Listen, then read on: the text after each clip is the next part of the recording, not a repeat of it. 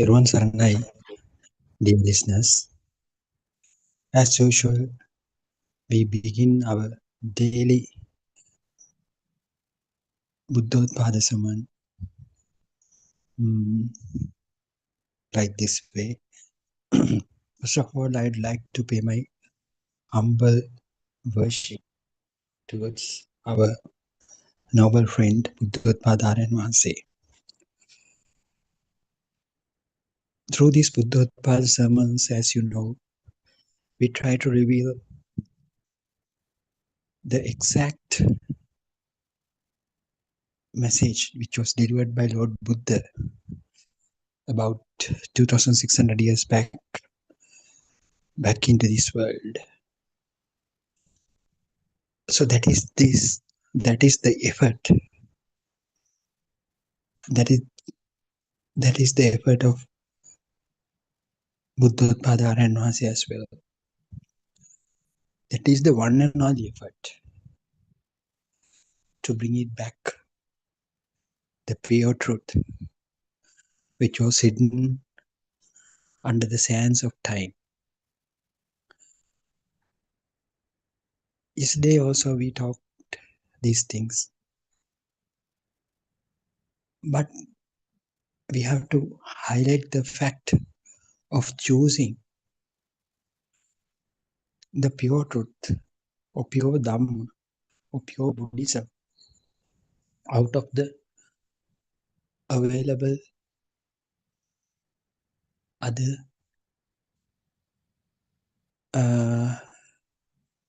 Buddhist sermons. So it is somewhat challenging because something like similar would not resemble the pure one. The pure truth is very rare. Pure truth is very profound. Pure truth is not available everywhere. But nowadays you can hear, you can listen to different kind of sermons. But you might be thinking that they tell the real message which was delivered 2600 years back. But it is not.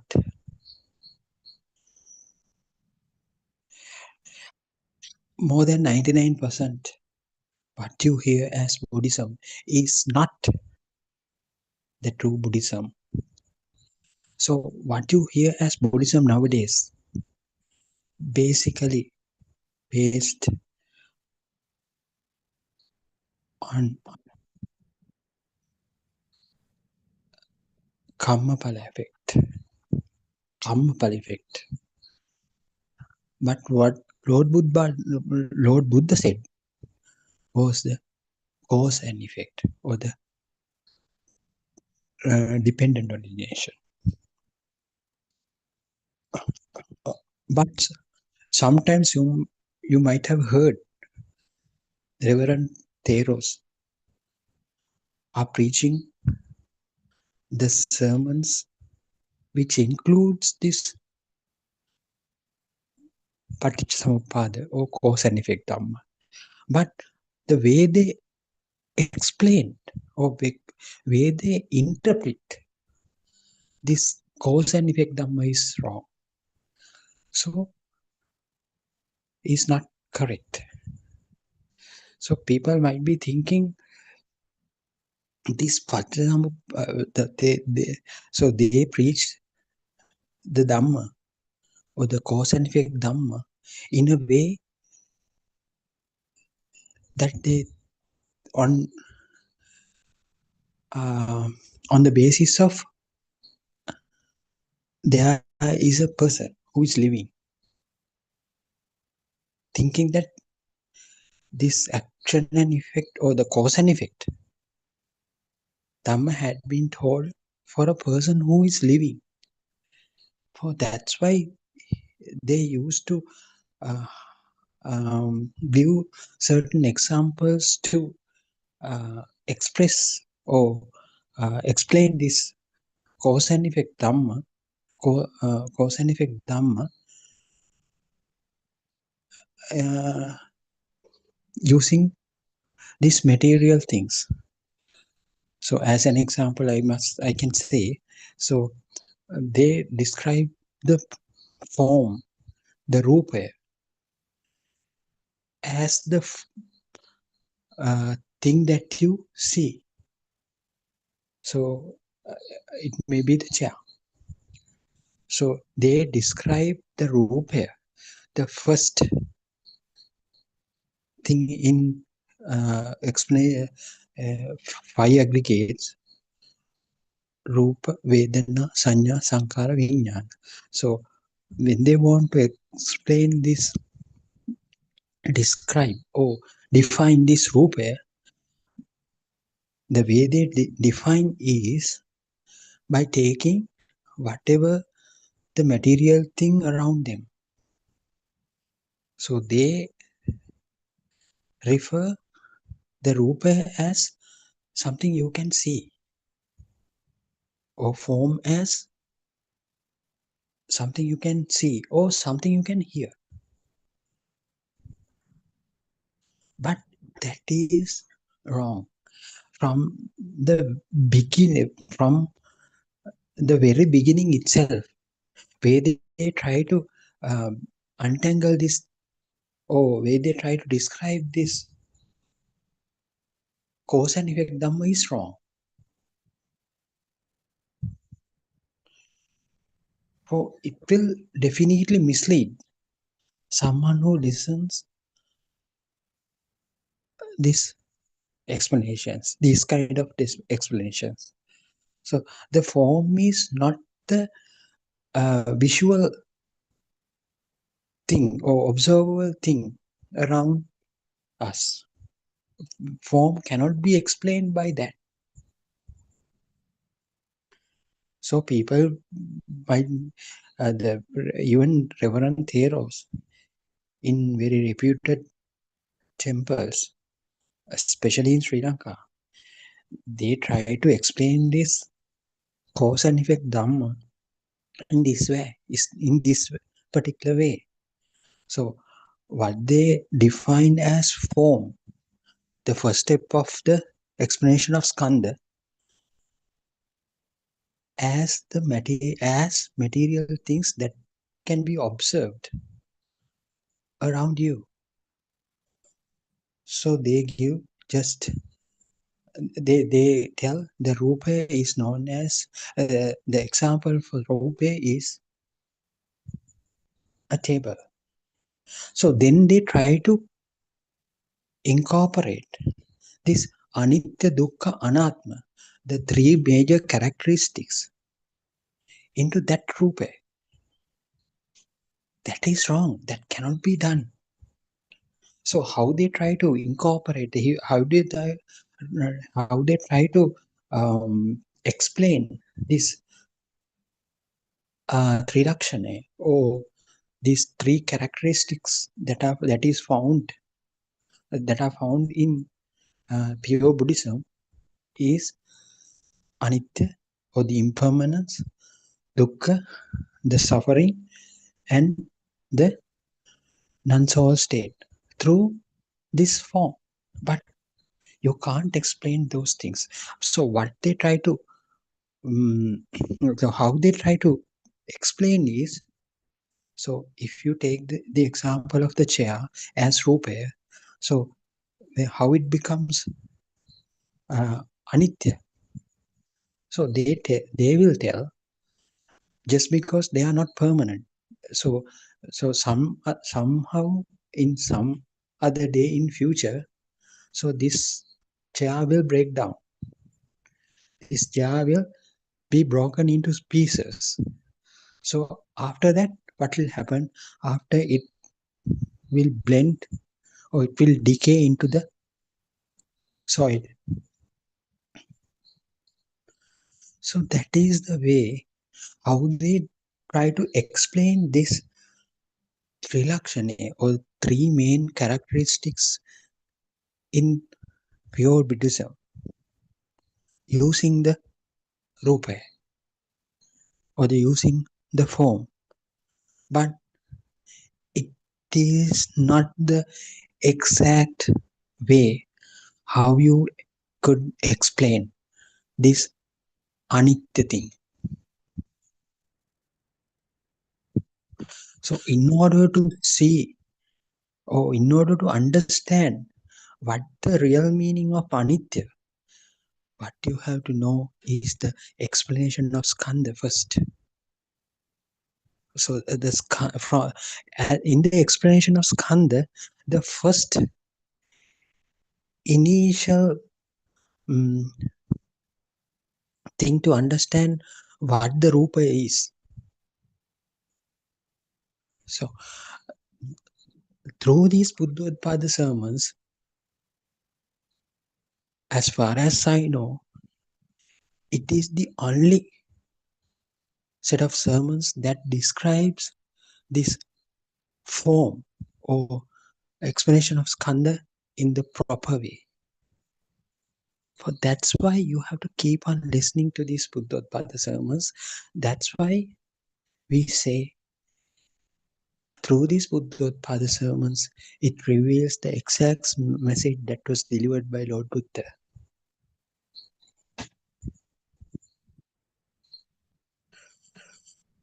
So then, we have to know how Buddothpado sermons describe this, the way how these Buddothpado sermons describe these five aggregates or Rupa Vedana Sanya Sankara Vijnana. And we'll see how the Buddothpado sermons describes these three major main characteristics that are found in real Buddhism: Anitya, Dukkha, Anatma. So, if these definitions are clearly fit to your understanding, so for you it will be very easy for you to realize that you are listening to pure truth. You are listening to the exact Dhamma that was preached by Lord Buddha. How this form, so in the explanation of skandha, how the form was defined, how the form is defined. Form is not the so-called rupe that you see uh, when you open up your eyes. The form is not the uh, sound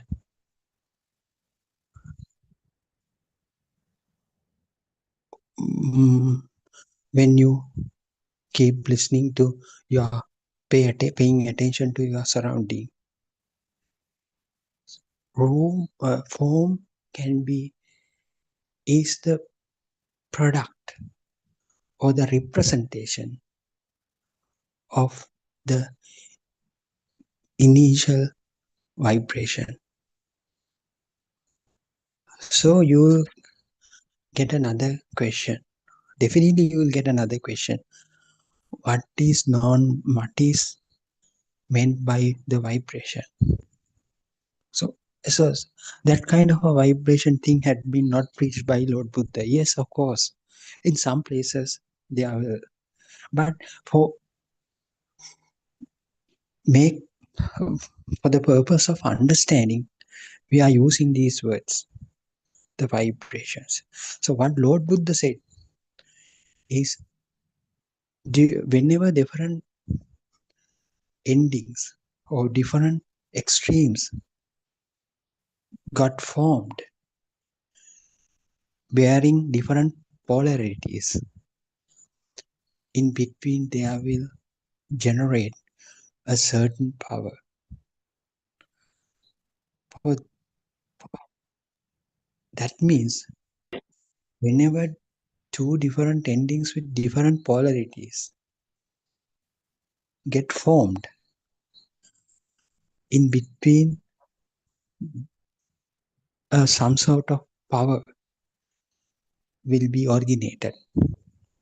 So that power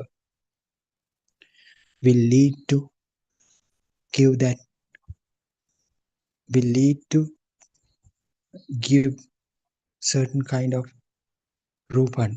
Rupana means the projection or the representation. So that initial power which was originated in between two different endings triggered some sort of a process, so that the representation of the initiation of the process is known as the form. The representation of the the process, entire process, the first step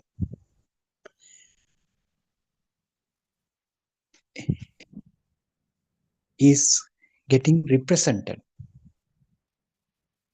by the initial step. That initial step is the form. The rupa is the rupane. In Pali, it is known as rupane. So in that rupane, you can't find the material things. So you can't say that is the rupa that you see when you open your eyes, like the chair, like the mother, like father, and all these things. It is just a projection. So then what happens? Rupane means the result of the initial collision or initial vibration. That is the form. So there won't be a formation of a form unless it gives certain feel. That feel is known as nama or the name. So the name, whenever there are certain kind of a field, due to the initial vibration, there will be certain rupane. That rupane is known as form, name and form. So don't ask where it is happening. It happens. So you can't assign a place where this entire process is happening. So in Pali, it is known as in Antariksha. So you can't assign a place for that. So you don't ever take that it happens in your eye. You don't ever take it happens in your ear. You don't ever take it happens in your tongue. It happens. It can happen anywhere. So what is happening there? Spontaneous creation of a sudden collision. So the famous example which is given by Buddothpado is approximation of two different positive and negative ending electrical wires. So when you move closer each other, what will happen? You can see a spark. So at the same time, you can hear some cycle cracking sound. At the same point, you may be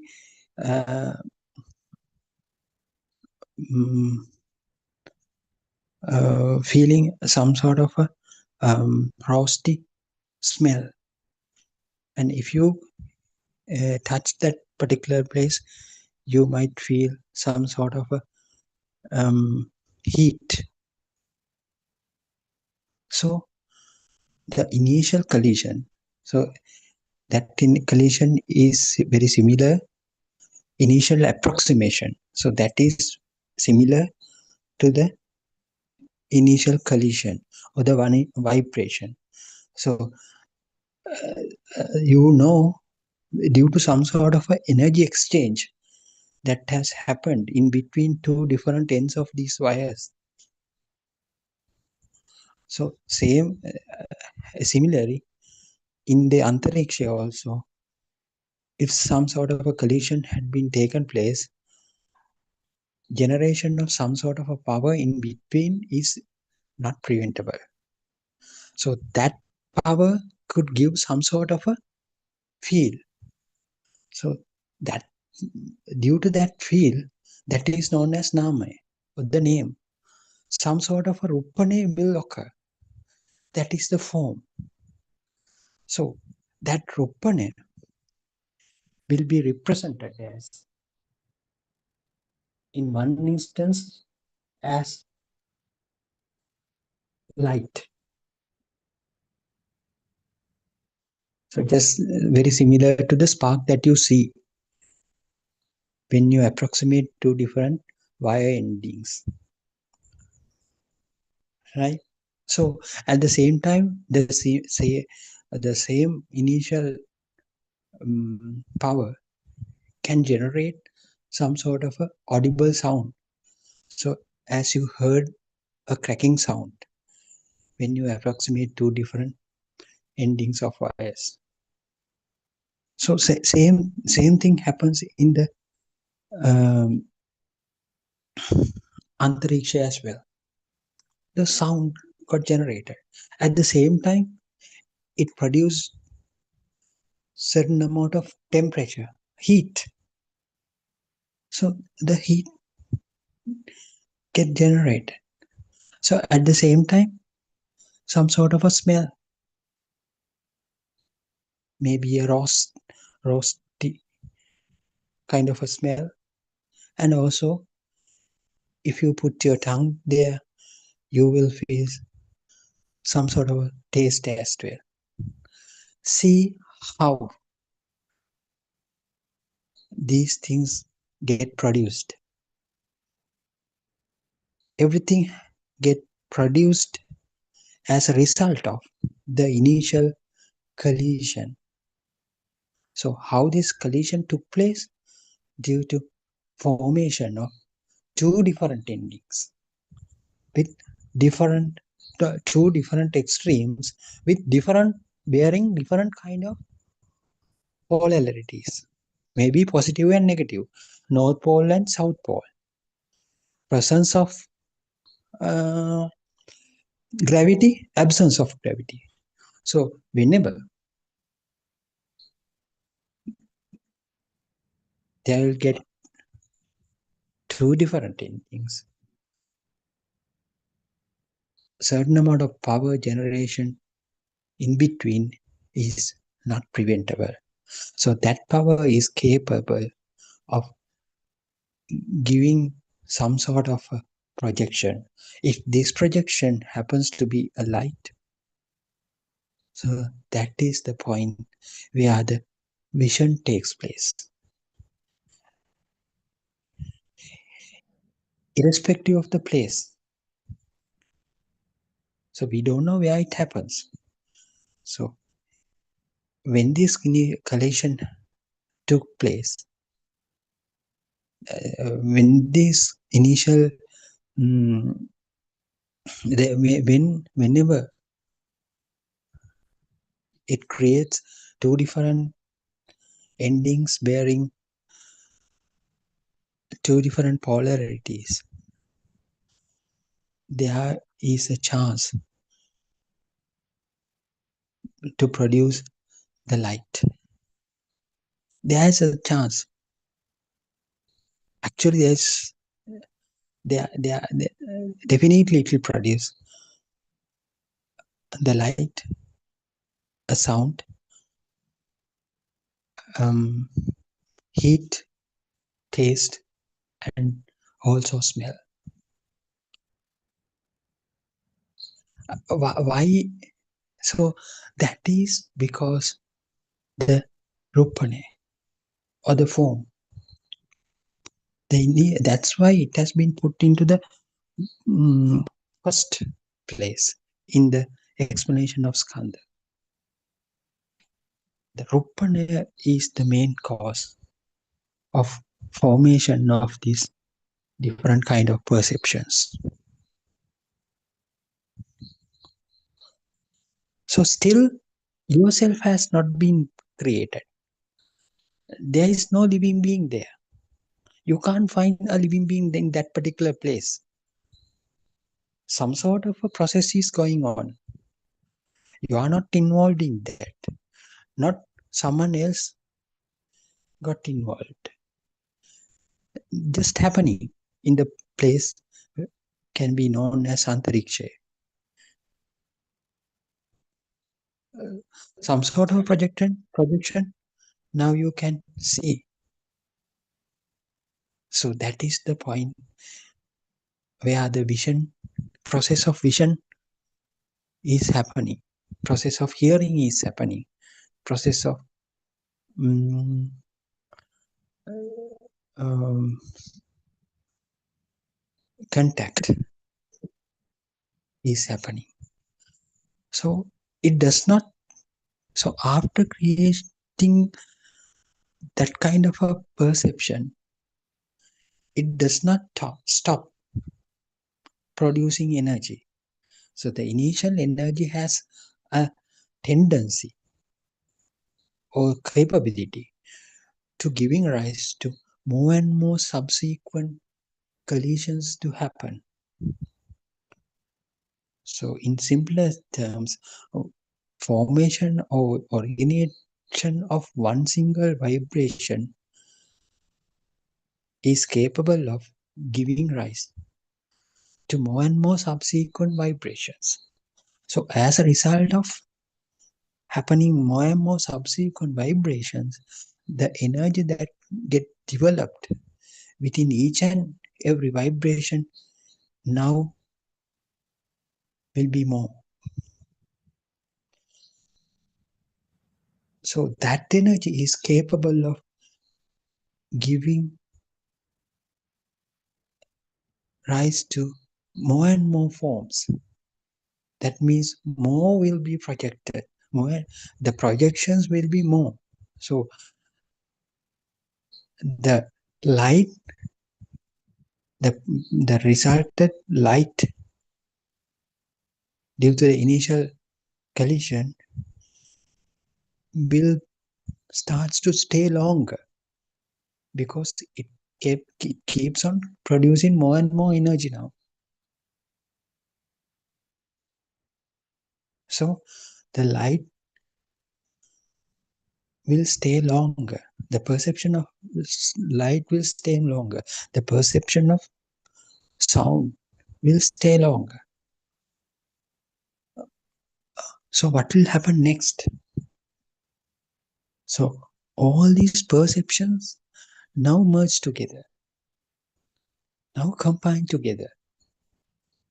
So this combination is known as formation of a thought. This is the very moment where the thoughts get formed, or it is known as aramana or aramuna or in thought. So in a particular thought, you see, it should contain all these perceptions. At least one or two should be there. So if it that now what is happening, all the energies that were there in that different perceptions now merged together. The energy which contain energy that has in that containing a thought will be more,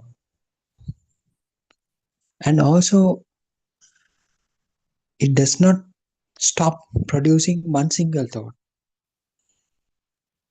as light keeps producing again and again, the thought keeps coming again and again.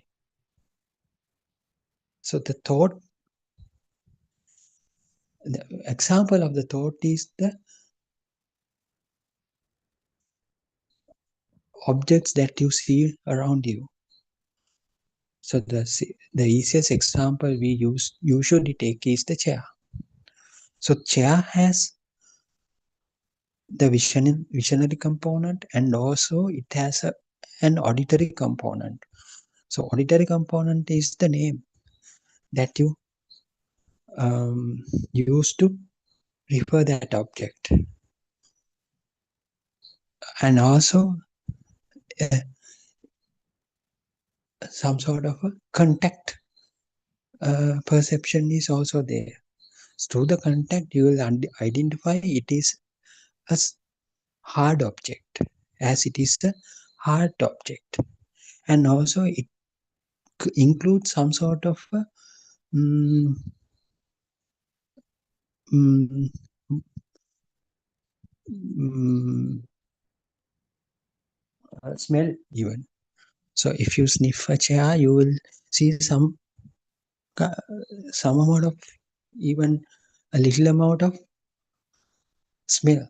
It has a smell, and also if you lick it or bite it, you will feel a taste as well.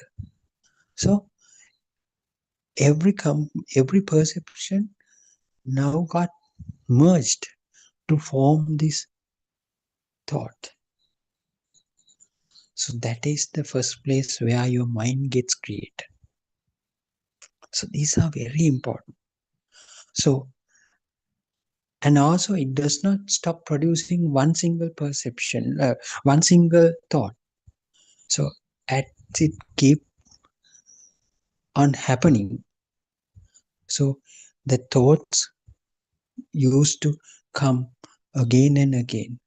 The repetitive action of the initial vibrations, repetitive production of the vibrations, so will give the perception of chair, so, like subsequent thoughts. So the energy that builds within that particular thought will accumulate now. So it has more power than ever before. So the repetitive action that comes again, and the repetitive action of the thoughts, the process of the thoughts coming repeatedly is known as sankhara. So we define the form now, we define the name and form, and also the third one is the sankhara. Sankhara is the process of coming similar kind of thoughts again and again. Is sankhara. So sankhara will contribute to energize the thought of the chair, thought of chair. So now chair has more power. So due to that power which built automatically within that thought is capable of giving certain amount of feel to you. That feel makes you to feel that the chair is an existing object. But you have been but you know it. Ja is a combination of all these initial perceptions. So these initial perception had no such a tangible thing. But what happened now? What has happened now? So this initial perception, after merging each other, now Now they have become something tangible, something which has a 3D nature in it.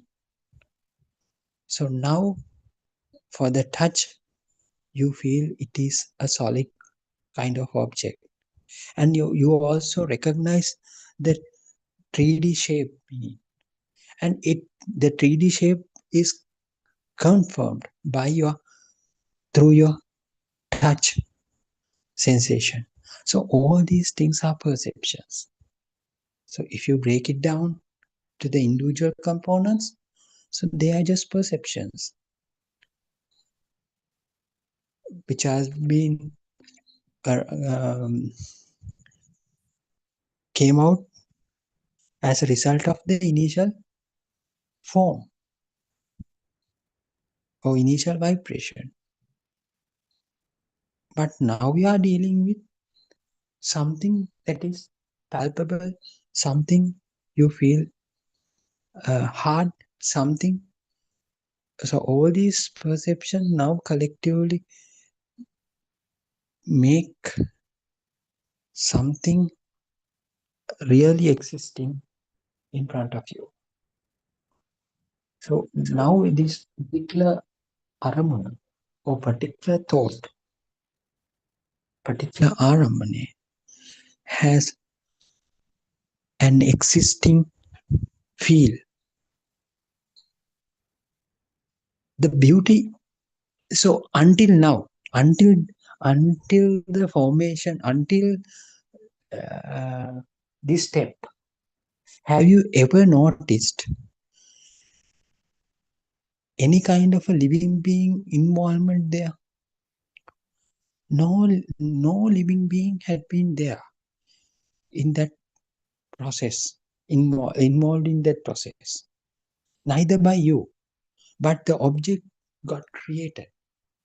Where it has been created? In the antariksha. So you can't assign a place. So I'm explaining the explanation of skandha or explanation of five aggregates. So it is totally different kind of explanation what you have already heard.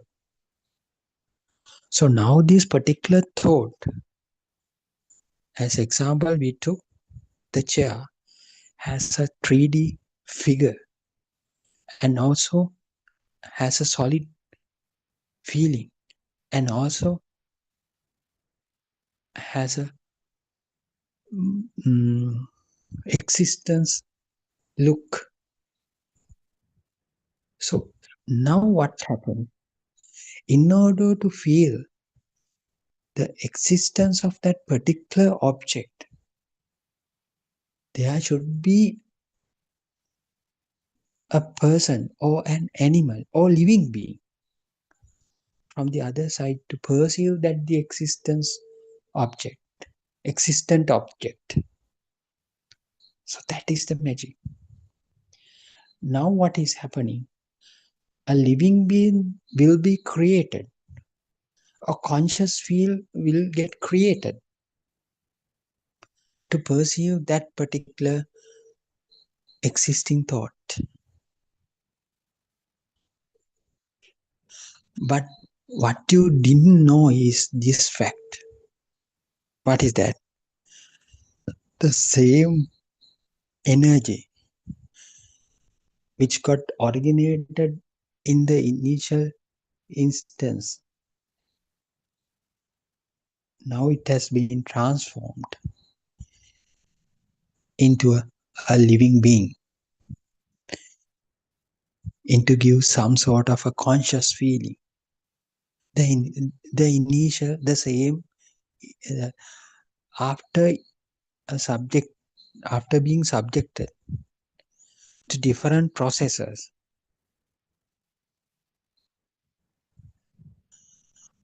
this same energy now got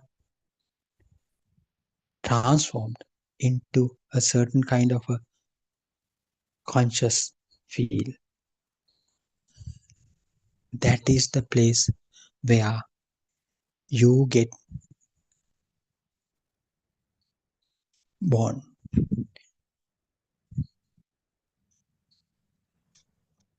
You get your own birth.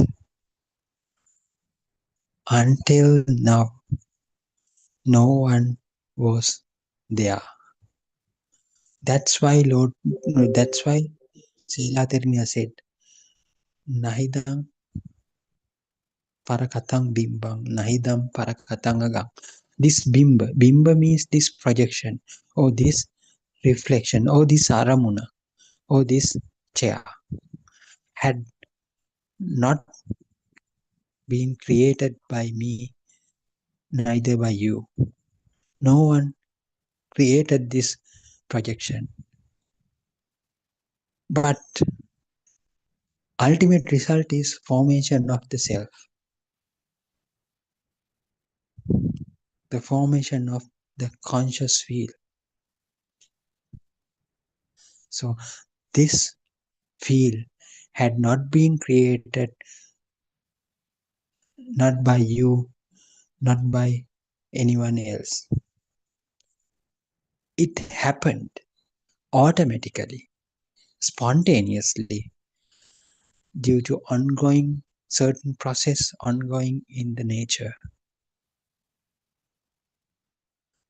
So the vinyata, the fifth one is the vinyata. It is known as the consciousness. The consciousness had got formed as a result of ongoing processes in the nature. No involvement of a living being. But the ultimate result is a living being. So how you have been formed, how this consciousness is being formed is well explained in this explanation of Skanda. You should know these things in order to be a real Buddhist. This is somewhat revolutionary kind of announcement for the entire community for sure. So what you heard as the cause and effect Dhamma is not the exact thing which was revealed by Lord Buddha. What you hear through these Buddothpado sermons is the exact explanation of these five aggregates. Rupa, Vedana, Sanya, Sankara, Vijnana. What Lord Buddha wanted to reveal the world is the formation of the self, the method of formation of the self, or the method of formation of this conscious field. Exactly the same thing we are describing through these Buddothpado sermons as well. How this conscious field had been brought about. So what would be the extract that should be taken from this explanation? The extract is what Selatirniya said. Nahidam parakatam bimman nahidam parakatam agang. This conscious field had been not brought about you, not by anyone else either. It happened due to certain ongoing processes in the nature without your involvement. So now what? Now think from your side. What has happened to you? As you didn't know this entire process of creation of the self, so you kept on thinking that you have been born in this world and you are the one who is interacting with the external objects and the people and the animals, external entities. See,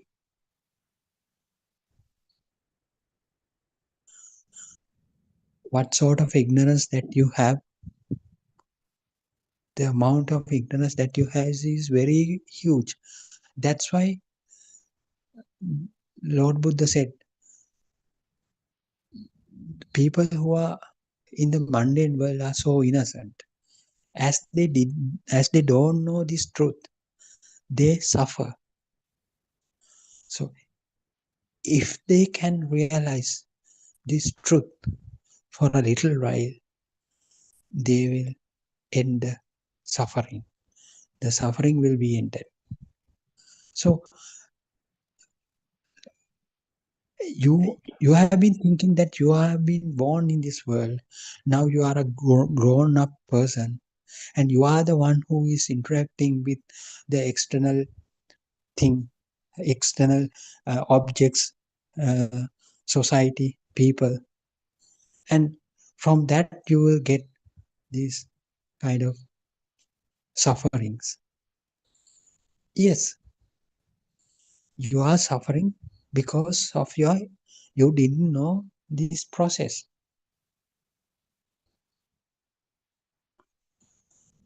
So if you can understand, there is no way of finding a living being within you, that will lead to end the suffering. That will help you to end the suffering, because there would no one be there. No one be there to suffer. The consciousness had been brought about due to as an end result of certain processes that is going on in the nature. So who are you? Is there a person like you? Do you have some sort of, are you having the so-called consciousness? No. The consciousness had been brought about as a result of certain processes that are going in the nature. So you have been created in this way. So you are thinking, I am having this kind of consciousness. That's why I am interacting with the rest of the world. That is wrong. There is no such a person called you.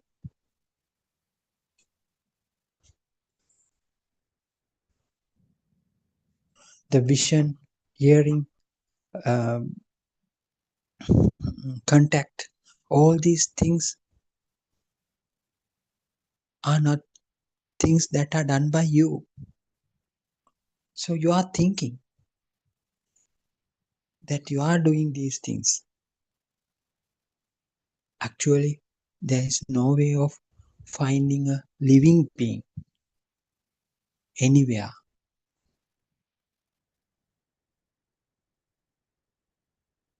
Some sort of a conscious field gets created then and there.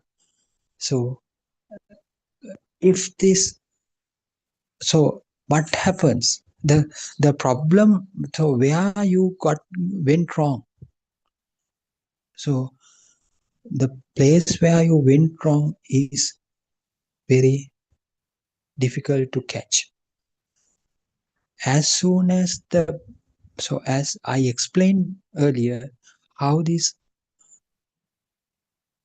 thought got formed. So, and also I explained how the existing field for that thought got incorporated into it. So, as you took these external things, what you see, what you hear, what you touch, what you get in contact with, as real, it made you to feel that you are a living being. Due to the ignorance that you have, you used to take these external entities as real. So that process, that action invariably mm, made you to feel that you are a living being.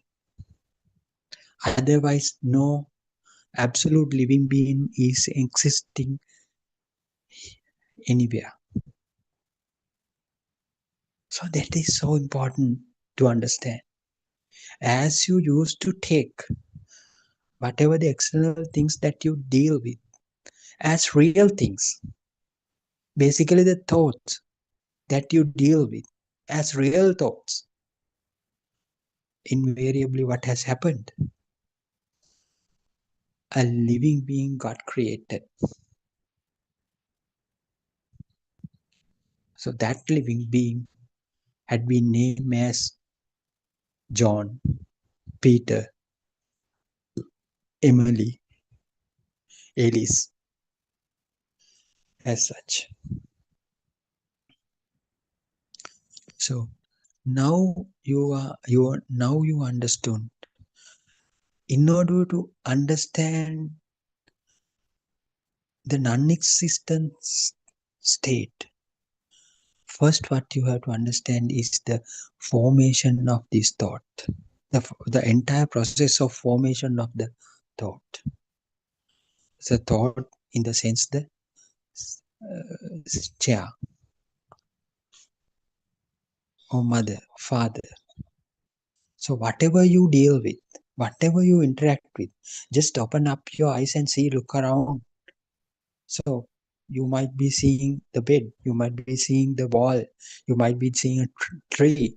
So all these things are thoughts. Why do I say like that? Because all these things contain the initial five perceptions. What are those? Light, sound, contact, solidity, liquidity. All these things are there. So after combining each, each and every perception, now you have a thought. So that thought is known as the tree. The example of a thought is a tree. An example for a thought is mother, is father, your kids, your profession, your car, your vehicle, your house. So all you deal with, all the things you deal with are thought. So basically, these thoughts get created collectively. These thoughts produce or give rise to your mind. So you are seeing your own mind. You are hearing your own mind. You feel your own mind. You have not perceived something external existing until now, up to now. You have been feeling your own mind. You have been hearing your own mind. You have been seeing your own mind. Mind has been created by the thoughts. So building blocks of the mind is the thought. So thought is not permanent. It is the impermanent thing. Why you say it is an impermanent thing? Because it has been created from names and forms. But these names and forms are not real existing things.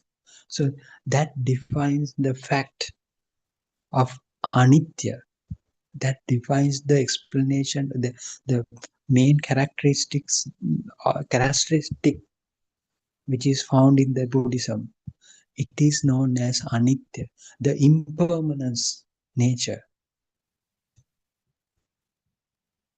the ability to see the impermanence nature of the thought is the skill that you have to develop.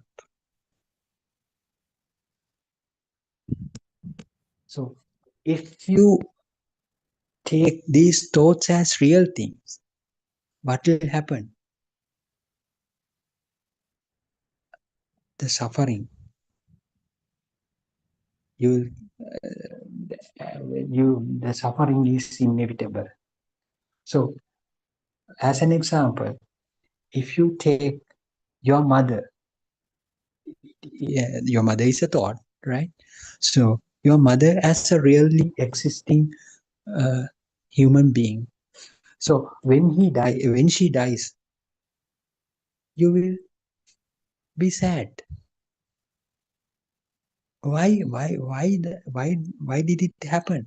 Because you took this thought of mother as a true thing, truly existing thing. So you thought it is permanent, it is nitya. The mother, if you took this thought of mother as a permanent thing, that will bring about the suffering. If you if you are skillful enough to see the impermanence nature of the uh, that particular thought, that particular thought means mother, the impermanence nature of the mother, the thought of the mother as impermanent. So you know it is just a thought. It is just my mind. So what is the point of suffering? Because you know already you have been dealing with the thought which is coming from the mind. So what is the point of getting sad? If you lose this thought, it's just a thought. So this is the way how you see the anitya nature in a thought. So if you could see the anitya nature or the impermanence nature of the thought, so that will contribute to subside the sad feelings. So it doesn't stop from there as well. So if you ever could be able to take this whatever the thought you get as impermanent, so what will happen? This is so beautiful actually. So if you realize you yourself is also a thought, so you yourself is also impermanent, so there won't be any kind of a suffering for you will come to you, because you know thoughts can't die. So you will not have a death. Absolutely, because you are a thought, which is also there in your mind. So you are thinking that because you were thinking that you will die someday, that brought that brought that thought brought you a lot of suffering, lot of sadness. But if you come across that this thought is not permanent, and if you realize you yourself is also a thought, so Will there be a death for that particular thought? No death can be found. So you will not going to die because you are a thought. And if it is a thought, do you have a date of birth? No.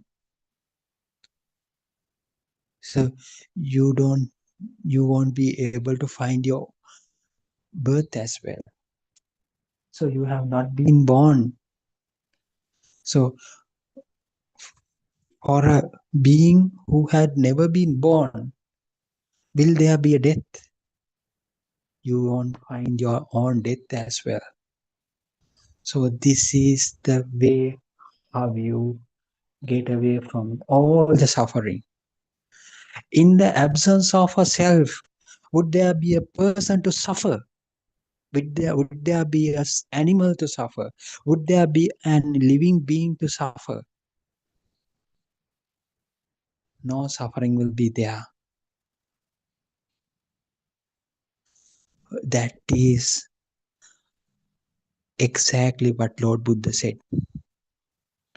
If you could able to see the real Buddhism, you will be able to end the suffering.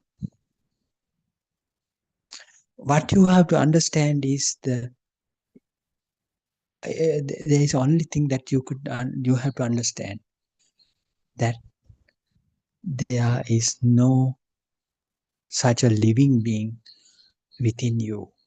Then you will get a question: who you are? Who am I? Absolutely, you are no one. You are thinking that you are a living being. That's why you keep on suffering.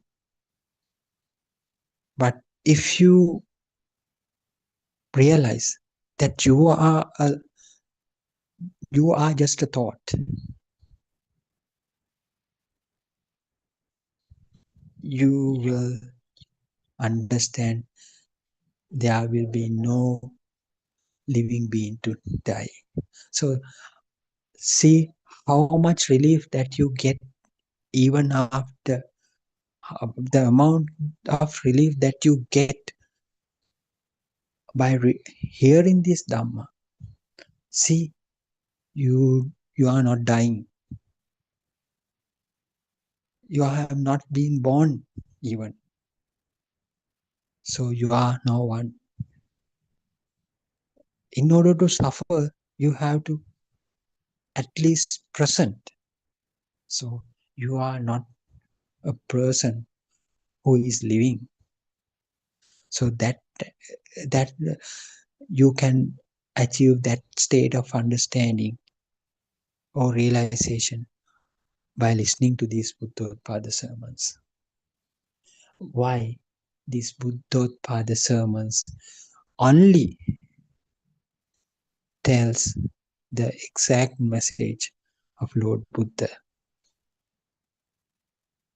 the state of Nisatto Nijjivo Sunyo. So I think today's time is over now.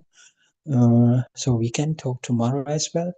So until then, be alert, be awake.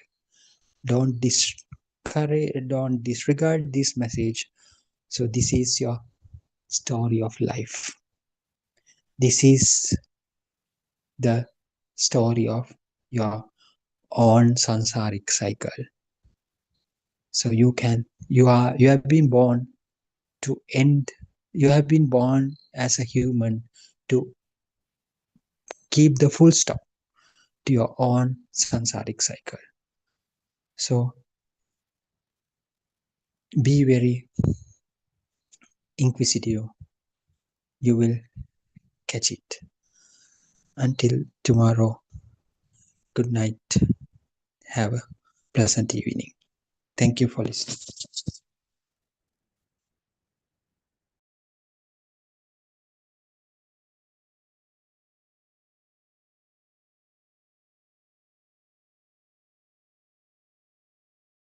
Therefore, it is very important to keep a balance with both the samatha and the vidarshana. Both practices should not go to an extreme, otherwise, you will not be able to go on the path to nirvana. We already presented the first step to you, that you need to develop mindfulness in order to observe your thoughts that arise in your mind. There are many ways to develop mindfulness. Many years ago, when we did not know the Dhamma so well, we spent a lot of time and effort trying to perfect our concentration meditation, samatha. One of the methods we practiced was looking at a 12-inch circle which had a blue dot at the center. We spent a lot of time trying to bring our attention to the center of the circle. We also spent a lot of effort on being mindful of the breath. Due to our previous practice, we are able to bring our attention to our breath even now. When we practiced the samatha meditation, whenever we realized that our mind was going to stray away, we learned to bring our attention to the posture that we were in at that time. With all our experiences, we would like to advise you that the moment you realize that your mind is straying away behind other thoughts, you should immediately bring it back to the base of your concentration. To go on the path, you need to develop your mindfulness, siddhi, and wisdom together. The concentration meditation or the samatha meditation is very useful when you need to improve your mindfulness. Some people use the method of Buddhanusati meditation, where they look at a statue of the Buddha and keep their mind concentrated at one point by thinking about the virtues of the Buddha. Some people also practice concentration meditation by looking at a human skeleton. People who have thoughts of lust benefit by doing the skeleton meditation because it helps them to reduce the desire for the human body. All types of meditation have to be done in moderation. If you practice the skeleton meditation and if you begin to develop an aversion, a hate towards the human body, that too will create another extremity or a duality. Everybody. Terwan Shani, thank you for reading the book for us. You read 2 pages from the True Dhamma Has Awakened, Volume 2 book. So we all worship Aran Mahasi at his feet for this guidance that he's doing. And we warmly welcome all of you who have joined the Zoom discussion today. And if I just briefly summarize what was read, we were talking about this concentration meditation. Actually, concentration meditation is not confined to Buddhism. It's there in many religions. It's mainly the Hinduism, and that is partly, I think, it had an influence for Buddhism also, because that has been in practice for many thousands of years. So in concentration meditation, what is tried is just to bring the attention to one event or one point.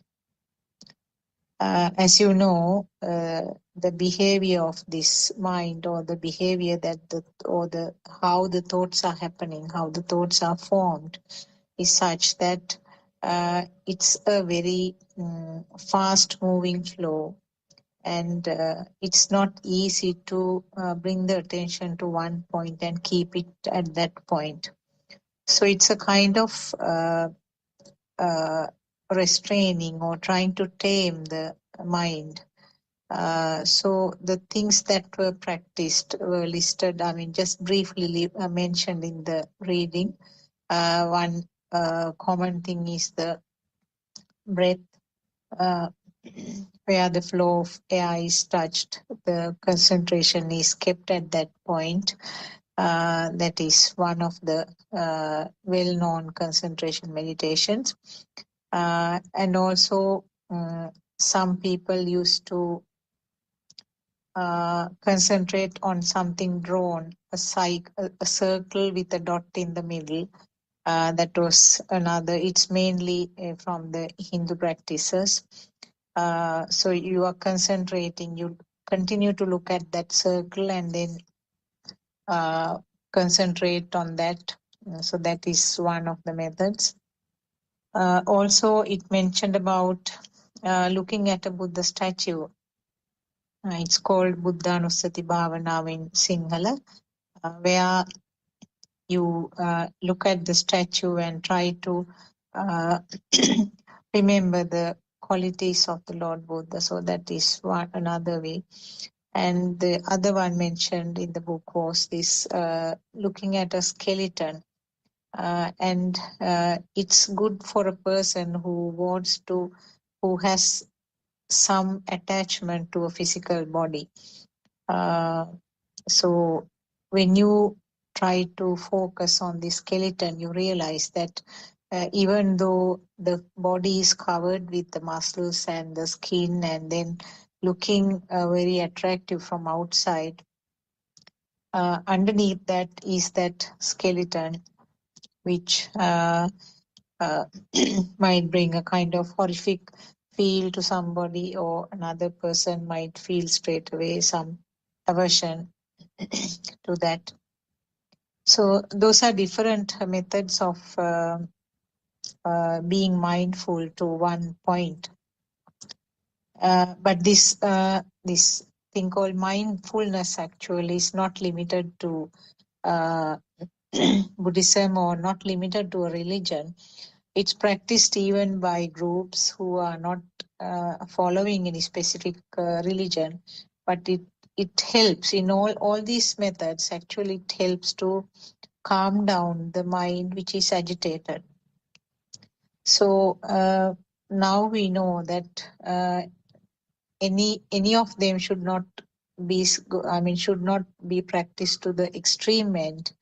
It has to be in moderation, because it helps to calm down the mind. As I said, it's like taming a wild animal, and you tie it up to a pole, and then right at the beginning the animal will be angry and try to break away from the point, and then finally when the mind realizes that it cannot sort of uh, run away, it will calm down. So this is a simple example, that a simple metaphor that I can show you.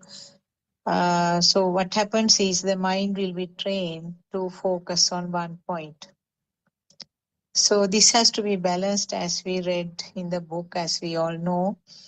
because going to that extreme end is also not going to help, because as long as you are in that meditation, as long as you are concentrating on that point, you feel very much relaxed and very light and sort of kind of happy. And the moment your attention is away and moment you stop the meditation, usually the mind will start going stray as it has been doing. So that is why, I mean, going into one extreme end of this meditation is not going to help. What has to be done is actually to have a balance between the concentration meditation and the insight meditation.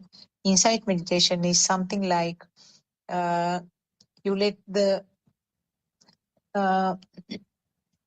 animal, or we can even say a toddler who is trying to sort of explore various things, pull things, push the things, and drag the things, trying, I mean, various kind of experimenting. So you can allow that to happen, but be an observer of that. So that is the basic explanation of insight meditation. So those are the things that we read so far today. We will start our discussion. Maybe if there are any questions, we can start with those. I will ask Dr. Kokila and Surangika and Joel to start the discussion. Theruwan Saranai.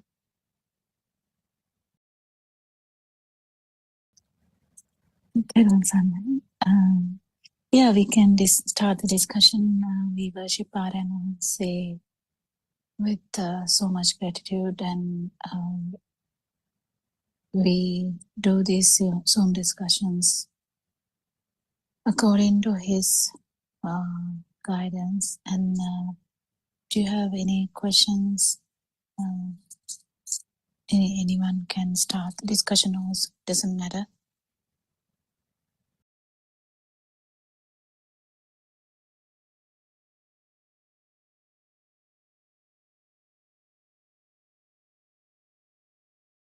Anything specific, Sakuntala? We can start a simple topic, something which Joel also might be able to follow. Something simpler. Yeah, okay. Joel, do you have any preferences, anything to discuss? Yeah, but I was thinking, how can I relate this to the reading? It's okay. It's okay. When I think about this, when I said about this mind and the five senses, we get it through the five senses, and there's a perception called, or we name it or label it as body or something. Okay. So same thing is told in my religion as well. As to they say, don't worry about tomorrow because tomorrow has its own burden. So I just compare and see how it goes. Is it good to compare or is it bad to compare? Oh, good question, actually.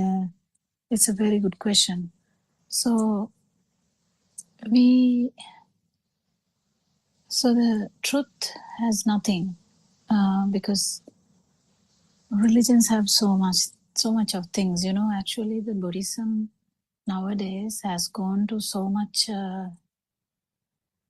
action based karma pala. I don't know whether you even know about that, but it is really based on action and effect. But actual Lord Buddha's teaching was nothing like that. It was actually about the truth, about all the senses, how it works, how you feel alive, how you feel the self, how this self-perception is another just a perception which has the same mechanism of all the other perceptions. It's just a perception. This is being even proven if you read a scientific article, which is very neuroscientific articles, or people who look through the science, who is trying to understand, even they have started to understand that the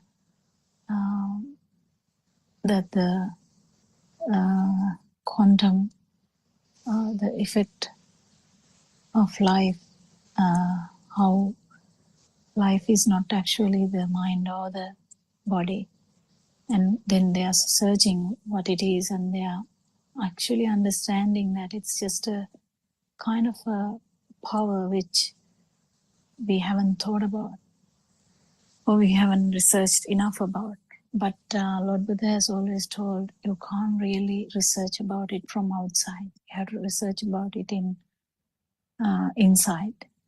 So the research about what happens here is, I would say, the most scientific thing ever I have heard. Because I had that question every day. I had so many questions actually. I had so many questions about this action or the karma, or belief that if you do this you get this, kind of that. But how it relates everywhere, you know that bad things will bring bad, good things will bring good. But is that all? How is it? How is it? What is life? Why there is a manifestation like here, like this, and why my friend's manifestation is different? Why someone in UK's manifestation is different?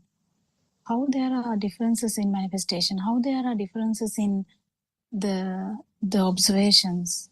How they are having different experiences? How these people, or even animals, or even a cellular organism, how do they have this alive feel? And what is it? And how is it? And how is it? Is it kind of continuous thing, or is it kind of something which arises at, with the stimulus? So there are so many questions. So I would say I entered Dhamma from a kind of scientific thinking, not really through any religion aspect actually. So I never had that issue, because I just researched, and I still do that. How people look at these things, how people get the views, how people get the strong connections, how people, some people will not get the strong connections, how everything and foremost. But the most magical thing here is how you feel alive. And how does that happen? Why does it bring so much suffering? And is there a possibility of life without suffering? And so the comparison is okay. We compare. So just imagine, when I say about the comparison, I did the comparison too, because I compare it with the science, not with any religion aspect. So that's why I value Aranwanse's sermons, because if he understands the person listening is into the science, he will definitely go according to that line. He will not talk to me in a way that he talks to a village mother, because my thinking pattern is so complicated because of what we have learned, and we have so much data, and the village mother doesn't have that much data, so then she doesn't need anything like that. She just need to be said it just simply, that whatever you're thinking is, it's just a mind, and whatever you feel is just your body, the perceptions, or just the sensory organs. That's all you have to say. to a simple person, that is enough. So to people like, specifically like me, who has so much data, the comparison will immediately happen. So if Aryan says, is the light true? I'll be putting that in this system and compare it with data and try and find out what is he telling. But I never had the doubt that about Lord Buddha's, the mission can't be this simple, go into a temple and worship and just say, may Triple Gem bless you, and may I attend Nibbana one day. I had a strong notion that it can't be simple like that, just expecting things to happen, just worshipping things, just like you definitely feel like going beyond that. I've already had the idea that lots of beautiful people who have talked about any kind of liberation, they had some kind of vision. Yes, but the most scientific aspect of everything is, I looked at it in that way, means it is a comparison. So there's no problem in comparison. It's just that, just the way your mind works. It's just the way your mind works. It's just the way how the data is analyzed in the system. It's how the mind system work, mind sensor works. Because as soon as you put a data, it will, just like in the you ask something in ChatGPT and how it gives, and how Google in that sense, whatever, how it automatically finds something from here and something from there and try to give a like a collective answer like that. But non-self or no self angle is not discussed anywhere, not discussed at all anywhere. It may be hidden, it may be a subtle message somewhere, but it is not openly discussed in any other forum. And understanding this that this life, actually what we feel here is a current, and that is also not there when the stimulus is not taken as a thing. You can't, because each and every time we telepathize into that, and this synchronization happens, and because this happens so fast, we feel like this film is active and happening now. So from the moment you get up until the moment you sleep, the whole film is like working. It's like as if you are inside the dream. How this works, that is the research. What do you think, Joel? So basically comparison is okay, but this is how the data is processed anyway. Yeah, thanks, Doctor, for your answer. Can I ask another question as well? Yeah. It was read about this skeleton meditation to retrieve from lust. Am I correct? Yeah, I have heard about it. Yeah.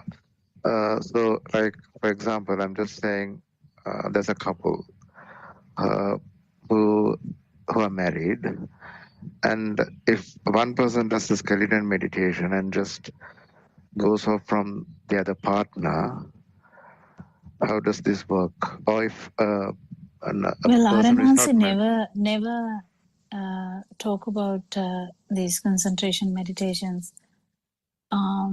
He doesn't put effort at all to concentration meditation. If a mother even start talking about that, he would discourage them, mainly because this science is not there. You know what I mean? Science is not there. Then the skeleton is true to you. What's the big deal about that? You just change the perception. So you look at your wife and you just have a perception of a skeleton. That's not Lord Buddha's truth. The truth is different. Truth is about all the perception. It's just a perception, whatever it is, it's fine. Just understanding how the perception works is just understanding the truth, understanding how this works. And you just don't burn. You're happy for her. You're happy for the partner. You will do everything for that partner. It doesn't necessarily mean anything. It's just your burning is not there. Because the dream is not true, but the dream is there. So your burning is going to get zero slowly. It doesn't happen miraculously at one go, but it will start to get zero. But no, in Aran Hanse's explanations, with his guidance, we never talk about changing perceptions or shifting perceptions. It's nothing like that, actually. When we understand that everything out there is a perception, that just that. Even the skeleton is a perception. Do you get the point, Joel? Excuse me, can I add something to that? Yeah. Actually, those concentration meditations have been in practice in India for many thousands of years. So this is also one of them. And when at the time that the Lord Buddha started, preaching this Buddhism, these were in very solid level. The people were practicing in a very strong way. So there were different groups. They all said that they are trying to find truth. So they were using these various kinds of meditations to find out whether they can reach that goal. So what happened was, Lord Buddha didn't want to sort of straight away cut off those things and then give completely a new concept to the people. What he did was, he didn't sort of reject or straightforward refuse them, but he tried to use some of them so that these people will have a change. These people will understand that concentration meditation alone is not the path to find the truth.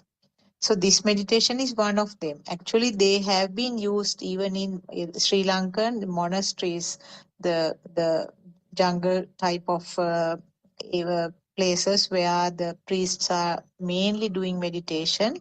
So they have been using these skeletons to keep their sort of emotions and keep their feelings into the very low level where they will be able to concentrate on what they want to do.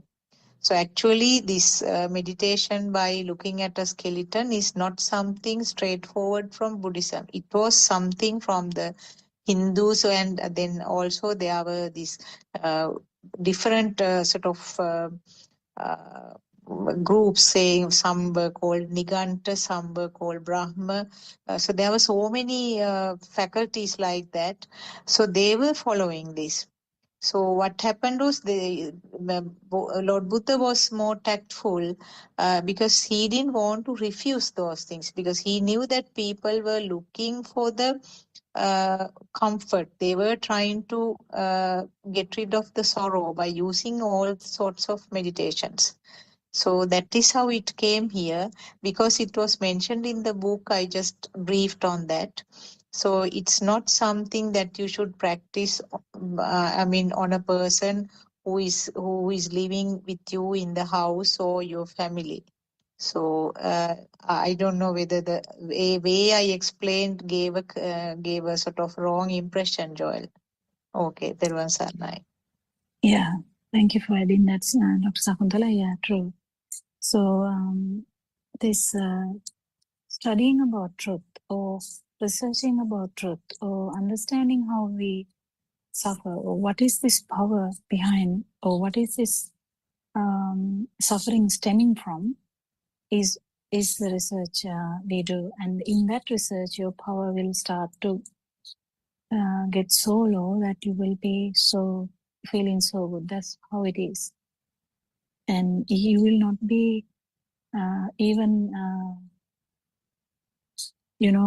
going towards even that feeling good sensation, because you know that it is kind of temporary too, and you know it is there until your respiration is there. You feel the mind sensor, you feel the body sensor, you feel the eye, you feel the hearing.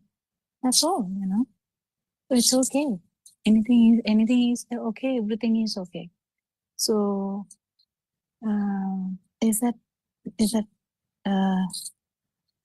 a sufficient answer, Judge? Yeah, thank you, doctors. Thank you. Yeah. So even in Sri Lanka, there's so many concentration meditation practices. So it's okay. I mean, if someone is very happy to do that, that's fine. But if they're thinking it is leading to Nibbana is directly through the research, directly through the understanding of how this suffering works, how this life will comes, and why we think it is kind of a person here, and that self-thought, how it intensifies you to even kill someone or harm someone or do anything in that sense, or crave for something which will lead to everything. So the understanding the truth is the most important thing. So without understanding the truth, whatever the meditative state is okay, it is good. I mean, we can't say it's bad, it's good, but it's not going to last forever because it's conditional. Anything else, Surangika? Can you add something? Yeah, Theruvan Samayana on my friends. Yeah, I mean, I think like Dr. Sakuntala said, this concentration meditation has been around for a long, long time. And the Buddha didn't want to go completely contrary to society, because there was a way he was diplomatically trying to almost corral them towards a way of thinking, because he realized that all these various types of concentration meditation was only just touching the surface, scratching the surface really. And that was what he himself discovered after a 6-year-long search, that all these various rituals and different types of meditation was only going to a particular point, but not really addressing the core issue of this whole existence. And because if there is existence, there is suffering. And whilst everybody knew there is suffering, they couldn't really put their finger on the truth, the source of the suffering, which was why there were quite a lot of intellectual people at that age as well. But it's just that they just couldn't get at the truth. So what the Buddha realized was that this existence came from this sense, the alive feel, or this whole undercurrent. The sense of feeling alive is coming from this sense of existence and this self-perception. So that was what, with great research into the mind, that was discovered by him long, long years ago. But coming back to these different types of meditation, just like the skeleton meditation, you actually have, somebody said that, some monasteries even have skeletons in the temple so that they use that for meditation when people come for retreats. But another thing that is there even in the sutra is you divide or you categorize the human body into 32 body parts. Kind of, divide it up into blood, liver, skin, nails, hair, and so on, into 32 body parts. And in each of those body parts, you examine whether the I is there, whether the self is there. And to an extent, that is effective, to an extent. because the common notion is that most of the people say, I have a body, so I'm here. This is my body. This is me. This is the physical me. So some are still fixated on that. So to that extent, to kind of transcend that aspect of it, breaking down the body, the human parts into 32 or whatever, and then saying, is the blood me? If you take the blood, so you kind of mentally do this thing. You can sit in one position and you take this, you imagine the skin is taken out. You imagine the blood is taken out of the system and it's lying in a pool in front of you. So is that blood me? Is the skin and the nails, if it is taken out, is that me? So like that you can reflect. And to that extent, one can then gradually realize that these things are just the human body is just an aggregate of all these various body parts. But does that finally get you to the truth? Not really. Because then you know that you kind of get a realization that the I is not here, but then that doesn't make the sense of feeling alive, the suffering, the I sense that you get when something doesn't work the way you want. That burning is still present. That burning hasn't gone away just because you dissected the human body. So ultimately, all these things were done gradually, almost like incrementally, by the Buddha to finally say that the core or the crux is in understanding the mind. And that is why you have heard, I think, Aryan Mahansa also saying, the body is not me and the mind is not me, and then who am I? That is the core teaching and the core two questions that he asks anyone who is new to this truth, new to understanding the truth. I mean, you answer those two questions, you become speechless. There's absolutely no answer to give. So that is the core truth that is trying to be taught in these sessions, because you can do it on your own as well and understand, is this leg mine, is this hand mine, and all these kind of things. If you take a general anesthesia and you don't feel any of the body sensations, then what happens? So isn't that just a function of a sense of faculty? It's the same with the eyes, same with the ears and the nose and the tongue. So whatever that we experience, isn't that just the experience through a perception, as Dr. Kokila said, arising out of the sense faculties? If that's the case, where did this so-called notion of I come from, the notion of self come from? So this is the great examination. This is the great truth, the search for it in this so-called mind. Dr. Kokila. So it's amazing, isn't it? All this concentration, meditation is just a halfway house to finding the truth, which is why Aryan Mahansa doesn't recommend going down those paths. You can go and you can get stuck halfway, and then you might spend 20, 30 years just doing that meditation, because there is a certain sense of calmness, some tranquility that you can gain out of it. There is no denying it. You can. But is that the end?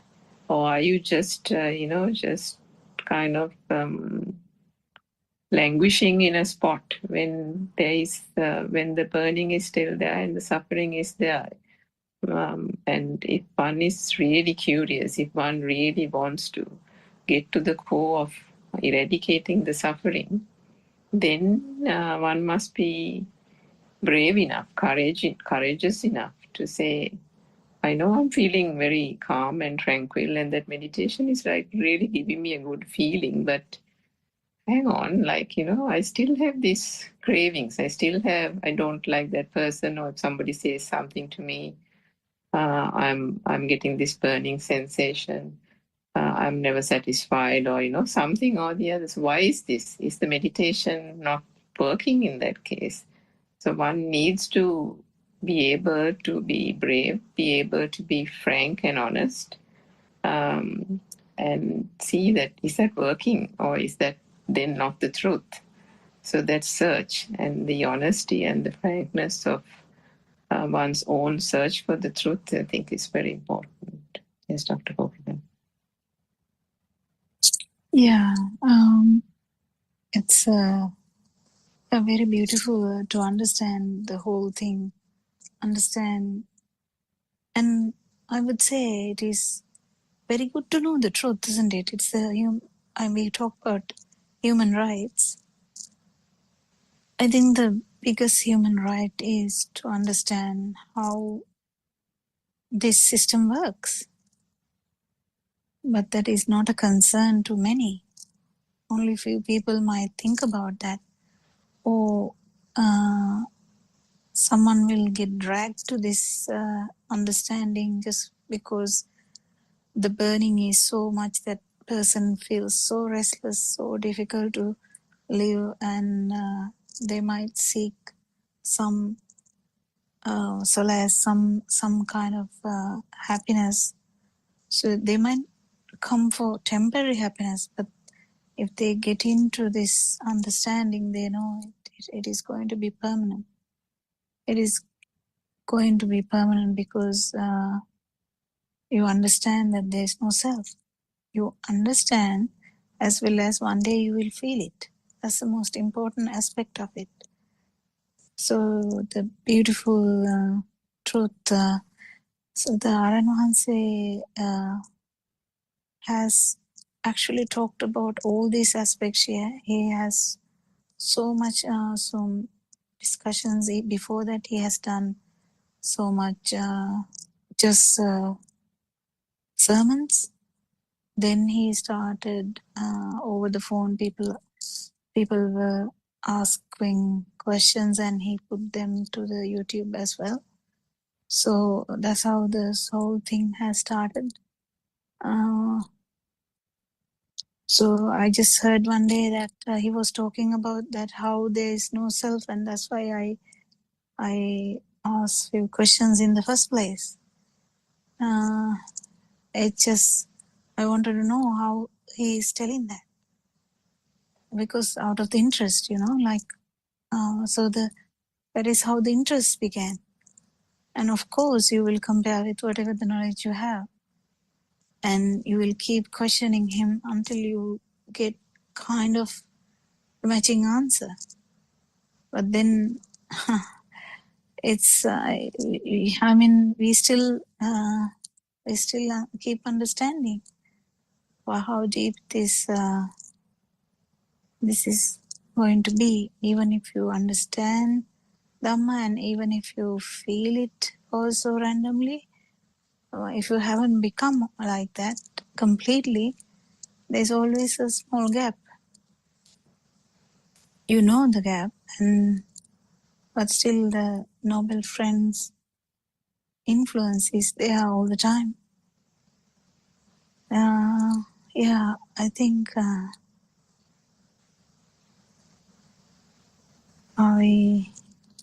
we have much time actually. So what are the other things we can talk about? Joel, do you have any other question?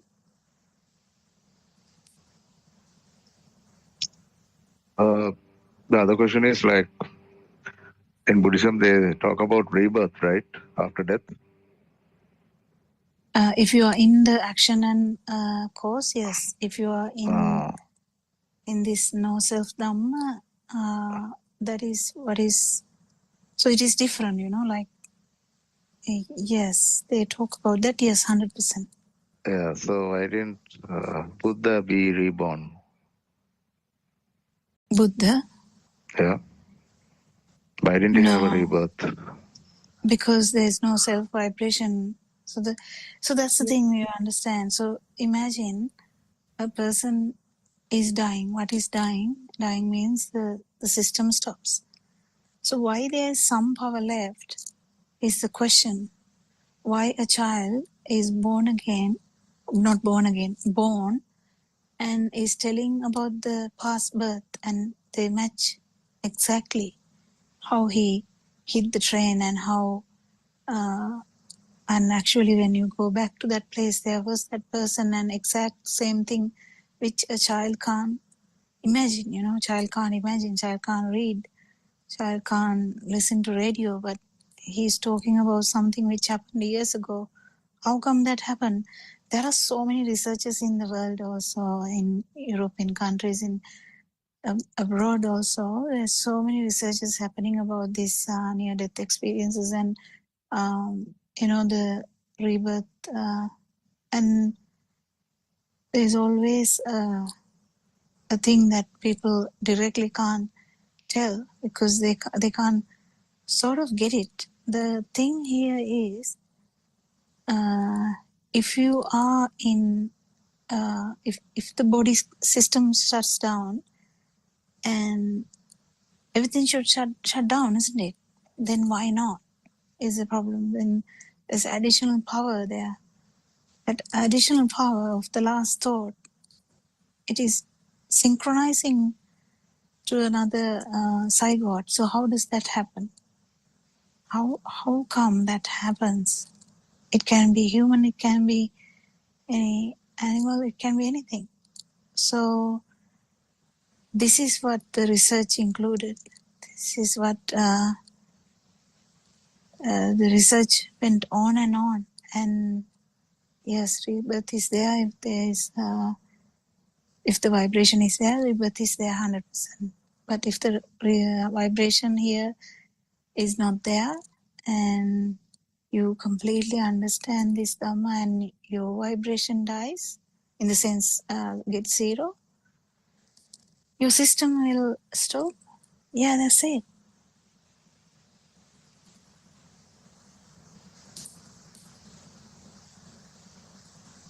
Can Surangika also add something to that? As a yeah, Dr. Kokila, I think the say vibration dwell there. What it's meant is I think Dr. Kokila explained about the stimulus. So the vibration is basically, as long as there is a belief that there is an external world, which is basically almost the entirety of mundane society, the conventional world, the society that we live in, right? Everyone virtually believes that, there is an external world, there are objects, persons, things, and then there is me here experiencing all this, witnessing all this. I have a family, there is a world, there are countries, there's wars being fought in various parts of the world. There's Sri Lanka and all these kind of things. So when all the kind of duality, isn't it? Yeah, the the subject-object thing. So all this is stimuli. These are the things that are constantly passing through the mind in the form of perceptions, which we have now talked extensively, and you have a good understanding of. These stimuli or the perceptions are the things that are considered to be real.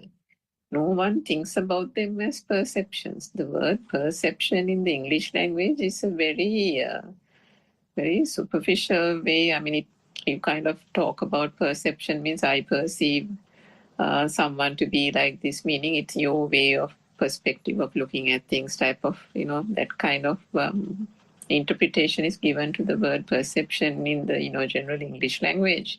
But in the sense of explaining the truth, perception itself is the stimuli, the sanya. If we talk about it in Sinhalese, it's the sanya, which is arising only out of these light sensor, the ear, the sound sensor, and then touch, taste, and smell coming together is the stimuli, which is then transforming into what we call a mind object, otherwise known as a thought.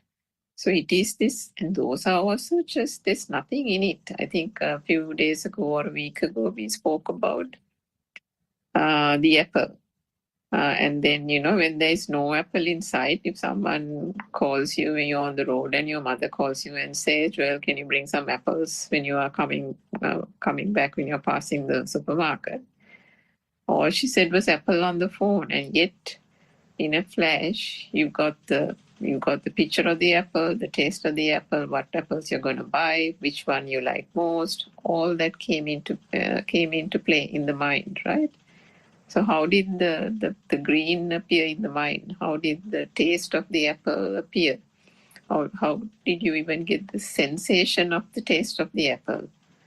So then wasn't all that perceptions, right? There is the taste that you thought you had when you when you bit into the apple. Was it actually from the apple, or was that a perception of a taste? So was there a taste even in the perception? I'm not going to go into detail again. I think you may recall that discussion some time ago. So these are all that are being experienced are perceptions, and there is actually nothing. It is the greatest of all illusions. And that is the magic that is being unraveled here in this beautiful true Dhamma. And what Dr. Kokila said about the vibration jewel is that as long as one thinks that at least one, there are millions and billions of stimuli that is being associated through this mind formation as a human being or any living being lives. As long as there is breath in the body, the association is only with perceptions, aka stimuli, and all that is arising out of a vibration. And as long if even a single stimuli is believed to be true and it exists, and then because of that the I exists on this side, the sense of existence is there and the sense of alive feel is there, the self-perception is there, and if the self-perception is there, the self-vibration is definitely there. And that is what Dr. Kokila says. When the last breath is gone, that vibration is the one that will synchronize to another vibration of the same frequency. Now, that example that she gave of a child who will recollect a past accident from another birth, maybe Dr. Sakuntala can elaborate on that as well, because don't get the misunderstanding that this is the same person moving from birth to birth. Now, the Hindus have also another notion or concept where they say that it is the same consciousness that is moving from birth to birth.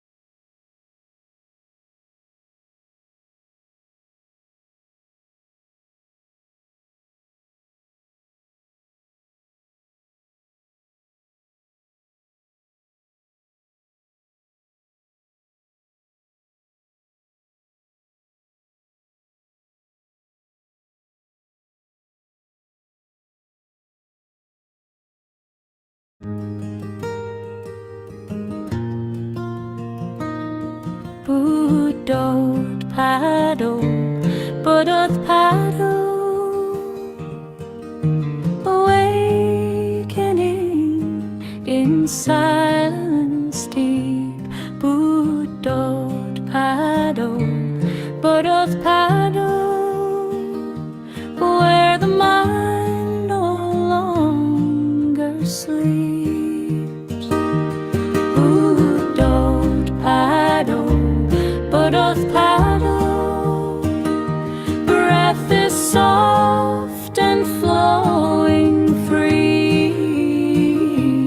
Buddothpado, Buddothpado, no self remains, just clarity.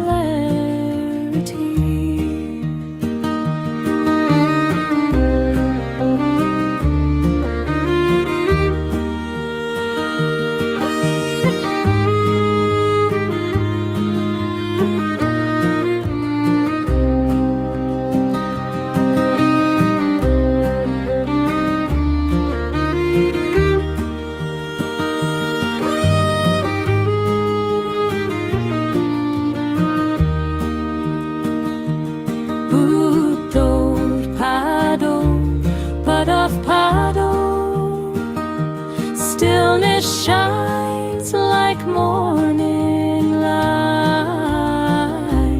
Buddothpado, Buddothpado, truth appears beyond sight. Buddothpado, Buddothpado, Buddothpado, Buddothpado, awakening, awakening, Buddothpado.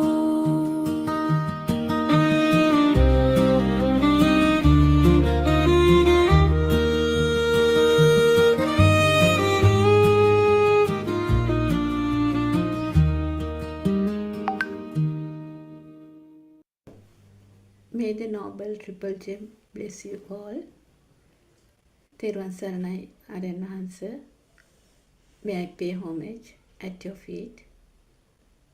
Therwan Saranai, everyone.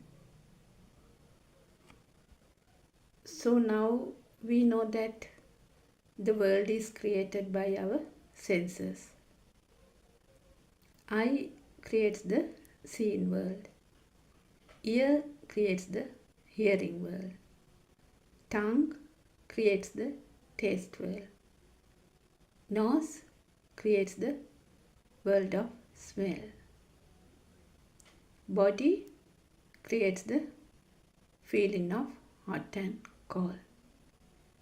And mind creates the thoughtful world. So we know that the world is created by our senses. Lord Buddha said, I is your world. So even though we think this is a simple message, it gives a vast meaning, isn't it?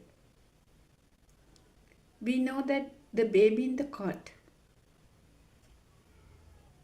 though his senses are working, still the thoughtful world is not created for him, isn't it? But he also feels when hungry, feels the pain if a needle pricks, or he feels an insect bite. And when he's happy, he smiles. When he is sad or uncomfortable, actually, he cries. So we say he has a radiant mind. What is this radiant mind? Radiant mind is pure. It's pure like a white sheet. no definements whatsoever. But he also feels the light. He also feels the sound, the smell, taste, hot and cold. He feels that something is there. But still, he can't identify it, isn't it? So, if someone is interested to know how the mind is created, he can go back to the radiant mind, the baby in the cot. So, then we can observe. So, baby in the cot, he does not have any suffering, isn't it? So, even though the war is going around, he has some disaster in the family, he actually has no idea. So, what does he want? He wants only some milk when he is hungry and to sleep, isn't it? He only needs food, protection, and some place to sleep. So there is no suffering. So even if he is taken to another country and raised by a different type of parents, will he know? No, he won't know it. So we can see that all are perceptions. In other words, if we go deep and see, all are vibrations. Vibrations in the senses. But we know that babies do some actions later in life, isn't it?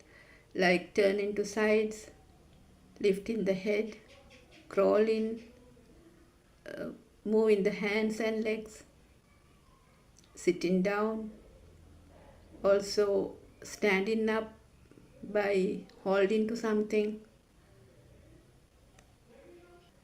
Though he has not given any names to these actions, he does it automatically, isn't it? So where does this power come from? There should be some power, isn't it? So this power is the Shastra power, the vibration. So now we can see that for the baby, we can't actually implement a world. So Lord Buddha said, the birth of your eye is your birth.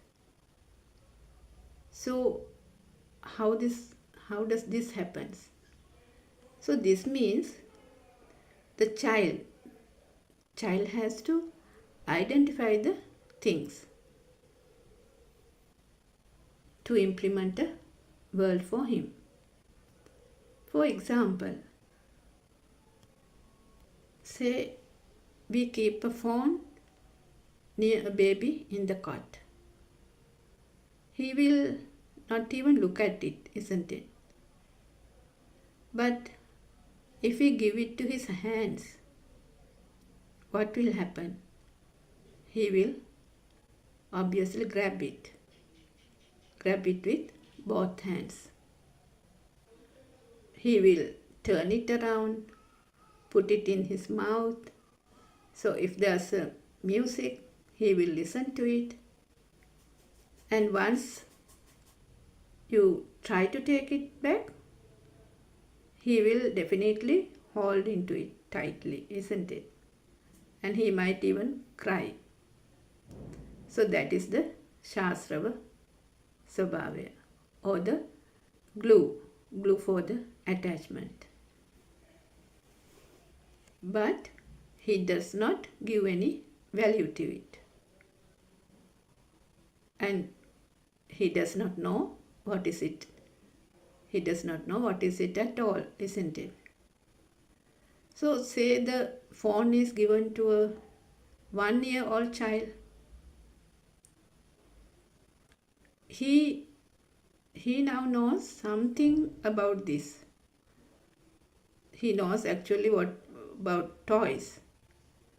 So he might think it is a toy and he might play with it.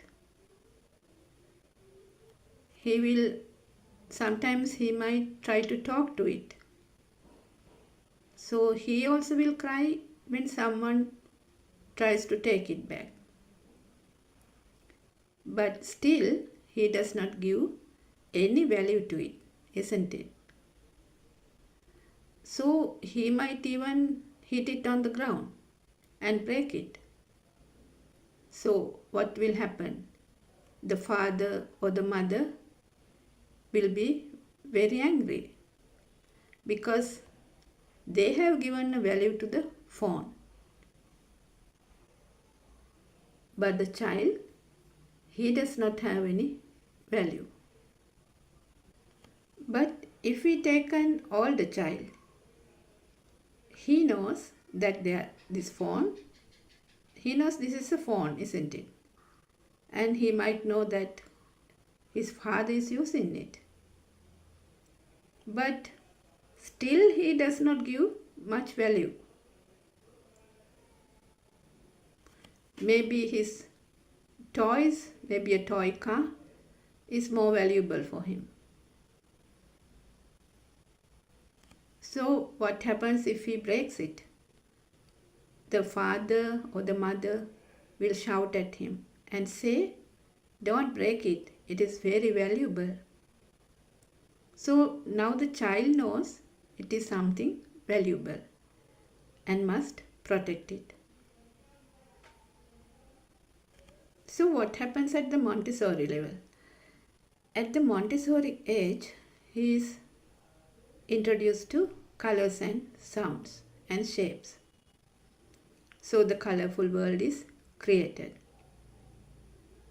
So the color vibration, sound vibration, and also smell, taste, feel, all the vibrations merges into make a new vibration, a thought. Likewise, the thoughtful world is created.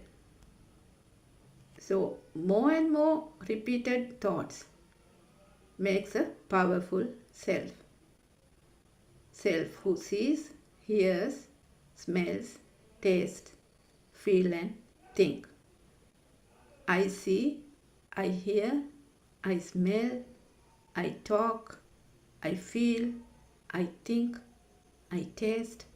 So the self is created. So here we can see that the world and me are created at the same moment. Moment to moment, this world is created by one of the senses. So our noble friend Buddothpado Aranwahansa explains that this happens due to a speedy vibration. So now we know that if we take the radiant mind again, so even the speedy vibration happens, it does not merge together. So if we take the radiant mind again, so the baby did not have any suffering. Now we know why he did not have any suffering. But he felt hunger, he felt pain, and felt that something is there, isn't it? The light is there, the sound is there, he felt something. But he did not have a world created by thoughts, isn't it? But what happens once he grows up? So once he grows up and the mind sensor is created and the self also is created then and there. So then his world becomes real. He has this alive feeling. The world is there and I am here looking at trees and houses, cars, mother, father, everything. But it is very important to understand that there are no two different entities as world and you. You are the world and the world is you. Which means whatever the stimuli that comes to any of the senses, if it becomes a thing to you or it's become real to you, you are born in that thought. So if someone does not know how this world is created due to this speedy vibration, the suffering is inevitable because the world is real to him. Say example, you see a flower. If the flower becomes real to you, so the self also created. Here what we should know, how this self is created. If somebody gets the feel of the burning sensation or the fire within, so he might go into thought strings like I should pluck that flower, or I have to buy another pot like this. So it might go on and on, isn't it? So this thought, the thought power towards the flower is your samsaric journey, the fire within. You feel it. So, for example, before I listened to Buddothpado sermons, I had this experience. I used to maintain a garden. So I had this habit of collecting beautiful flowers. And I used to buy it. Wherever we go, I used to buy some plants. So if I was interested in a particular plant, I would search for it. And somehow I will buy it. But after listening to Buddothpado sermons, slowly but gradually, but steadily also, this kind of habit disappeared. So likewise, everyone has these habits. Actually, when we talk about the mind is a bunch of habits, isn't it? So, for example, some have the habit of waking up early.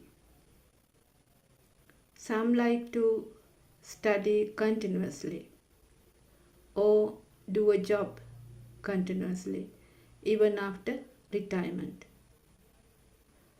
Some have the habit of reading. So you must have seen in other countries, usually in the train or the metro, they usually read a book or a paper or a magazine.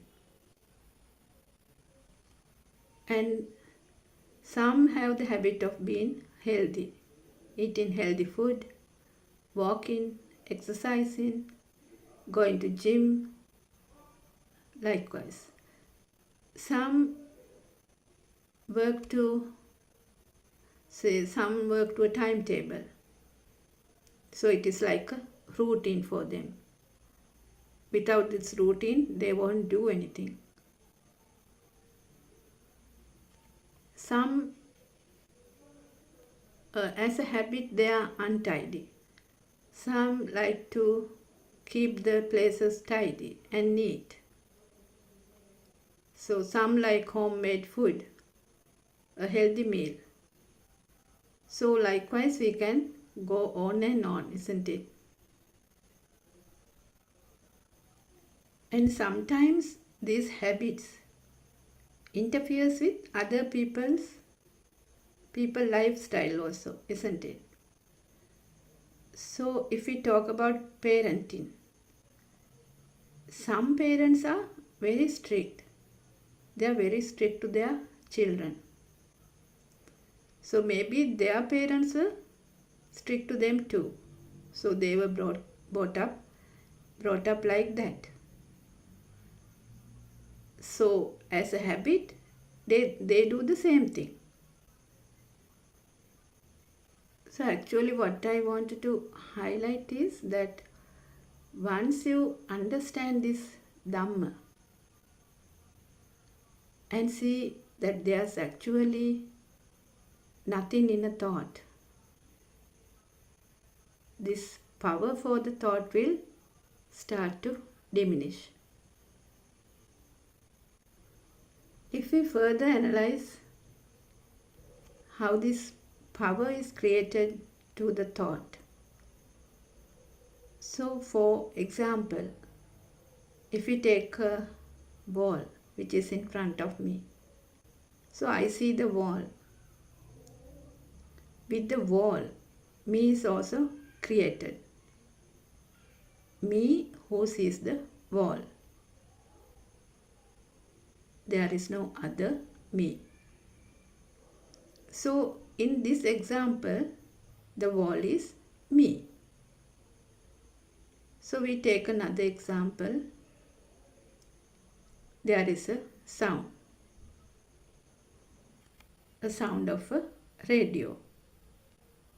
So this moment, that radio is me. Likewise, if we take smell,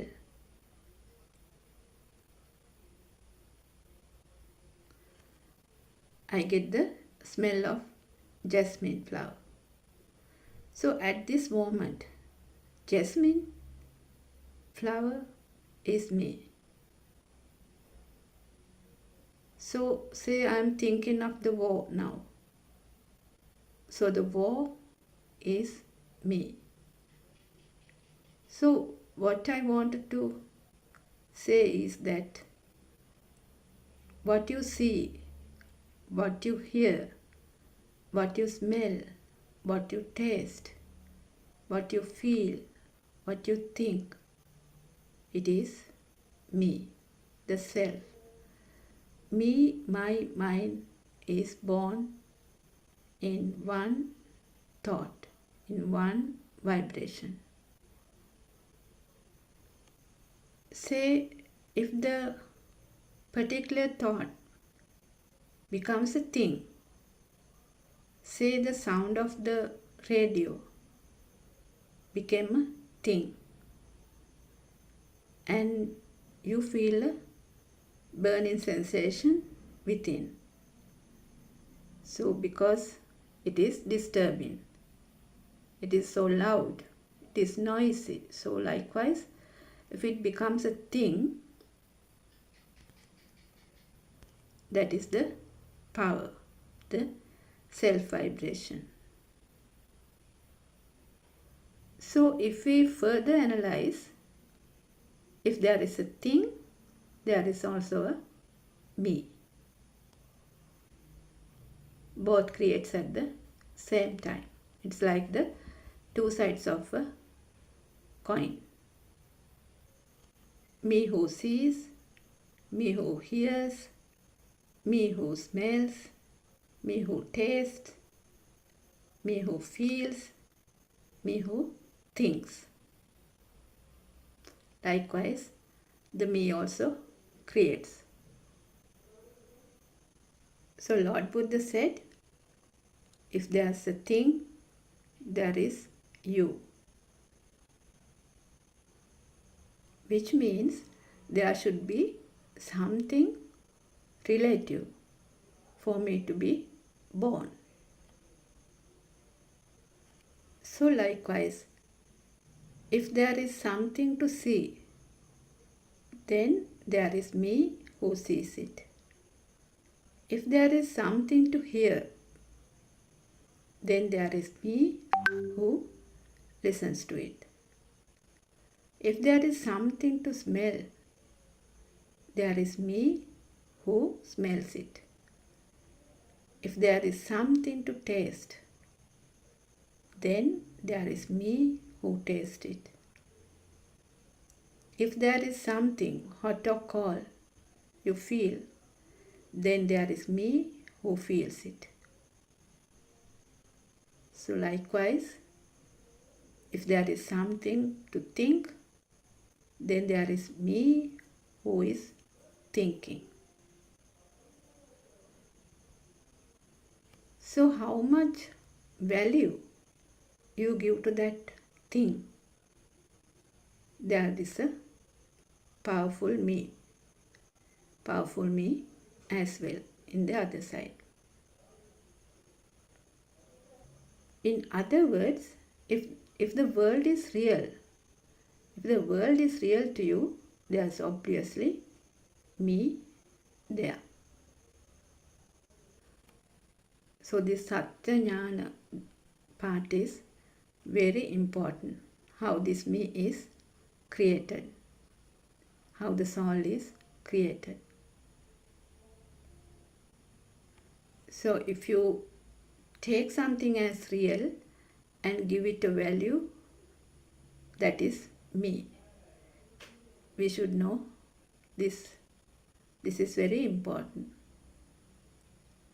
And actually there is no separate entities as outside and me. It is the same. So we have to contemplate on this. Otherwise, one can't attain Nibbana. Because Nibbana is not something one has to go and find somewhere, someplace. It is within you. At this moment, a moment-to-moment creation. So if there is an outside world, there is a duality always. So the tree is there, I am here. There is always two sides. If there is two sides, there is no Nibbana. Etang mama in Pali, which means I am there. So for example, if we take the tree, we know that the tree is created with sound and colors. And if we analyze further, sound vibration, color vibration, taste, smell, feel, everything merges to create this thought of tree. And the same moment, the me is also created. So what I wanted to highlight is that the world is a thoughtful world, which means whatever you see, hear, smell, taste, feel, or think, it is the world. So the mind consciousness is such that it always creates this duality. It is the illusion. So to see through this illusion, one needs wisdom. Because this mind consciousness creates this duality always. So our noble friend Buddothpado Aryan Mahansa explains that as long as there is a duality, there is a current,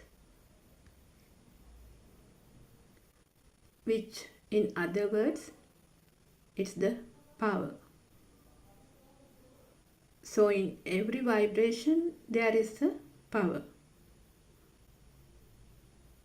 So if there is no fire, no burning to a particular vibration,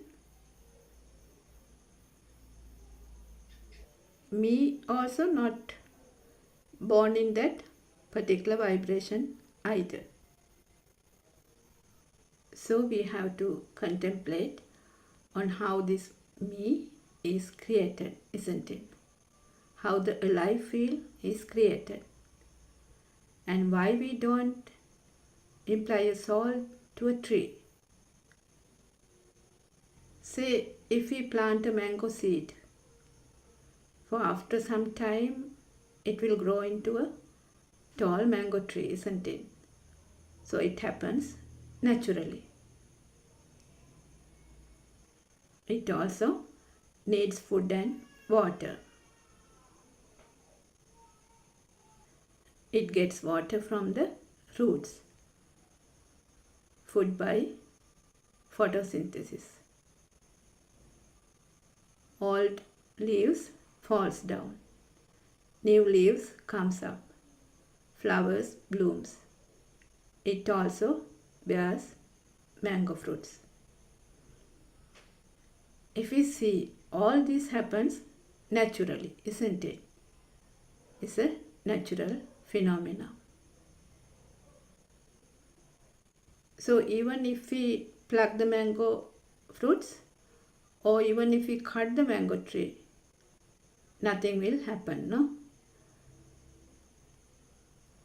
It does not have a mind consciousness. It does not have a soul. But in humans, we know how the mind is created through senses, how the power is created. So as we know, the vibrations of the senses merge into create the new vibration called the mind sensor, which means the mind power. So the me or the soul is created. We have the alive feeling because of these speedy vibrations. So this power gives the feeling of liveliness. So there is a living me. There is like a current. So this feeling that I am living, it is the current which runs underneath. So that's why we feel that everything is existing. So how this power gains? So when we were small, we didn't have a child, husband or anything, isn't it? But now we have a child, husband or a wife.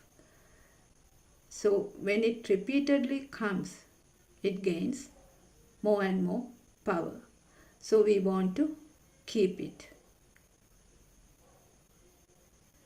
That is the power of the soul. Actually, all this creates naturally. It's a natural phenomena. So if we further analyze, and as our noble friend explains, this me is none other than the current itself. So actually there is no soul, it is a current. So we know that Lord Buddha has preached a never heard before Dhamma, isn't it? That is cause and effect Dhamma. So if the things we see, hear, smell, taste, feel or think becomes real, becomes a thing, it means that moment to moment the cause and effect Dhamma is creating. Cause is the thing, effect is the bhava or becoming. In other words, if it becomes a thing, automatically the samsaric circle is creating then and there. In other words, as long as the current, the power is there, the circle of birth creates. So it happens naturally and no one is doing it. And also no one can stop it. So the Sabbha Sankara, all the volitional formations created by words, actions or thoughts creates this power. So what can we do? We can only understand this process. How this mind is created due to speedy vibrations, how the power is created, how the soul is created. It is only a creation. Actually, there's nothing called me. It is a moment to moment creation, a current. It is the soul. So we feel like we are living due to this power, which happens due to the speed. So every vibration has this power. So we feel that the light, sound, smell, taste, feel, all are existing. So we feel like the trees, houses, mother, father, children, husband, books, cars, sun, moon, all are existing. Imagine you are in a deep sleep or you were given general anesthesia. So all your senses are numb, isn't it? Senses are, you can say, sleeping. So does the world exist then? The world does not exist to you. So where is this me? There is no me. Imagine somebody meets with an accident and was unconscious for a long time. If he wakes up, sometimes he forgets everything, isn't it? Including his name, his immediate family. Even he forgets the time. Anything, his name, everything he forgets. So what happens? He has to learn from the beginning. Just like a child in the Montessori, with colors and sounds. Say he is a soldier who was found in another country, say in China. So he has to learn the Chinese language, isn't it? He will be given a new name, a Chinese name. So can we find a me there? No, we can't find a me. So just like the child, he has to learn everything from the beginning. So something very important that our noble friend Buddothpado highlights is that how the light and sound is creating.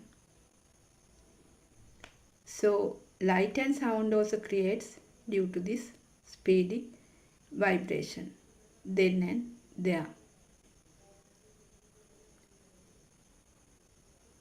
No one is doing this. So nahidan attakatam bimbam nahidam parakatam agam hetum paticca sambhuta hetubanga nirujjati. If there is a cause, things get created. And if there is no cause, there won't be a creation. No one is doing it. It is a natural phenomena. So like the creation of 4 seasons, creation of action and effect, creation of a germination of a seed, and the creation of the mind is a natural phenomena. It is a system, a process. So when we contemplate on this, we can feel that there is nothing called soul, but it is only a current or a power. Because of this current, we feel that things are existing and we are living. It is the self-vibration. It is a natural phenomena. So this me is a current. So once you deeply concentrate and see through insight meditation, you will know, like everything else, the wall, the tree, the book, the phone, dog, animal, anything. Me is also a creation, a current, which creates moment to moment. Actually, there is nothing called me. If there is a thing, then the me is also there. So what we have to understand is that there is no separate me. If the tree feels existing, then me also, they are alive. Otherwise, the tree is me. So when we talk about the senses again, the eye sensor sees, the ear sensor hears, the nose sensor smells, the tongue sensor tastes, the body sensor feels hot and cold, the mind sensor thinks. So that is their duty. So imagine we are eating a mango. We have the taste.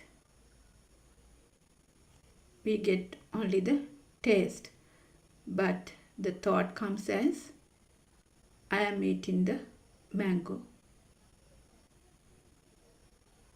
which is a sound and colors, which is a thought. I am eating mango is a thought, isn't it? So likewise, whatever we feel, say, those are thoughts. So to any thought, we tie this me as well, which becomes I see, I hear, I taste, I smell, I feel, and I think. So if we have eyes, we see. If we have ears, we hear. If we have nose, we smell. If we have a tongue, we taste. Likewise, if we have a mind, we think. So it all are natural phenomena and a system working. So imagine one is blind. He can't see. So he does not have the world created by the eyes. Say someone is deaf. He can't hear. So the world created by ears is not there. So imagine if someone's nose is blocked. So the world created by the nose is not there. If someone's tongue is burned, he can't taste. So the taste world is not there. Likewise, if someone is unconscious, the world created by thoughts also not there. All the senses are not working. So this also shows if there are no senses, the world is not created. And also a me also not created. In other words, as long as the senses are working, only that current, the power, is generating to function, isn't it? So where is this me? There is actually no me, isn't it? So one has to understand this through wisdom, that there is no self at all. So what happens once somebody sees that there is no self? So then the power which was created by the senses, through the senses, it will start to dissolve. And once you truly understand this, the illusion, the thoughtful world begins to break down. But actually it happens slowly. The power becomes less and less. And the wrong visions that everything is existing also breaks down. Also, the thought of wanting to keep things also diminishes, which means the self vibration diminishes. In other words, the me, my, mine, or the soul also diminishes. The mind power becomes less and less. So we know that to have a power, there should be two different ends, isn't it? So once the wrong vision of self is identified, then one becomes a stream enterer, which means he no longer has the thought of existent field. But yeah, this is not easy. So the example Lord Buddha has given is that one can find a needle in a pile of soil, but it also could happen, but then this is not easy to see the non-soul angle, to feel that there's no one existing. So this is very subtle, isn't it? So how do we identify this practically? So how to identify this practically? The excitement which was created by the senses starts to diminish. So for example, the things which you did repeatedly to enjoy life or to keep you alive or keep you going, that fades away.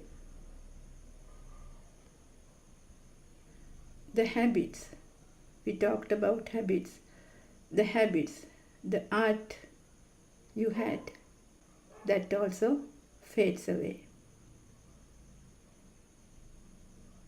Maybe you were very strict about some things or very particular about things. Maybe you were overthinking about things, or you had inside talking or vitakka. Maybe you used to call friends often. Maybe you were restless, nervous, depressed, irritable, angry, jealous of things, jealous of other people. These things begins to diminish and you feel it. The thought strings which was created for one thought also gets diminished.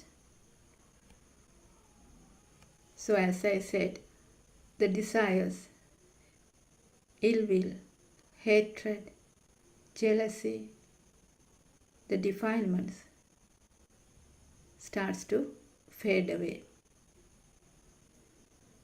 And you feel free of thoughts. But thoughts comes as usual. But there's no one to get attached or disattached to that particular thought. Also, the fire, the burning sensation you had also disappears gradually, but it happens gradually. So these are the things. So once you are in the path, and with that internal transformation, especially you feel that the burning within is fading away. So what we have to know is that all these are happening naturally, not done by anybody. It is a system. What one has to do is to show the truth to the system. So you feel the power of the soul is getting less and less. So in the mundane world, it is actually the other way around. There are desires, ill will, hatred, jealousy, because the world is real to them. There is a powerful me. So the vibration is so powerful, the ego is so powerful, to keep them satisfied, they might even kill people, start wars, destroy everything. But if somebody understands this wonderful Dhamma, that there is no self there to stimulate, all will be peaceful, isn't it? Now we know that with concentration meditation, one cannot practically experience this Dhamma. One can experience only through insight meditation, and can practice in any position, either sitting, standing, walking, or lying down. So this is insight meditation. So once you start insight meditation, the concentration meditation will also add itself. Yeah, automatically it will happen,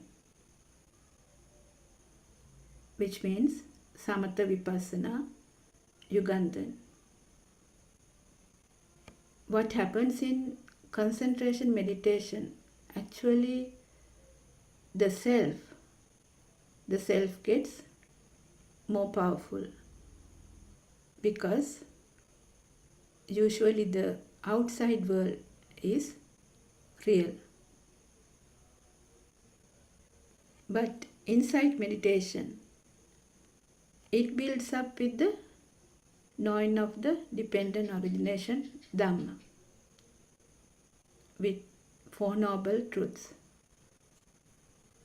which means it shows that the outside world is a thought, and that thought also not real.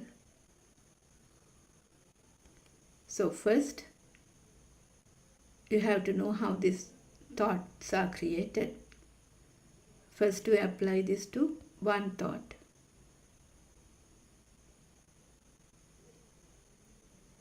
And you will know that all the thoughts are created the same way, with colors and sounds.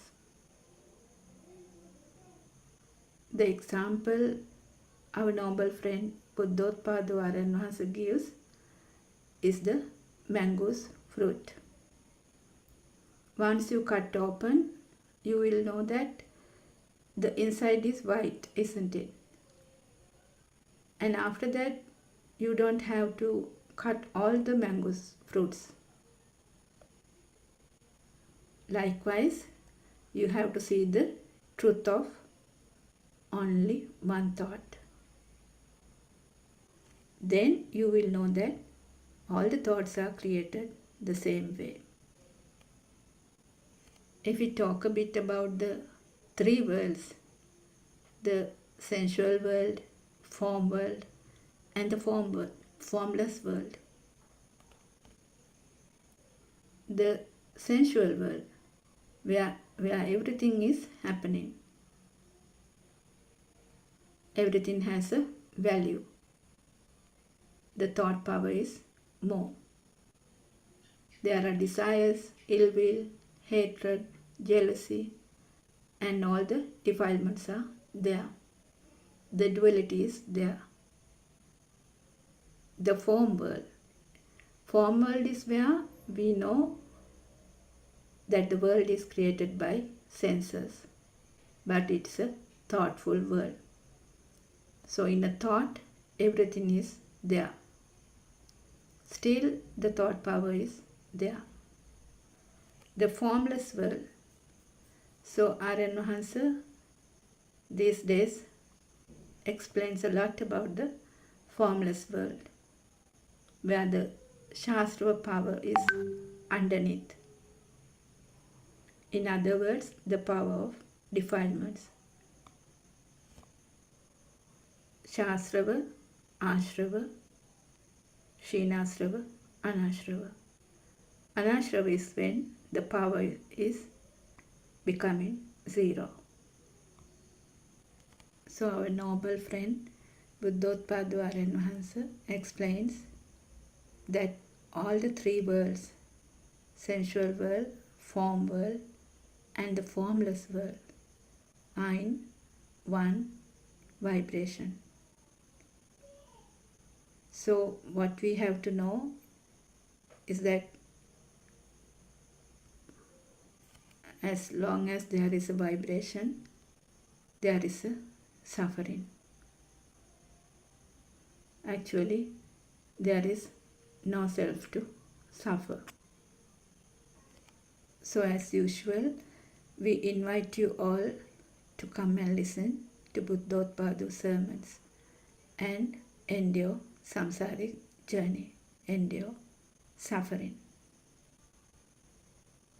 There are about 12,000 sermons in the YouTube. We also have 24 hours BTV and PeoTV English. Also many Zoom discussions where you can join and ask questions. So we are very grateful to you, Aryan Mahansa, for giving this wonderful Dhamma to this world.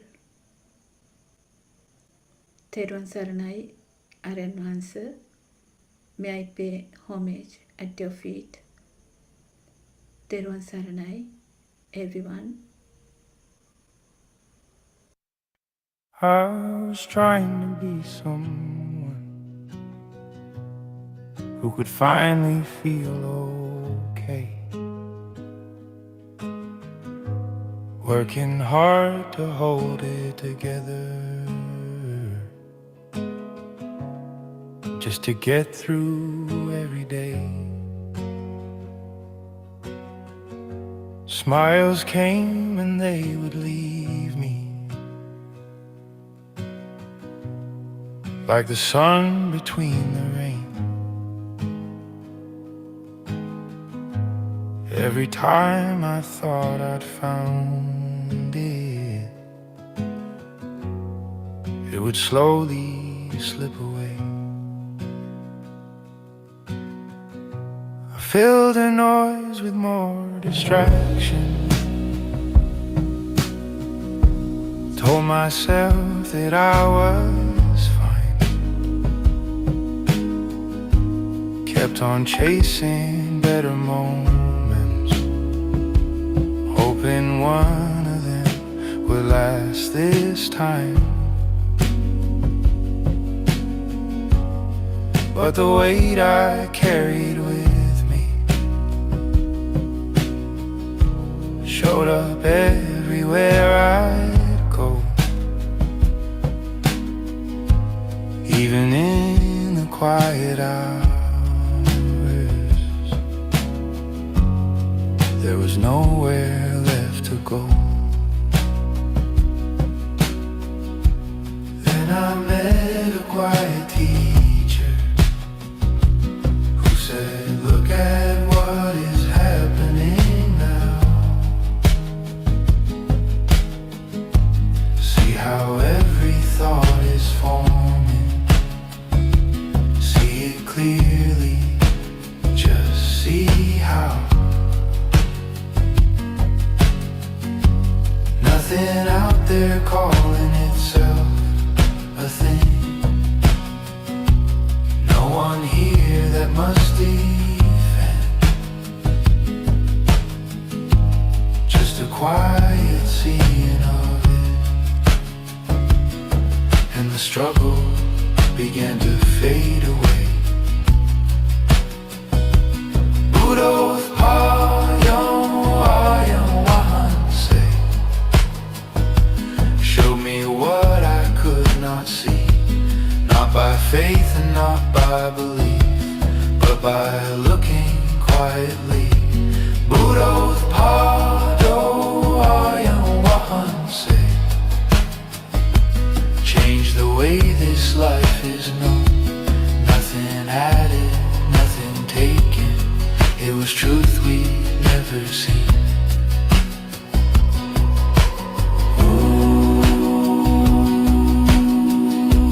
Nothing added, nothing taken. It was truth we'd never seen. Nothing added, nothing taken. It was truth we'd never seen. Buddothpado, say, showed the way by asking, see. When the search at last grew silent, there was space to simply be. Nothing added, nothing taken. It was truth we'd never seen. Nothing added, nothing taken, and nothing was the same.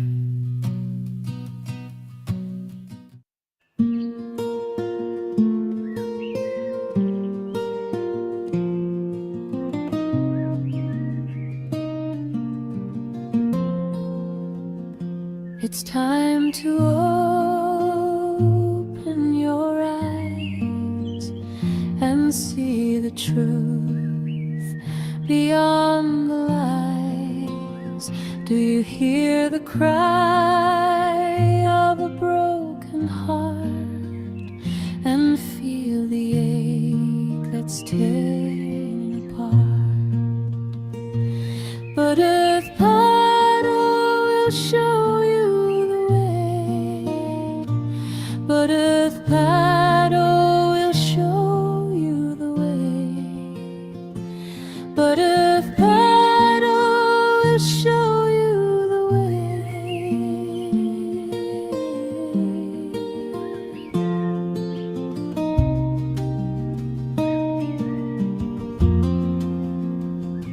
The truth is calling, it's whispering loud, a path unwinding through the darkest crowd.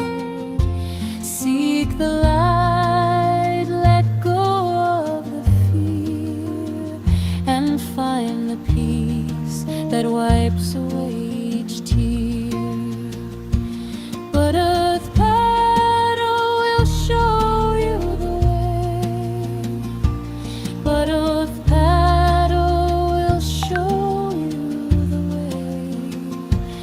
Buddothpado will show you the way.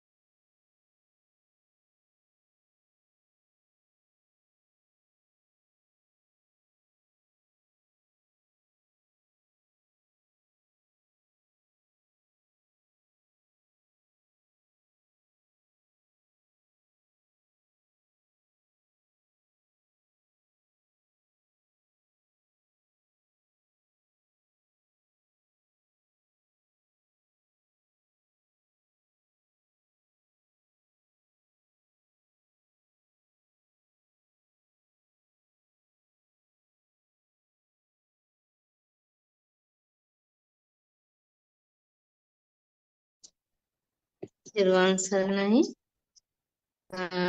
First, would like to pay my spiritual guidance teacher, Buddothpado Hanse. We about this that Ilan Journey Tasan, the Dhamma discussion. We are discuss about the Mohota Tavadi. Mohota, the meaning of Mohota means being away. Our thoughts are called Namarupa, name and form. The Mohota or moment is covered or included by our thoughts. Normally, we always associate with our thoughts. We use thoughts in everything we do and in our speech. And Aramono is a stimulus that comes from one of our six senses. Our six senses are right: hearing, smell, taste, touch, and consciousness.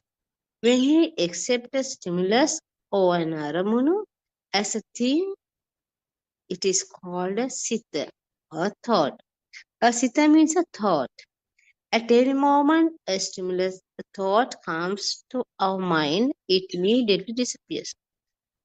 The thought you have when you see a brick wall will change when you see a book. The thought you have when you see a flower changes when you look at the ground. When you turn your head around to look behind you, a thought would arise and disappear before the next thought arises. Then that thought disappears immediately and another thought arises immediately. If we are able to see just one thought properly, it is as good as seeing all the thoughts that rise. Unfortunately, we are unable to see just one thought properly. At every moment, a thought, a siddha, rises in your mind. Even if we think of something that happened in the past, we think about it only at this present moment. If we think about the future, we think about it only in this present moment. Therefore, we should understand that there is always only one thought at this moment. That is all. That is all. Atitananagamiya, the past has already gone. Napatikanke anagata. The future has not yet come. But when we receive a thought of the past, it is a thought at the present moment, isn't it so? There is nothing except the thought at this present moment. Now you know that except for a thought at this present moment, there is no other thought. Nothing else exists. What we are trying to see is the one thought that rises in this moment. Later, you would release that even a thought do not exist and that it is also a lie. Let us look at an example to understand what a thought is.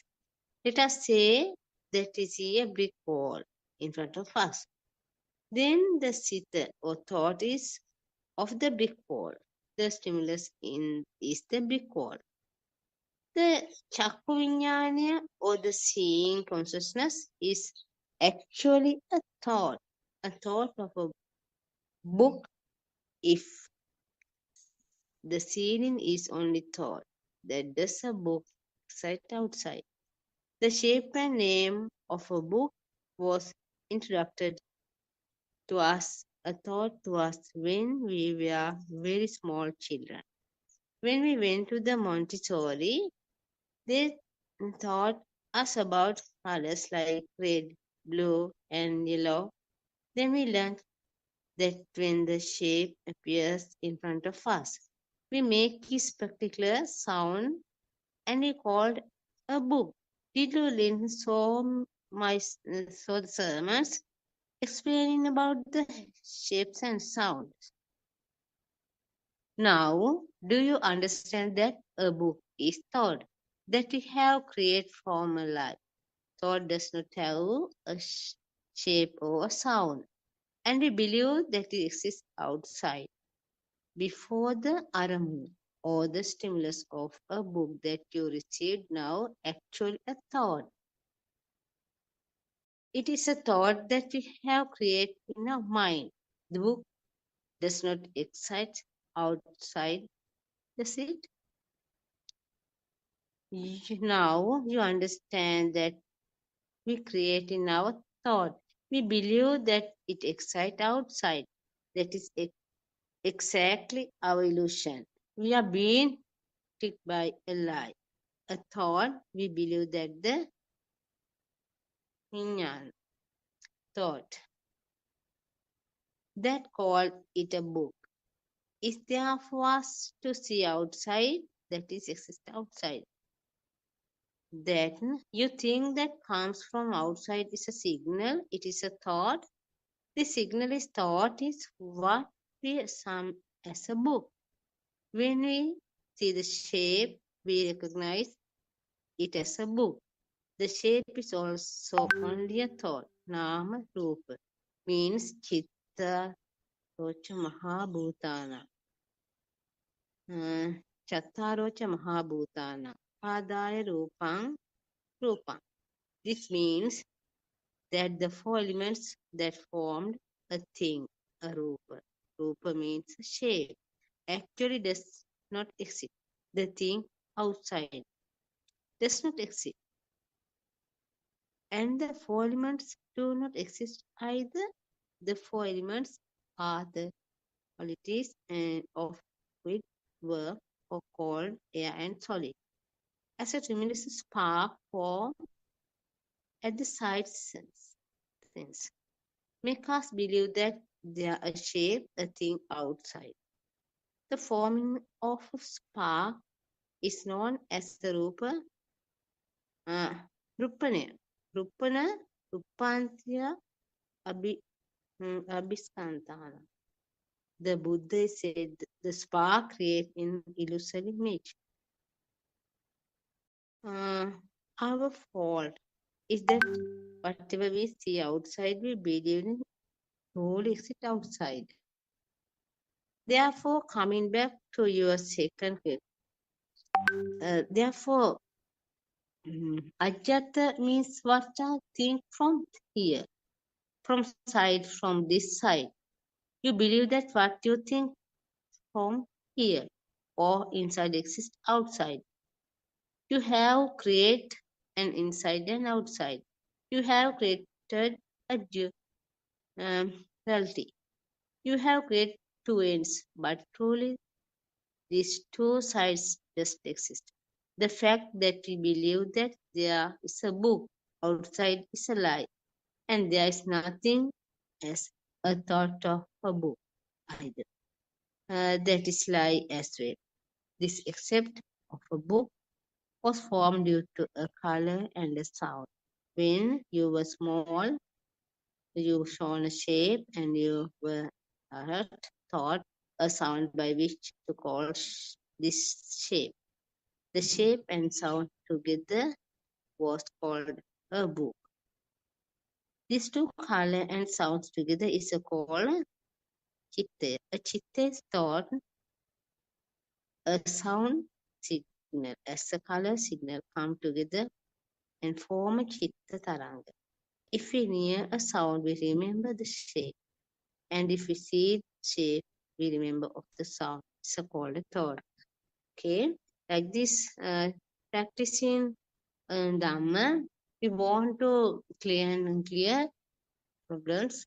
Buddothpado are always ready to clear path and get a solution us. Then we at a moment, Larana Hanse joined with us and Teruan Sarana.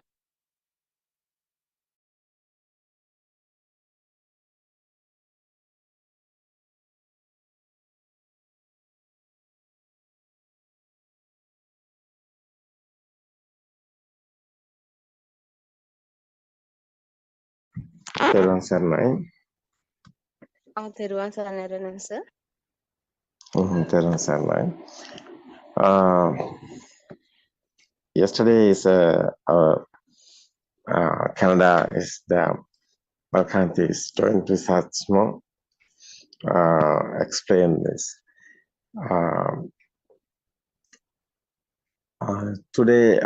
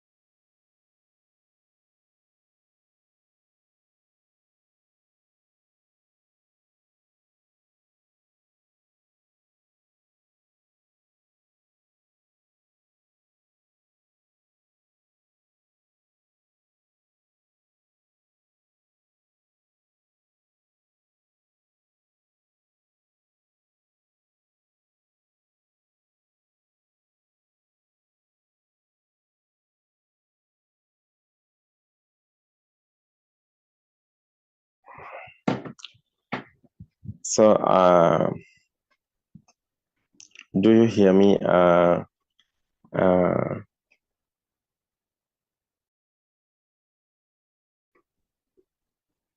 We can hear you, Arenhasa. තෙරුවන් සරණයි. Yes, okay.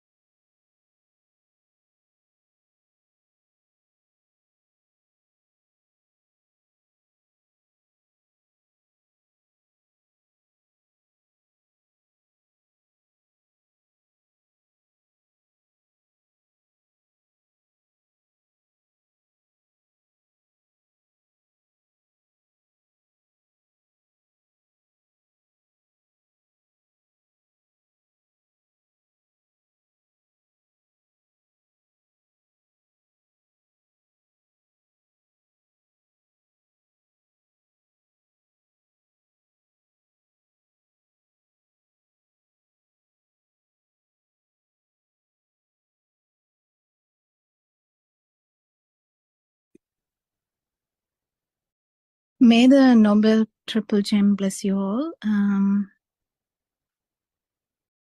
We තෙරුවන් humbly සරණයි. Therun Okay. Sarnai. Therun Sarnai is okay. Today is okay. Continue this. Patisampada. That's a dependent Yes. origination. Is okay. Yeah, it's okay. Therun Sarnai is okay. It's okay. We before starting starting to say anything, we will humbly pay our homage to the fully awakened one, the Supreme Buddha, and also our noble friend who is our teacher, Aran Mahanse. And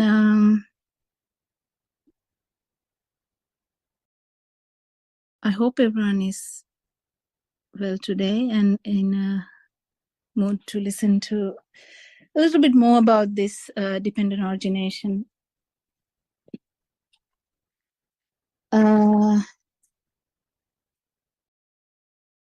If there is any background noises, I'm not in the perfect position to do a talk today, but if there's any background noises, I apologize about that. And also, this is a humble effort. I repeat this every day. This is a humble effort to try and explain this dependent origination in a different angle.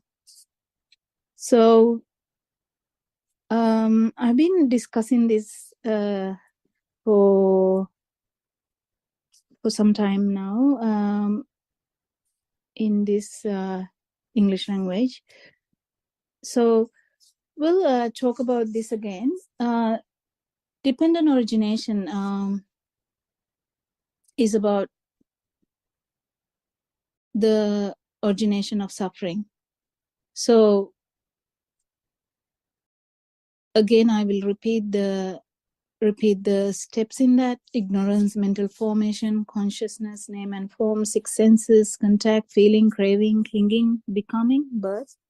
So the feeling of existence. Today I will talk more about this feeling of existence. That's the Atma Sanya, the perception of existence.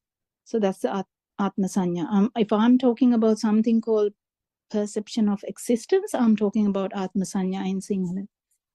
And I would say, before going in deep into that, last time I talked about how these different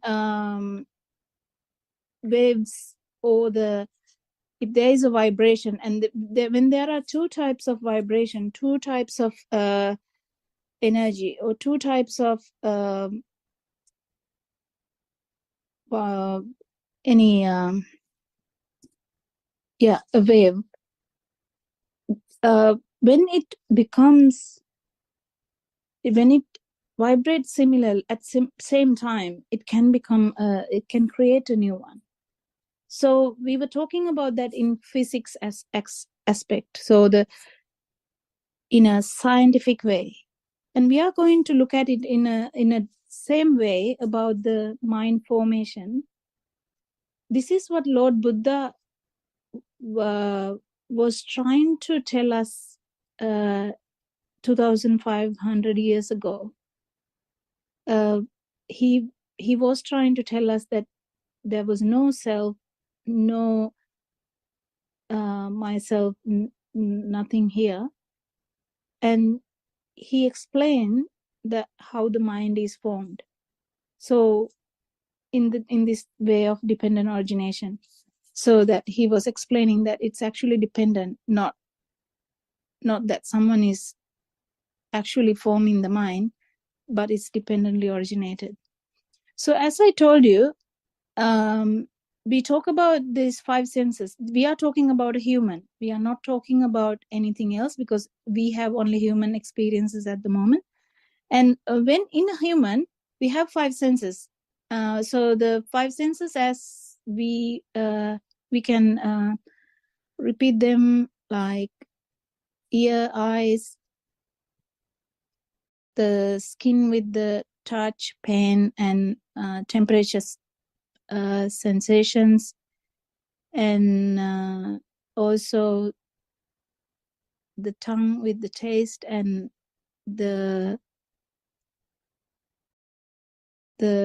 nose with the smell. So we have five senses, but the skin actually has multiple other like multiple aspects into that. As I told you, the pain, the pressure, the temperature.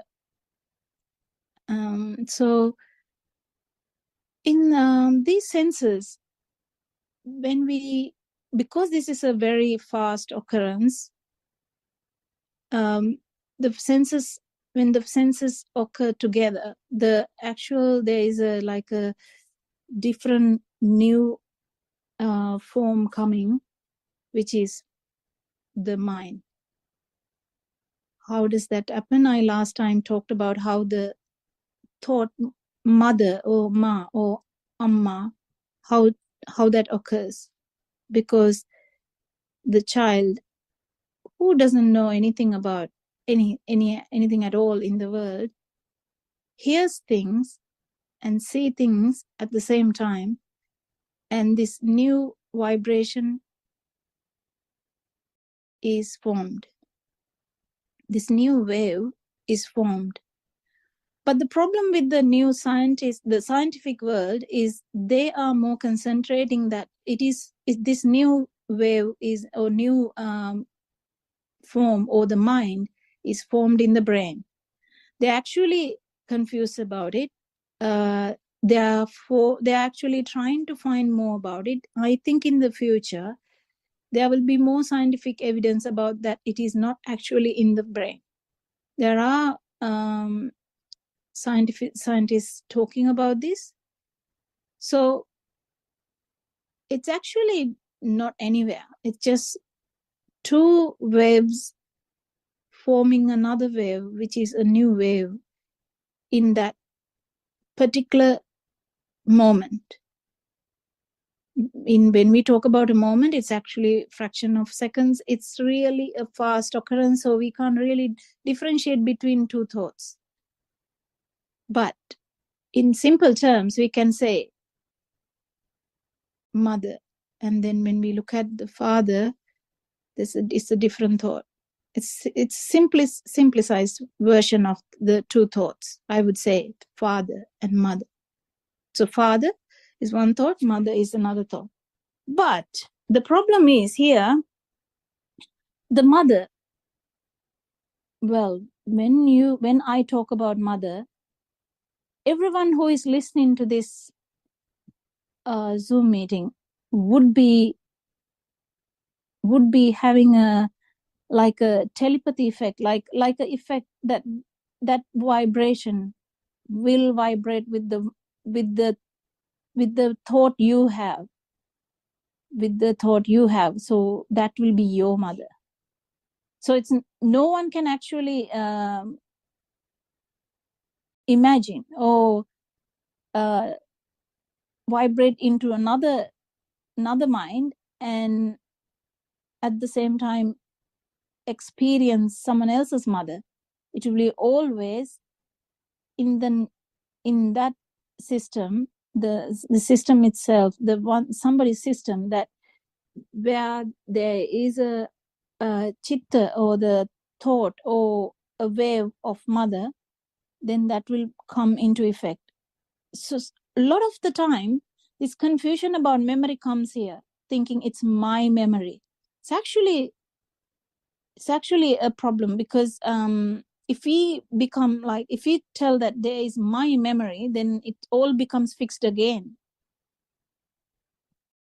Then we have to understand, is there my memory? It's actually not my memory. It's a wave that has been produced before, which can match again with the word of the mother. When I say mother now, your that previous chitta or the thought which happened, match it with the frequency and manifest again. So it's a kind of a manifestation, similar manifestation. So you think it came from my memory. This is an illusory world. As I told you last time, it's such a kind of illusory world which gives you the sense of feeling that there is a feeling of existence and it's my memory. But actually speaking, it's not my memory. It's happening because the two frequencies are similar, two waves are similar, two the chittas are similar, that it overlaps each other and manifests again as mother. But my chitta, the previous chitta, would never match someone else's, and it will be always your mother. So if I say now, I would say a word.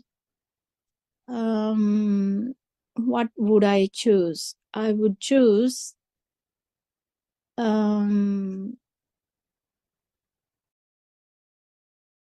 like something like pineapple, the easy one, which always Aran Hanse takes as an example. Pineapple. So when I say pineapple, what? Is it taken from your memory about the pineapple, or is it actually matching with your perceptions and exactly match with the perception that was given to you before? What is the perception of pineapple you have gained before? So it's a kind of a wave, kind of a fundamental thing that it matches again with the previous perception and brings up, manifest again the pineapple, you know. Are they similar? Not really. Not really. The taste you perceived will never be similar to someone else's taste. Well, can you actually go into that and taste it in the other mind? No, you can't really do that unless you have that super ability to do that. But I'm here talking about normal humans. So one's mind, you are given pineapple, then can you actually feel that the picture of the pineapple and the taste of the pineapple, the smell of the pineapple, the pineapple sound, the everything about that pineapple perception comes very rapidly into the this system. Did someone do it? Not really. No one does it. It just matches with all the frequencies you had about the pineapple. All the frequencies you had about the pineapple. It's very very fundamental.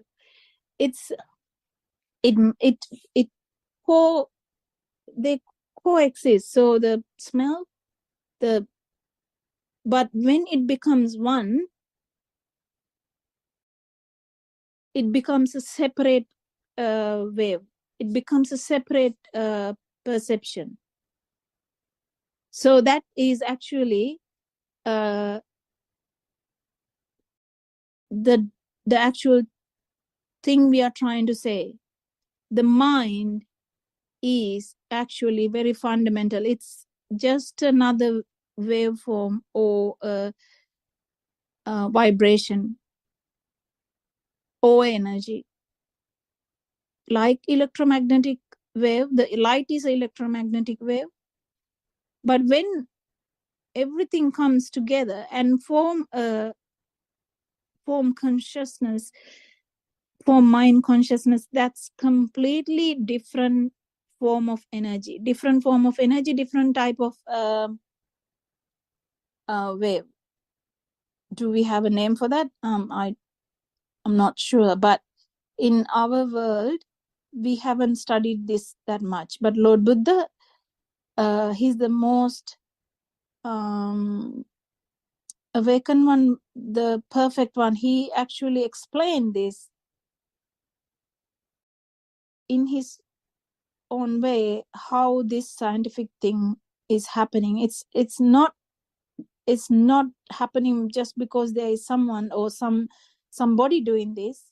It's just a fundamental thing occurring, like a normal natural phenomena which happens. So the different waves coming together, forming a mental formation which has a different vibration. Mind you, that different vibration, if it matches the former vibration that you had, that you feel it came from my memory. Actually, that's not what happens. It actually will be the same vibration which matches again. So you feel that, but it's not, it's just a feeling, because we tend to believe that. So the beliefs are formed because of this feeling. So we feel that there is a memory and there is self, and that becomes to a belief. This belief goes very far, like goes into like generations and generations, that there is self. And it's been actually taught, this is your self. This body is yours. This money is yours. This house is yours. This family is yours. But no one actually talks about that. It's mind that keep forming all these mental formations. But at the same time, I want to reiterate about this, the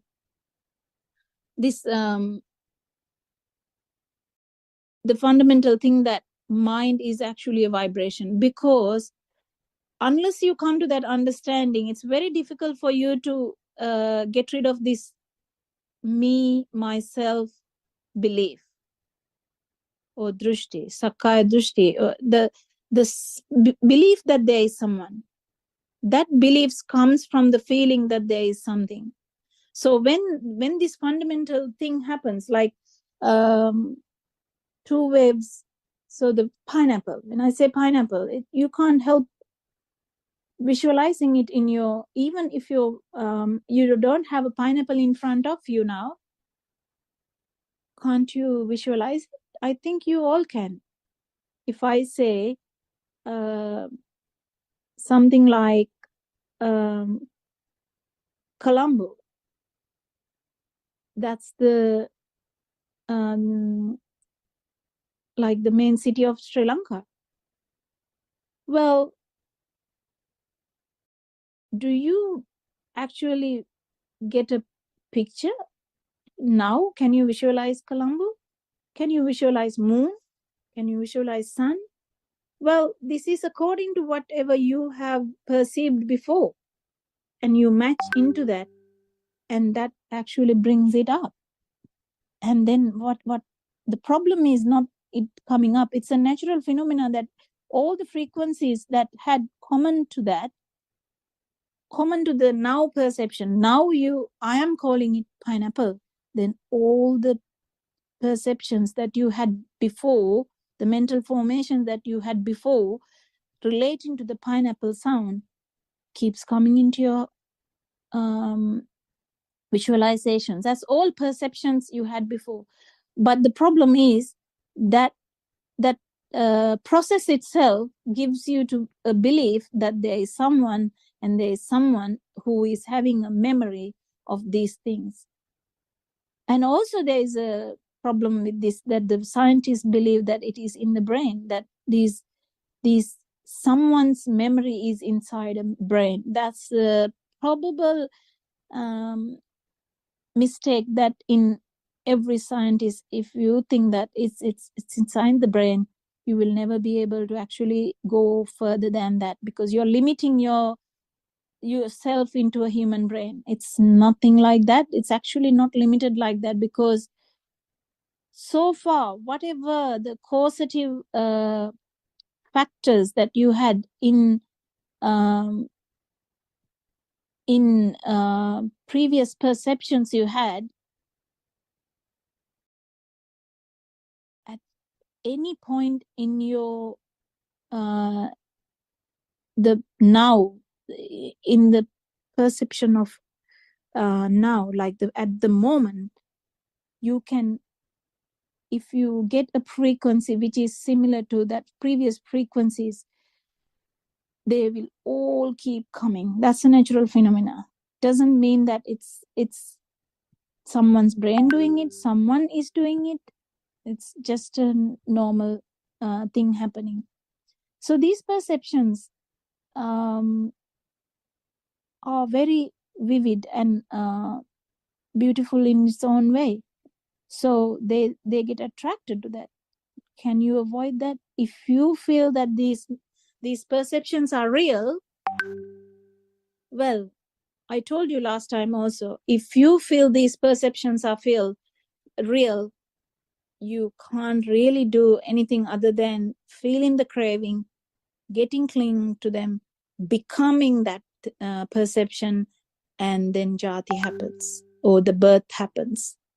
So you actually because of this feeling of real perception, you are born. So if the pineapple is born, you are born. Do you understand what I'm trying to say? If you feel that the pineapple is a real thing that is out there, whether it is out there or inside your mind, whatever, if you feel that it is real, you will be born in whatever way. If you feel that it's actually in outside, it's sensual world, because you have to now cut it, eat it, taste it, hold it, keep it for tomorrow, put it in the fridge, ask someone to not to eat it, or to maybe ask the kids to eat it, maybe if it is rotten, get angry, whatever. If it's outside, it will be the sensual world anyway. So you have a lot of things to do with it. But does that mean it's not out there? It is, because the frequencies are similar. You can't really appreciate anything if the frequencies are not similar. As I told you, a bat perceives something else than us.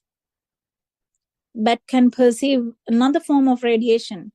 So does that mean that world is, can we perceive that world? No, we can't. We can't perceive bat's world. Can we perceive the animal's world? In this, at the moment, we can't. So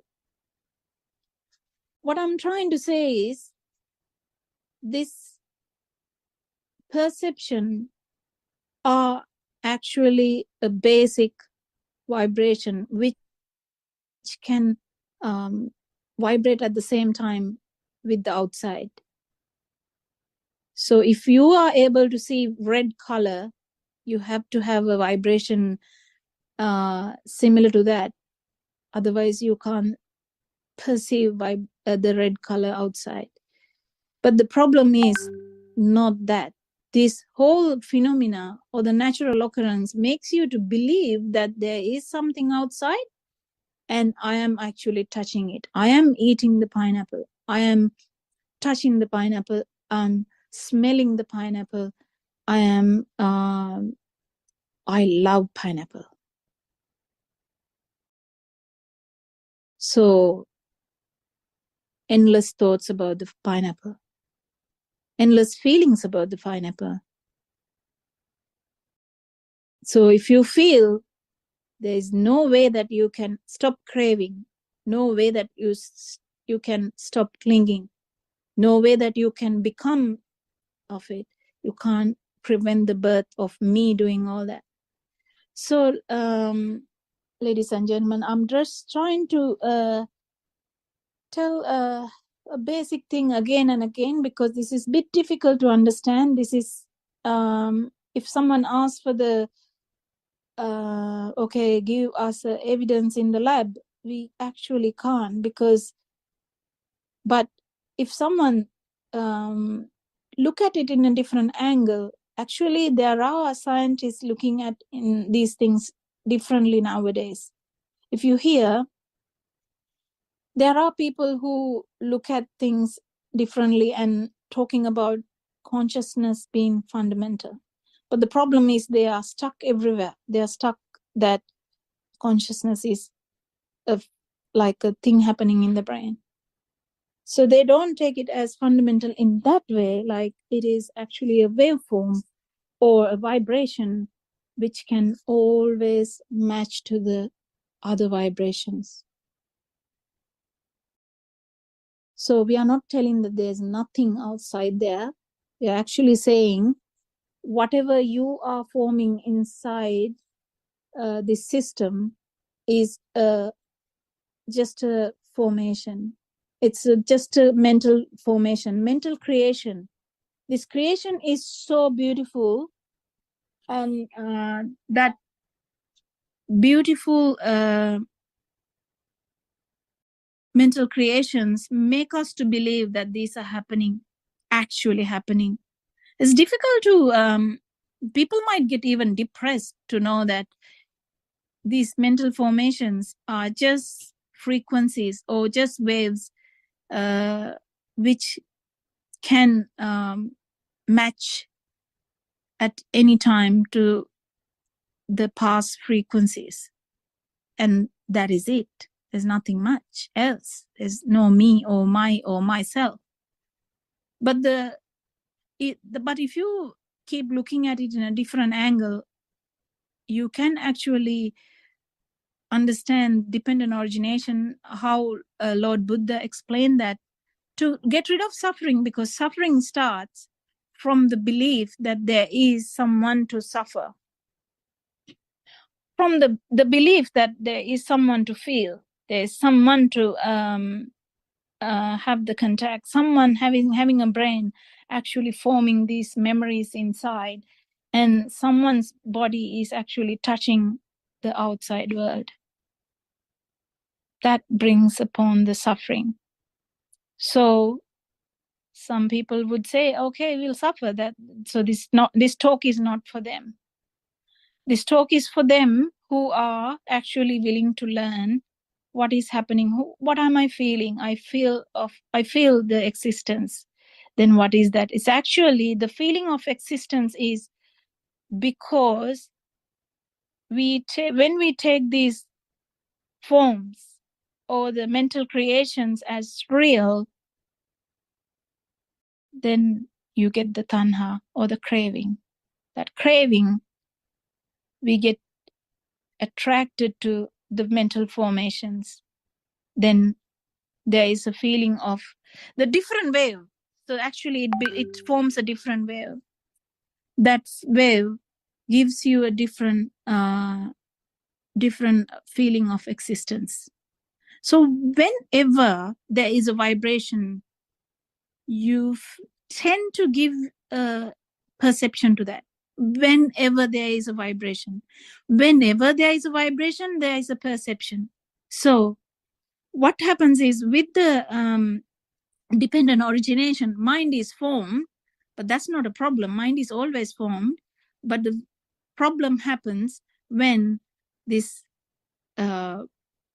feeling is taken as a real thing. When you take it as a real thing, a different wave occurs, different energy is formed, different perception happens that this is real. Then that becomes the Atma Sanya. This is the Atma Kampana, is the vibration that you felt, the new one. Because there's a new one, you feel that it is actually within me that is formed. So that brings upon the Atma Sanya, that's the perception of existence. So the perception of existence, what happens then? Everyone talks about that. So I feel it, you feel it, all the villagers feel it, all the world feel it,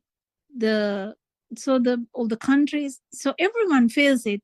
Then it becomes like a norm. Then it becomes a belief that there is someone inside here, and that someone is actually perceiving these things, not actually fundamental. So I hope it's hopefully it makes sense. I think because of long-term ignorance, whatever the mental formations we had, whatever the mind consciousness we formed, not we formed, the system formed, is taken as real. The moment we take it as real, then it keeps coming back as real, and again and again and again and again.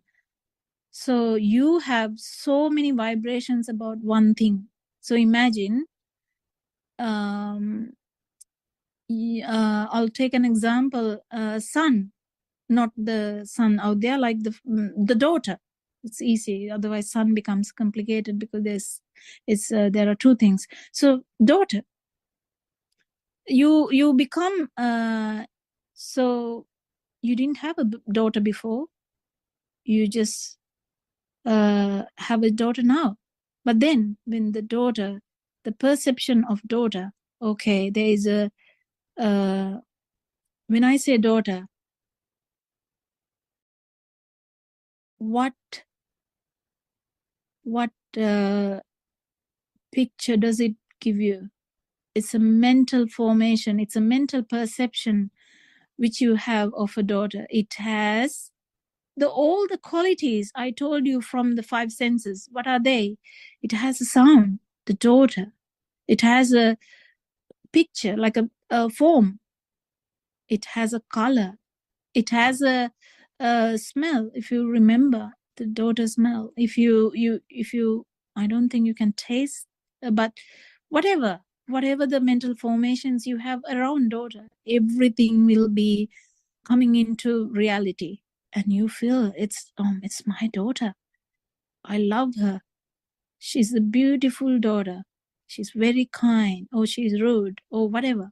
Whatever the daughter you have, it will be. And sometimes someone will tell, I don't have a daughter. Okay, that's it. That's the perception you have. So when you say the daughter, does it feel that it's just a mental formation, or just a perception of daughter? It's just a perception. What does that mean? It's just a creation from your own senses, the human senses. It's a creation of another vibration. The daughter is a vibration. Do you understand that? The actual vibration, this name and form in Nama Rupa, actually the name part is coming from that vibration. And you form with everything that you have, the five senses, you form a new name and form, daughter. So all the memories, within brackets, all the past perceptions you had about that daughter comes into effect because the vibrations are similar. Well, if you see someone out there in the car park, someone similar to your daughter, but it's actually not your daughter, you might just suddenly match the vibration, and all about your daughter will come into your mind. And you will be like, I haven't seen my daughter for a long time. This girl actually reminded me of my daughter. Then you feel this thing happened to me. I saw someone, and the figure of that person reminded me of my daughter. And you give a call to your daughter and say, I saw someone, and it reminded me of you. And when are you coming to see me? Because I want to see you. All these things keep happening because the vibrations do match. There's always, you won't be able to appreciate anything if the vibrations didn't match. Do you understand it? If the vibrations didn't match, you can't actually appreciate anything. So until your system, the body get destroyed, you will be actually having a vibration all the time, whether it's touch, whether it's temperature, whether it's pressure, whether it's smell, whether it's a sound, whether it's the taste, whether it's the eyes, the form, or the colors, or the light. This will keep happening. No one can actually stop that until this, and it will never actually stop, because this, the becoming will never stop unless you understand this system, the dependent origination. And just understanding would actually lead you to understand, then what am I feeling? Why am I feeling the perception of self, perception of existence? Perception of self is always there. Then you understand that the belief that the belief of self existence is actually due to that. Unless you beat the feeling of existence or the perception of existence, when I mean that beat is when you understand fully. That's the get rid of the ignorance about it. If you understand fully that it's just another perception, then you don't really get craving for that feeling of existence. This is a different story. Again, I'm paving into different paths. So I'm telling you this time about actually the feeling of existence, or I'm telling you about the perception of existence, Atma Sanya. So you feel the difference. I told you that there is a feeling of difference. Then you give a different sanya to that, the different perception. So different perception, you name it as the feeling of self or the perception of self. Then you get the perception of self, you can't actually stop thinking about it and forming belief that it is real. So friends, I think that is how it is happening. So whenever you take something real, whenever you take something real, this can be in the sensual world, rupa world, or the arupa world, whenever the system takes something real, not we, if the system takes something as real, you or the system can't help feeling this difference, and that is the feeling of self or the perception of self, because there's a different wave now. It's a new wave, it's a different wave. This wave can actually, this is the beginning of cycle of samsara, or the multiple births we are talking about, because this can match to a lot of perceptions which happened before. This feeling of self or this new form of wave is the beginning of the samsara. That Lord Buddha understood. This is not anything that anyone else apart from Supreme Buddha can understand, because Supreme Buddha understood it without help of anyone else, that this samsara is dependent upon this new wave or new perception, that new energy that is formed because of taking everything as real. So friends, if you take something as real, you are alive. I'm repeating that again. If you take something as real, you are alive. You can't actually avoid that. I'll repeat it again. If you take something as real, you are alive. So because of that, feeling of existence is unavoidable, or the perception of existence is unavoidable. So what can we do? We can just keep understanding Dhamma. We keep understanding Dhamma. We keep understanding that it's just a fundamental thing that we experience.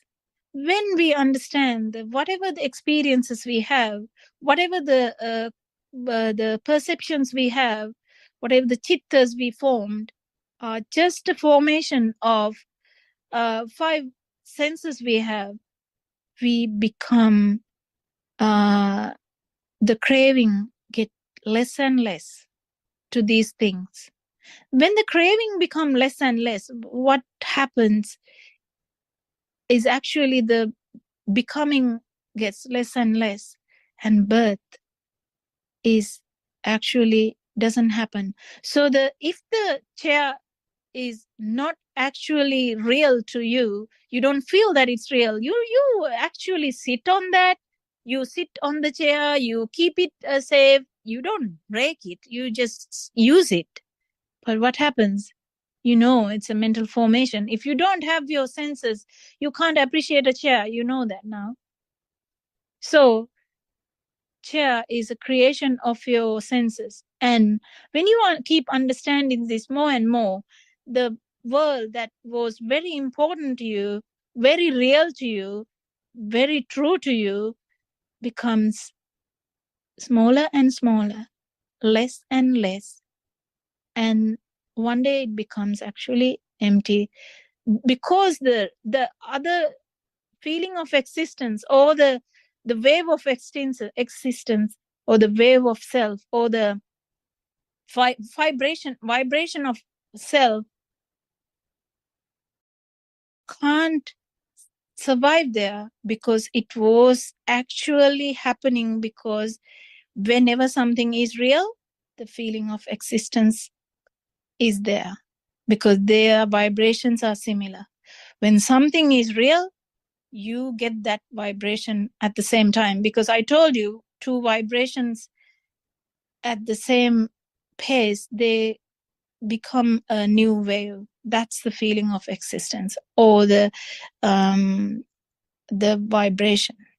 vibration of existence, or the self, feeling of existence, and the belief. To get the belief, you when you understand Dhamma slowly, your belief actually breaks. That's the stream winner. The belief breaks. You don't believe anymore that there is self. You don't believe anymore that there is someone actually perceiving these things, that there is someone eating, someone drinking, someone actually perceiving these things, someone sleeping, someone living, someone loving, someone hating, someone actually thinking all these things, that this is my mind, my memory, myself. This real feeling goes down whenever you listen to Dhamma. That's what it happens. So when you keep listening to Dhamma, this real feeling goes down, and then ability to this feeling, the vibration of self is actually the vibration of real feeling. And when the real feeling goes down, the vibration of self goes down. And the day that nothing is real to you, even the feeling, even the basic light is not real to you, you can't co-vibrate, or you can't match the wave of the feeling or the vibration of existence, vibration of soul. Then you actually feel a void. You feel that there's nothing. That at that moment you will experience nirvana. So the basic understanding is understand this Dhamma, and then you can understand the feeling of existence is actually based on the feeling that you feel, that every perception that you feel is real. To understand this, someone like a 7-year-old will understand in a different way. But people with a lot of scientific evidence, a lot of things around them, they have to have a better explanation, because they have a lot of perceptions. They have a lot of knowledge. Knowledge is a part of perception. Knowledge is another thing that is formed in the mind. If you have a knowledge, that means it's part of something that you thought real, because you won't by heart something if it is not real. You think it's real, that's why you have by heart. Or you feel that it's real. If it's a song, you feel it's real. It's so lovely. That's a beautiful song. Then you by heart it, you tell it, you dance to it. Yeah, it's very important. But if you keep understanding that these are only mental formations, and if I take these things as real, there is feeling of self, you actually, the clinging, the becoming get less and less, and less and less, and less and less. And that's the path. If you are in the path, you will be able to understand slowly that importance that you have given to your mental on formations will wither away, will go away, will slowly die down.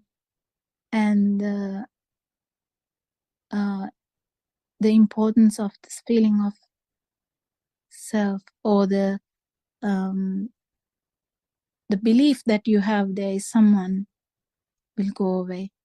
As of a stream winner, Supreme Buddha explained that the belief, when the belief is gone, you have actually done a lot of duty here. Like the klesha you have, or the impurities you have, is about few stones in your hand, but you have won the whole big, massive, giant stone out there. So the thing to get rid of has become such small that you can hold it in your hand. Streaming is that important. So friends, understand this Dhamma, talk with noble friends, have discussions with noble friends, have keep thinking about these things, perceive things as they are, but then try to understand what it is, why we have given the importance to this world. And world is a mental formation, and even mental formation, the mind is just a formation of 5 senses, 5 vibrations coming together. So this basic fundamental understanding of vibrations and giving rise to another vibration that you are existent is bringing you suffering. That's the most important thing. If there is happiness, Lord Buddha said once, if there is happiness out there, for once, at least aside a bit, I won't tell there's suffering in this world. He has told there's suffering only. So we know that, because every time you get a sensation or perception, if you feel that it's happening to you, it's happening to you. You can't avoid that. So the suffering is there. So friends, I tried my best to tell you a few things about Paticcasamuppada, or the dependent origination today. I hope you had a good time. May the Noble Triple Gem bless you all, and thank you, Aranwanse. Teresa, I want to discuss with you a small time. So, you see, very good explaining. Otherwise, these 6 senses are working without you. Do you hear me? Yeah, yes, Are you sir. hear me? Yeah. This especially thing is this. These 6 senses are working without you. That's a amazing experience. Someone understood this Dhamma. How is creating this mind? So what is the alive feel? You can experience it. These senses are working. No one is here. Nobody is here. But these 6 senses are working. You are not in there. But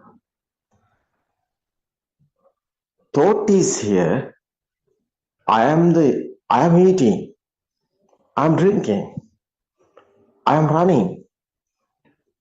Everything is, you are thinking. Only the thinking.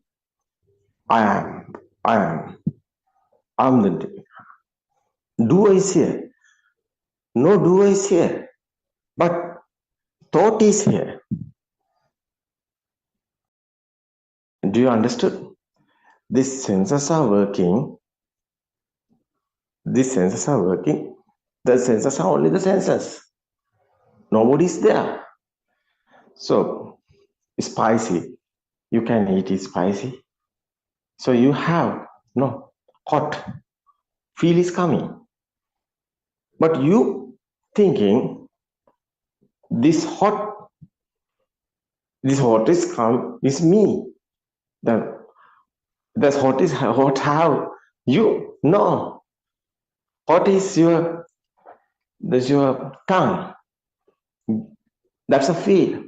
That's a tongue is sensor. This tongue, this sensor is not working. Spice is not coming. That hot is not coming. May I correct? Do you understand that? This sensor is the Yes, sir. sensor. Yeah, sensor is only the sensor. Nobody is here. But we are thinking this hot is mine. It's mine. This hot is who have hot? Who have this burning? No, there's a burn, no. It's a pain, no. Who has this? Nobody is here. But we are thinking, the senses are working. There's an example is that there's a spicy you are eating, there's a hot is coming, but it's senses working. But we are thinking the sensor is me. We are binding the me everywhere. Doer is no doer is here. But we connecting the thought. Everything is the thought. So thought. So mindful world is thoughts. Everything is a thought, thinking world. This chair, table, sun, moon, everything is thoughts, no? Otherwise, me also thought.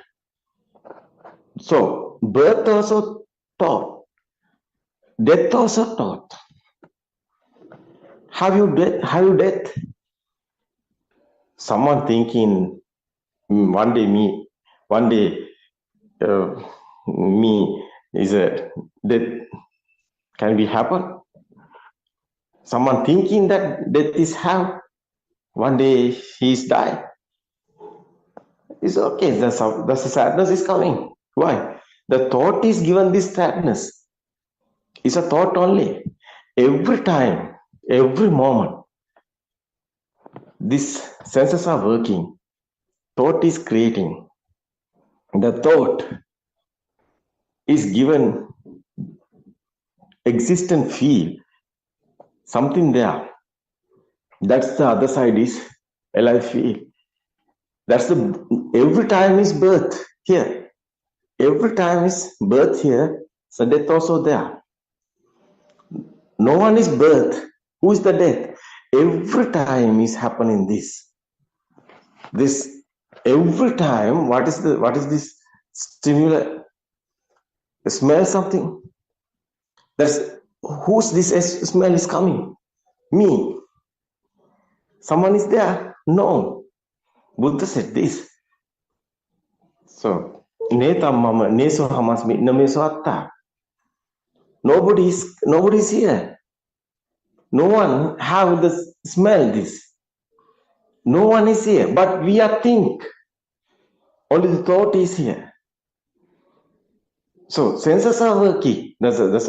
Your nose is working that sensor. That's the smell. Jasmine. Where's the jasmine? Jasmine is a sound. I come to that's a picture. That's a jasmine is a sound. The sound and forms together. That is the thought. Jasmine. But smell and feel is other one. That's a sense of feel. We combine that sense of feel, jasmine. That's the sound and forms together. That's the jasmine.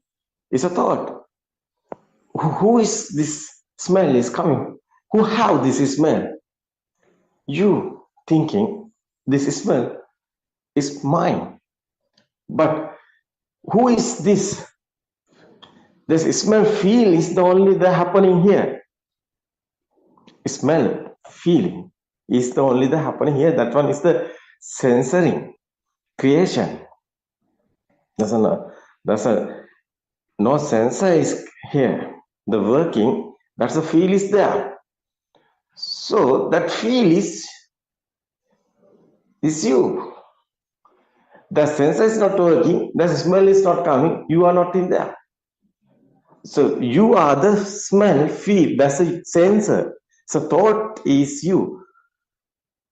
Every time we are thinking, the sensor feelings is me. But it's not you. It's a thought only. So senses are working systematically. Process is there. Nobody is there. But thought is creating. I am drinking, I am eating, I am running, everything is you. No, that's the misconception. That's a mistake.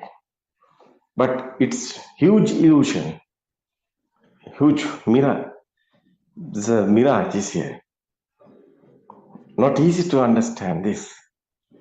No one is here. Senses are working. You are not in there. You're not in here. No, doer not in here. Well, what do you think about it? Nobody is here. No being, no living being, nothing existent is Buddha's word, no. Nisato nijiva sunyo. Who is doing? Are you there? You are doing. Have your death, have your birth. Every time is happening this. What is the death? It's only the thought. So, who are you? You are going to front of the mirror and you are telling, this is me.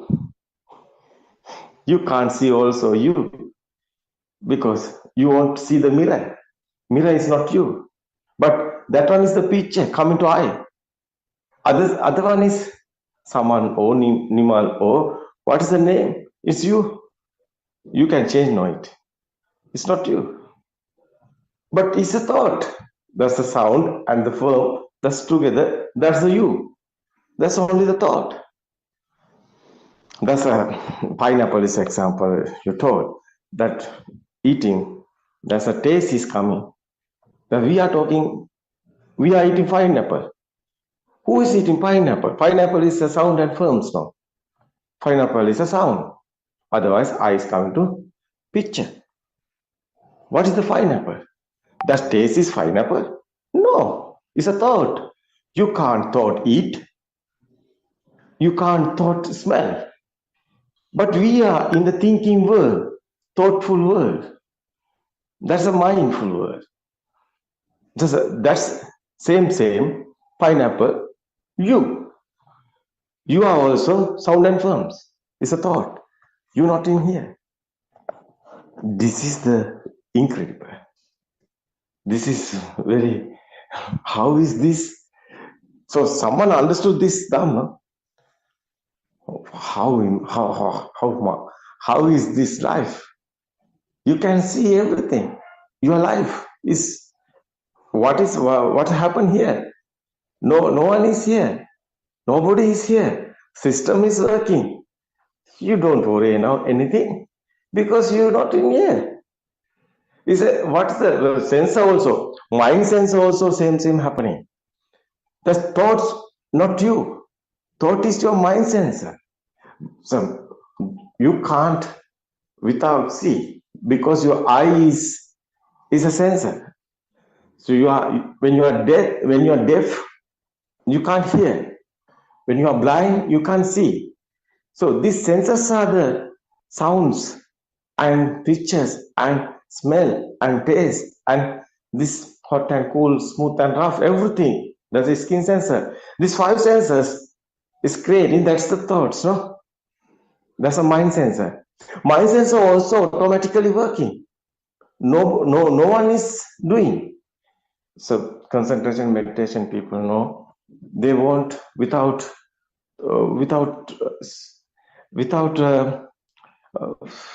thoughts. They want continually. There's a excellent here and doing the briefing without thoughts, but it not happening. Thoughts is always coming, but they are trying. That's a meditation therapy. Without thoughts, without thinking, they can't do that because mind is automatically working. Thoughts are coming. So it's not you. Thought is also sensor. It's automatically happening. This process, this systematically is happening. This process is going. You can, this imagine is, you are not in here, you are in the out.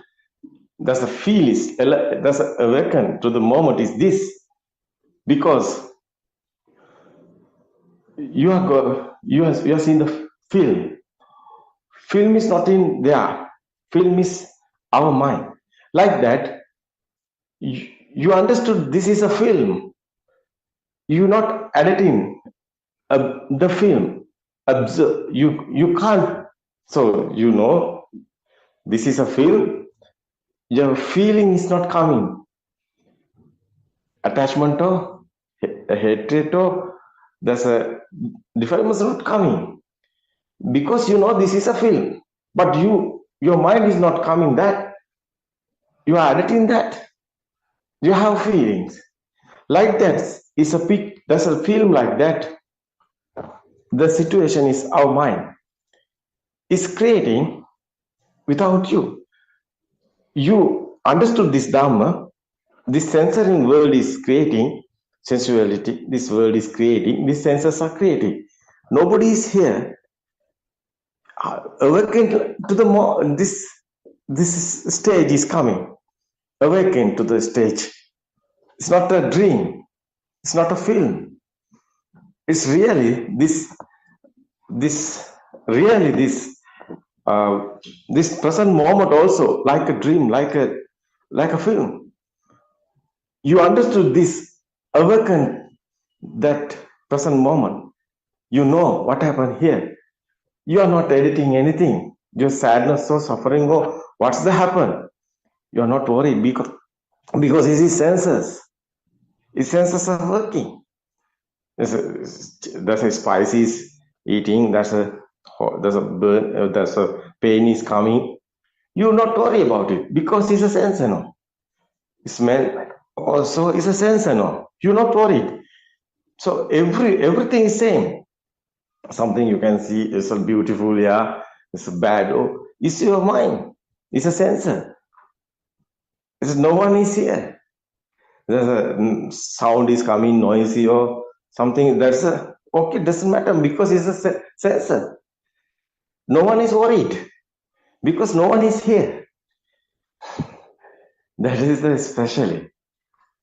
No, this the Dhamma someone understood how is coming tranquility, how is coming without vibration mind, without vibration any stimulus. That's a calm and cool. There's a no death or no birth. So how is that? Everybody is suffering the death. There's a living being. Every living being is suffering this death. But death is a thought, not easy to understand. Your suffering is gone because your death also not. It's the real. It's the thoughts. So this one understood someone. How nice. How is the feel? Endless happiness now. Because no worry, anything. Do you understand that? What I'm trying to tell you? It's okay. It's okay. Yes, sir. Yeah. What do you think about it? What do you think about it? You also, I know this understood. So, what do you think about the no death or birth? Have you death or birth? Have you this? I know this practically is not easy because we are long period is in this thought. No, it's a permanent. We have death. Have you death? This understood. Sometimes your mind know this. No, now you know this. No, but it is practically is a converting inside. It's want to be happen, but it's not happening. That is why you're thinking. No, you have experience. It's okay. No, this is not a believing. This is not a trust. What do you think? Yes, sir. Why are you silent? I'm a bit busy today, that's why, Aaron. That's okay. Tomorrow we can discuss this. Okay, we can discuss another day. It's okay, everybody. It's the Thiruvan Saranai. Today, I think is very nice explaining. So my Dhamma friend is okay.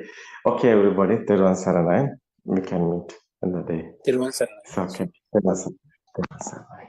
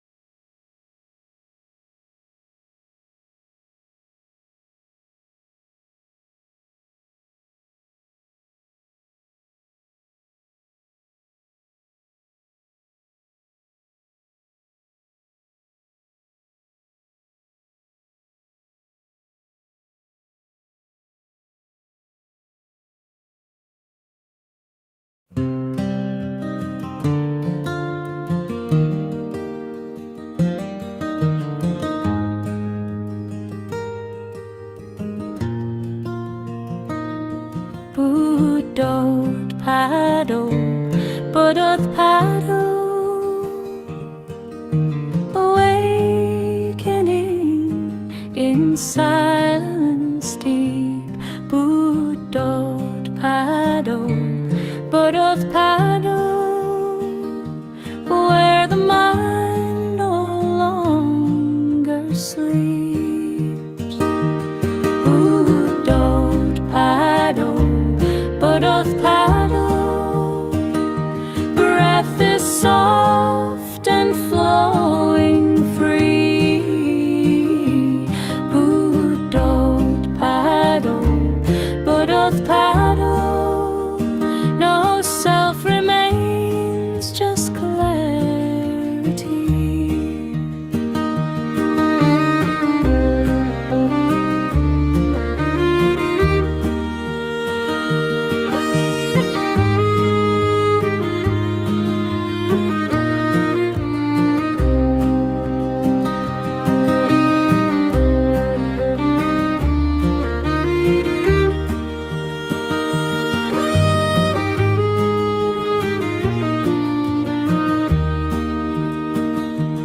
Buddothpado, Buddothpado, stillness shines like morning light. Buddothpado, Buddothpado, truth appears beyond sight. Buddothpado, Buddothpado, Buddothpado, Buddothpado, awakening, awakening, Buddothpado.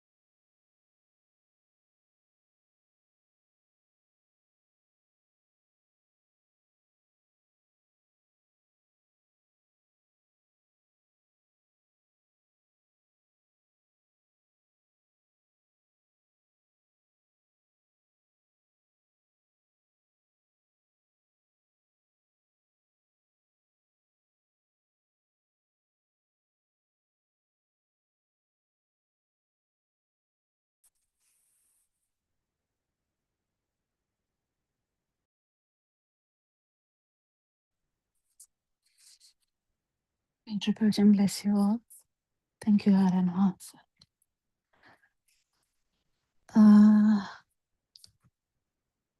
We talk about the no-self angle every day. how we start this path. And one time Lord Buddha asked, someone asked from Lord Buddha, what is the being, the sattva, what is the being? What does it mean by a being? It can be a human being, animal being, any being. What does it mean? Lord Buddha said, if there's any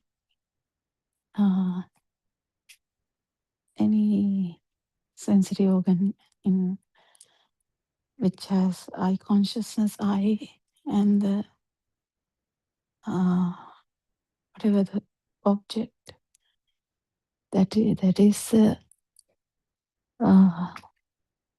the being. So the consciousness, the reason why we even say there is a being is the consciousness. What is the reason for the consciousness? Consciousness, the reason is actually the sensory organ.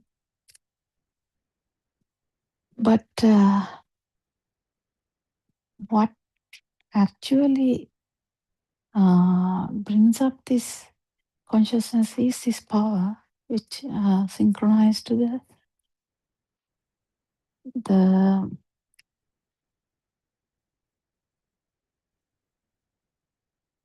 which synchronized to the zygote, or in that sense, a zygote means the sperm and the ovum coming together. We call it a zygote. There's a vibration which synchronized to that vibration. So there is power. That power is the reason that the babies are different and beings are different. So the power of that being, that is different. So even though the consciousness is due to that, the extra power which is there for every being is different. So if you have twins, even though they look alike, they look same, they look like same organisms, not organisms, to beings, to people. Still, even though they look very similar, the outcome is different. The personalities are different. Power is different. So when the power is different, we wonder what is it? What is the reason? Well, the reason is the actual vibration, which self-vibration. That is the reason.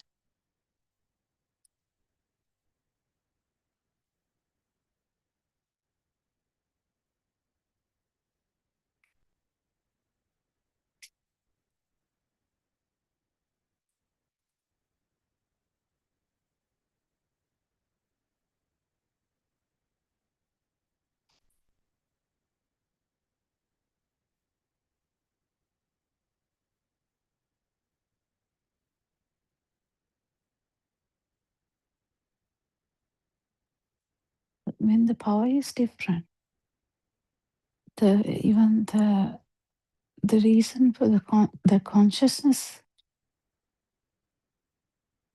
the possibility of consciousness is there when the power is there.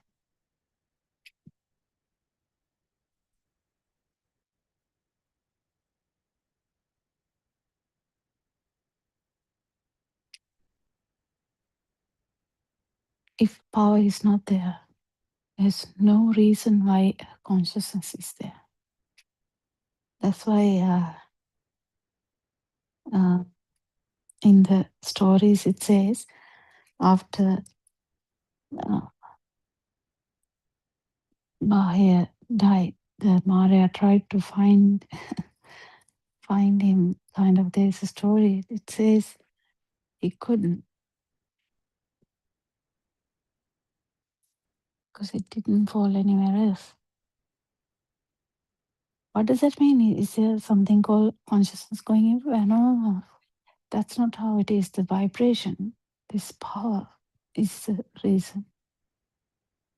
That extra power, which has nothing to do with this system, is the main reason what is giving the power for the consciousness.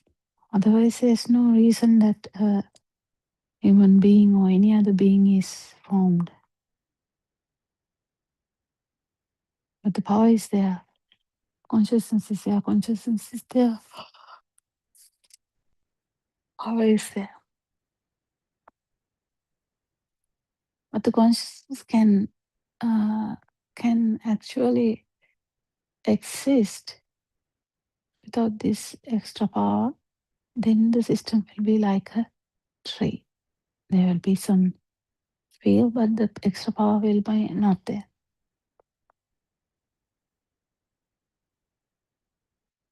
Still the consciousness is there. That is why it says non-manifesting consciousness.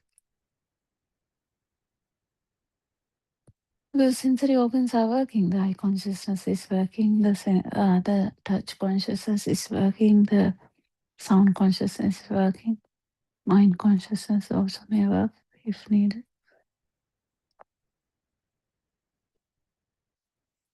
So there's no problem in consciousness, but it's non-manifesting means it's not falling anywhere. It just works. So there's no that extra power. Produce new power. So there's a change of power in everywhere.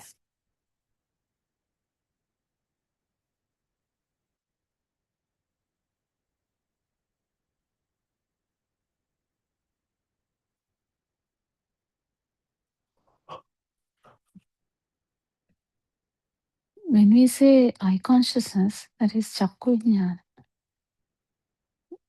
There is separation there. Separate feeling of the light. The separation is from that power.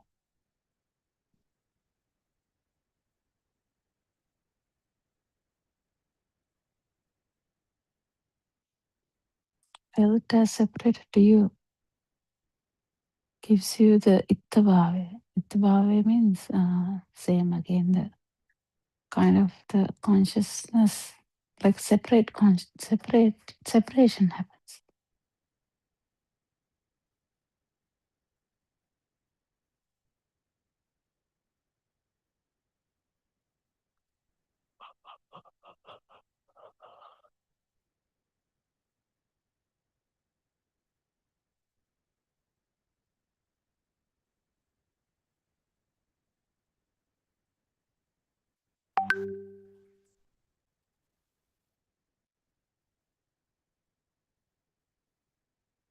Separation is due to ignorance.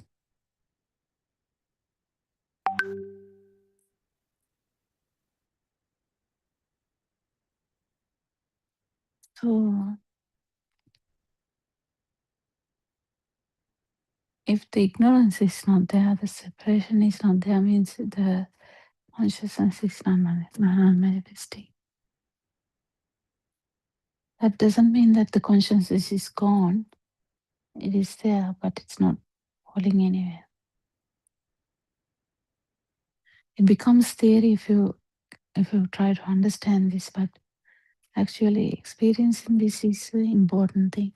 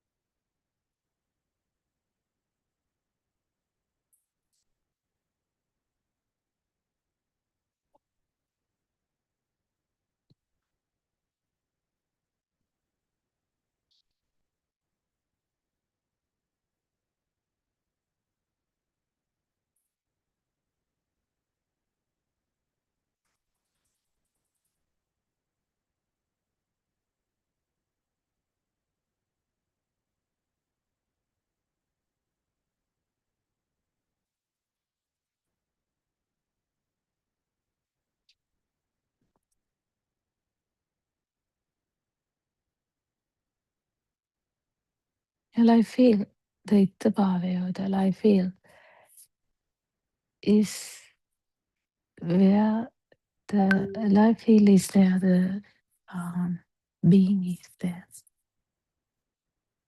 So it's important to understand this whole system.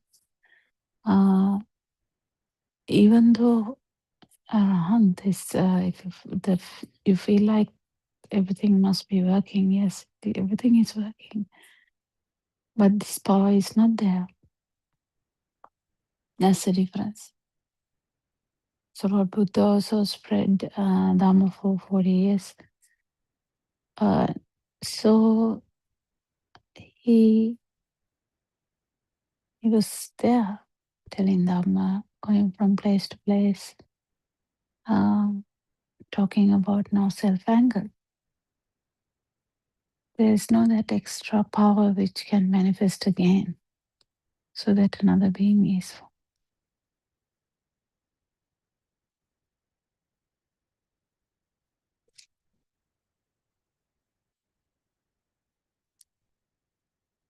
So what can prevent this power from giving rise to another being? Power should be zero.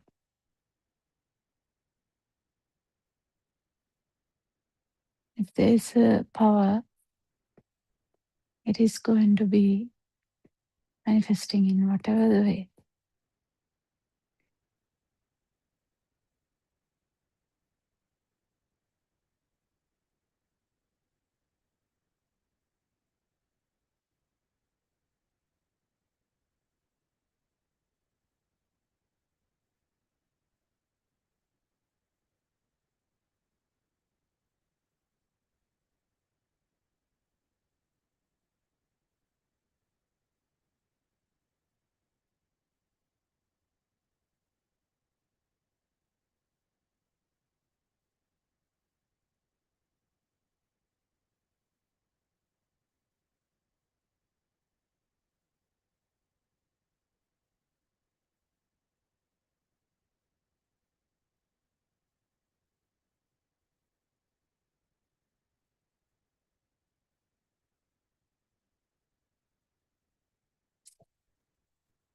So what happens when you know this Dhamma? What happens when you know the whole system? You can feel the non-vibration. What does that mean? So you can feel the status without this power and understand that there has never been a self. What was there was a misunderstanding about the speed of the sensory organs. My consciousness is actually not because there is a self. My consciousness is actually from the sensory organ speed.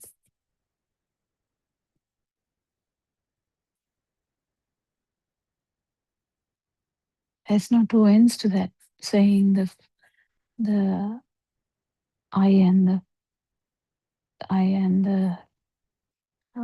the picture. There's no two ends like that. My consciousness is purely the speed of the sensory organ. The same thing with the Sota Vijnana, that is sound consciousness. The sound consciousness has nothing to do with the outer sound or the ear. It's actually the speed of the sensory organ. If you keep understanding like this, the touch, the taste, and you will understand that actually at the end, it's the speed of this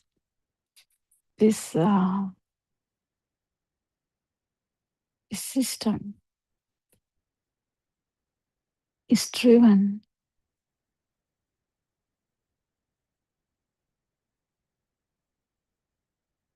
by the sensory organ function.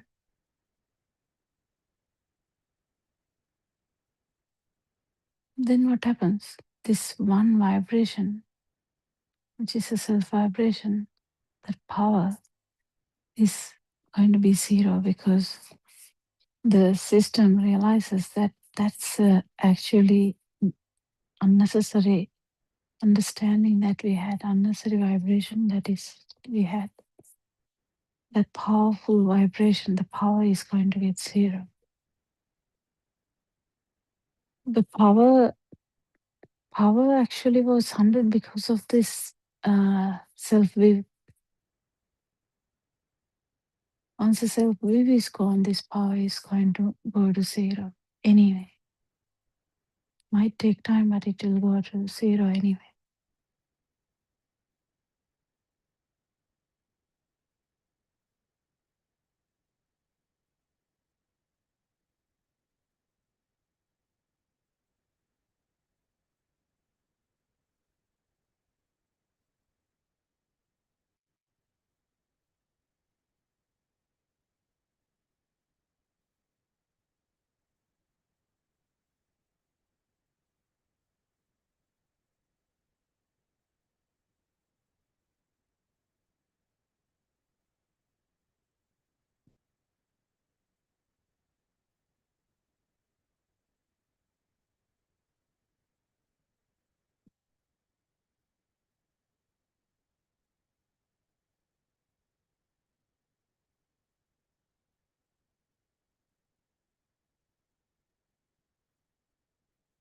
What do you think?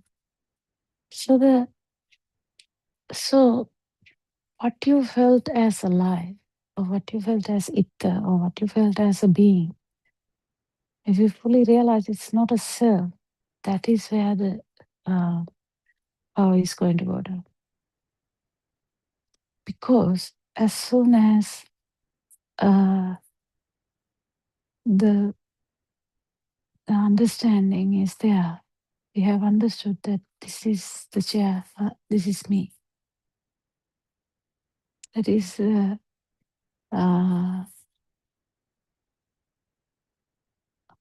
problem, right? This is a problem. That is the chair, this is me.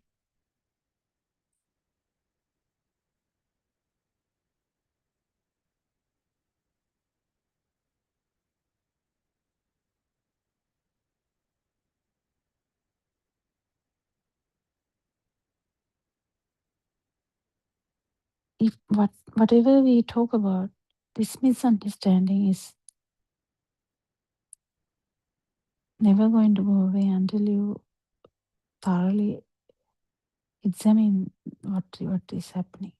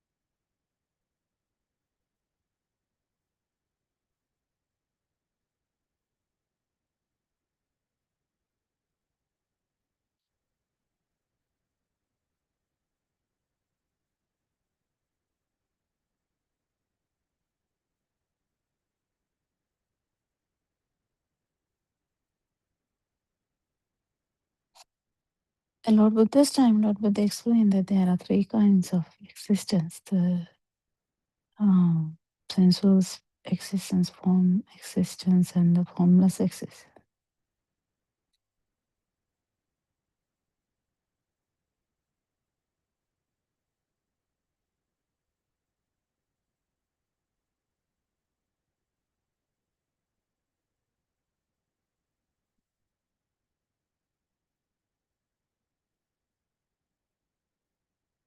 the Deva realm, human realm, the animal realm, the hell realms, all falls into the sensual realm.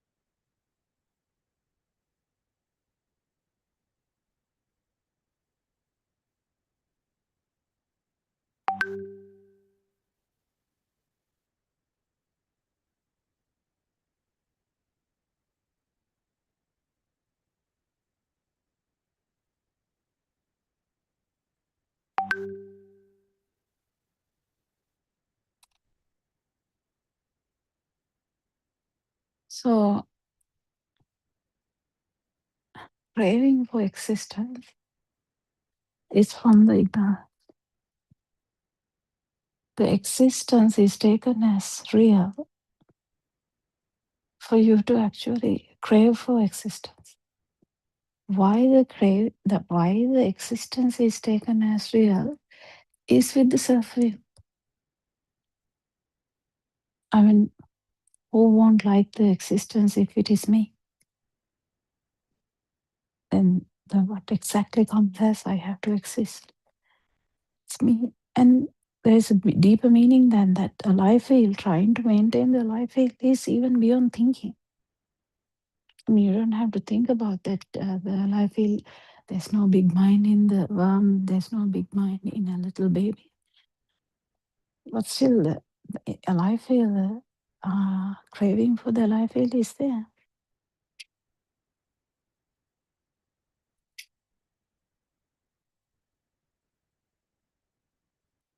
Craving for the life field is completely because of the existence perception.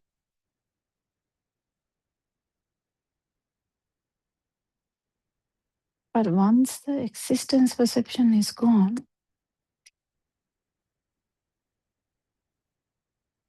craving is gone. Existence perception or existence feel is due to this extra power.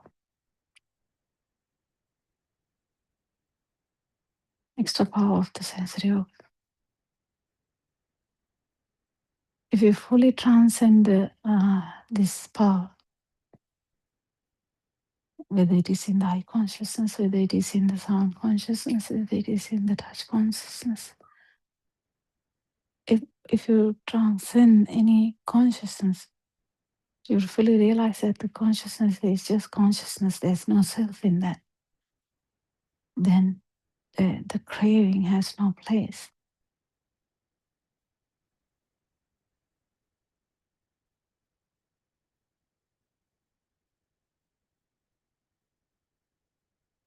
Craving, how can you say that the craving will never come? For the craving to never appear again, there should be a liberation of the mind, because the mind should be fully realized. The nama rupa, or the self perception, or the what is it? The existence perception. All the perceptions are in the mind. Sensual world, the chair is there, the table is there, fan is there, TV is there, settee is there, carpet is there. Sensual world is like that. Sensual world, everything is there. I am here. I mean, nice dream is ongoing, right? Yes, the dream is ongoing. In sensual world, it is very easy. It can be a very colorful world. It can be a very ugly world. It doesn't matter. Whatever the type of the world, it doesn't matter. The dream is ongoing. Sensual world, the duality is very obvious. But even if you now the mind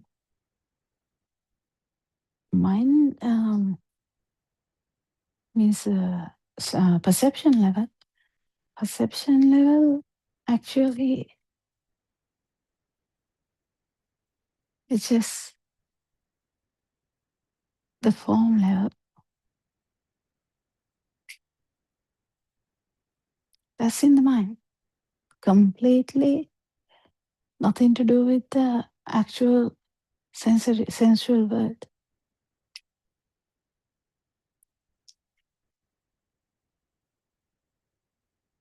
You can experience this. You don't have to die and experience. It's just another level of level in the system.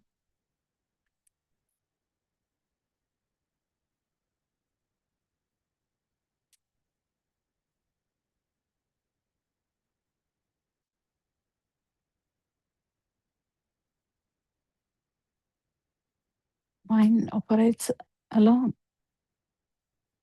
and the mind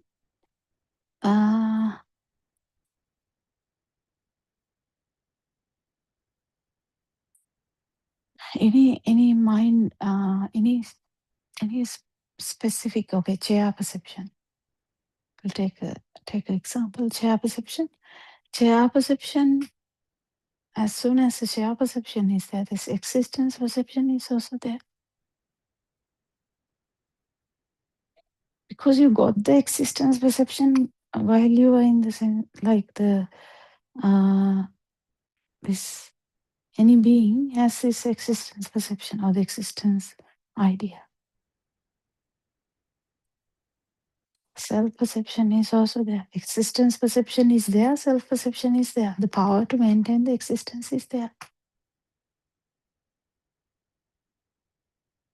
Even if you hate existence, it's the same thing. Existence perception is there. Whether you hate the existence or you like the existence, it doesn't matter.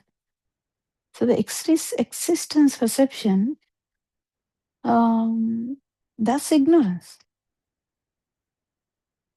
Ignorance, not knowing that it is a actual result of sensory organ speed.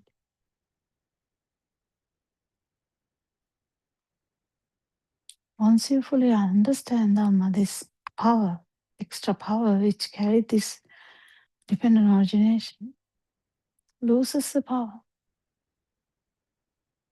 Loses the power.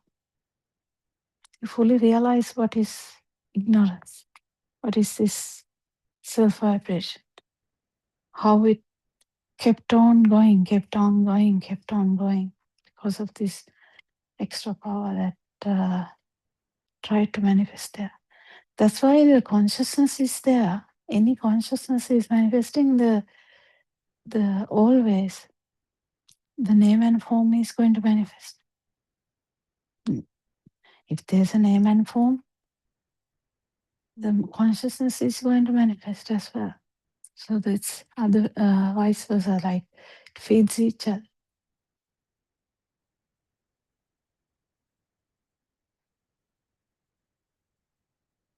Any consciousness. As soon as the consciousness arises,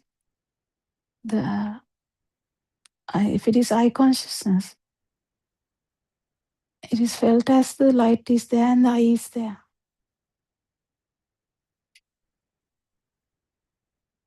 But actually, it is not like that. It is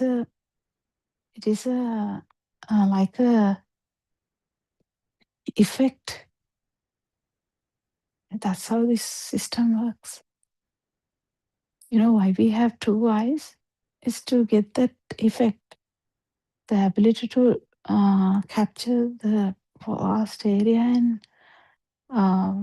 to feel that it is existing, and also the 2 years.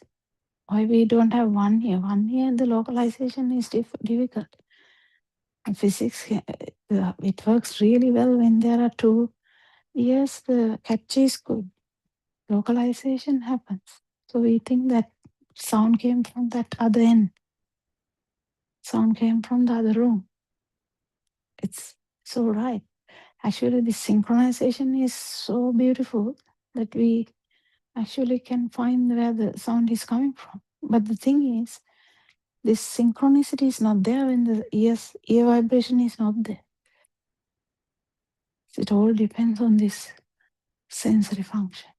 Why the sensory function is there in the first place is because of the zygotic vibration which gave this power. To understand that power, the power and the vibration, that's one vibration. That one vibration without power can't do anything. Can't do anything.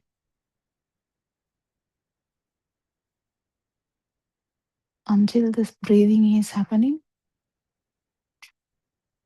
consciousness will be there, which is okay.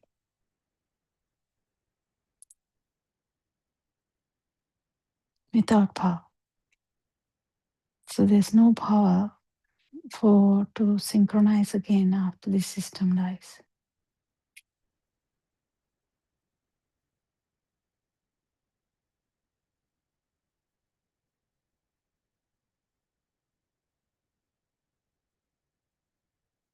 What is maintaining the consciousness is actually this body breathing.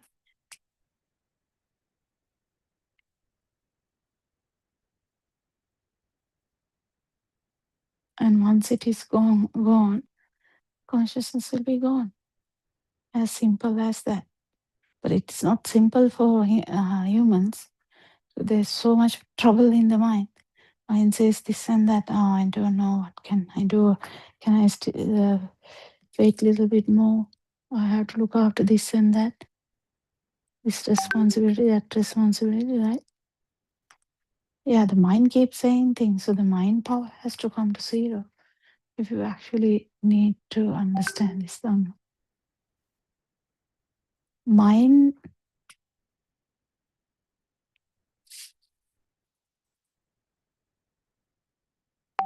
power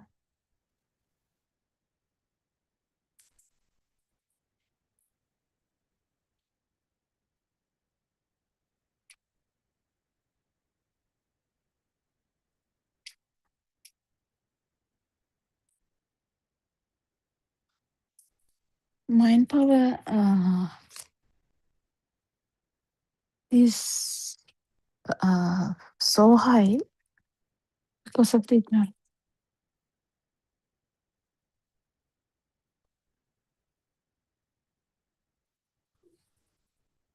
Actually, not knowing about this self vibration is the thing. If you fully understand that what this self vibration has done, why it has done, why it gives such a big power. From time to time, the power is different. With so much effort, people do meditation and try to enter form level and non-form level and maintain there. There's so much power. Kind of the power is too much. Once they lose that ability to stay in an unformed dhyana or not formed dhyana, people are angry.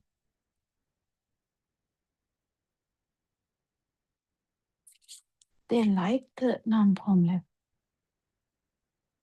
They like the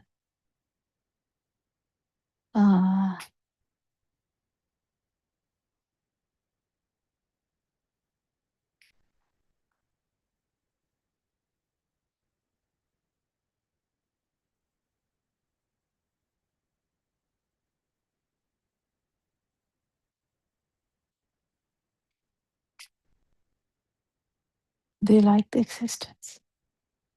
In the sense, the self vibration is always there for existence. That means the power. Power is trying to maintain.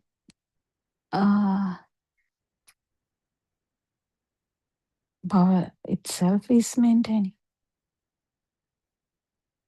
When the power is there, this power is so magical that little baby who the little two cells coming together forming the one cell.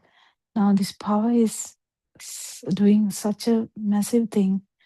The baby is formed with 2 eyes, 2 ears, mouth, tongue, skin system, and the whole system is nicely done, right?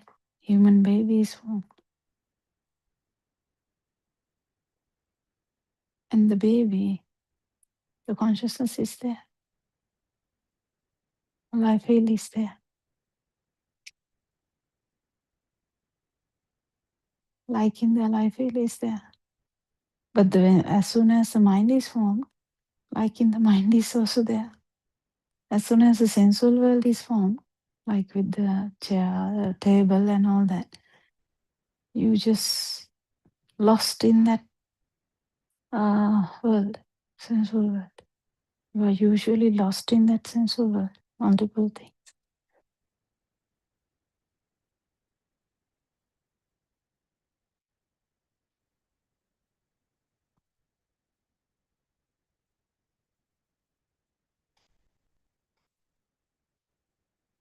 So,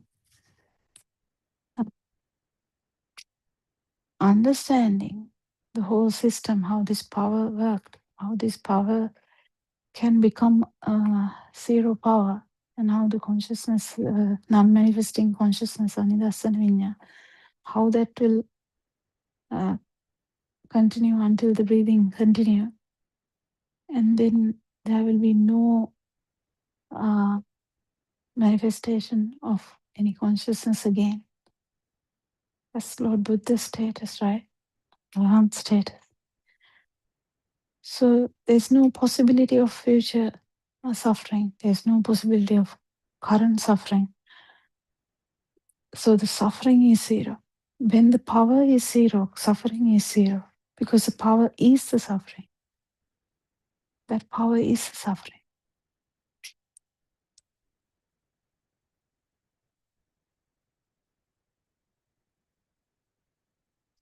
Once you understand that, actually the good idea that you had about this self is gone.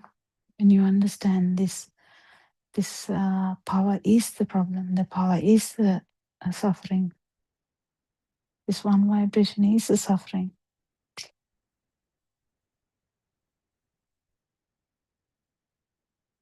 Not that you hate it, you just understand that that's how this cycle of birth kept happening. Went on happening, right? If someone is interested in Lord Buddha's Dhamma, you will understand that Lord Buddha actually didn't talk about going to a better realm. He actually kind of hacked all the realms and stayed out of the taught a way to exit the system. Exit the system of consciousness or the existence or the ittasanya or the life. So there's no suffering.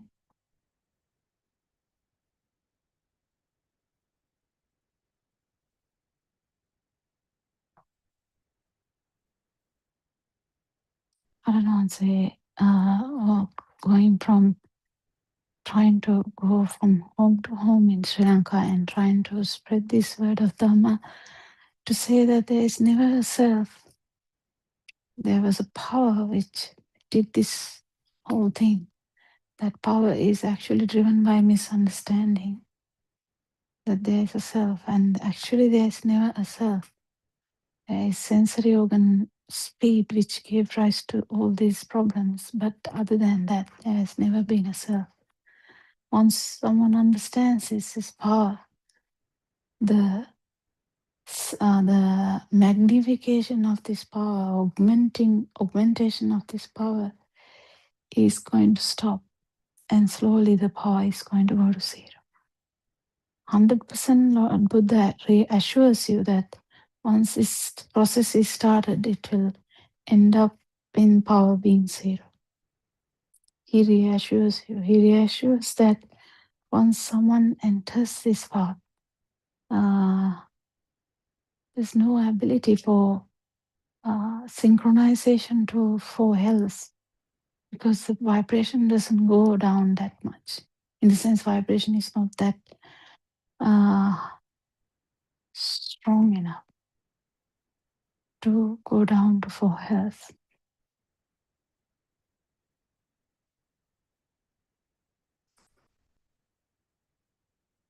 And slowly, actually, the liberation happens. Depends on the understanding, depends on the wisdom and the non-alive feel, or the no self dhamma, no self feel. And no self will feel will magnify or enlarge, and actually usually as people we have self feel, but then that will be replaced by no self feel, basically like a tree where there's no power. Trees also feel, but there's no power. Tree doesn't think this is happening to me.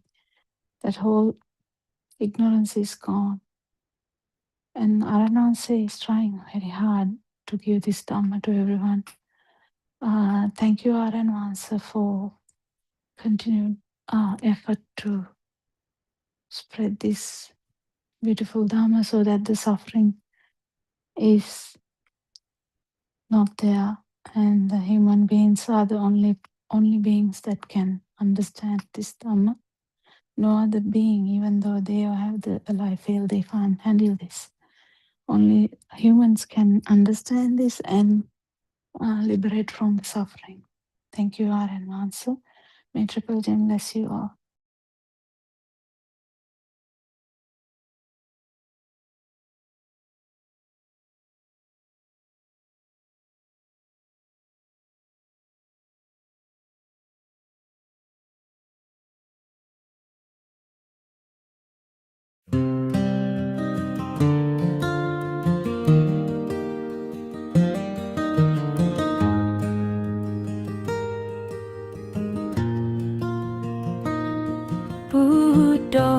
Buddothpado, Buddothpado,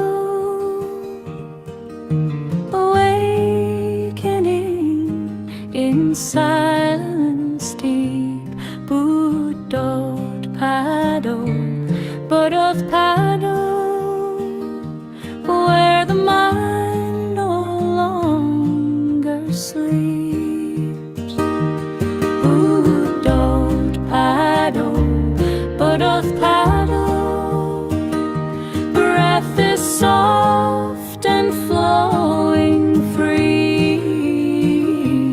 Buddothpado, Buddothpado, no self remains, just clarity.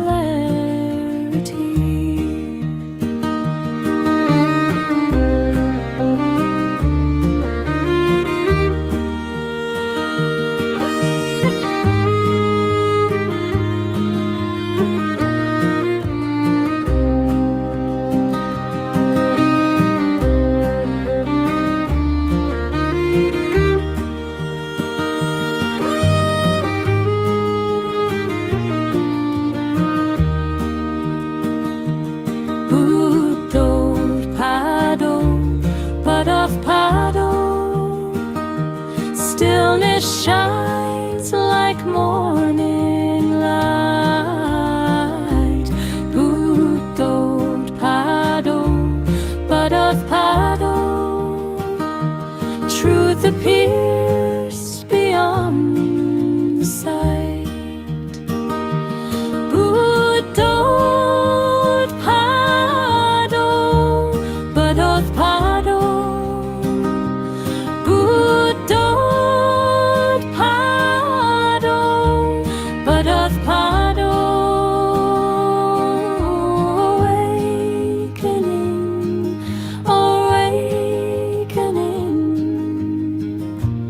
Buddothpado.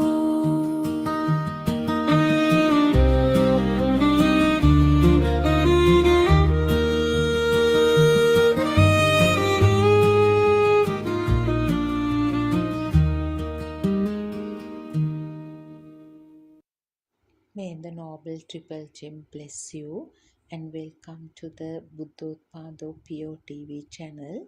So in this channel, Dhamma talks are delivered in English medium under the guidance of our spiritual teacher Buddothpado Aryan Wahanse.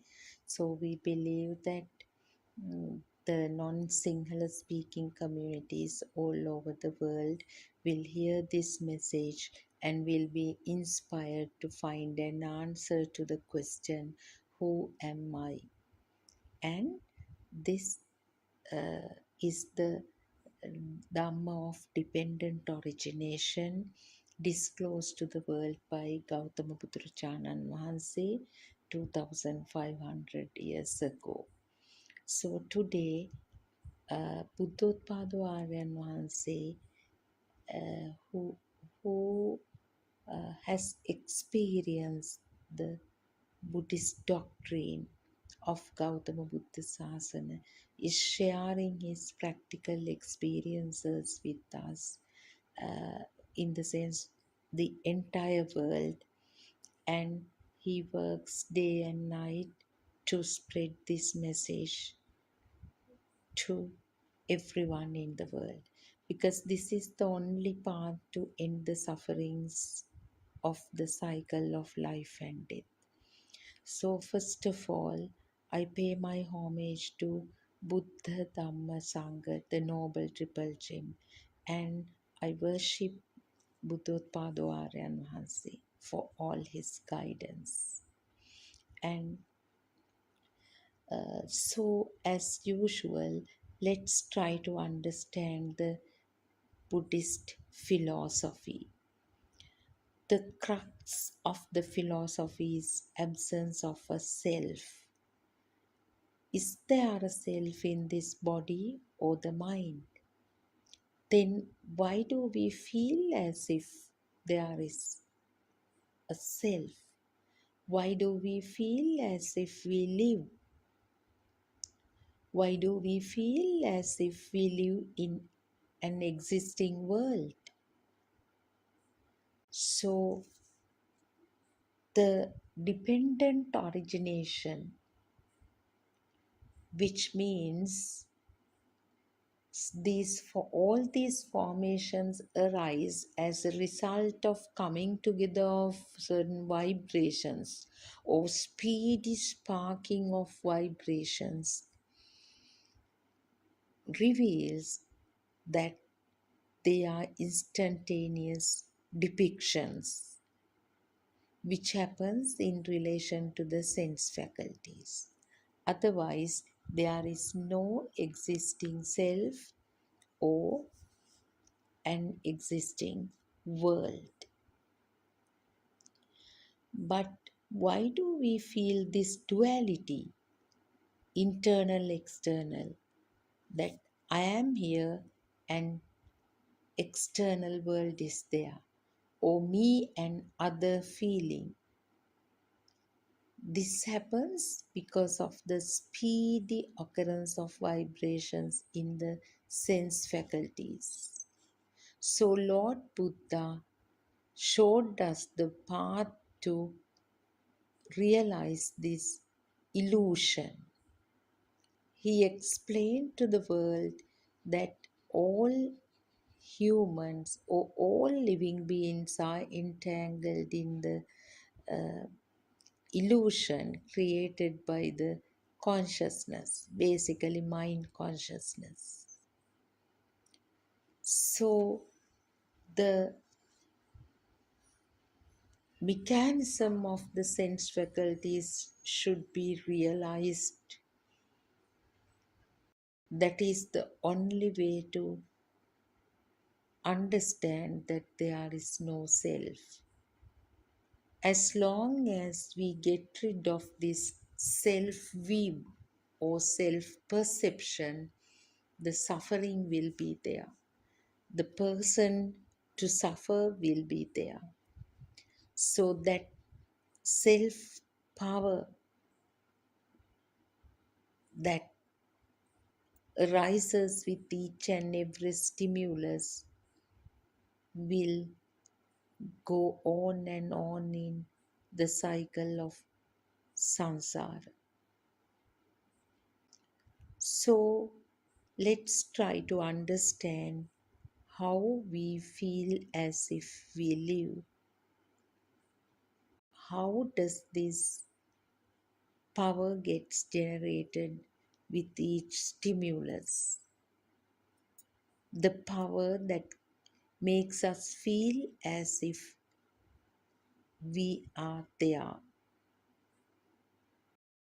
So in Buddhist philosophy, the common word rupa is used to talk about sense faculties.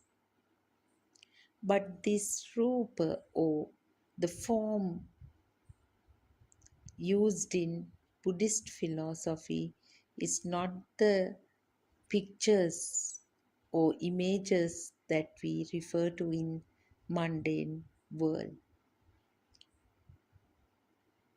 The experiences of the sense faculties are referred to as forms like sound, color, smell, taste, touch, and even thoughts fall into form category.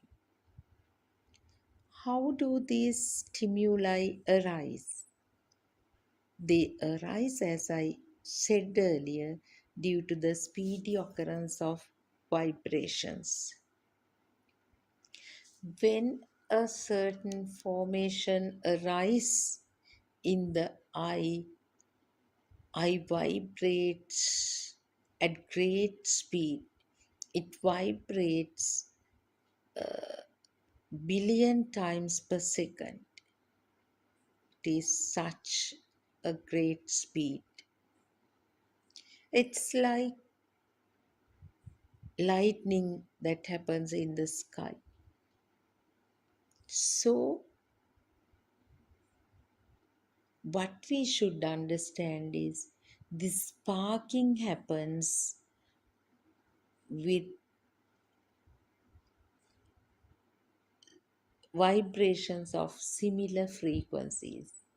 If the vibrations in the eye matches the outer vibrations, to that extent the sparking happens, and to that extent the formations arise. So the form arises in your eye is not exactly the same as form arises in my eye. We use these words to understand this basic function of the sense faculty. What we should understand is it is not that a tree exists out there and two of us see the tree in exactly the same way. That is total ignorance. Why is it total ignorance? Because I am here, the tree is there, the duality is there, internal, external. That is the first level of ignorance. Tree is just in the vibrations only. It's the condensation of vibrations. These the perceptions arise due to the condensation of vibrations. So those vibrations have certain frequency. Now just imagine me and you. We are also vibrations. Nothing but vibrations. So these two systems, me and you, may be having difference in frequencies. the vibrations, the frequencies may be different. So my eye captures the similar vibrations of that formation, and that sparking happens. To that level, I see that formation. Your eye also sparks with similar vibrations or synchronized with vibrations or similar frequencies, and to that level that formation arises in the eye. Ignorantly we believe that we both of us are looking at a tree that is located somewhere. So this reflection arises in the eye only due to the sparking. And when these vibrations of opposite charges spark, the power gets generated.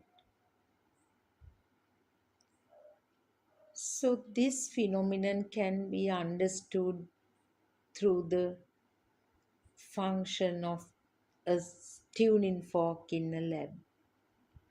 A tuning fork of a certain frequency is placed on the table in the lab, and a similar tuning fork is placed outside.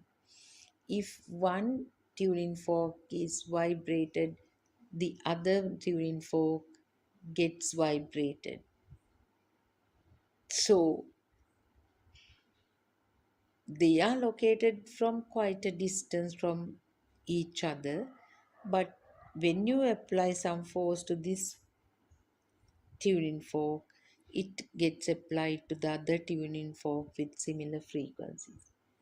It is the same phenomenon when the thunder feels in the sky, windows shake, because the interaction that human eye cannot capture happens.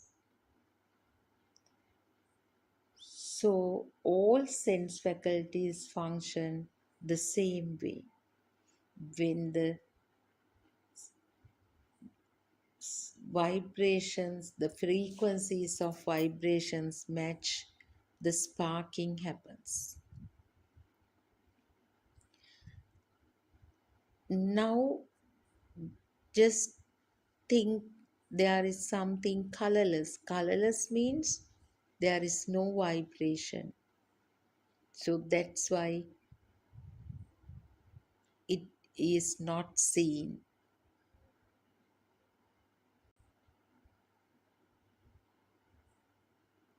So we are surrounded by billions and trillions of vibrations, but our system cannot capture all those vibrations.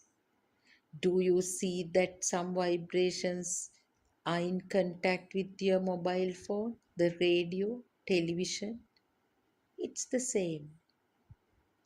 Only what can be captured through the human system are experienced.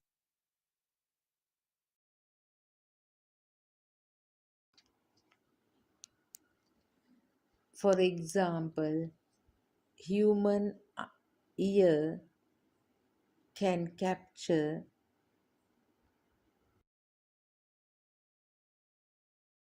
sound vibrations between 20 hertz to 20,000 hertz. That is the range. But the sound with higher number of hertz are available around us. Even sounds less than 20 hertz are available around us. So some animals, they can capture a different range of sounds. Now mold, virus, bacteria, so such microorganisms cannot be seen by the human eye. and some vibrations cannot be taken by the human system.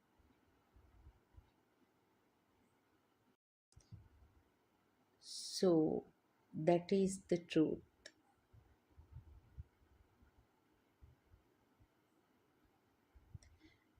So how does seeing happen in relation to the eye? Eye is like a camera. Due to the sparking of vibrations, certain shapes arise. But eye doesn't capture the hardness or softness.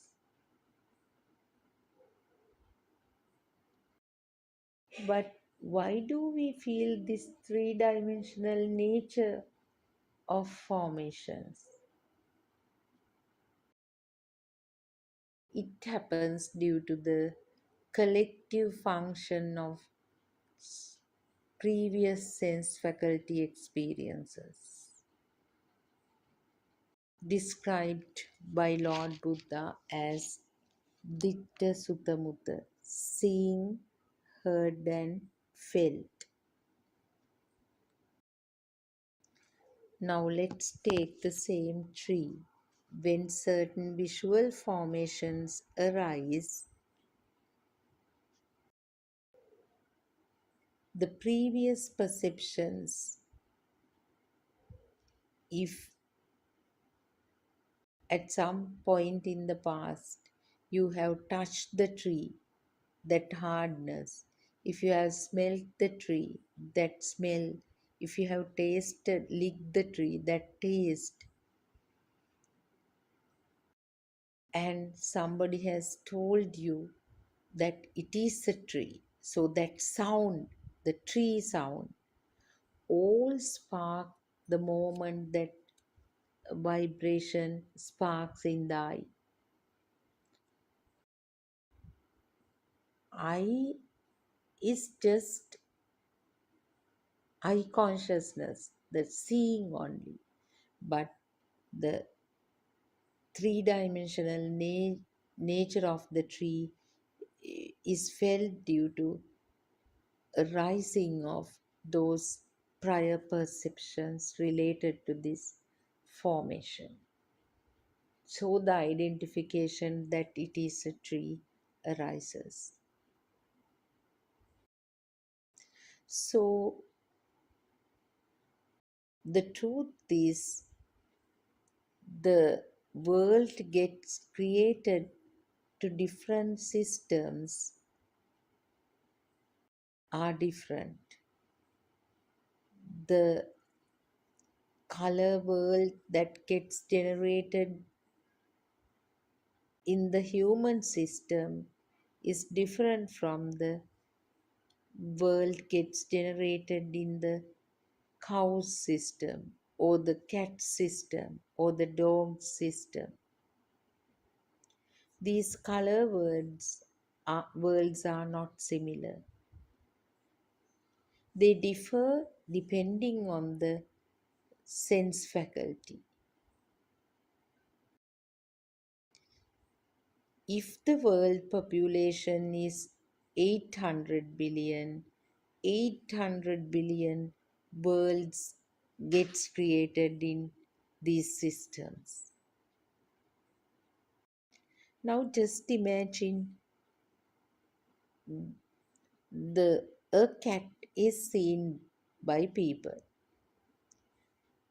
This image generates attachment in some systems, aversion in some systems,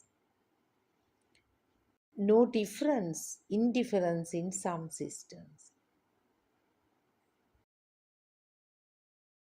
Why? Because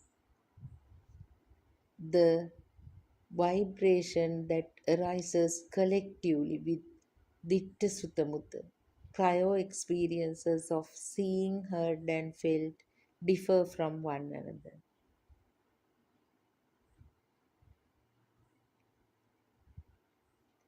the reinforcement of these perceptions over the time is very different, can be very different.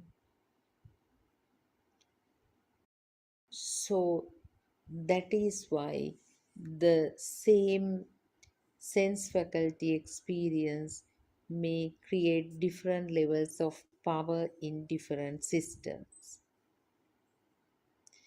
If we go back to the example of the tuning fork,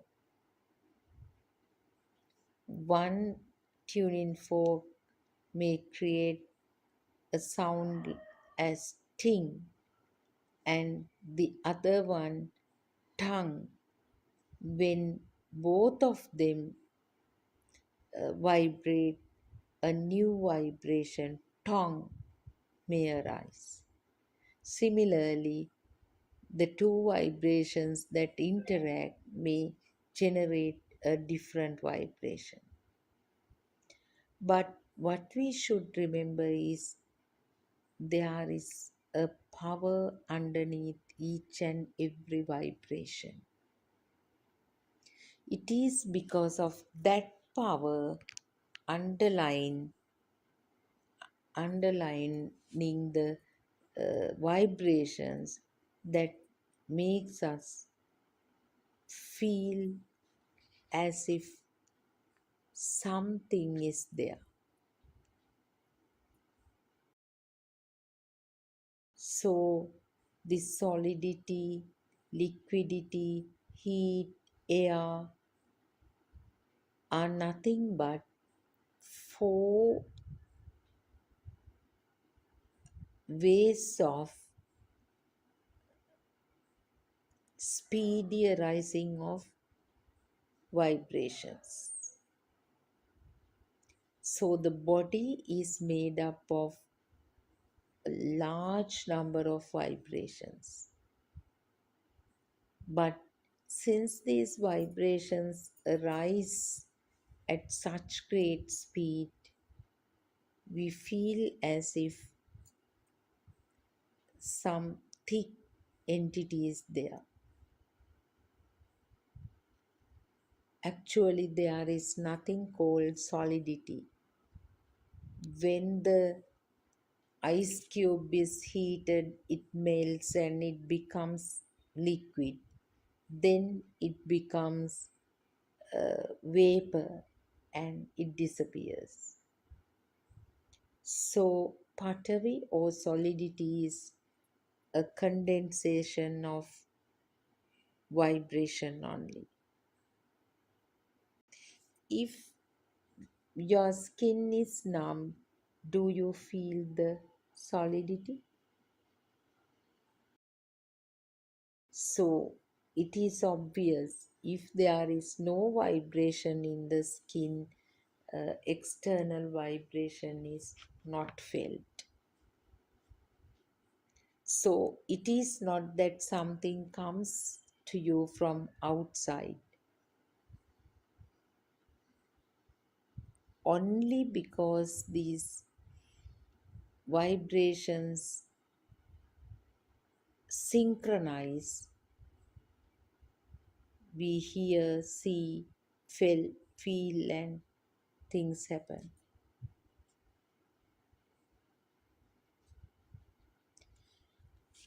The form, sound, smells, taste, and touch that arises due to vibratory nature of sense faculties are felt as existing because of the power underneath these vibrations. So when these vibrations spark continuously, things like tables, chairs, mother, father arise. The world perceptions arise. When such world perceptions arise, the me who experiences the world also arise. That is the self vibration.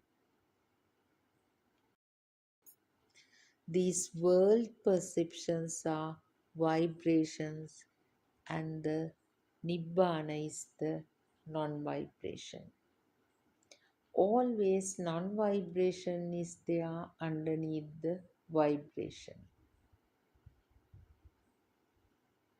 The fact that you are creating a world ignorantly is felt by the non vibration.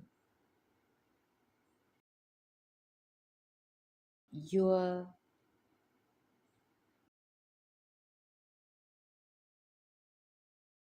ancestral home is non vibration, but you live in vibration. That is why it is said that you are already in the Nibbana, and but still you look for Nibbana.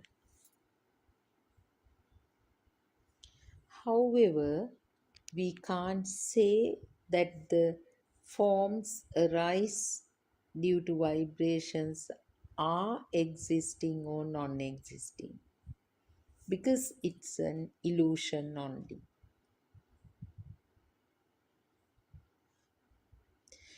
When we say what is projected or formed in the sense faculty, a chair, there is only a sound vibration and a light vibration.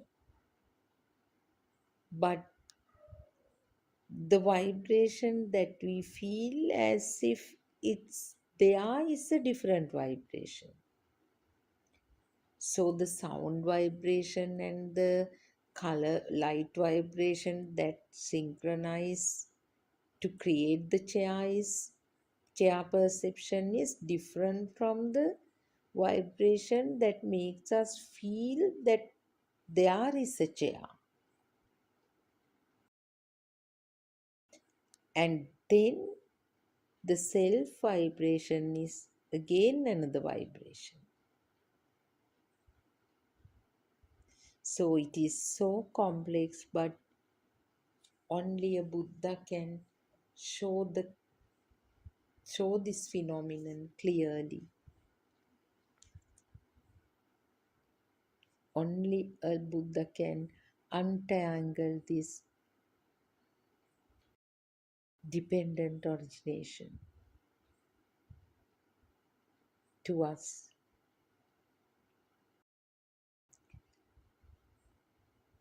That is why we say these 31 realms also arise in the mind at this moment.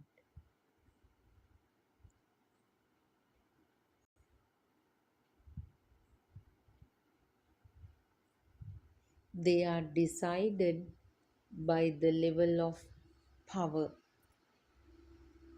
that arises in relation to the stimuli.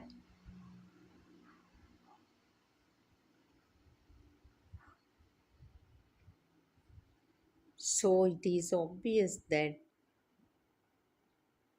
as long as the breathing happens, the sense faculties function and sparking of vibrations happen. That is the world. So this world is a creation of the sense faculties. So it is because of this power generation that happens in the world creation that gives energy to body function. These thoughts always gets generated and makes us feel I am there because of that underlying power. We know that the gravity of the earth arises due to the speed of revolving. even in a spinner or a top that rotates very fast or spins very fast, this power generation can be seen. If you tie a stone into a string and rotate it, a power gets generated. If you pull an elastic, if you stretch an elastic, there is naturally the power generated in on the other side. But non-vibration has no duality. In Majjhi Sutra, Lord Buddha clearly explains the power generation in relation to the two terminals or two ends of vibration.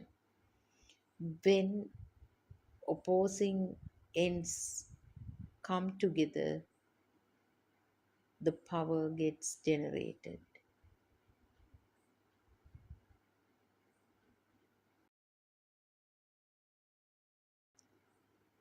If you put a dot in the middle of a white sheet and move it, two ends gets generated there.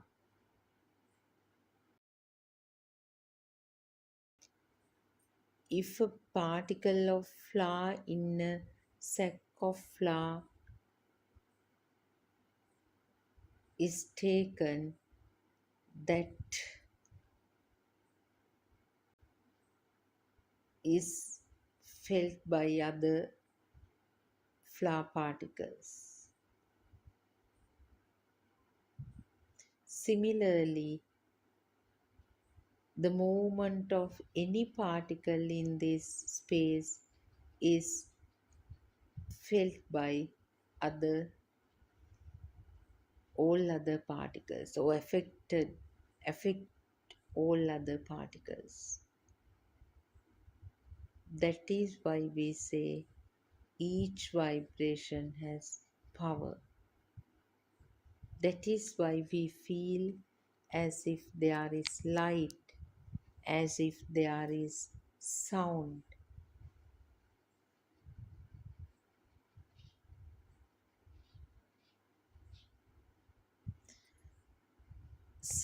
Billions of sound vibrations and light vibrations spark and make us feel there is a chair, make us feel there is son, daughter, mother, and they exist. Since we objectify them, we name them, and we accept them, the suffering arises. Although the NASA does so many experiments, they also can capture the same range the human eye can capture. But there are other planets that does not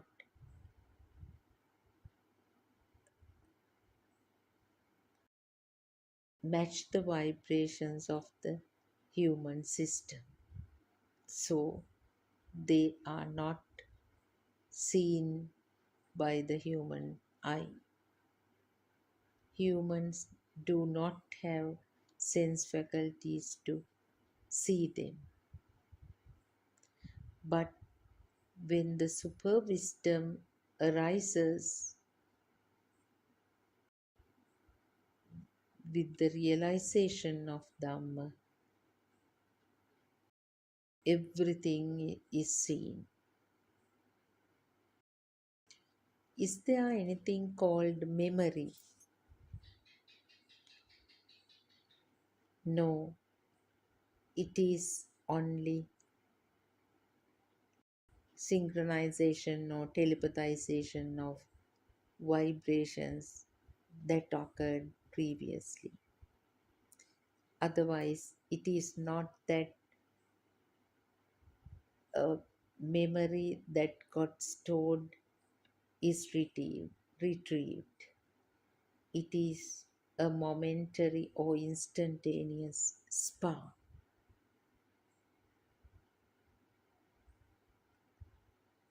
Just imagine you saw something just now. When you see the same after 5 years, you say, I remembered. But what happened was the synchronization of the vibrations of the two occasions. It happens due to telepathization or synchronization.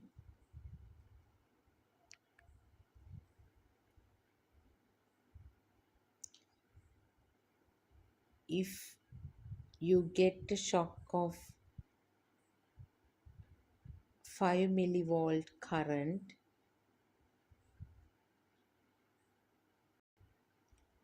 after some time, several days, you get the same shock of millivolt 5 current and you feel that it is a millivolt 5 current. Why? Because of the synchronization of vibrations. It telepathized. So the memory is only a spark. A thought arises instantaneously and ceases. Even the time is a thought. When that instant synchronizes with this instant, the time has no power. It becomes a lie. If we believe that there is a memory, there is a past,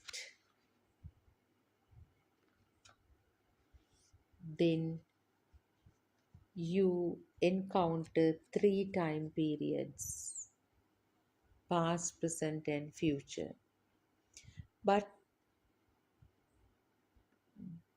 the mind of the baby in the cot is radiant. But they talk about previous lives.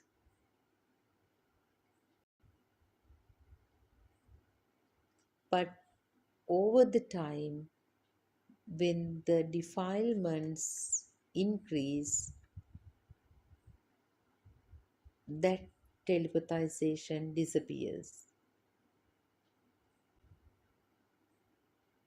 Why do we go on and on in this deadly cycle of life and death? It is because of this self vibration.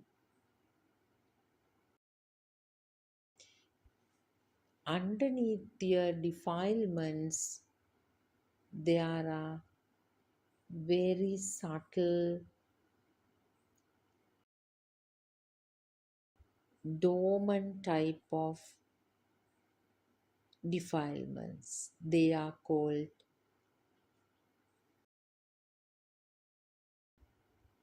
taints. So, in the way someone walks, talks, smiles, there is a self perception, self nature.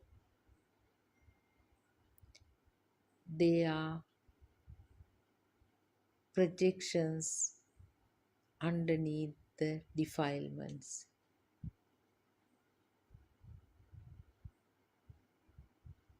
So defilements arises due to taints, like Electricity generates heat, light, and sound. Taints generates different types of defilements. Even though a newborn does not have defilements, that taints are there. The vibratory nature of individuals differ. Their desire, aversion, delusion, the level of defilements differ. The reason is taints.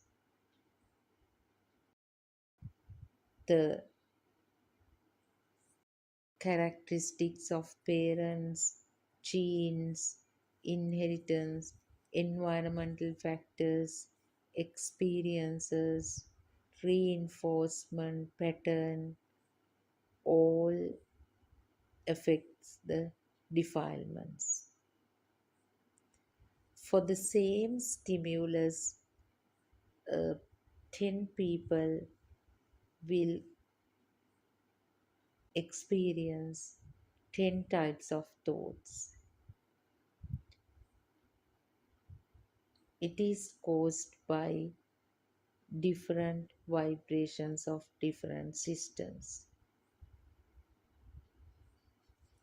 One vibration means one thought, but this continuously sparks as a flow of vibrations. Hence, it is called Sota. Just imagine if the world population is 800 billion, they possess 800 billion phones. When someone calls, it connects with that particular number. That number is nowhere else to be found. So, similarly, your self vibration is unique to you. If your SIM is broken, you can get a SIM to that number again.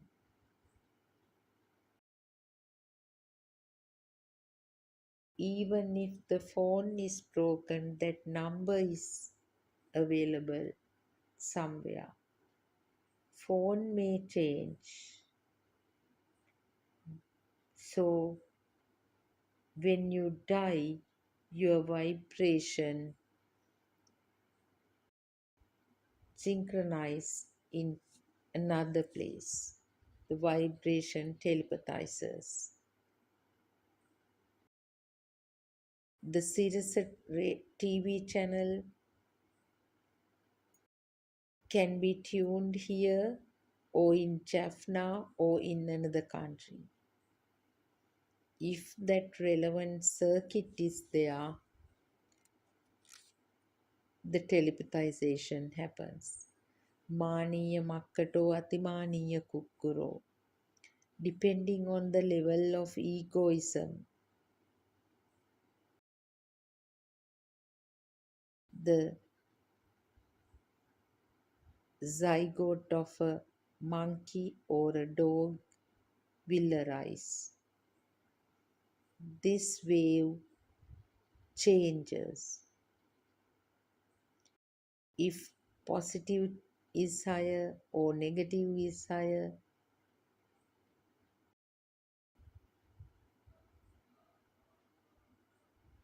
defilements are higher. Whatever goes up, it is the craving. To eradicate defilements, the ignorance should be eradicated. With that realization, Yathabhuta Jnana or wisdom to see the reality arises. Now just take this metaphor given by Lord Buddha. When a ball of fire spins, a ring of fire arises. This is exactly like the illusion of the consciousness. The feeling that ring is existing,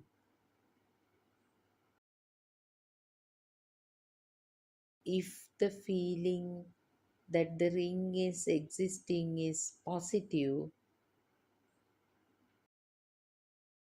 there is an interaction.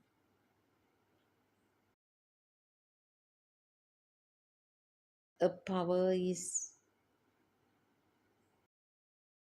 reflected. So, Ditta Sutta Mutta, seeing, heard, felt come together and thingness arises.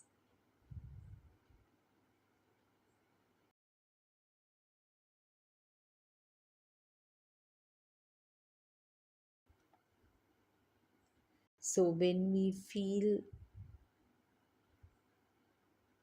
thingness, it is called the existence perception. This happens due to the speedy occurrence of vibrations. So, that is the cause for self vibration.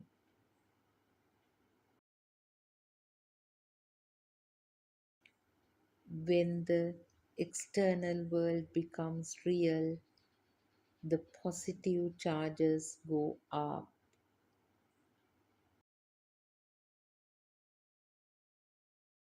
If the water does not flow, there is no river. Similarly, these stimuli arises because of the speed of the vibrations. So we keep this system and reinforcement is also there. When from the vibration that begins with the sensitivity of sense faculties,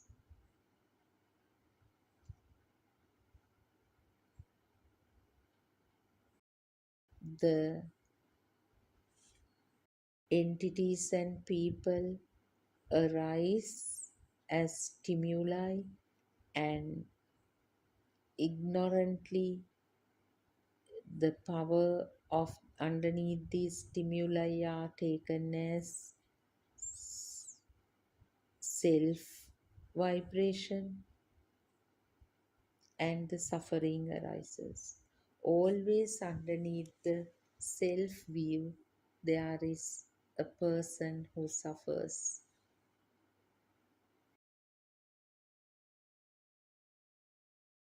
The taste felt by the tongue get entangles with the pineapple, the name. The smell felt by the nose gets entangled with the jasmine, the sound.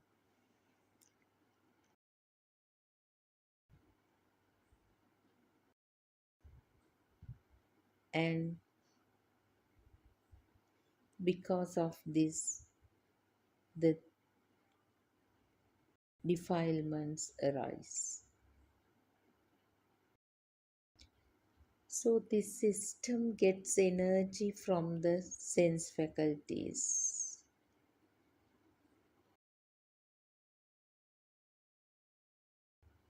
This is a natural phenomenon. This is nature.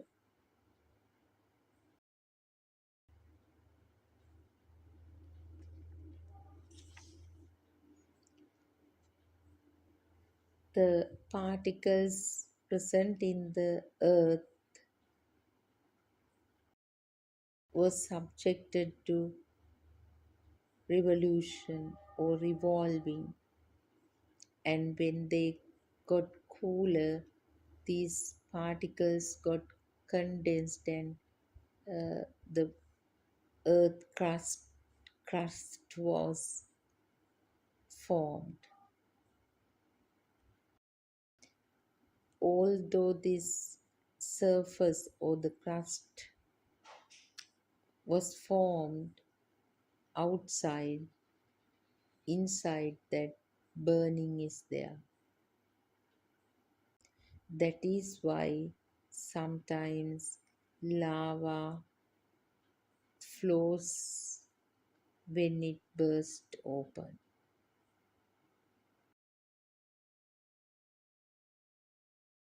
Due to revolving, the North Pole and the South Pole, the two extreme ends arises, and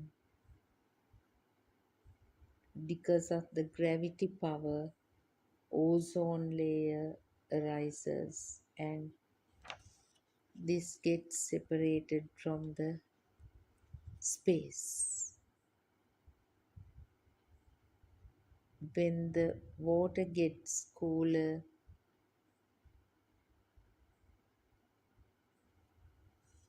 vapor gets cooler, water rises, then trees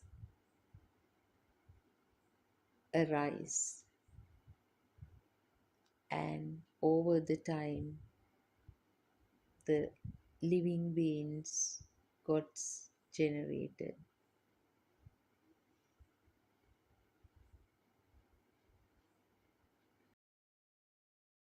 This vibratory nature exists from the zygote level.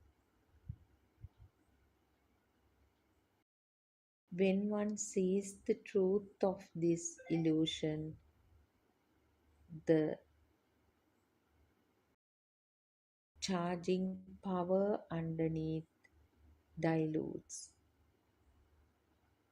When it gets diluted or diminished, one switches from going with the current to going against the current.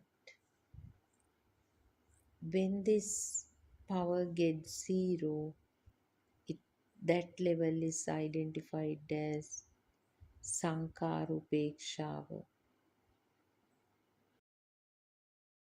So it's a perfection. Although we hear this message,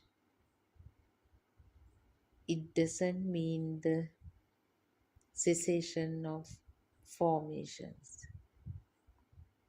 There should be a particular practical path to practice this, experience this. We cannot talk about the soul or the self of a child in the cot or baby in the cot, but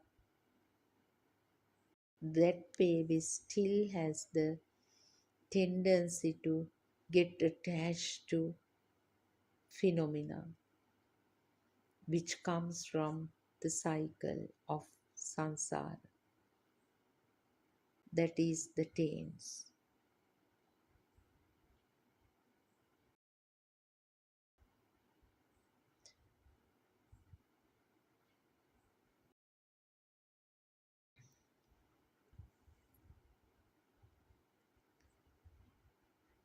So this light, sound, four great elements, all are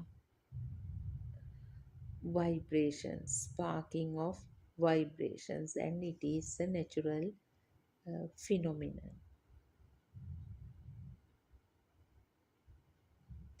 How does the ice gets accumulated in a fridge? the vibrating particles gets accumulated and get condensed.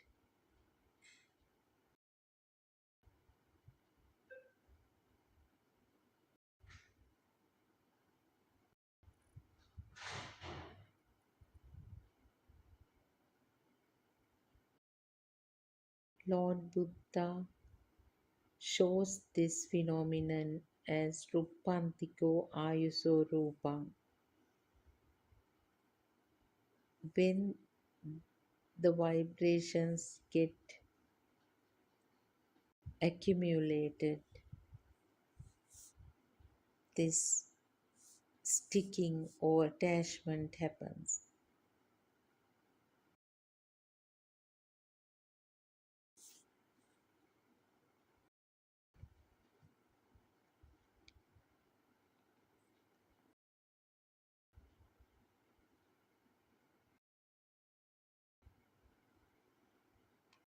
So, only way to understand the true nature of the world that gets created is seeing the truth of the stimulus or understanding the mechanism of the sense faculties. There is no other way to realize this illusion of the mind consciousness. So each of the formations that arise in the sense faculties are entangled with a name, which results in existence, feel, and the self vibration and the duality. If the chair is there, you are here on the other side. The duality is there, and that the moment that stimulus become true, that power goes up, and that is how the self perception gets strengthened. So the proper contemplation of Dhamma is the only way to realize this phenomenon, and then we should be skilled enough to see it through ourselves. This truth of the phenomena or truth of the stimuli or yathabhuta jnana should be applied in every stimulus. So the power would diminish. It will result in the diminishing of self vibration, preventing the system from telepathizing into another zygote. Otherwise, that synchronization will happen and the beings will suffer in this unending cycle of life and death. So let's all be committed and be wise to make use of this opportunity to know about the truth of self, truth of life, truth of existence, truth of a life feel, and experience the cessation of suffering. So, with that, I wind up my talk today, paying my gratitude to my spiritual teacher and Buddha Dhamma Sangha. May the Noble Triple Gem bless you all. I was trying to be someone who could finally feel okay. Working hard to hold it together,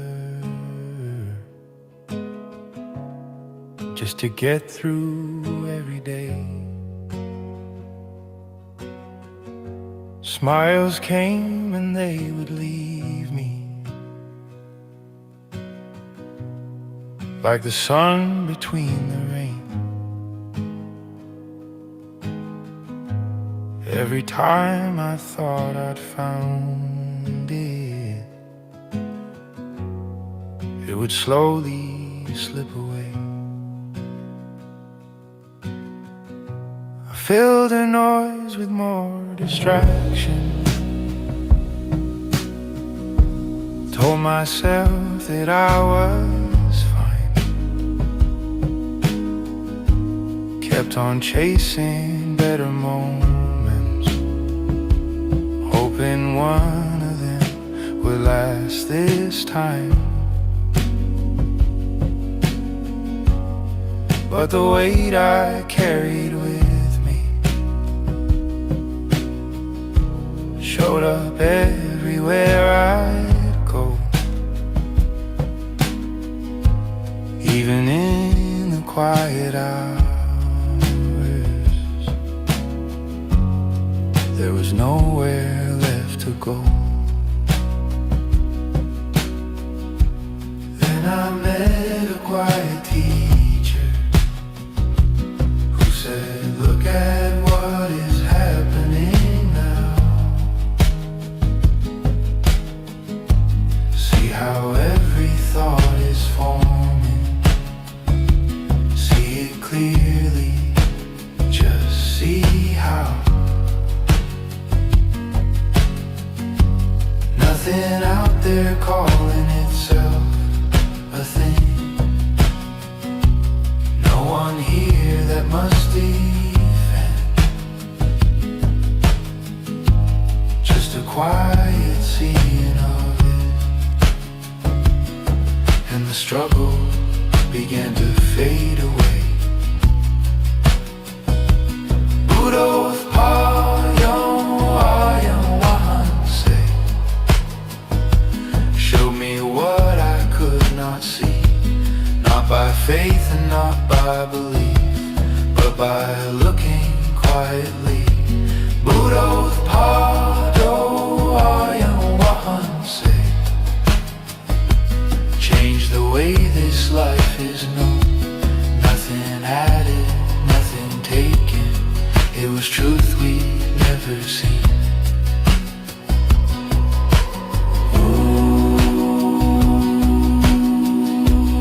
Nothing added, nothing taken. It was truth we'd never seen. Nothing added, nothing taken. It was truth we'd never seen. Buddothpado, showed the way by asking, see. When the search at last grew silent, there was space to simply be. Nothing added, nothing taken. It was truth we'd never seen. Nothing added, nothing taken. And nothing was the same.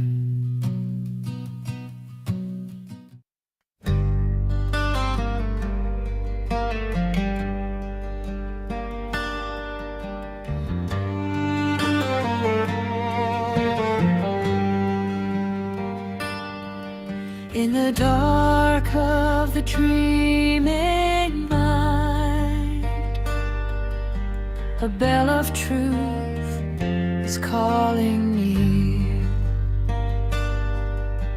Through the smoke of fear and time, a single word makes makes the path appear.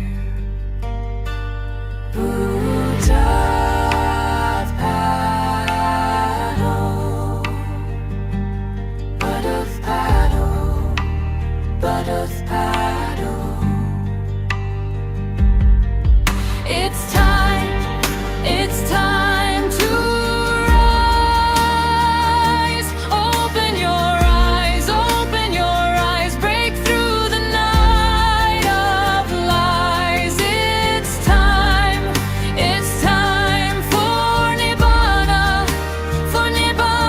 within. Buddothpado, Buddothpado, let awakening begin.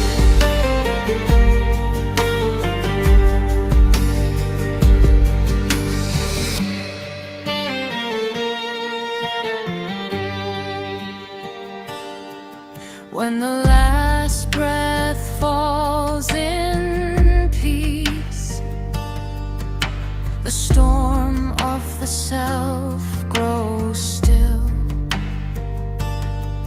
With Buddothpado on the lips, the heart returns to silence and will.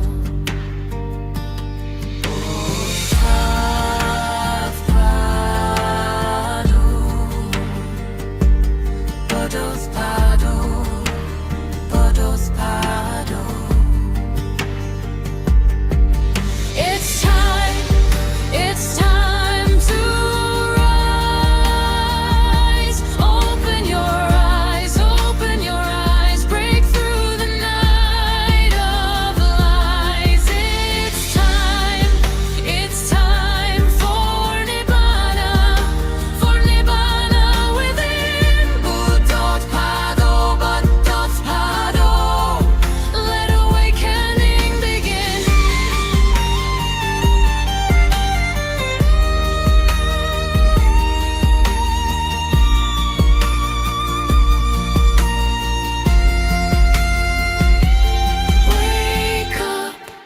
Wake up to the truth.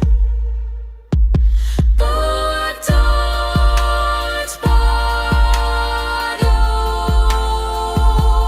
awake humans, be awakened humans. Buddothpado, Buddothpado, let awakening begin.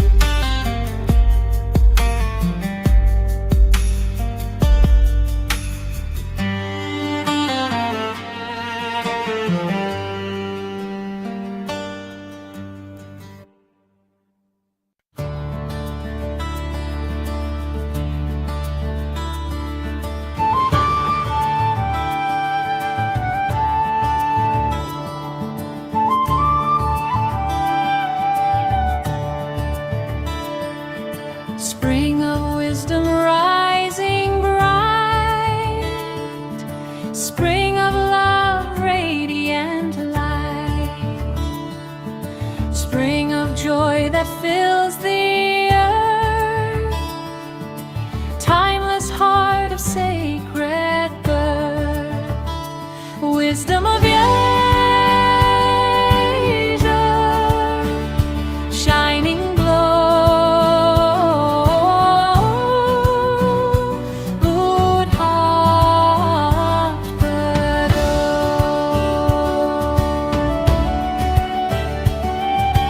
Liberation from all birth, liberative from mind's deep thirst, liberation from fear and death, freedom carried on each breath, wisdom of Asia, everglow.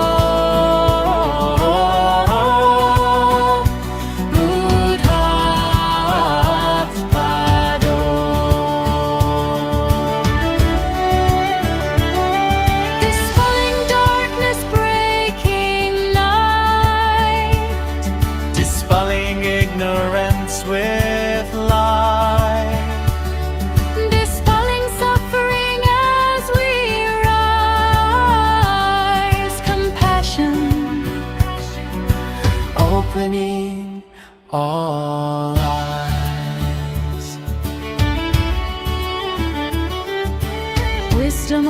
such a steady flow.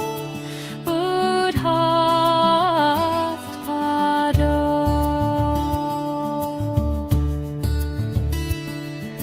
Truth of life and truth of mind.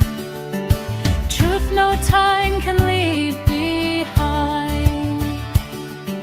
Truth of birth and death made clear. The path of peace is always near. Wisdom of Asia, ever we go.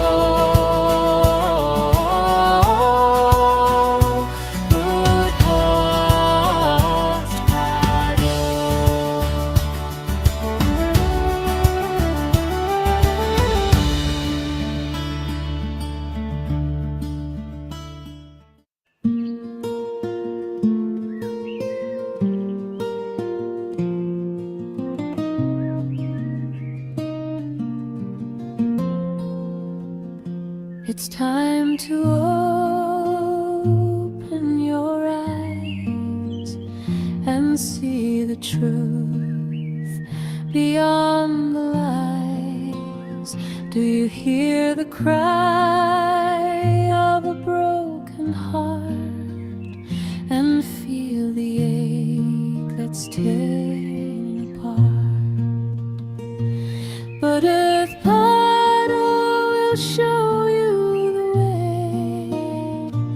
Buddothpado will show you the way. Buddothpado will show you the way.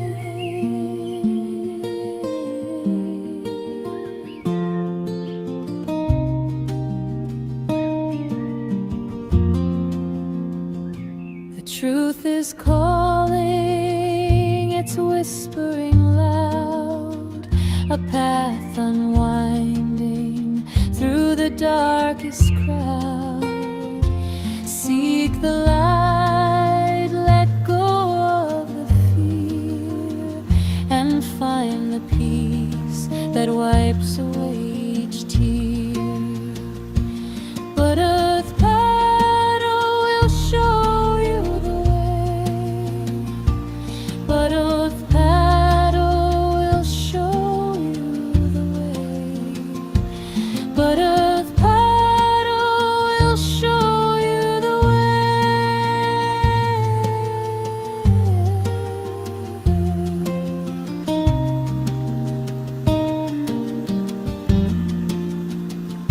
Walk the path, let wisdom be.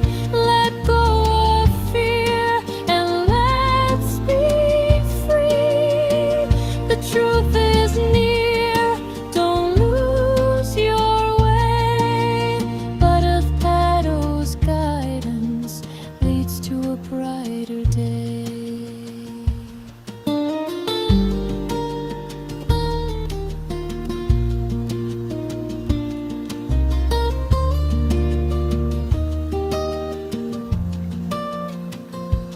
Buddothpado will show you the way. Buddothpado will show you the way. Buddothpado will show you the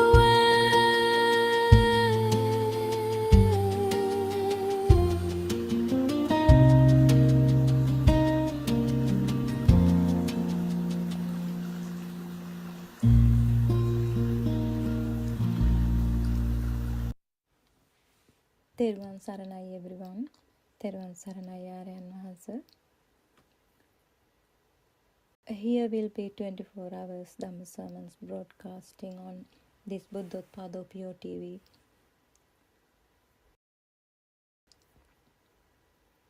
Via Zoom, YouTube and Facebook as well. When we listen to Dhamma, we need to be considered the explanation about path to Nibbana. Not every sermon we hear actually leads us out of the cycle of samsara. That's why we need to consider what we are listening. Some teaching may sound beautiful, but they keep us turning within the same cycle without giving us the wisdom that frees the mind. If we are not careful, we might end up listening to Dhamma that comforts us emotionally but does not guide us towards liberation. The purpose of the Buddha's teaching is to help us step out of the samsaric cycle, not to settle more deeply into it. So we must pay attention to what kind of Dhamma we are listening to. We need to consider, does it reduce our defilements? Does it help us let go? Or does it point towards Nibbana? If not, then even if the sermon sounds pleasant, it is not truly helping us. This is why wise attention is essential when we are listening to any Dhamma sermons. With the right understanding, we can recognize teaching that genuinely led to freedom and avoid those that keep us bound to the cycle of becoming.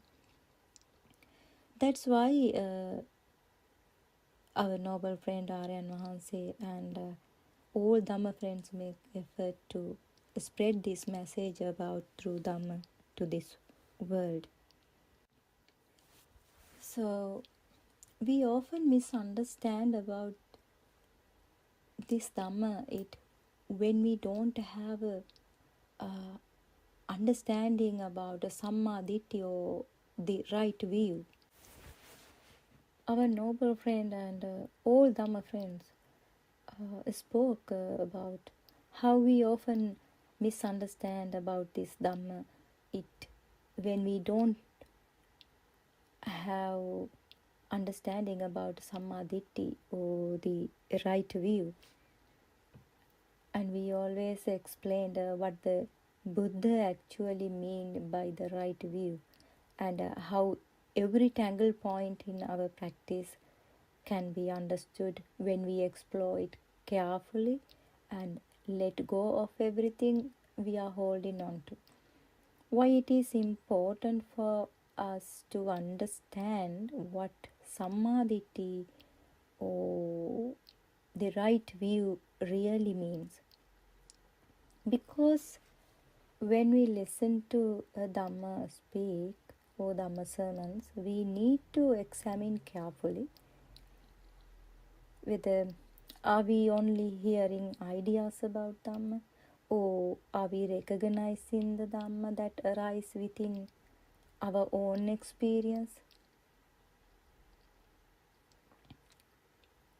And we need to think how we should listen to Dhamma sermons, with what kind of mind, with what kind of attitude, so that the Dhamma truly guide us. We tend to accept things without really exploring them for ourselves. We keep trying to gather knowledge from outside and fill the mind with information, instead of applying the Dhamma directly to our own experience to understand. We always try to fill the mind with information. Because of this habit, we never really want to practice ourselves. We think that we know Dhamma, and we think that we understand. We can understand about the Dhamma, but that is also only a thought in our mind. We only want to collect information so we can say, then, I am a very intelligent person.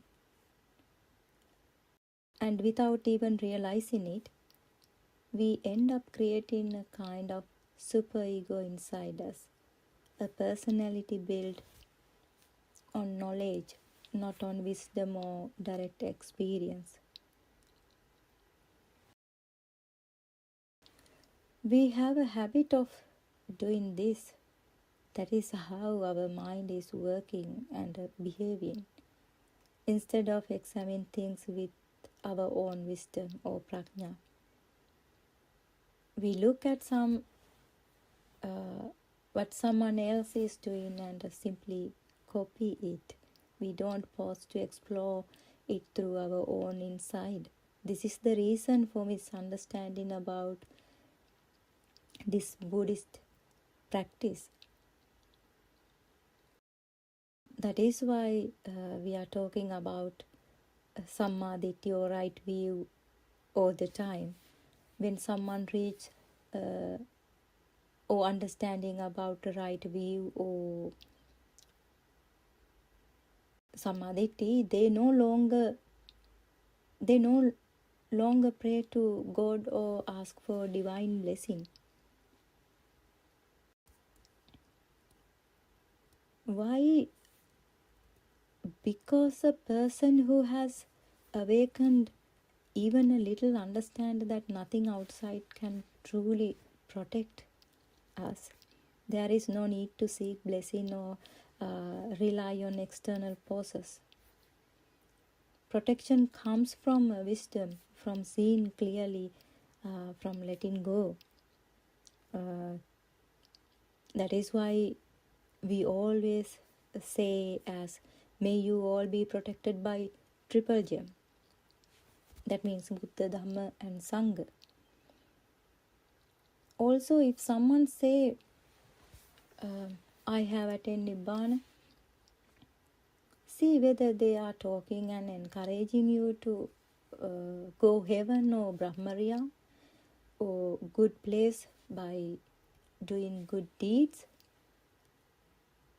So you need to understand that point when listen to Dhamma sermons. Consider what they are explaining you, and they should be able to explain everything clearly without giving you a wrong understanding of the Dhamma. Otherwise, what happens is that you get pulled even deeper into this cycle of samsara. It is very dangerous because if you haven't understand about or idea about what is right view, then you trap in this cycle of samsara. You never can get out of this cycle. That is why we must look carefully with proper awareness and examine within ourselves about our six senses. What is being said here? What does it really mean? Or if not, then we must study carefully and understand why the Buddha said that wandering in this cycle of samsara is never good. We need to look deeply with proper awareness and steady awareness and examine within ourselves what this teaching are really pointing to. So our noble friend make a great effort to explain this, what is the right view and what is the real path to Nibbana. But it is very difficult to understand because we have lots of concepts in our mind that we have kept for a long period. The Lord Buddha never encouraged anyone to remain in samsara, not even in the Brahma realms. Samma Sambuddha has never said that staying in this cycle is good. Instead, the Buddha revealed the suffering hidden within samsara and showed us the danger of continuing in it. That is why the Buddha's teaching always point towards Nibbana, because apart from Nibbana there is no true safety in this cycle, no lasting happiness anywhere in this cycle. Actually, in the past we didn't have access to the true Dhamma in the way we do now. Because of that, we were always encouraged to do concentration meditation, to collect merit, do good deeds, and to aim for heavenly realms. We didn't have a path, a correct path that showed us how to see the Samdittika Dhamma. That means the Dhamma that can be realized here and now within ourselves, in this very moment when you are listening or when you are realizing about Dhamma. We didn't meet a way of practice that leads to direct insight, a path where wisdom arises from our own experience. That kind of clear personal understanding, a true Vipassana path, simply wasn't available to us before. Now you can hear this Dhamma regularly on YouTube, and you can participate for the Dhamma discussion through a Zoom discussion. That is why Aryan Vahansa keeps offering these Dhamma sermons every day. If you could reflect deeply, you will begin to understand this for yourself. First, you need to explore whether you have a soul within your body or mind. If you are new, or if you are seeking a true Dhamma, you should find out who I am, why you born, why you die. Unfortunately, you don't want to find yourself. We always tend to look for things outside, things that match our likes and desires. Our minds keep always running outward, searching for what seems pleasant or attractive.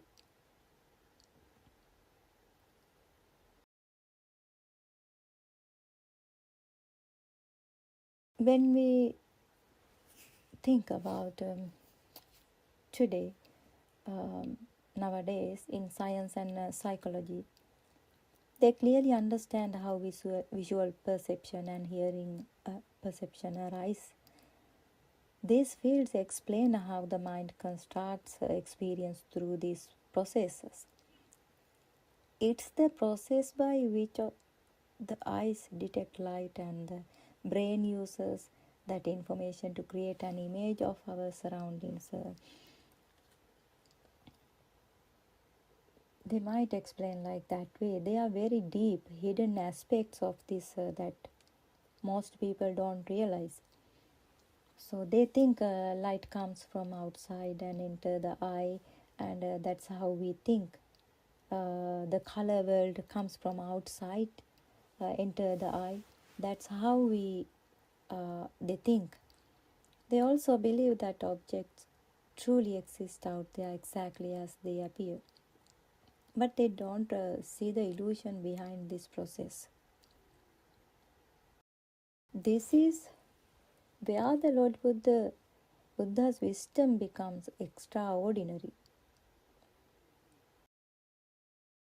Lord Buddha revealed the unseen nature of perception, how the mind creates a world based on conditions, how what we see is not as solid or independent as we assume. He exposed the illusion that ordinary people never noticed.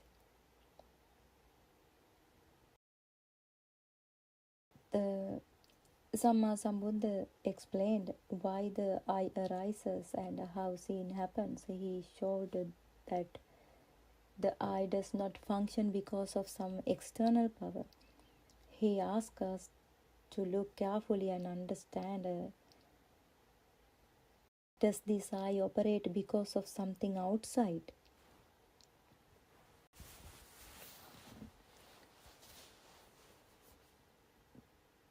The Lord Buddha revealed the true cause that sin arises due to condition, not because the external world forces anything upon us. He pointed out the dependent nature of the eye, the object, light, attention, and consciousness. When these conditions come together, sin happen. When they don't, sin does not happen.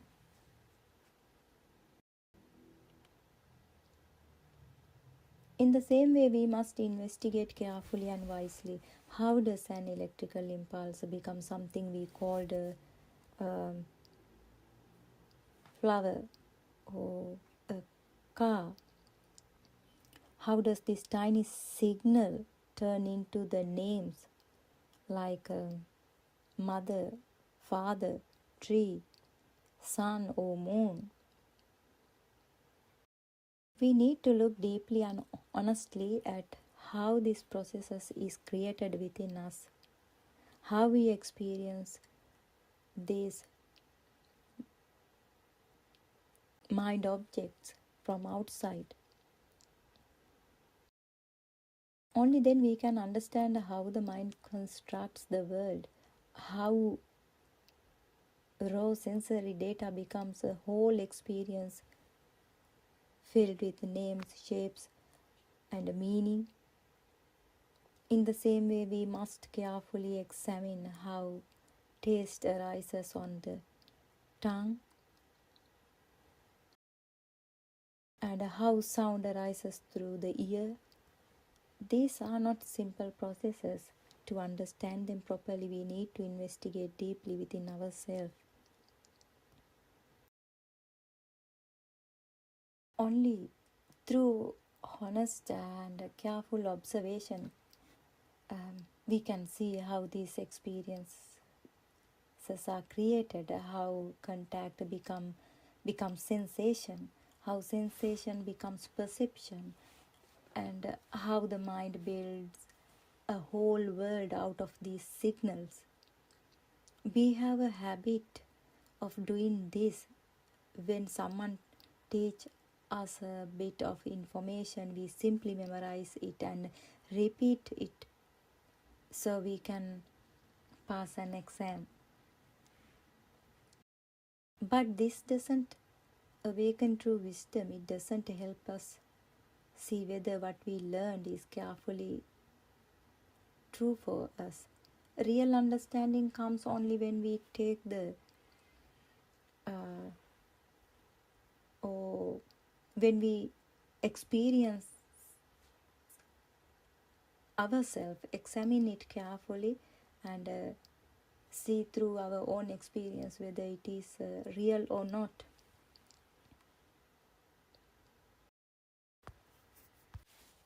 If you are a young student, actually you can see this Dhamma everywhere.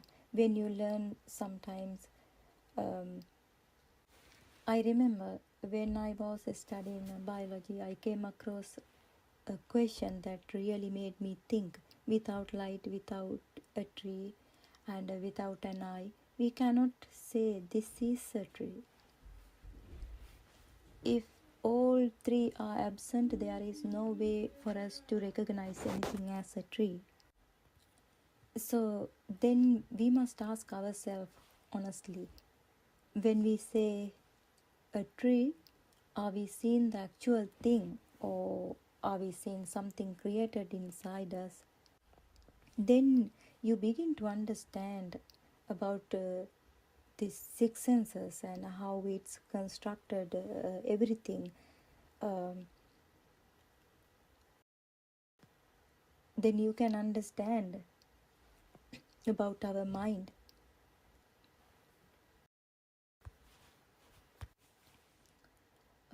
What we call a tree is not simply an external object. It is a mental formation built from conditions coming together. So then we cannot say that a tree is something permanent or independently existing. The experience of tree arises only when those three conditions comes together: the eye, the object, and light. And those three conditions are not the same as the final result. The eye is not the tree. Light is not the tree. The external form is not the tree. Yet when these three meet, the mind produces the results we call tree. It is the condition that arises and from those conditions the results appear. When the conditions change or disappear, the results also disappears. So then it becomes clear the cause is not the same as the results. The three conditions comes together and from them the experience called tree arises, but none of those conditions is the tree. The eye is not the tree, light is not the tree, the external form is not the tree. Saying this, we begin to understand that the cause and the effect are never identical.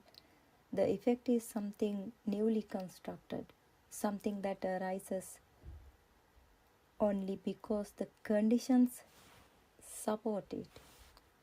That's how I started to explore the mind from the very beginning through study biology. You can try, you can see this Dhamma everywhere. What you are learning, you try to understand about this process. But in the end of this path to Nibbana, you won't see nothing. It is very deep.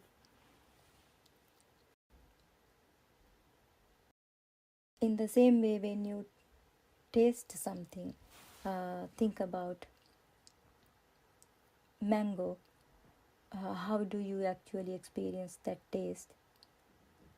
If there is a problem with the taste buds on your tongue, you will not experience the taste of mango at all.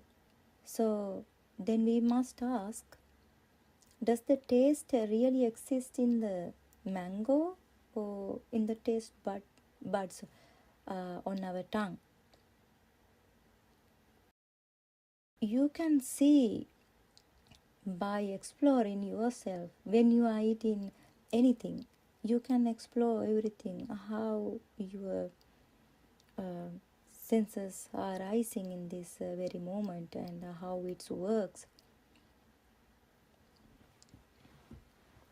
with awareness. If we look even more deeply, we can ask why does a dead body still have a mouth and a tongue, yet cannot experience any taste? So we need to reflect carefully. Does the tongue produce the taste or the mango produce the taste? Where in truth does this experience of taste arise? There is also an electrical signals happening in the taste receptors in our tongue. So then we must ask ourselves, how does that tiny electrical impulses become what we call the taste of mango. If the taste buds are damaged, the electrical signal doesn't arise properly, and then the mango taste completely disappears. So where exactly is the taste then? Only when all these conditions meet does the experience called taste appear. So we need to think, and we need to see very carefully our six senses.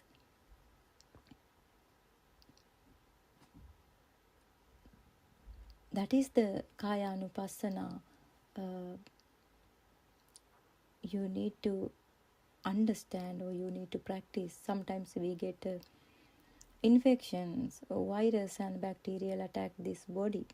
Then different kind of cells inside us begin to fight back.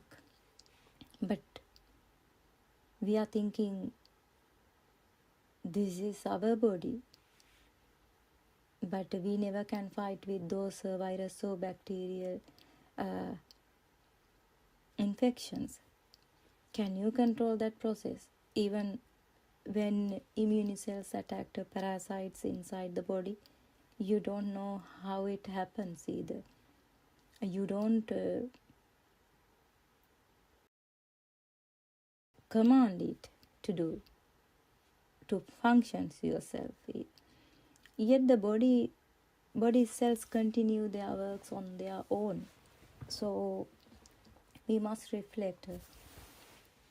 Are you the one doing all this, or are you controlling these functions? Actually, this process happen naturally and not automatically according to nature, not according to a self. No one can control it. The body continues its works whether you understand it or not, whether you want it or not. If we truly had full control over this body, we would never die. No one wishes to die. So if the breath really belongs to us, so we be able to keep it going forever, but we can't. This is a natural process or natural phenomena. We need to understand that there is no person belongs to this body. So when you start to think about your body, about your six senses, this shows something important. Even the simplest functions in the body, single breath, is not under our command. We need to look honestly. We cannot control even one cell in this body. If this body were truly mine, then I should be able to manage every function. I should be able to stop sickness, stop aging, stop pain, stop death, but I can't. So then we must ask, where are you in all this? Where is this soul or self that is supposed to be in charge? Even when you and I breathe, can we really divide the air and say, this is my air, this is your air? Can we claim ownership over even a single breath? If we truly own it, we should be able to keep it forever, protect it, and never let it go. But we can't. Even we don't realize air doesn't belong to anyone. It moves freely. We simply borrowed it for a moment, and then it leaves us. Before understanding the Dhamma, even we need to explore everything very carefully from the very beginning. How this body's function, or when we look carefully, we see that these processes happen on their own.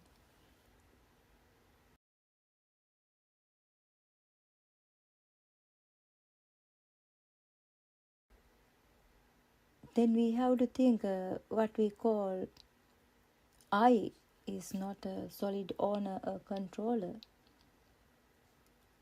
It is a collection of changing processes arising and passing away moment by moment.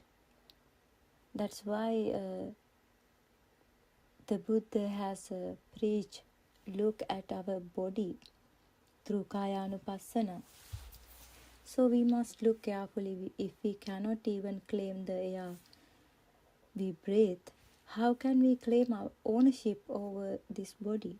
We cannot control even the smallest function inside it. We cannot stop aging, sickness, or death. We cannot command the cells, the organs, or the breath. If you clearly see how this me or I is formed, you will start to see the Dhamma. If there were a real person or me, a solid soul or self inside, then I should be able to control everything.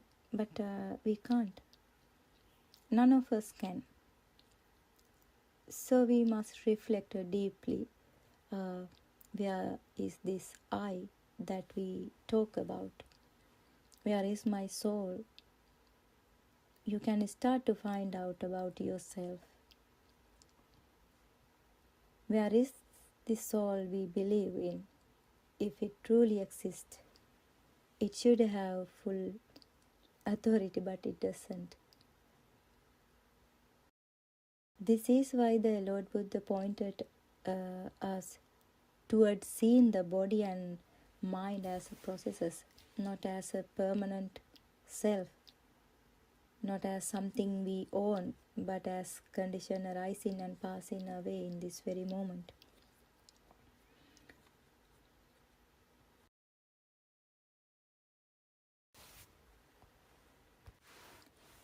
That's why the Buddha explained where real birth and death actually arise.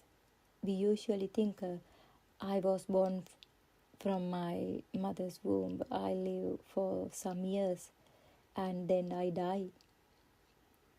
But that is only the conventional story we create because of ignorance.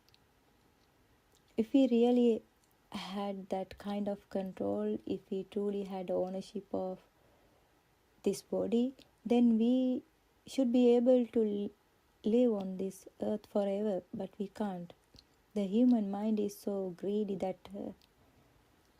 from the moment this body is born and touch the earth, within every short time, just a few months, it tries to grab the whole world. That's how strong this grasping is. That's how strong this craving is. That's how strong this craving, yeah.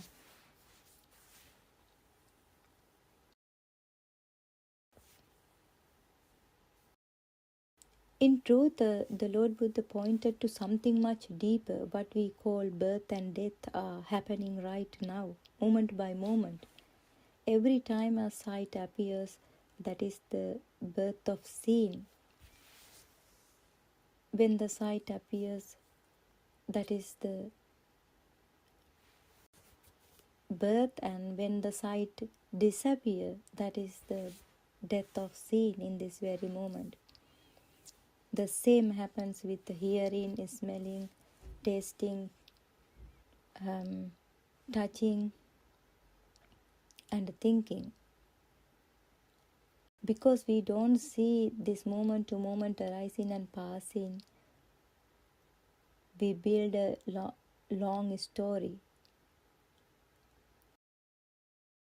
I was born then, I will die later. That whole story is created by ignorance.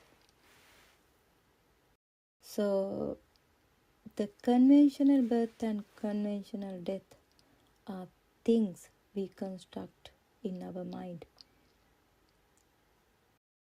They are not the ultimate truth.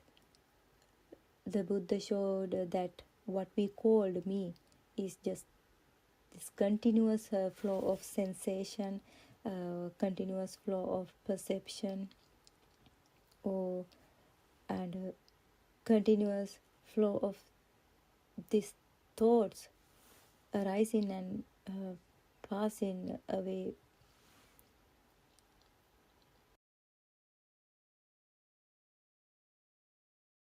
In reality, the eye, the ear, the nose, the tongue, the body, and the mind are being born and dying every moment.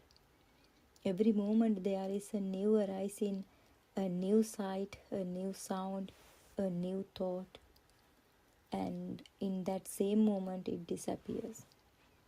In this way, each sense dose is constantly producing tiny impulses and tiny sparks. Every moment something arises right here, and every moment it ends right here. That's how our birth and death happens in this very moment. That is what the Lord Buddha explained about the death and birth.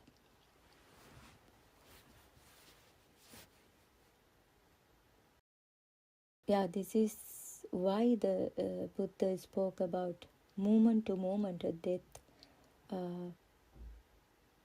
In Sinhala we say Kshanika Marana. That means the continuous arising and passing away happening within us all the time.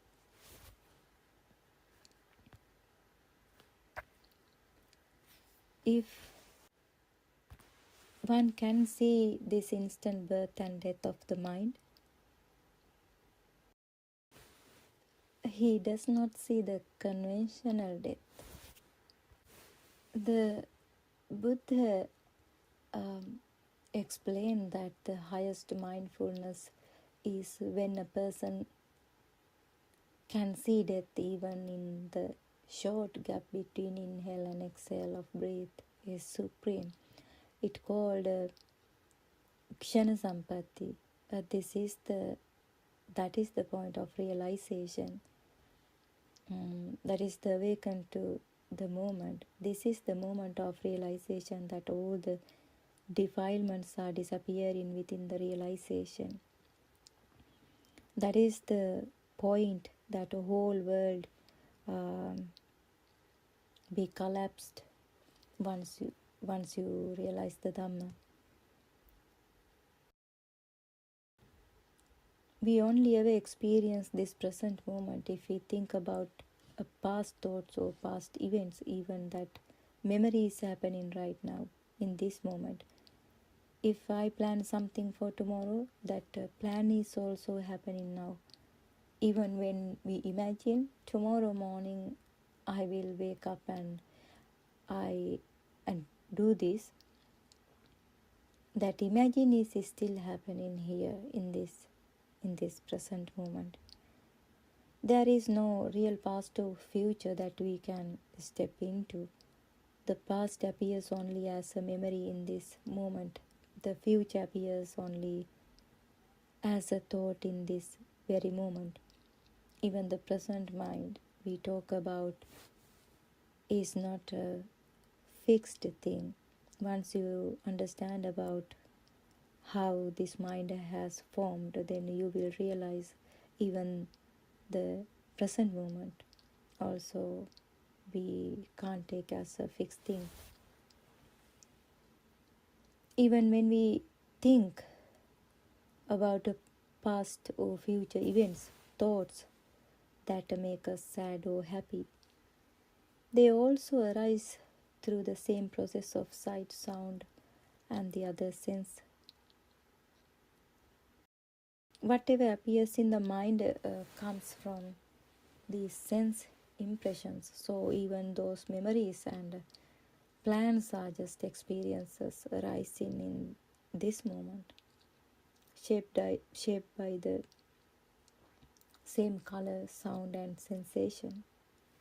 Still, this present mind is not real. That is why our noble friend Aryan Mahansi always says that there is no world or existing outside in a short way, because this mind is not real. As long as you don't step out of the world, you cannot realize Nibbana, because what you called the world is nothing other than the six sense bases. When these six sense bases are taken as real, a world appears. As long as these sense bases keep functioning, a world continues to arise. The world is not something you escape from physically, actually, it is something you see through. As long as the world exists for you, as long as the sense of I exists for you, and as long as the six sense bases function as something real, there is no possibility of Nibbana or liberation, because the world, the I and the six sense bases all arise together, and as long as they arise, the world continues. This is why Lord Buddha mentioned Kaya Kayanupasse Viharati. This is why Aryan Mahanse also emphasized this point always, so that you understand clearly. If you take your mind object as real, or if you take loka sanya, the perception of the world, as real, you will continue in this cycle, because we still feel heat, cold, and body sensation. It becomes difficult to accept that the world is not ultimately real. Our sense experience keep creating the perception of a world. That is why it is very difficult to understand true Dhamma within you. The world feels real because sensation feel real. When sensation are seen as impermanent, the world is seen as impermanent. After hearing and understanding this Dhamma, one must then see with one's own wisdom that the form we perceive and not ultimately real. This is exactly where we must look very carefully. How does contact or sensation actually arise? What we call the Chaku Prasada or eye sensitivity or Ghana Prasada,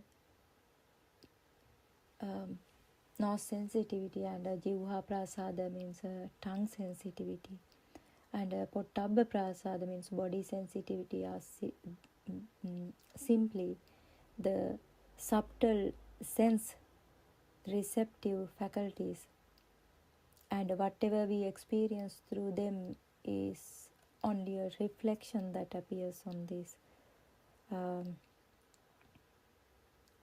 prasada.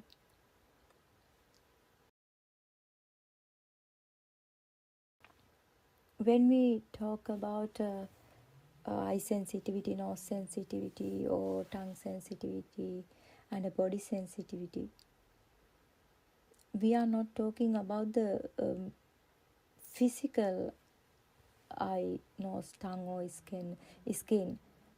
These are the very fine, delicate sense receptive elements, and whatever we experience through them, whether it is a sight, a smell,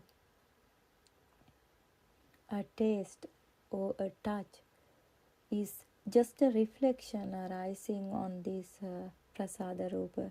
It is not that the outside object comes into us actually. It is not that the world enters the body. A tiny reflection forms on the prasada, and the mind interprets that reflection as the world. If there is external world or bahiranta, all these things we experience from the outside, sounds, colors, smell, taste, heat, cold, or pressure, and none of them actually enter into us.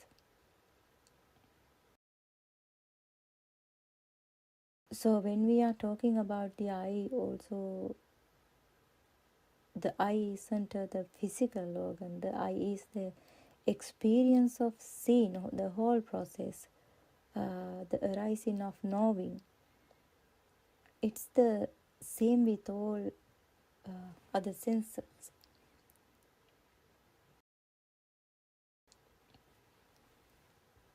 When the Lord Buddha said the eye is born, Lord Buddha wasn't talking about a biological eye.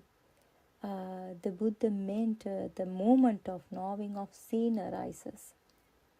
That's why the Dhamma points us inward to the experience itself, not the physical organs.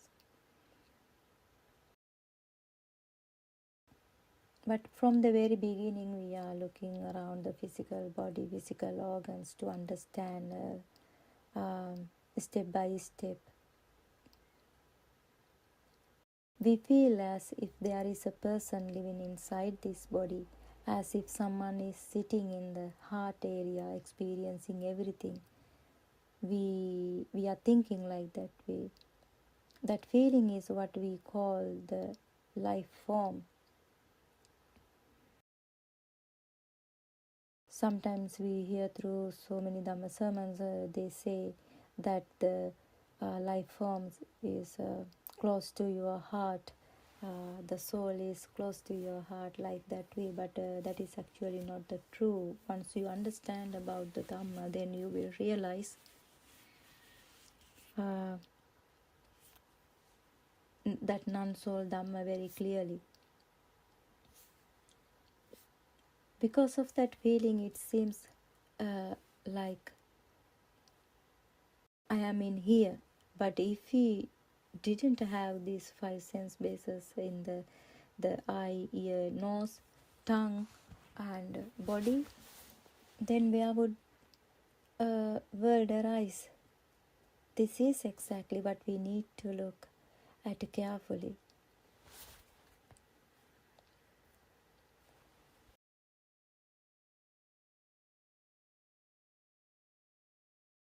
Yeah, in the Dhamma sermons we heard earlier, the message was that because we cannot control the outside world the way we want, we should reflect on impermanence. But actually, that understanding is still incomplete. We must investigate whether an independent outside world actually exists to control as we wish.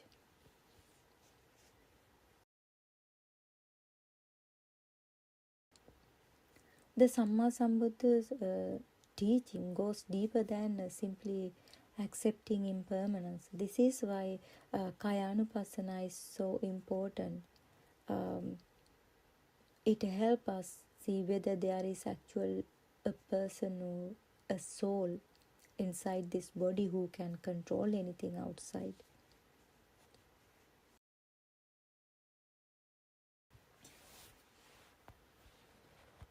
Actually, I remind this again and again every day because most of them are practicing and thinking this is the right path to Nibbana, and they think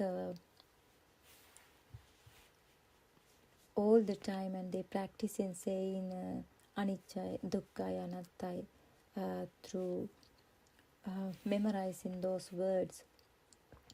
They think that is the way to escape from this cycle of samsara or escape from this ignorance.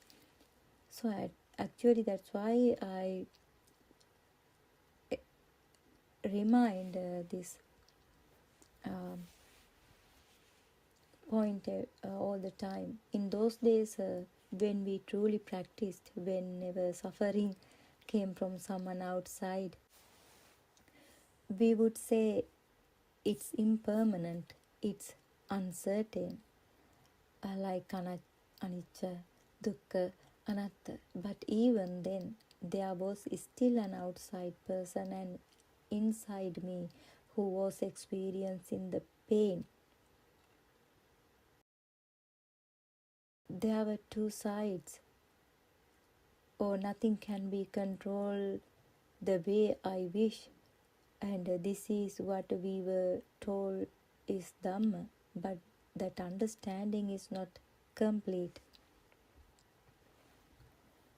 The Lord Buddha taught this Dhamma from a much more profound perspective than that. It goes far beyond simply saying nothing can be controlled as I wish. The Lord Buddha pointed to something far more subtle and vast. Even though it's extremely hard to realize, the entire samsara is actually arising in this very moment. All the thoughts that appears right here, right now, contain the whole of samsara within them, and even this very moment has no real substance, nothing, no time, no place where it can stand. It doesn't hold anything, it doesn't stay even for an instant. It is a state where name and form is absent, a state without mind and mental processes. Actually, you might think, how can this thing called samsara exist in this very moment? You might even believe that samsara is something far away, something that stretches across countless eons, something almost impossible to grasp. But the moment you truly understand the Dhamma, this Dhamma, even for an instant, you begin to see for yourself that samsara is right here, happening now. And unless you have realized that directly, it can feel difficult to understand. Then you will understand why it says Akalika Dhamma, timeless Dhamma, and why it says Sandittika Dhamma. Why this Aryan Vahanse always says this samsara exists in this very moment. Once you realize, or once you understand this Dhamma for a moment, then you will realize why we say this samsara is also exists in this very moment.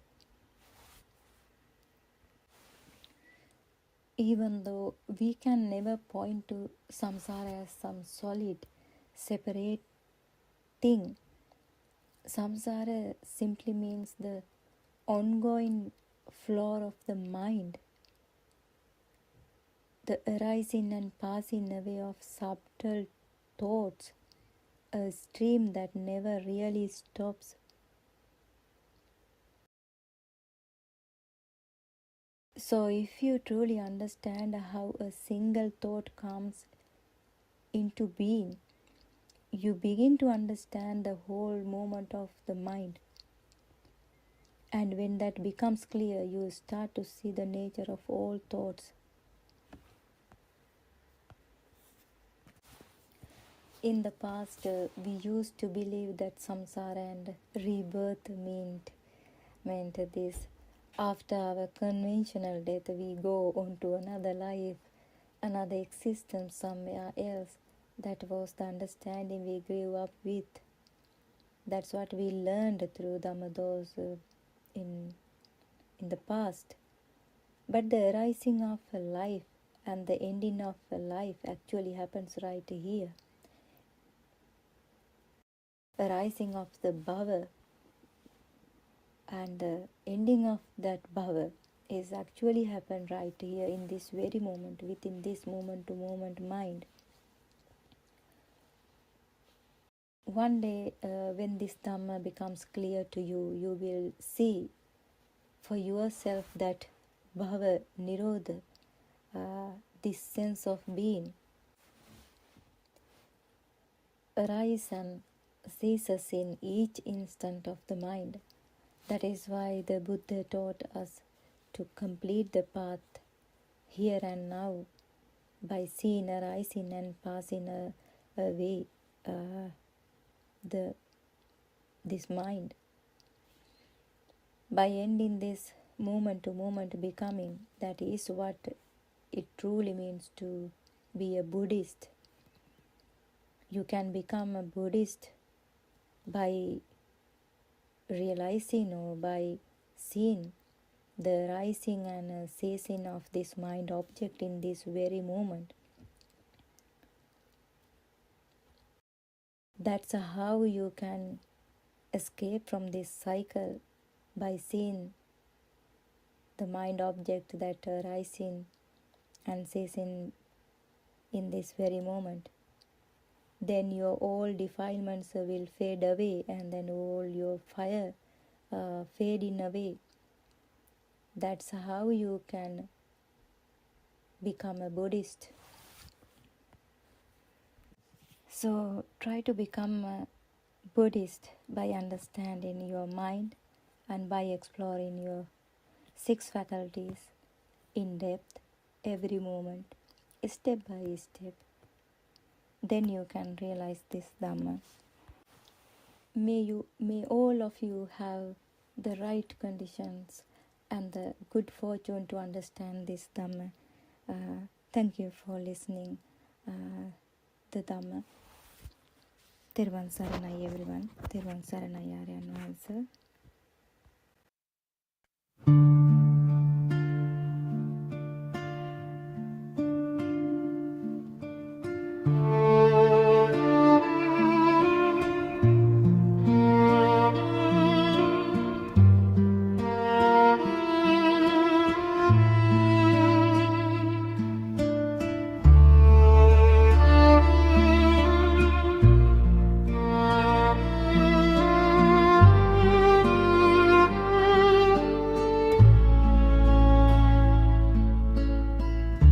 Thoughts fly by like clouds in the sky. I watch them come, let them go, like leaves that drift on the floor.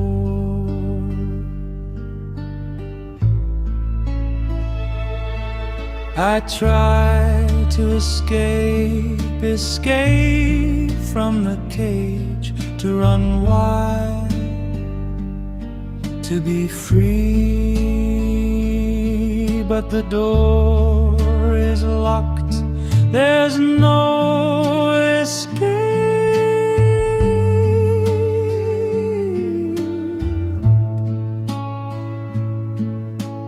Thoughts passes by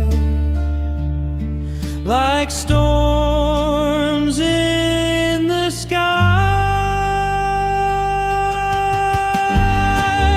I see a bright light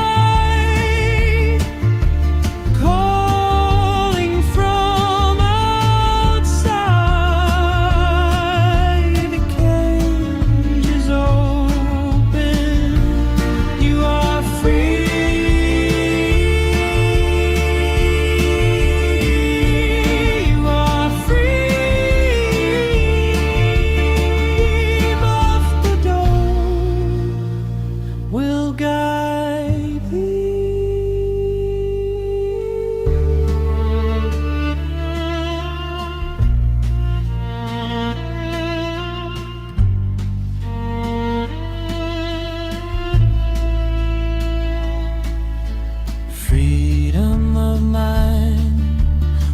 once you see the truth, the door was always open. You didn't see the illusion. Freedom of mind, where compassion starts to flow. From that stillness, mind starts to flow. Not freedom from world outside, but freedom in the rising tide. Freedom from mind.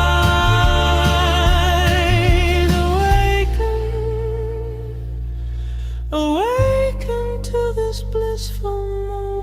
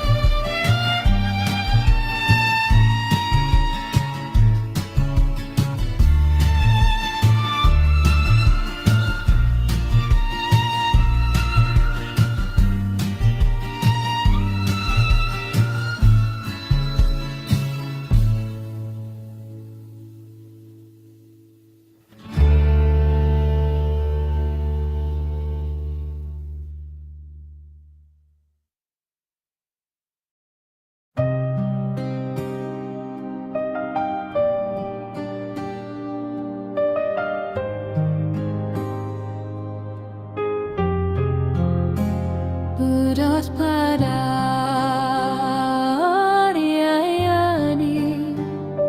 loving and kind. You came like light to free the blind from realms of grace, from heavens above. You walked among us with boundless love. Buddothpado,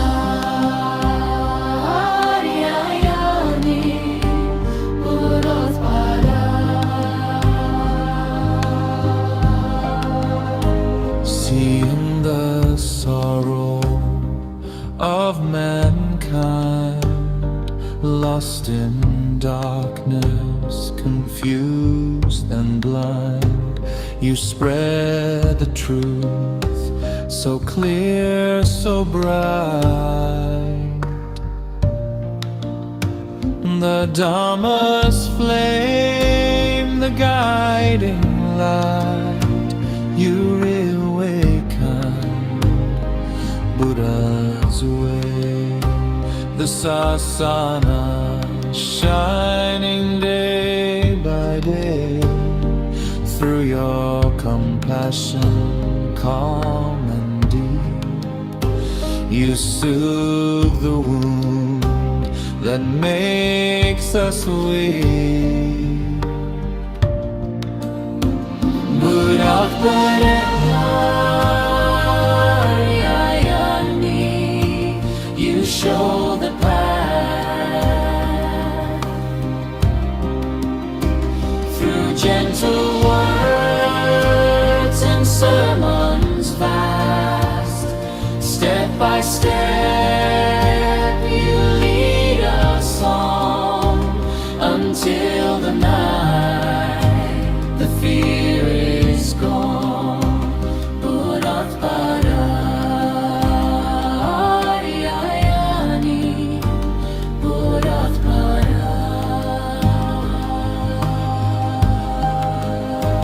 Nibbana now is not a dream. It flows within like a peaceful stream. Oh Ariyayani, may you live long. Our hearts hearts forever sing your song. May you live long, O noble guide. In gratitude we stand with pride. Buddothpado, bright as the sun. May your holy work never be done. Buddothpado, you show the path through gentle boats and sermons vast. Buddothpado,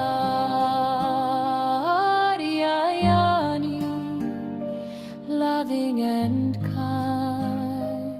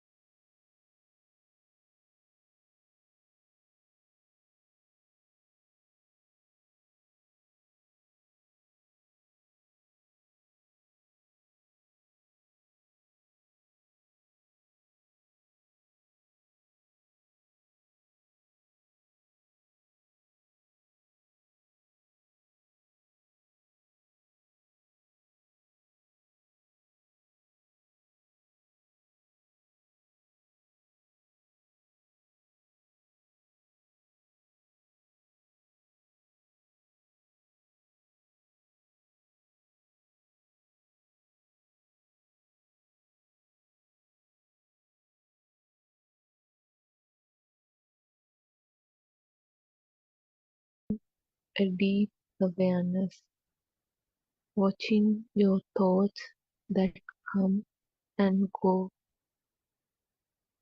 It is an awareness where you always see the thought that arises in your mind, and then you let it go as you know it is a lie.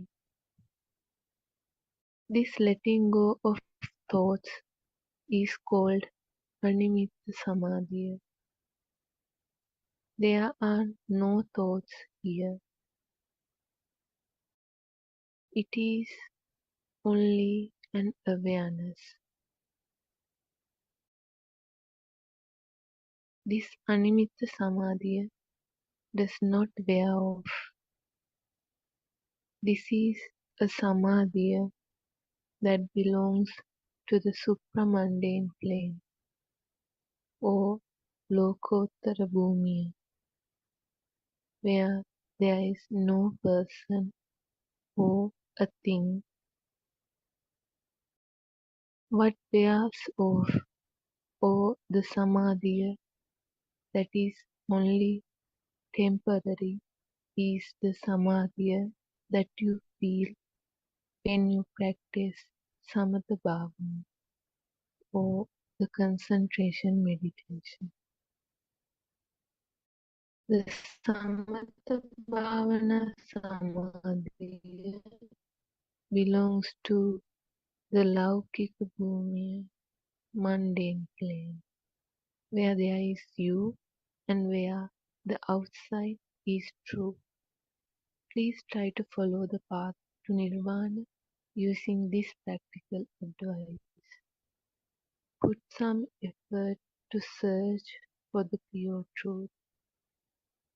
Try to follow our advice and go on the path, because now you have found the correct path to Nirvana. We hope that all our advice would help you spiritually develop yourself.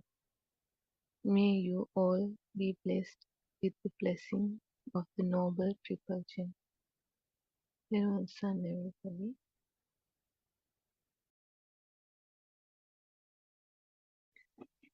Therun Saranai Shani, thank you for reading the book for us.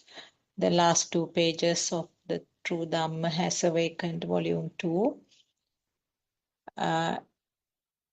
The contents of the 2 pages you read briefs about the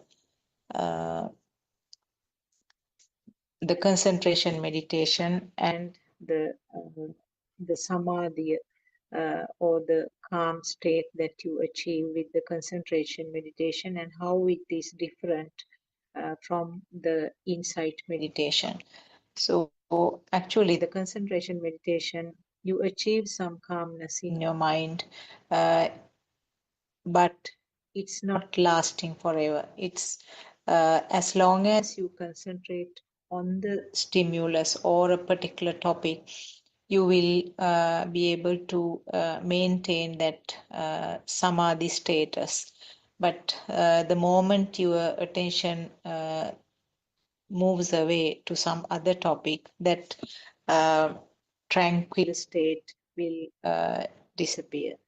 But with insight meditation, or what is recommended for true Dhamma path, what has been shown by our noble friend Aryan Vahanse,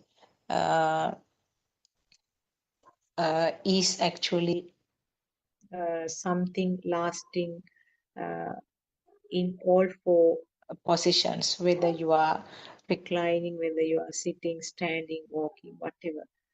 In any posture, this status of this tranquility will continue. So therefore, it's important to identify the what is taught in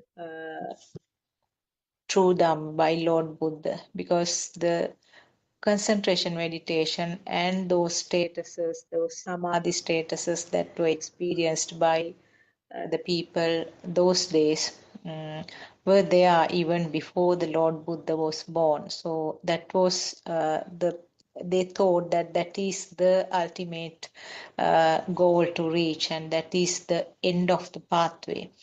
And most of them different.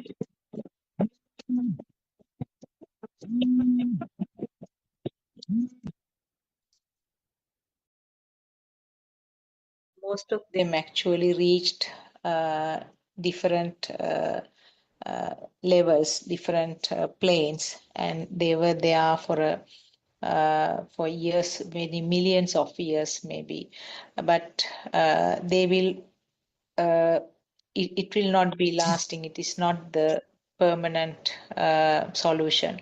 So what Lord Buddha found was that actually the insight meditation, where you will pierce into the thoughts, or you will sort of deeply analyze how the thoughts are formed, how this feeling of self-existence occurs. So it is a kind of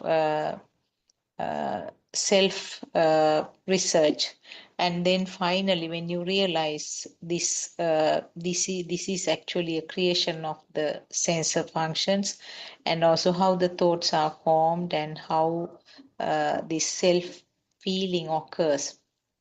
And then when you know the magic, actually there is no magic in it. So this tranquility, or this samadhi that is achieved through this insight meditation, is the ultimate end of the path.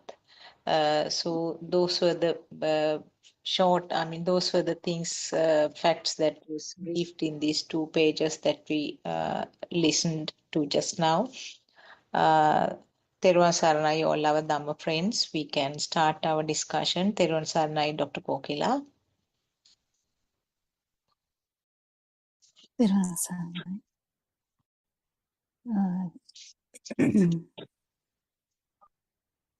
We'll worship Aran Hanse for his noble guidance, and so we welcome all the Dhamma friends for the English Zoom discussion. Anyone can bring up a question at any time.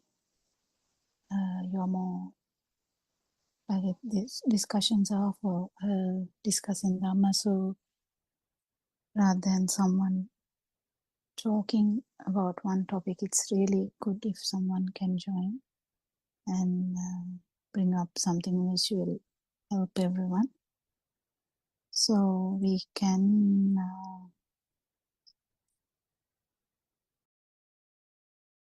talk about anything, whether it's the Satyajnana or the truth side, or we can talk a little bit about practical applications as well. We have been discussing about Dhamma for some time. So yeah, anyone can join, and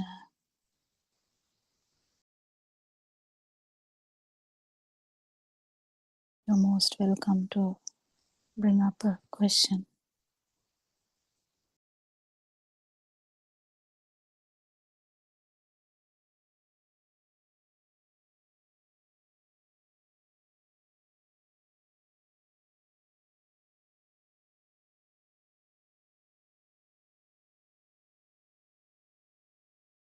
Dr. Sakuntala, do you have anything? Yeah, Teruvan, I think we can discuss about how to do this vidarshana, or how to analyze a thought, and then because that is a part of the basic Dhamma teaching, true Dhamma, isn't it? How to do a vidarshana meditation. Will that be a practical point to discuss? Yeah, we can do that. So how to actually... How, in the sense, how to, do a practical side. We can, Yes. Yeah, okay, we'll try. So when we talk about how to, actually this kind of goes back to Satyajnana again, because Satyajnana is the truth, like the actual basics of this Dhamma, what we are talking about. We have talked about it multiple times, but we can't really talk about the how to practice it without that. So I will touch about them as well when we try to say how to. So I will reiterate them again. So it is really important that we understand that actually what happens here is stimulus. That's all what happens. So the sensory organs functioning. So, but because these sensory organs, when they function due to the speed, all sensory organs actually gives you kind of a manifestation which becomes really like appear true, very, very true. So the mirage, the example mirage is there because of that. So it appears true. It appears sometimes beautiful, sometimes ugly, sometimes really bad, sometimes good, sometimes painful, sometimes really, good in sensations. So the manifestation can really vary. It varies all the time. But the main important thing is to understand how it is manifested, how this manifestation is ongoing, and in that manifestation, how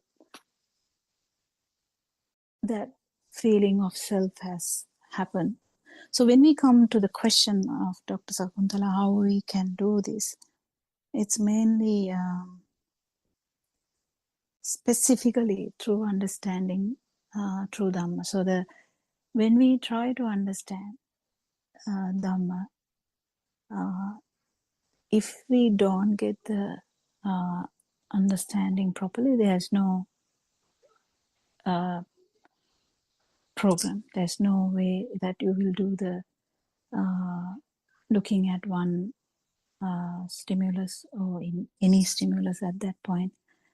So if we talk about that, okay, if we take an example, again, we have to go back as well.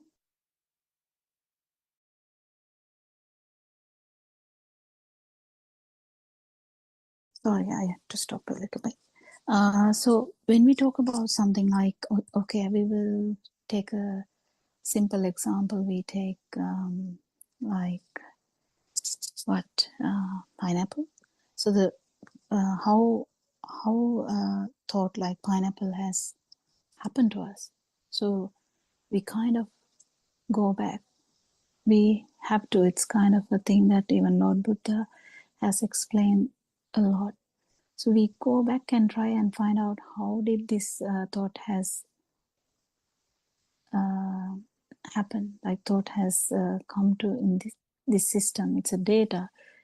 Yes, but how has it happened? So when we try to understand, when we go further down, only we can understand that it is again sensory function. So the sensory function of the eye, the ear, the nose, and the tongue, and the skin. When you say skin, it's really you have to understand the sensory function of the skin is really spread everywhere. The biggest sensory function of the body is the skin, and it has internal applications too. So when you understand that, you kind of get it first that actually the baby didn't have a big mind at all. Then slowly the baby start to get this form world. What is the form world? Is the perceptions. The perceptions start to form. Why? Not because there is someone. It is a system.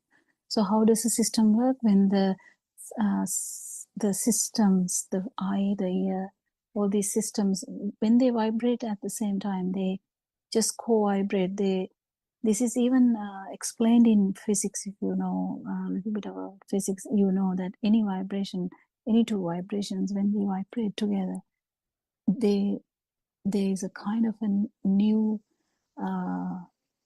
result, but it's not, you can't really separate it from the first two uh, vibrations, but it acts as a new vibration. So then that's how the mind is formed. The mind itself is actually a vibration. So this new vibration has all the like all the features of the 5 sensory function.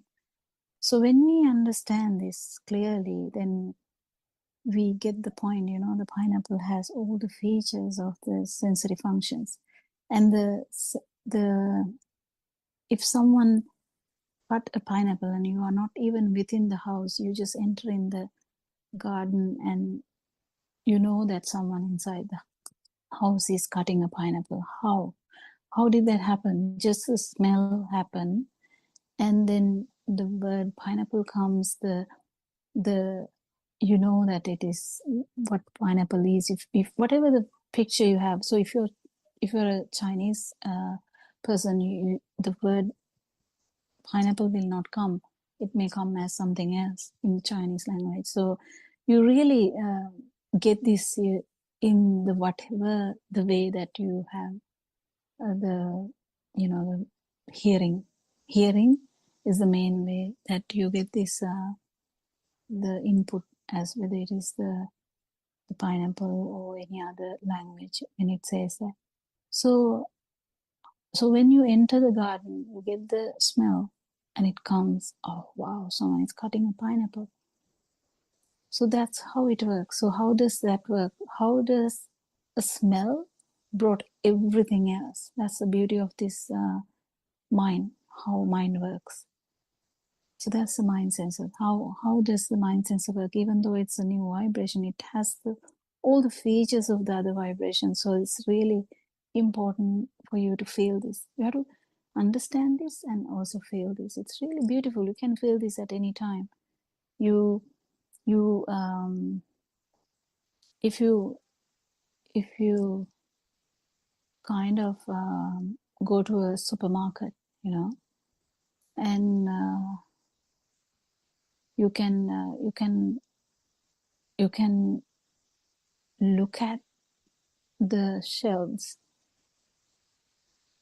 and when you look at the shelves, you just looked, but all the the features are coming.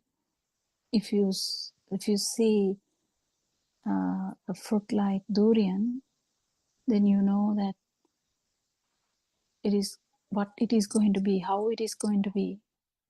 Or even if you see, imagine you see someone wearing a mask. Just imagine someone is wearing mask. Everyone is not. Then kind of now you know that person may be sick. How did that come? That came after COVID.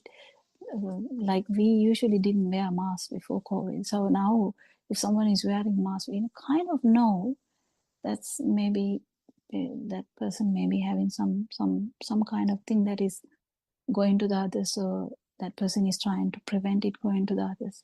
Or that person may be scared that he might get something from the supermarket. But see, the just the visual aspect of it brings the whole thing. Can you feel that? The feeling is the most important thing here, not the actual, just the understanding. So when you feel that, you can understand that how this mind works. Mind is a perception. But when we say perception is actually like a vibration, but that vibration has the qualities, all the qualities. So when you say, if you say that friend, okay, I'm just saying that friend because no word came to my head. So that friend, if you see that, because you may not remember the name, but that friend, and will only that thing come? No, even all the features of that friend will come. All the features, whatever the data that was there forever, of that friend. So imagine you meet someone you haven't met for 30 years. You suddenly meet this person who was in your classes, maybe high school. Just if you just see in the supermarket, what would it bring to you? It would bring the whole thing. How does that happen? That's the effect. That's the effect we are talking about. That's the mind sensor, how it works. It's beautiful to feel these things, how everything comes. If it is your enemy, yeah, everything comes. And you might feel the shaking, either with anxiety or either with anger. So that's how it is. So that's actually the understanding of the thought process, or this thinking is the main thing. So when you understand that mind, the perception or the actual thought. So if we take it as my friend, if you take that and there's a little bit more, what? So that we know now that my friend is a perception. We kind of know. You have to feel it, but you kind of know that. But then we understand that that perception is like a vibration actually. But how do we feel that it is like kind of true? That's because of ignorance. So far in your life, how old you are, like if you're 30 or 40, 50, 60, 70, it doesn't matter. All this time, you were trained to believe that you are in a world and you exist. The dinosaur happened in the past. Who happened actually? We feel that the dinosaur was in the past, but that's a fact which came to your mind just now. So we are thinking in the future, we predict in the future AI might take over the world. It's okay, but it's a thought. So we kind of keep understanding, okay, we have thoughts. We have millions of thoughts. We have not only thoughts, we have attitudes too. How do we get the attitudes? Okay, we get the attitudes from the thoughts. How? Okay, imagine your mother kept telling you, share. And mother kept telling you to share. And then you go with your packet of lunch. Every day you open the packet of lunch, it's gone because everyone is sharing.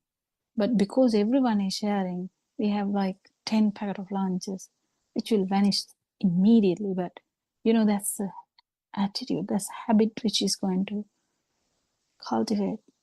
So you kind of have it. But what do you think we get it? We get it as my habit. That's the problem. We kind of just imagine there's a barrier for the habit. Someone brings a rule, there's some illness going on, no one can share the food. Everyone will be very sad. Why? Because it has become my pattern now. I don't want to change my pattern. So that's how we get attitudes, patterns, habits, whatever. So the way that we think is, they are my habits, they are my way of thinking. Everything is explained in that way. Not only explained, it's actually felt that way as well. It's felt that it is here, that everything is here. So in the childhood, whatever you experience, they are taken as your experiences. And your experiences actually brought up some attitude, some way of living.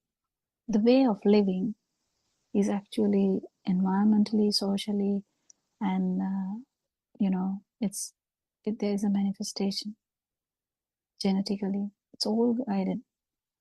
So, but the thing is, the Dhamma says that there's no self. There's only a thinking that there is a self. Okay, now we get it now. We understand. Okay, there's a thinking that there is self. Okay, that's fine. Then we try to correct this misunderstanding. How do we correct that misunderstanding? We need to understand what we feel here. What do we feel here then? Okay, we'll sort it out. What do we feel here? Okay, then we come to the feel. Because we know that the thoughts are perceptions, kind of. And then we understand the perceptions are even not true. They're like vibrations. So when we talk about the pineapple, we kind of know there's nothing called pineapple actually, but we have a perception called pineapple. In Sinhala, it is annasi. If there's a mother who doesn't know English, and if you go and tell, can I have pineapple? She would know that you're asking for her annasi. But the good thing is, if you draw it, because it's a foreigner may draw it and show it, the mother knows exactly what to sell now. Oh, okay. Mahathirone annasida. Then give it. So the foreigner wants a pineapple. Mother understand how, looking at the picture. Or foreigner can Google and show it in the phone. Very easy these days. So mother knows exactly what to sell. So see how perceptions work. But is the perception, it's like a mirage. So when you say that there is a manifestation, it's only a manifestation. So when we understand the manifestation, it's actually like a vibration, because that's how you can see a pineapple in your dreams. How can you see a pineapple in your dreams? Otherwise, you can't.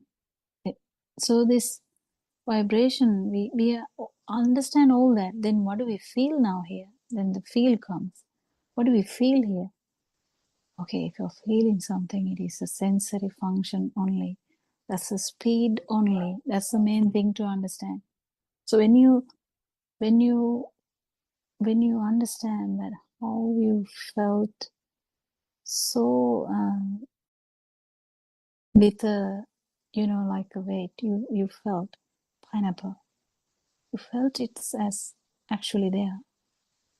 But now you know that it's just when that foreigner showed that mother in the phone, because foreigner tried to tell, can you give me a pineapple? But that mother didn't understand why.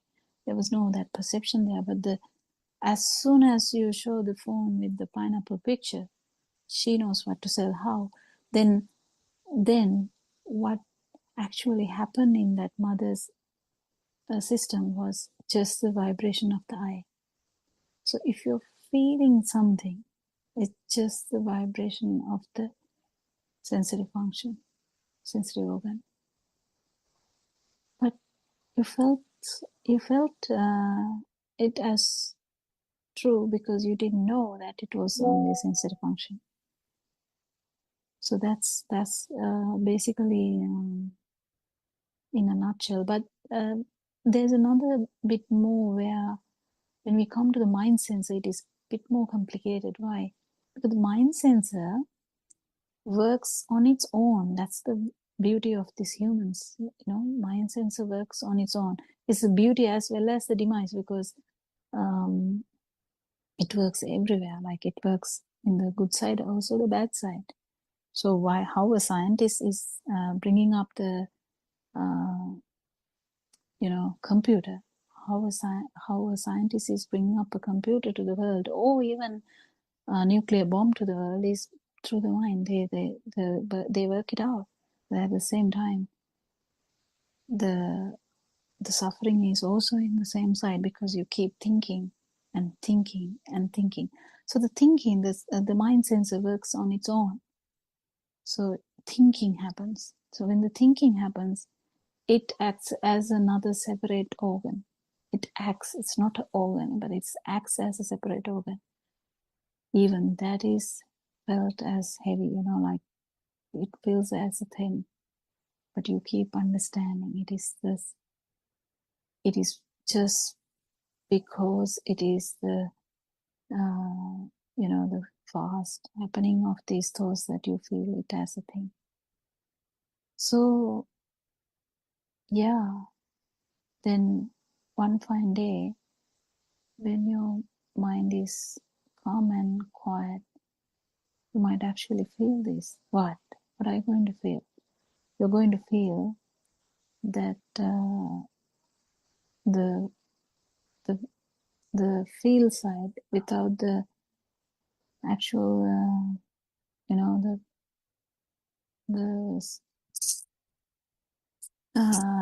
because when you understand the power of the thought is going to go down. So when the power of the thought is going down, you directly feel it. Then what do you feel? As I told, what do you feel? It's just the speed of the sensory organ. That's all. Whatever you're feeling, if it's even happiness or sadness, whatever, it is the speed of the sensory organ. But this has to be felt. That is the challenge. This has to be felt. To feel that, the actual mind should be very, very very not soft. It's a word for that. Like it can't be powerful. Can't be powerful, because if it is powerful, the feel is not going to come up. So that's the challenge we have. But still, I think everyone can feel your vibration and actually turning it around to understand as the speed of your sensory functions. It's only that. But in the feel, you have no perceptions as such, just a feel. So I don't know actually whether I actually explained the answer to the question, but this understanding can pop up at any time. But the main problem is a lot of our listeners will stop in between, like the depth of the contemplation will not go deeper to the level of the feel and the non-feel, because it should go to the feel and the non-feel as well. What do you non-feel? The feel is your kind of the vibration, which was the reason for your whole samsaric journey, or but the non-feel is that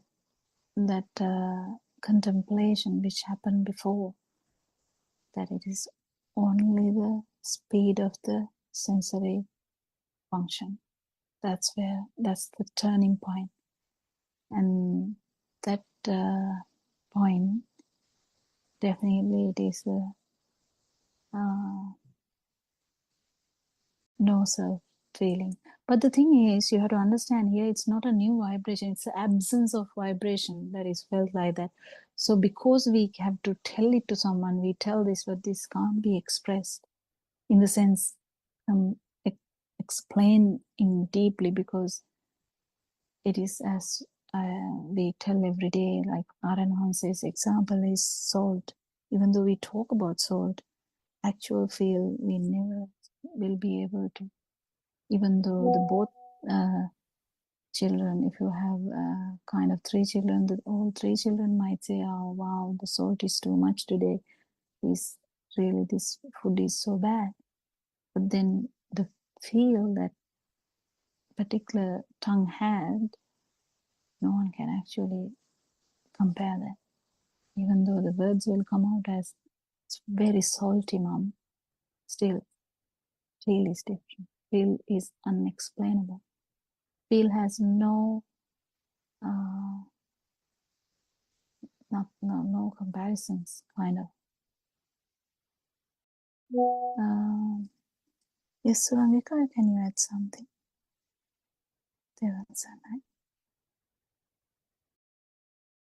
Or anyone can actually join. Did I answer the question, Dr. Sakuntala? Yeah, I think you covered most of the areas in relation to this Vidarshana. Now, when we talk about the Vidarshana, the term Vipassana also more or less is discussed around that, isn't it? Yeah, Because in Vipassana is the kind of the fruit. fruit, yes, yes. Yeah. So it is the Sinhalese term as well as Pali, I think, in both languages. So I'm sure most of this, even our listeners who It are is not the final familiar kind of with, outcome. yeah, outcome, yes. That's the tranquility, or that would be the complete meditative state that you would get. That's the Yeah. outcome. Actually, when you analyze and sort of very clearly understand how these thoughts are happening, what is this, what is meant by thought, and how it is happening, automatically you realize that all thoughts are happening in that same way. So that is the ultimate result of the meditative process, isn't it? That is what's called the vipassana, what you experience. Even when you say vibration, we need to understand even the words we talk here, they are the same. That's why we always try and say not to get too confused about the wordings or whatever the meanings or anything, because you just have to get the essence of this message, and someone will actually take it very quickly, someone will take ages to take it. If you can feel it, that's the most important thing. Whether you understand the words or not, it doesn't necessarily mean anything. So to feel it, the feeler, the people who feel would be more kind of more have the more potential to actually feel the no self perception as well, because the feel is very important. Like we kind of concentrate about this internal radio. We believe everything that radio says. What is internal radio? Well, you can just sit somewhere and see what the internal radio would do. It would keep doing something, isn't it? Keep telling something. That's the mind. That is the mind that works as a different organ. It can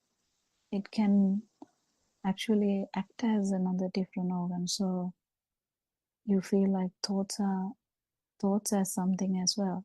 But in the same time, even when you look at something, the same thinking process comes. So it's everywhere the same thing, but you have to understand there's nothing called mind. It's actually, so Lord Buddha said there's nothing called river, because river is the flow of the water. And there's nothing called rain, because it's the flow of the water. So only the side of the flow of the water is different. When it is perpendicular, it's one thing. It's horizontal, it's something else. But it's always kind of a metaphor trying to explain that mind is actually the fast occurrence of millions of stimuli or the thoughts. That's why we feel as we are inside the dream. this dream is really good dream. Even if it's ugly, all the beings, whether it's humans or any other being, loves to get trapped in these things. Why? Because that's where you get the life field. So there is a fight every day to maintain the life field. This is very tricky, and it's very important to understand this urge to like something outside. Imagine you like your car. Just imagine if you like your car, how sad it will be when it is damaged. And if you really like it and you have never heard this Dhamma. But when you hear this Dhamma, you know, like it's a perception, and that perception is actually not true. Then the car is there, you clean it, you can do whatever, you can drive it, yeah, you use it, yes, but you know, it's just another thought. And what happens actually here is when you understand the stimuli, the main thing you understand is when the stimuli is not taken as a thing, your burning is also disappearing. That's the main rationale here. Understanding that there was no self at all, then what you felt was the feel was actually the stimuli. But that goes away when you understand the stimuli is just the vibration of the sensory organ. So this has to be combined in somewhere, that when the stimuli is not a thing, or the value is not there, and the feel, you definitely, if you feel it as only the sensory function, the alive feel is not there. That's the most important thing. That's that Aranahanse reiterates every day. It's good to feel this rather than just knowing. Surangika, do you have the chance to talk? Dr. Popida. It is just the ownership that is not there, isn't it? The thought can still arise as a perception, but because, as you said, it no longer is real or becomes a thing, the attribution to the self is non-existent, because that whole thing has been seen through and through, type of thing. The thought can still arise, but that's where the vipassana kanika samadhiya comes in, isn't it? That meditative state, because the vidarshana has been done 100%, already. Yeah.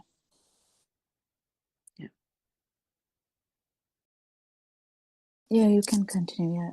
Yeah, it's actually very important, because if we don't add it, listeners can get confused, because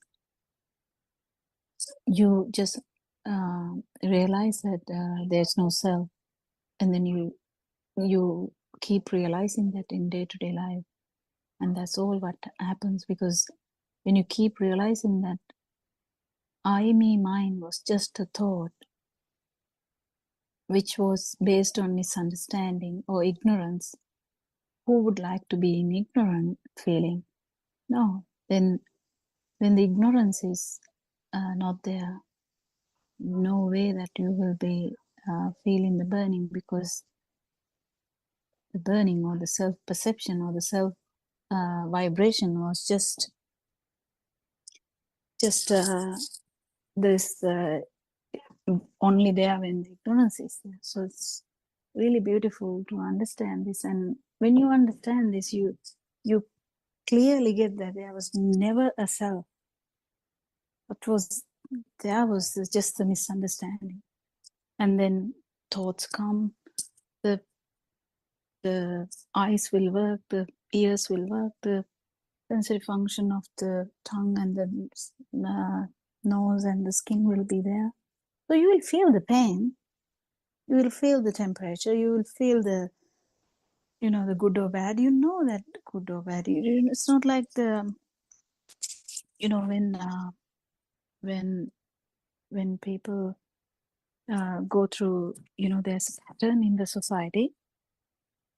The arahant is not going to like act as they don't know the patterns of the society. It's going to be like the similar way, because that's the way that is happening at this moment. So, the normal, even Lord Buddha said so much things about, how to handle this, the specific things. But the main message is not that. Main message is non-vibration. But good things, bad things, yes, you know that it is good or bad or whatever. But without the vibration, it doesn't necessarily matter. Without the vibration, you will do the best. There would be a best outcome if you're making like a Tikara made pots. And you're going to do a good job in that. You can't sell if you're not doing a good job. No one will buy it. He actually kept it outside, and people used to put money there. He didn't even put a cost for that. I know that is not heard these days, but at that time it was like that. So the times are different, but at the same time, the main thing to understand is the sensory functions would continue to function as normal, and the patterns would be there without the ownership, and the habits will be maybe there without the ownership. But some habits are going to disappear. What are the habits that are going to disappear? Well, the hatred, the lot of mainly if you think about jealousy, there's so many words in there that they will not even occur, because there's no way that it is going to occur. So they are going to disappear, because usually if you feel the other vibration, because you are not there, your judgment is going to become the other person's judgment, kind of. That how suffering the other person is, and there's no harm is going to come to that person, if at all. The effort will be to get the other vibration to run vibration. If you can't, it's fine. If you can help, that's all. Yeah, thank you, Suranka, for adding that. Yeah, you can continue. I think we are running out of time now, Dr. Gopinath. Thank you for that beautiful explanation. Have we run out of time? No, just closing in on that time now, 2 minutes. Yeah. Oh, okay. Varanasi is also here. I don't know. They can talk anyway. We can, we are almost coming to the 4 o'clock Zoom meeting.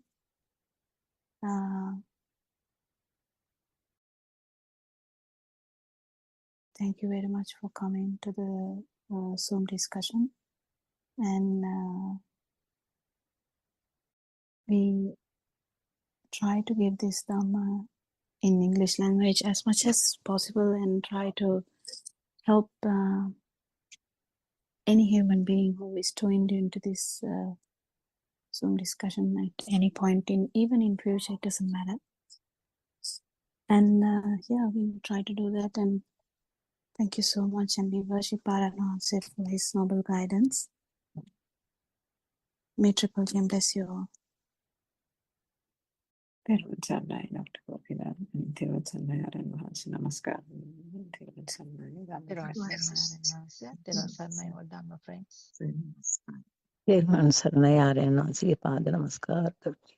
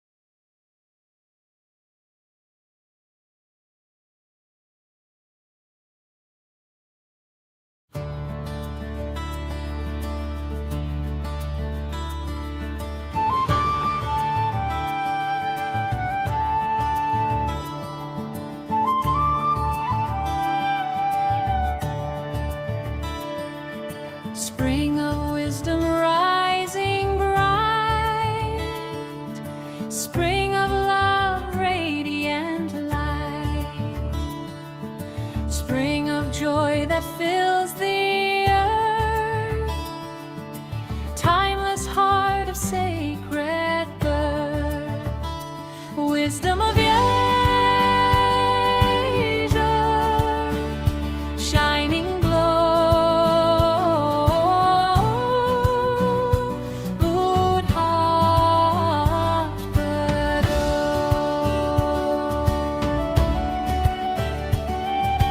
liberation from all birth, liberative from mind's deep thirst, liberation from fear and death, freedom carried on each breath, wisdom of Asia, everglow.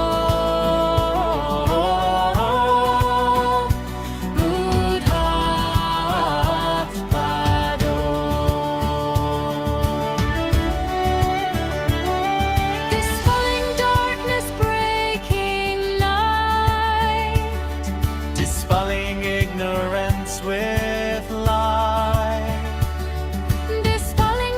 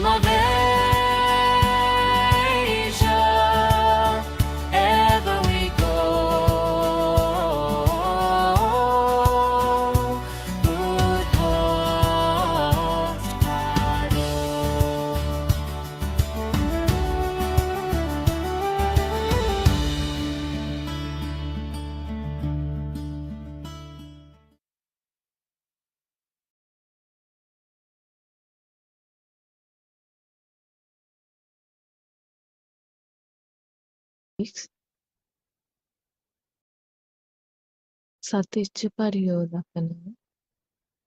The stanza above means that you should always be aware that whatever thought that comes to your mind is a mental fetter, akusal sita. Thoughts come very fast, and thoughts also tend to create more thoughts by thinking of past events and by thinking of the future. Isn't it the best to stay away from thinking of the past and the future? More thoughts only to make you feel like you are on fire, and more thoughts make you feel uneasy. Because when you have more thoughts, they always make you feel jealous, angry, greedy, or revengeful. Thought is like a pendulum of a clock. It always oscillates between greed, raga, and anger, dvesha. The mind always oscillates towards thoughts of greed or towards thought of anger. Thoughts will always oscillate from greed to anger. When you become mindful, it is like coming back to your base or to your point of concentration. Coming to the point of concentration is like stopping the clock. You can use your Sati Kamatahana base of concentration that you are used to so that you can maintain your concentration on seeing the thoughts.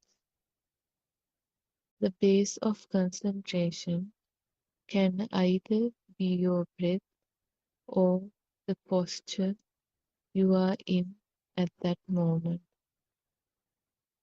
We use this Sati Kamatahana only to prevent your thoughts from going astray from thought to thought. We use the base of concentration only to make sure that we see the pure truth in every thought that arises. What we are explaining to you now is only the beginning of how to go on the path.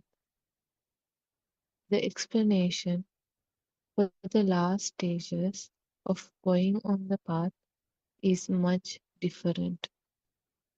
This path to nirvana should not be considered as an easy path. The journey on the path depends on each person's capabilities. Some people are good at both samatha meditation and vipassana meditation. Some people are good at the concentration meditation, samatha by birth itself. Therosan everybody.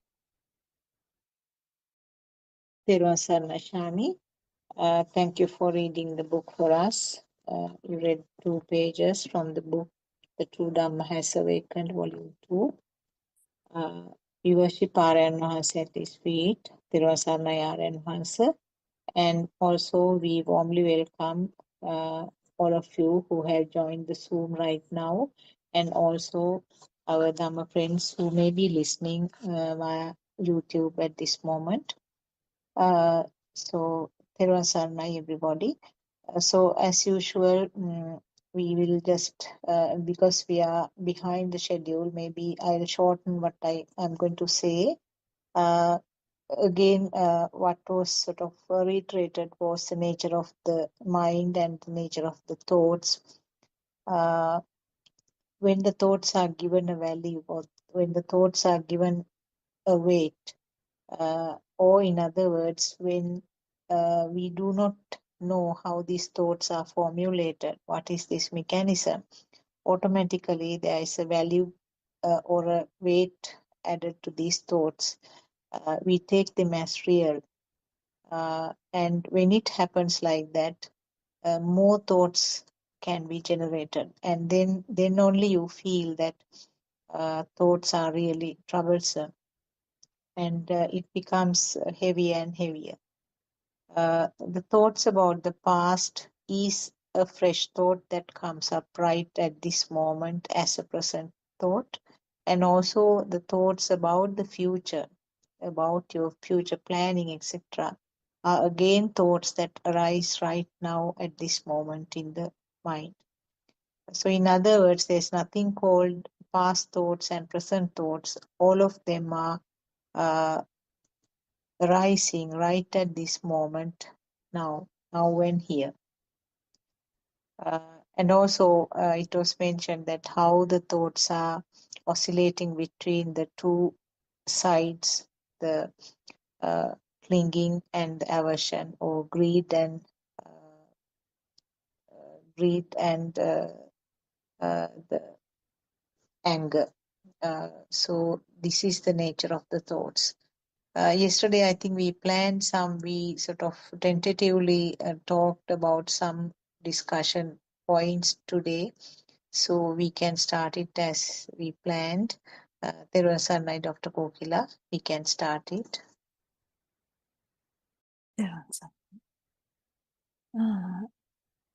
We worship our Say for his novel friendship. And also, I can remember Joel's question last time. But before that, I would like to ask him, what's your idea of ego, Joel?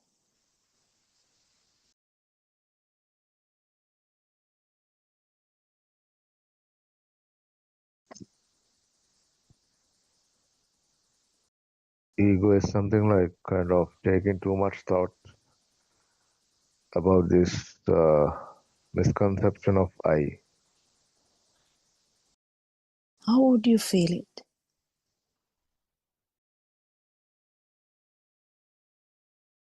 It's kind of not I. Actually, it's like kind of pride. What I feel. So it's something you feel, isn't it? Yes. Yeah, that was very important to understand. So, this is in the feel side. This is actually not in the thinking side. This is something you feel. So, like, we feel the,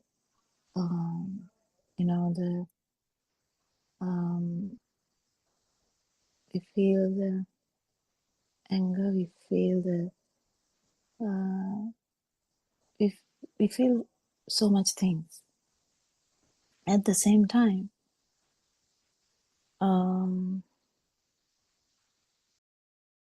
this is something we feel. How do we detect that? Or because, as I said, English meaning of ego can have the meaning kind of in pride, but actually it is much more deeper than that.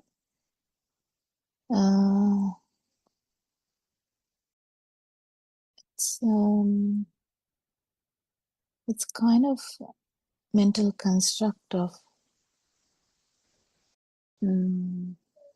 me, as you said, but it's completely in the field side. So imagine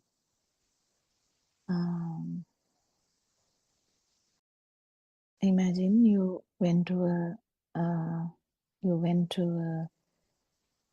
discussion with someone. We can take an example, you went to a counseling session and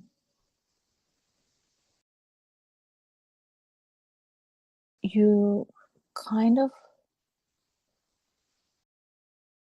feel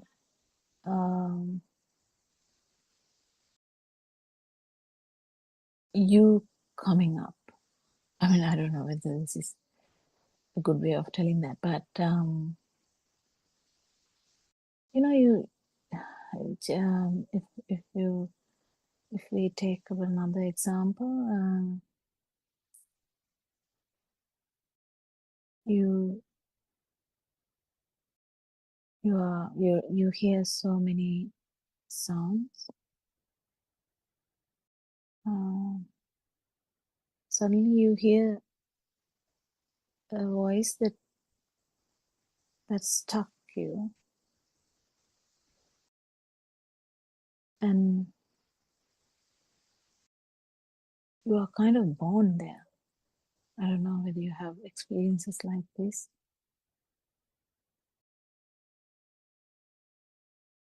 It's in English, I don't know whether we can say,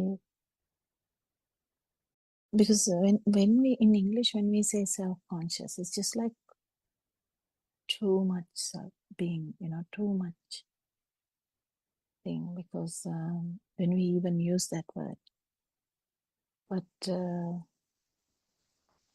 ego is something we all have in different ways. In one thought. That's very important, in one thought. Because it's only one thought we have at one particular moment.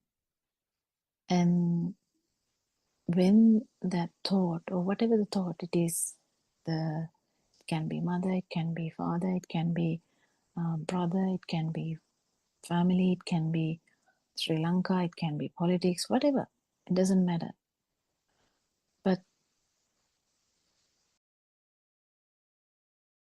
But it's a feel that it is felt here. Or the moment that you feel that it is there. Different ways I'm trying to tell something. I don't know if it will come out at all. But mental construct of me has no definition because it's in one thought. And the amount of that is directly related to the amount that the stimulus is a thing.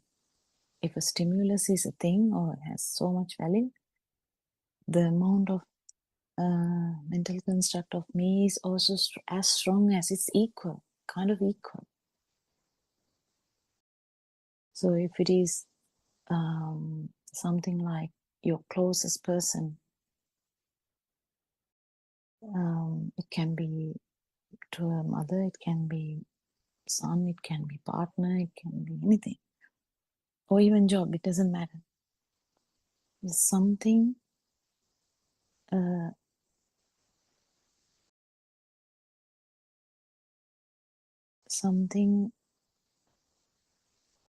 that brings up me.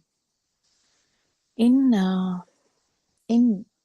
layperson's word, we can really say that,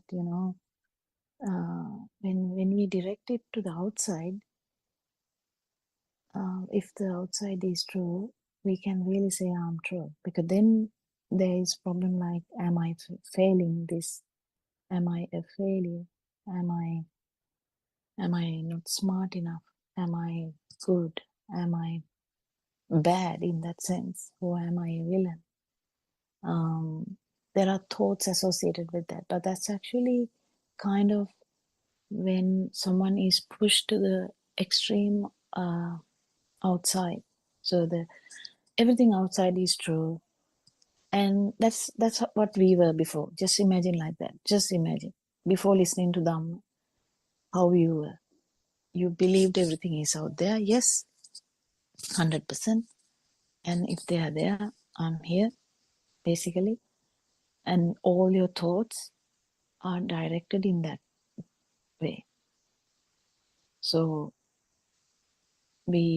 our thought process develops in such a way that it will give you like, I'm better or I'm worse, I can do or I can't do. Everything like revolving around me. But that's actually the extreme outside version of it, the basic version of it. But this keep going backwards and backwards. You know, someone understand this Dhamma, you won't really feel it that much. You know, you're not shaken by the outside that much, but still this dream will be still true. That you feel the dream, you will be in the dream, but still you're not that bothered. But still, in a lesser amount than before, you still feel you. You still feel you. It's a feel. It's a feel. Even when someone understands that actually all these perceptions are not true, they are just perceptions. They are just like like electricity or gravity. It's just another vibration. All these things, and even getting that to the feel. You know, you get to the feel because your mind, the world, this dream, you feel like awakened from that, but still you feel it. Even in that level, you still have a subtle way of um,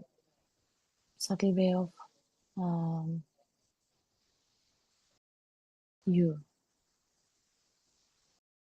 So that's the thing. So that even the ego, it's actually very, very big usually. So just imagine, we haven't understood that Dhamma, even though we hear it, if we haven't really felt it, our egoistic attitude will continue. It will continue. It's a kind of a attitude that brings us all these thoughts about me, what is happening to me, am I going to fail, am I going to survive, am I going to win this, am I going to be happy, am I going to go to next birth, will I be in a better world, I'm going to live with God, whatever, it doesn't matter. So the egoistic pattern, the thinking pattern can extend to that level because you feel something here. It's a feel. Ego is a feel, even though we talk about it so wide, vivid. So that feel extends into that story. I am, I am, I am, I am. You know, it's funny that to think about our own experiences, how we had this drive to make I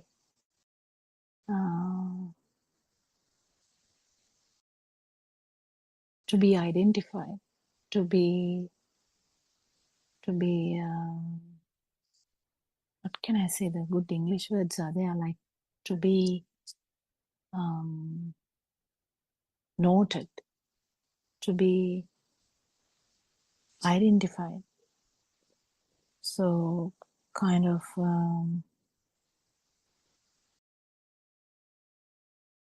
Sometimes the whole life you're fighting for that, you know, to be loved, to be identified, to be, you know, like it's weird this how this feel will make you to think, how it will mold your attitude, how you feel, how you will feel intimidated easily. But you have to understand, every person is different. Every person is different.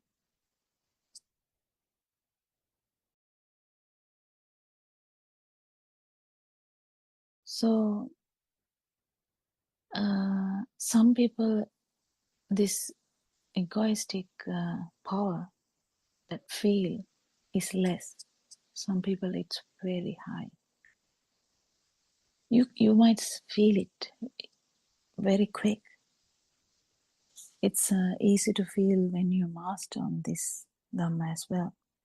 How we can feel the other person's vibration. It's kind of a vibration. It's a vibration. You can feel your own vibration. Also, you can feel the other person's vibration. So this is the vibration that gets less and less.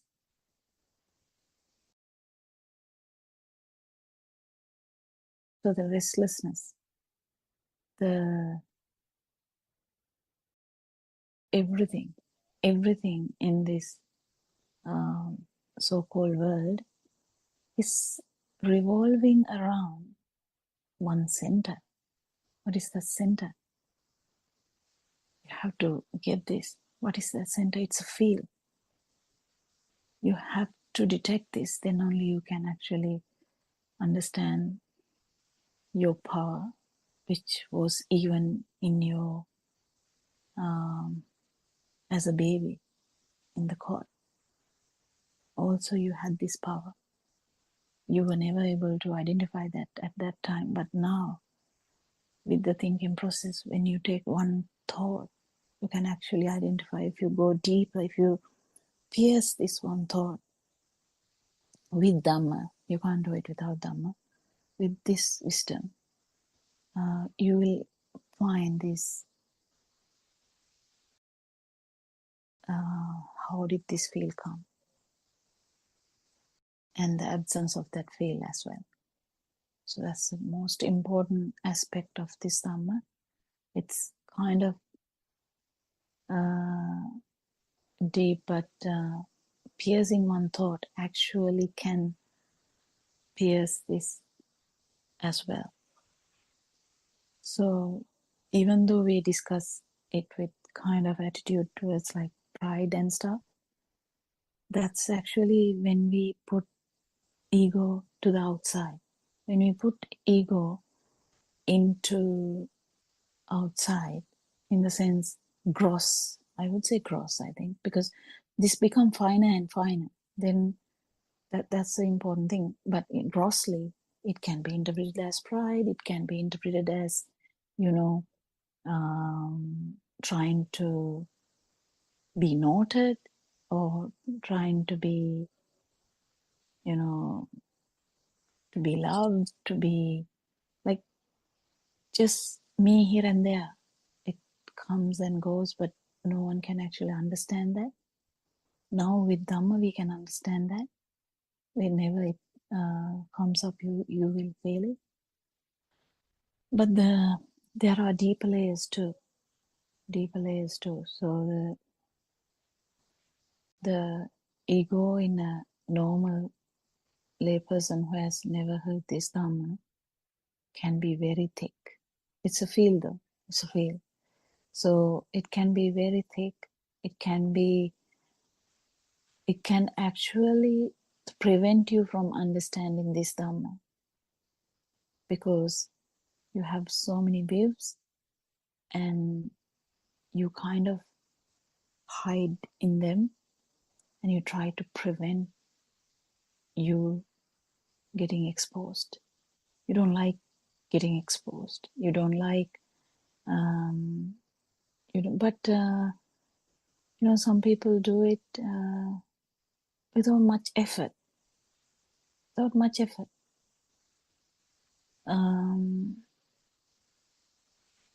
Actually, some people's this vibration level is low. Originally it was low, but with the time, originally in the sense in the baby level, it was low, but with time, there can be some augmentation of that with the story. You tend to have a story after about 1 or 2 years. You start remembering stuff, and then only you have this dream. I have talked about this before. This dream, the dream starts to work, so that you are actually isolated, or actually you don't think it's isolation. You are actually acting in the dream. You feel that the dream is true, and in that you can kill them, you can kill anyone, you can steal, you can shout at someone, you can try to enjoy the senses by taking something. You can do anything. How do you do that? Because this self vibration has gone into that far, this field has gone that far, that it has a whole kind of outcome. If you go to a argument, you can see, definitely if you see an argument between two people, you can really see how they argue. They would be arguing, I feel that you are doing something wrong. And the other one is saying, no, I'm not doing anything wrong. You are doing the wrong thing. So it's kind of two self vibrations,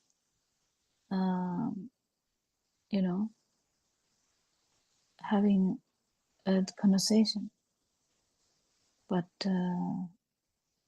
that's how it was. It was a feel, but the feel is augmented in the way that you are brought up, in the way you have had achievements or whatever, that the way you looked at the life, basically. So I don't know whether the basic message was on, because it's not coming in one way. But what I'm trying to say is, you has so many layers. So the pride is also one of them.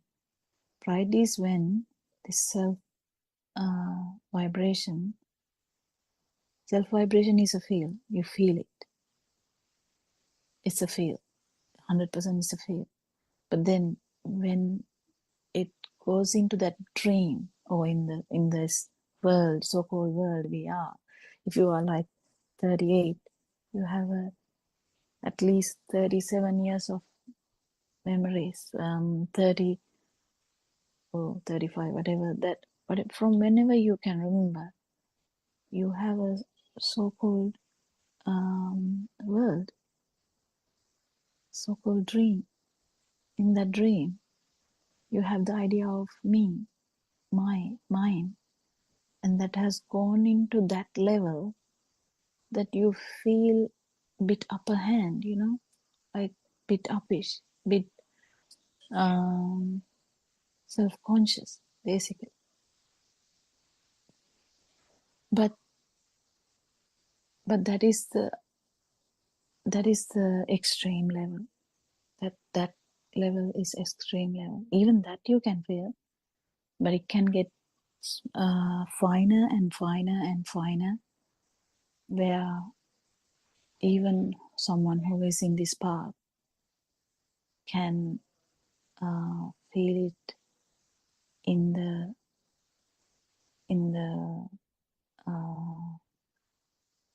tranquility that you have. Even in that subtle level, you can have this. But that's completely in someone who has understood this Dhamma properly and felt this Dhamma properly, and has felt the non-vibration, at least in one thought.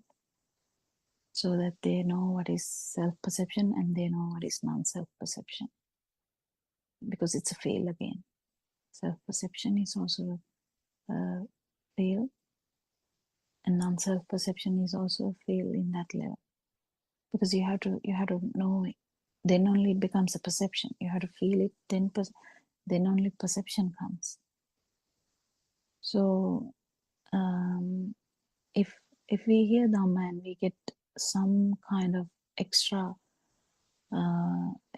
mean that also, then we can understand this ego is everywhere, so it can hide anywhere. It's just a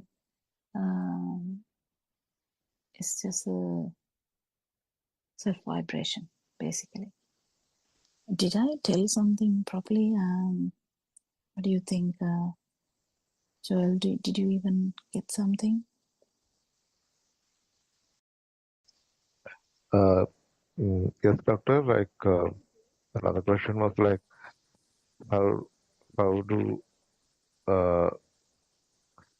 we cope or manage egoistic people according to Dhamma? Well, I can only tell you about that, Joel. You are going to manage your problems, not others. You are going to be awakened from this dream, and you will feel everyone's ego, and you will try to help them. That's all. Did that answer? Suit you?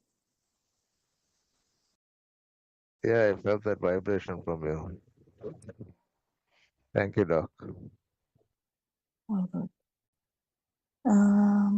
Yeah, it's a bit difficult topic actually, because ego has so many variations in that. We can talk about ego in gross way as well, where the pride comes, where the whatever. But when it comes to the deeper levels of Dhamma, it is a feel, and it is because this spark or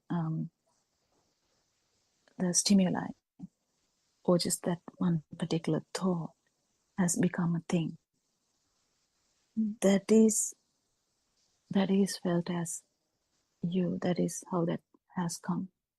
So it's all fully understanding Dhamma is what we can do. Understanding how this ego was created. The second question here is that which actually Joel didn't ask. How does ego come then? Yeah, we feel it. Yes, how does it come? It comes from a view. It comes from self-view. That is the terrible view we have. The most wrong view we ever have. But how does this self-view come? Self-view, again going back to because this is a vicious cycle, you feel something, and because you feel something, you have a perception, and because you have a perception now, you have a self-view. So you feel, you have a self-perception, and you have a self-view now. And this goes on. Because you have the self-view, whatever you feel is augmented.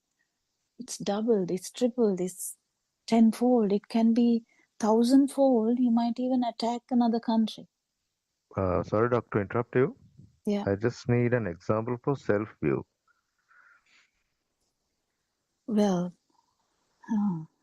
that is the view that Joel is existing.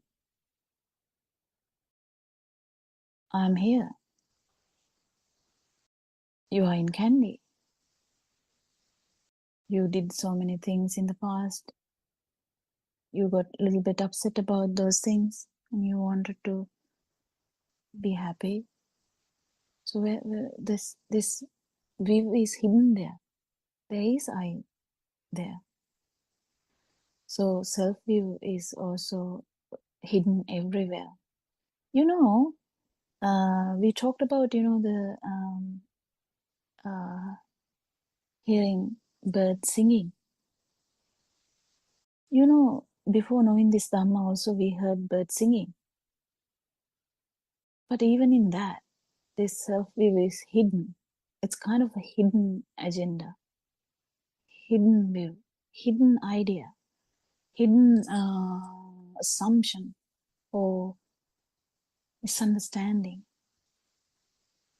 It's not out there, kind of. I'm not telling, do you know that I'm the one who heard the bird singing? I mean, sometimes you might say that for an argument, but what I'm trying to say is, we never keep saying that I'm the one who heard, I'm the one who saw the thing, I'm the one who felt the warmth, I'm the one who felt the happiness, I'm the one who is thinking, my thinking is the right thinking.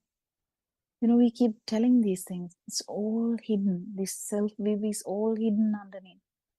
Even in Dhamma, if you start listening to Dhamma and if you feel like you can understand that and haven't felt this yet, you can actually get this self-view even in that. Because you can say, I'm not directing at you, just telling you here as a broad idea, so that you might even enjoy learning Dhamma. So this whole thing, even listening to a bird, before learning this Dhamma, before actually feeling this Dhamma, self-view is already hidden there. It's in sideways. It's there. How? Because you heard the noise, you saw the beauty of the morning, you felt the morning breeze, you felt the sun's warmth. So the self-view is already there, but it's not spoken out. It is spoken out in an argument, yes. You can argue and say, you didn't see that, I saw it with my own eyes. How come is that? Like when we argue, when we try to say something to a colleague, we are saying, well, you didn't understand that, but this is how you do that. And this self-view is hidden there. Self-perception is hidden there. And this power of ego is hidden there. But it's very evident to a person who is going in this path. Hereafter, when we try and understand this, Joel might even start feeling this. Wow, this is how you feel. Yeah, because we were not aware about these things before. You were not aware that every thought you arise. When the thought is real, you arise. All the morning you were not having a problem. You just was hanging around, but then suddenly, just one thought made you so agitated. How come that happened? It's extreme, but what I'm trying to say is, even the self-view is still there, because that thought, particular that one thought, made you to bring that up, that vibration so hard that you feel it. But even the other times, self-view is always there. Unless you hear this Dhamma and you feel the non-vibration, until you feel the non-vibration, we can't be so sure that we know non-self Dhamma or non-self vibration or non-self perception or non-self view in that case. Because you have to feel this. Because we always felt existent, we always felt alive. We've always felt as I'm here. We always felt the duality. So it's the normal for us. Dream was true. We walked through the dream. But when an awakened one, we say awaken, fully awaken,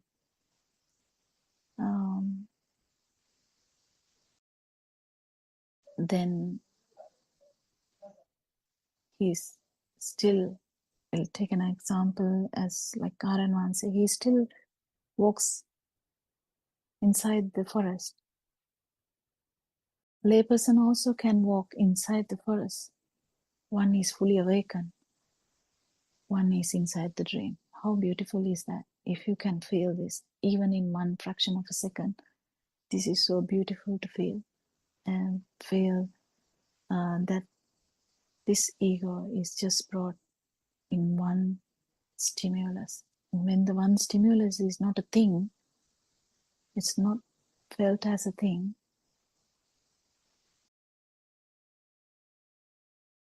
this, whatever the feel we have, that continuous feel we have that we are here, is broken. It is actually not there. But immediately you might go back to the normal again, that normal pattern. But that particular moment is enough for you to understand, okay, when the stimulus is not a thing, you are not there. The feel of self is not there. But before that, we hear this Dhamma, we understand this Dhamma, we enter into a path kind of trying and understand this Dhamma until we feel it at least once, but we keep feeling that afterwards. So self-view is hidden everywhere before we listen to Dhamma. Even that's what I said. We can walk through the forest, we feel everything, but it's we feeling everything. If you don't know Dhamma, if he actually hasn't fully awakened, the fully awakened word in itself has that meaning. You are awakened from the dream, but you're still inside the forest. As with the layperson, imagine Aranvans is walking alongside with someone else.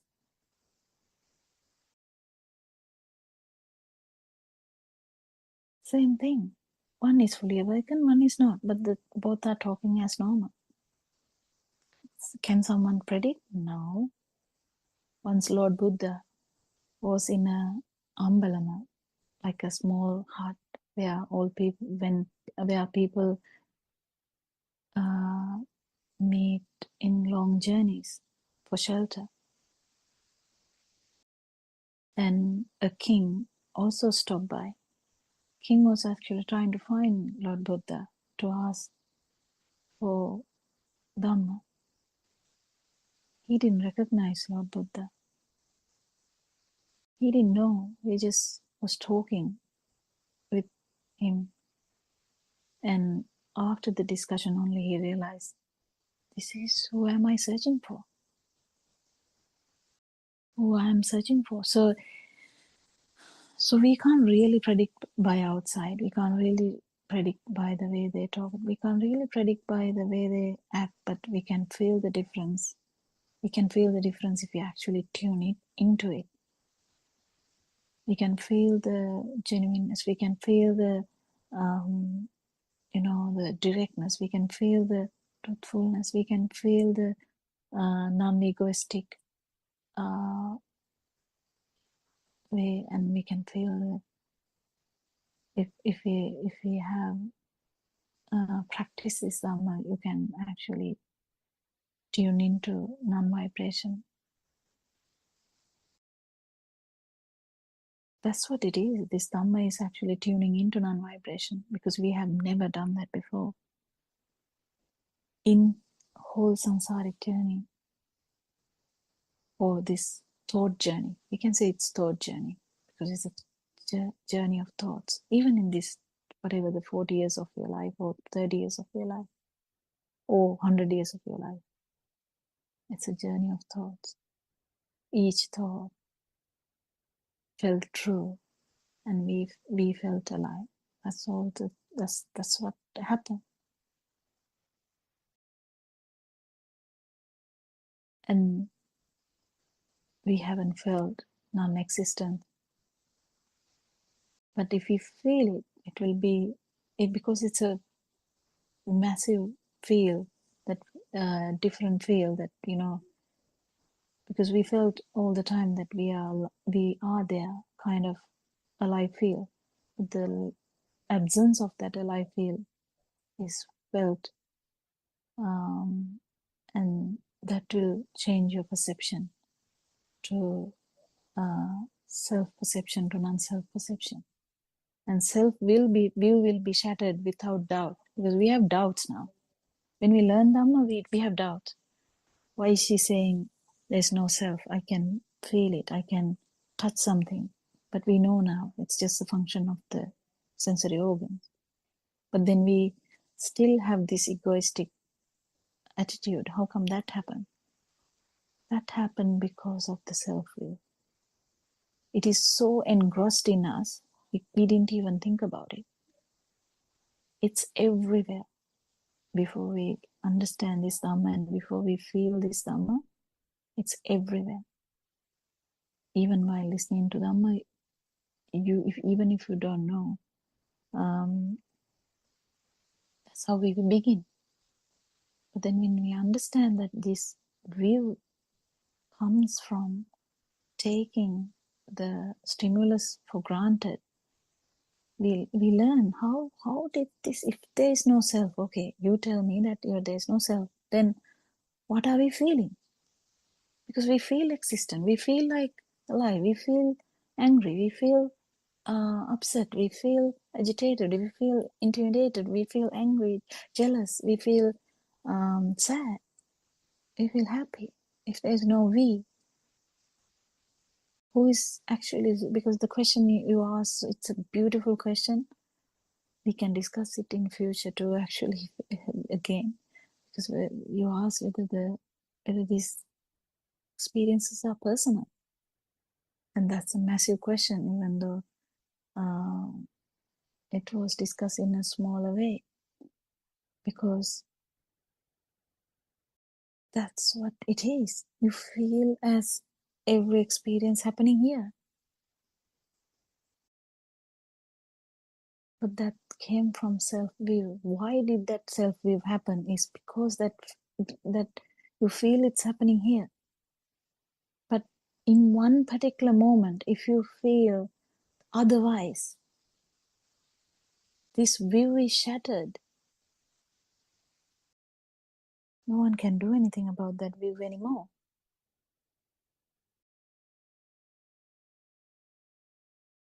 It's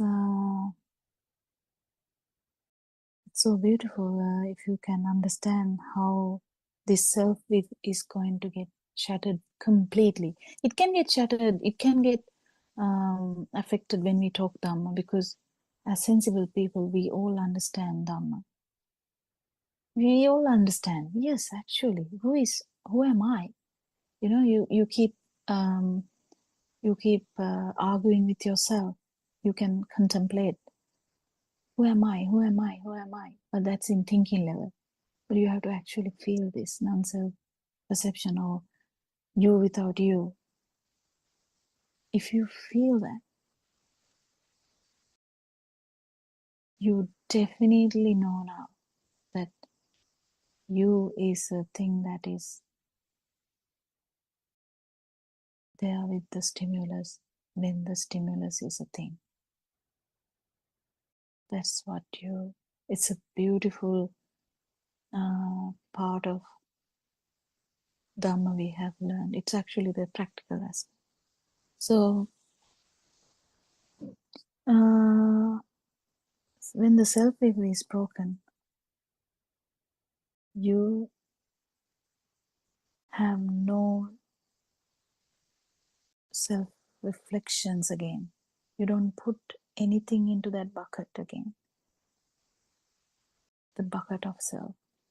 You don't put anything in your life. You feel sad, like it's a mind sensor. You feel happy, it's mind sensor. Until you have this sensory function, you will continue to feel things. You don't attribute that to self anymore. That's the value of completely shattered self-view. Completely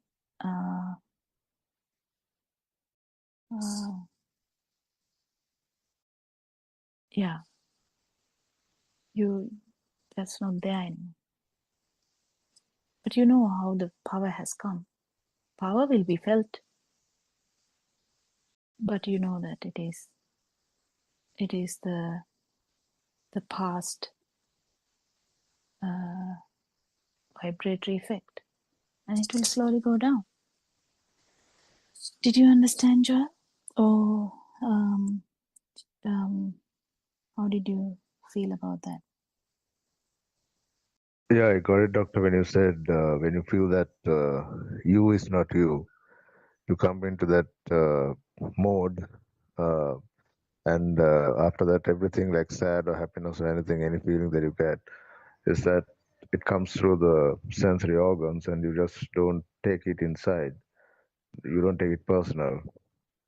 Yeah, I Yeah, got it. I got that point. Yeah, thanks, doc. all good. And I think we have gone into, but I think Aranasi said we can have a few minutes extra. But is there anything else to add, Surangika or Dr. Sakuntala?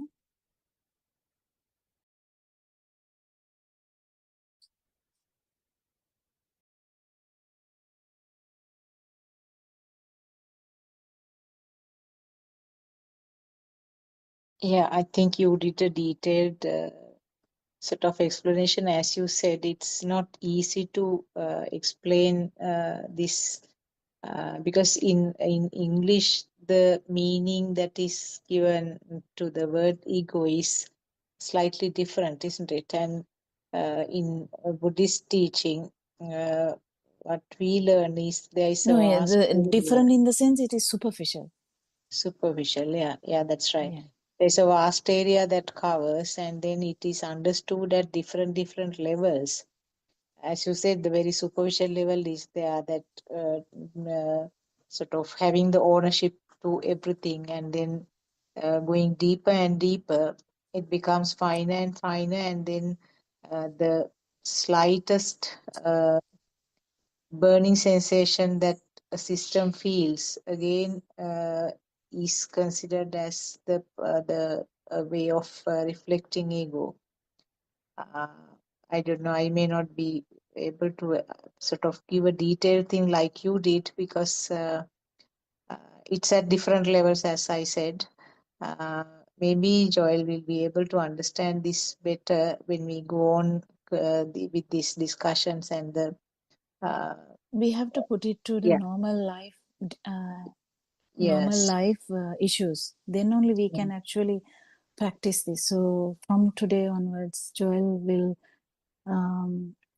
feel this, and he will talk to us. Doctor, this happened today. What Experiences, isn't it? I experience? mean, Yeah, it's the yeah, experiences that matters, because yes, that's right. randomly talking something theoretically doesn't really do anything. Yeah. Yeah, the So if experiences Joel are can the tell very, us very. the experiences day to day, the things that you sort of faced, we can sort of find and explain this more in a more practical way. Oh, any one of us can do that. Yeah, yeah, that's It's right. really, really beautiful. And Certainly, yeah.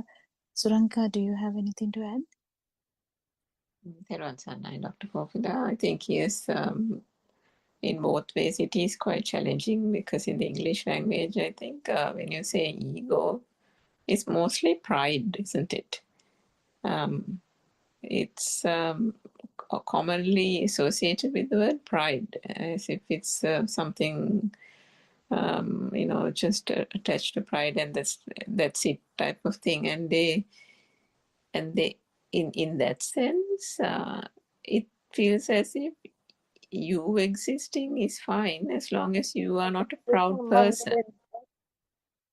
So it was so in that sense, the way the Western society, and I mean, even if we use that word, you kind of get that impression, whereas that is not what it is here. I mean, as Dr. Kokila explained quite extensively, the ego is just a facet of this I sense, isn't it? The self vibration, the self view, and all these things.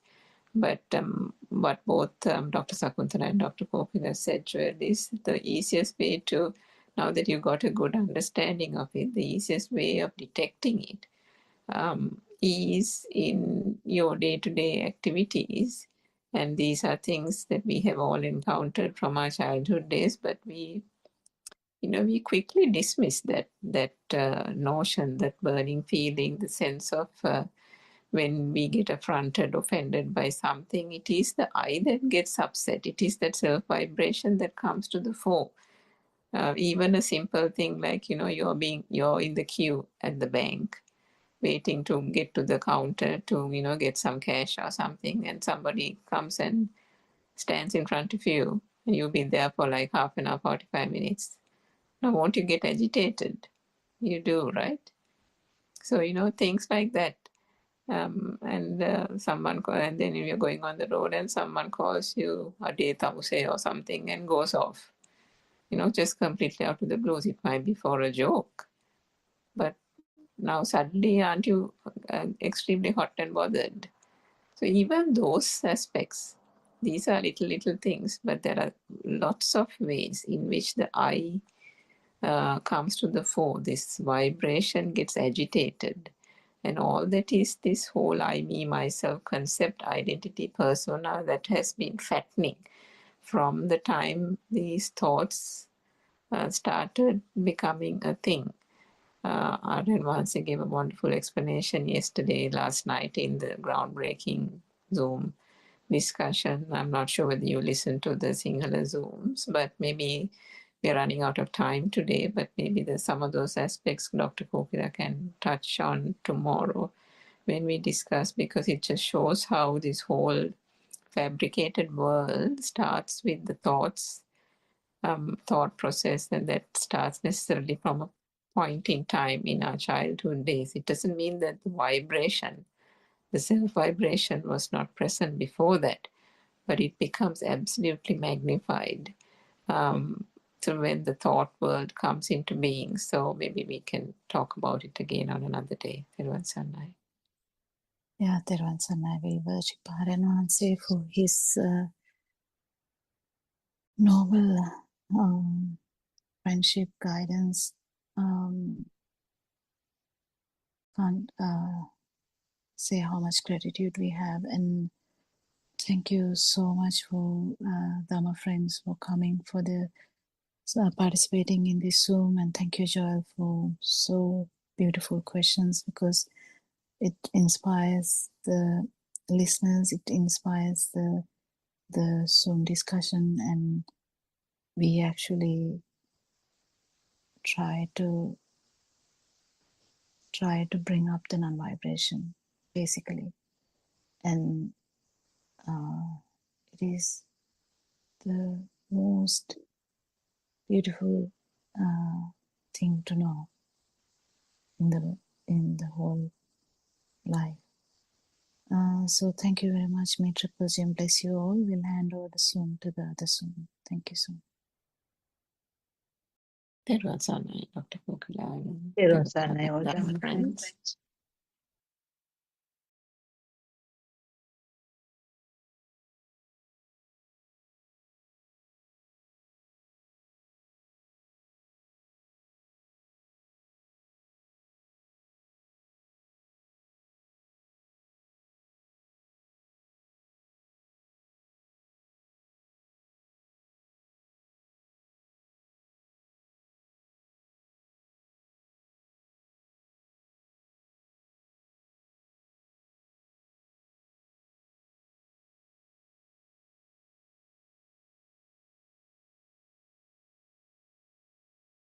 If you are doing something like walking, working, or you are in any other posture and your mind strays away behind other thoughts, then you can quickly bring your attention back to your breathing, or bring your attention to your posture you are in at that moment.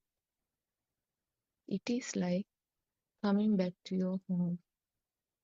Thoughts means unskillful mental patterns, which consist of raga, dvesha, and moha. When you say that you have arrived home, it means that your journey is over, and that home is where we end our journey. Similarly, our home is our mindfulness. Mindfulness means emptiness or nothingness. It means shunyatave. Nothing exists in that mindfulness. When you say that you maintain mindfulness, it means that there are no thoughts. Nothingness means that there are no thoughts. Thoughts mean they are unskillful mental setups of lobha, greed, dvesha, ill will, moha, delusion. These mental fetters prevents you from following the path to nirvana. Being mindful is what will help us to go on the path. Therefore, you have to practice and realize the pure truth in order to reduce the generation of akusal slip or unskillful mental fetters. Saticca pariyodapana. Therwan Sarnai everybody. Therwan Sarnai Shani. Thank you for reading the book for us and starting the session. Book is The True Dhamma Has Awakened, Volume 2. As usual, we all worship Aryan Mahanse at his feet, Therwan Sarnai Aryan Mahanse, and we all welcome. We welcome all of you who have joined this Zoom discussion via different ways.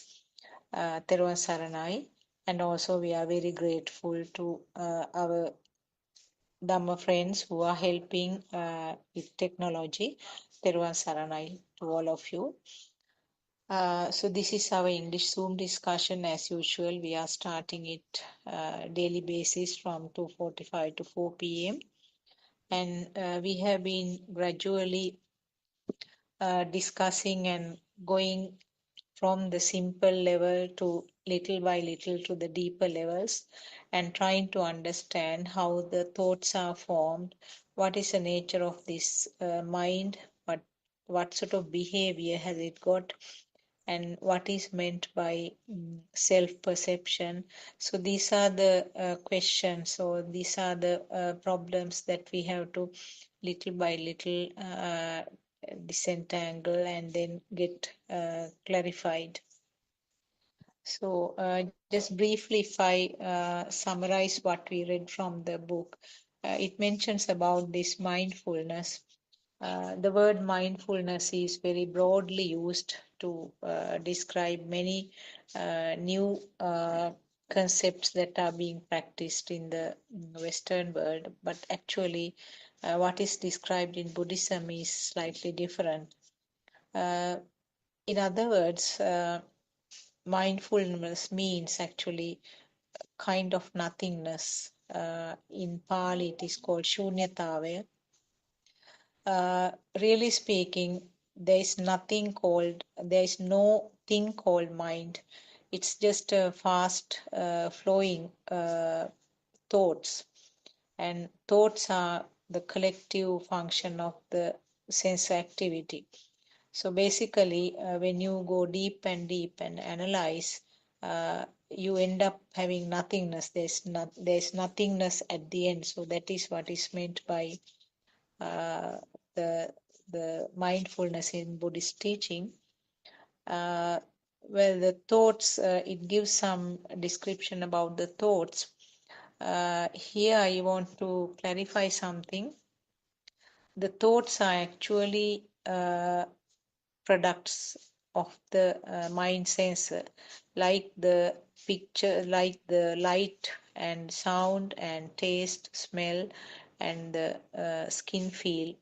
They are all creations of the sensor. So in other words, actually the sensor means the creation of this. It's more or less same. There's no sensor separately and created feel, but they are both are same.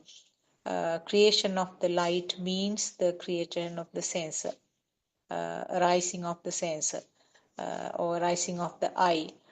Creation of the sound means arising of the ear sensor. So like that, when you take thoughts as a simple thing, thoughts are creations of the mind sensor. But when you describe the things, the mental fetters like lobha, dvesha, and moha, which means the lobha means the greed, dvesha means the ill will, and moha means the delusion. These are actually mental fetters, and then they are actually the ones, the thoughts, which are taken as true existing ones. So when the thought is taken as real, it has a value. There is a weight to that, and those are the thoughts which we try to identify. They are the ones which initiate some form of current in the mind, which gets carried away from birth to birth. So they are actually called unskillful mental fetters, or in other words, akusal sit in Sinhala. And also another word is defilements. So that is a summary of what we read actually. I think yesterday we sort of ended up the discussion planning to talk about the sensor function today. So maybe we can start that discussion. I would like to invite Dr. Kokila to start the discussion. Teruvan Saranai, Dr. Kokila. Teruvan Saranai, everybody. Thiruvan Saranai, will worship and answer. Yeah, I think it's a good one because Joel also is here. So it's just basics we try to cover because all the time we get confused about this sensor function. That we can understand that the mind sensor is actually is a product. It is also difficult to feel it, but at least we understand properly that chair is just a mind formation. But the actual, touch of water or touch of the wood or warmth or coldness, these things we feel as real. So there is a bit of a trick in every sensory organ. So that's where we have to try and understand whether they are actually real or what's happening there. So when we try to talk that, I think it's better to go back to the baby again, because baby also felt everything. Baby felt everything. So baby can see, baby can hear, baby can feel, baby can smell. Also baby can taste.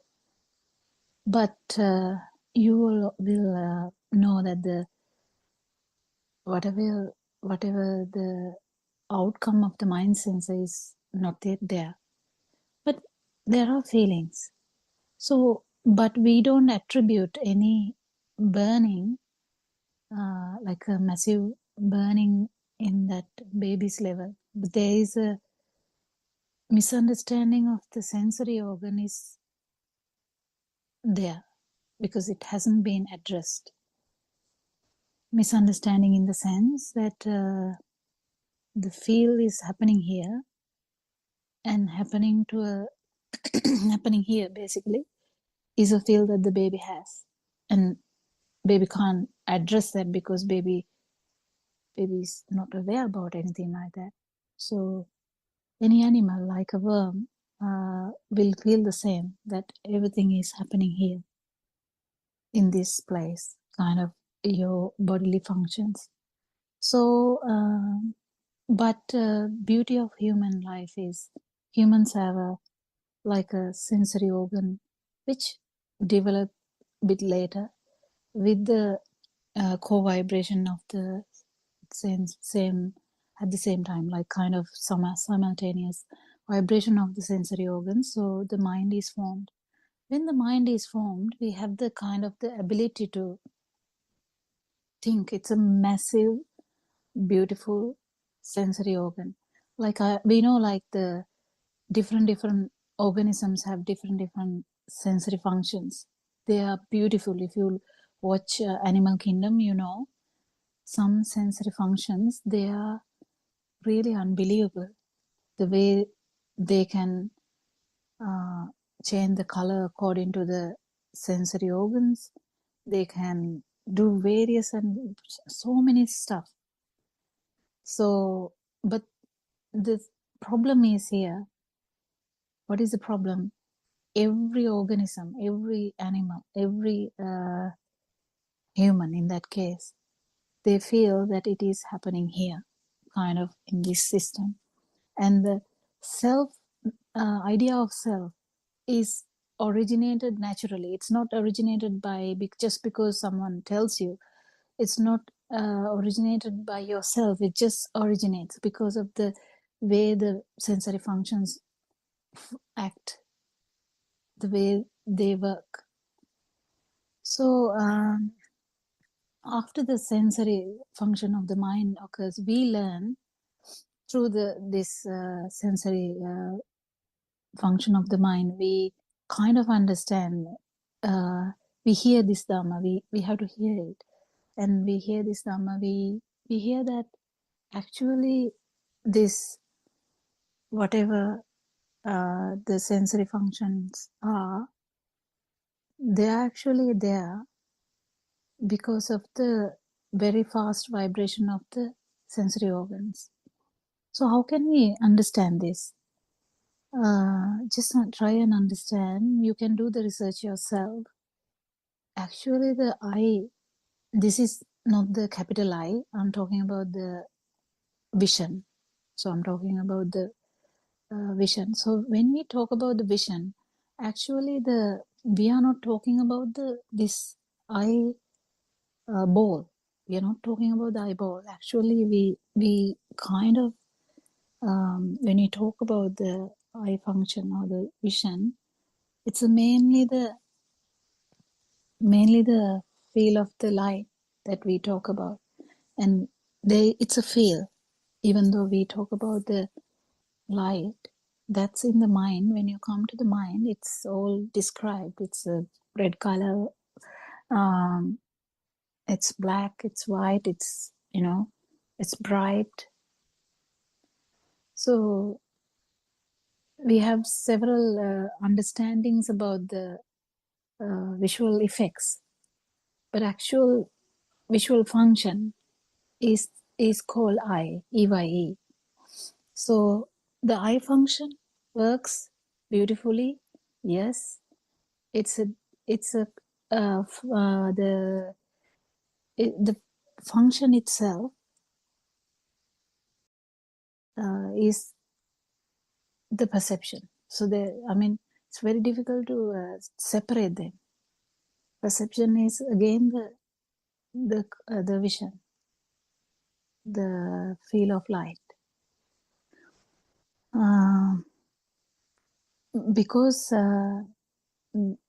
of the fast vibration, if you research about the light, you will understand why light has a frequency. It's the fastest kind of.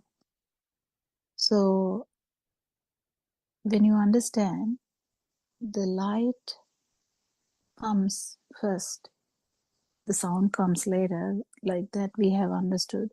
So the light works very fast. But the main problem we had was we thought that light is coming from outside, falling onto my eye, and then I get a visual image. That's how we are taught. But actually speaking, what we are trying to understand here is how the perception of the light has happened,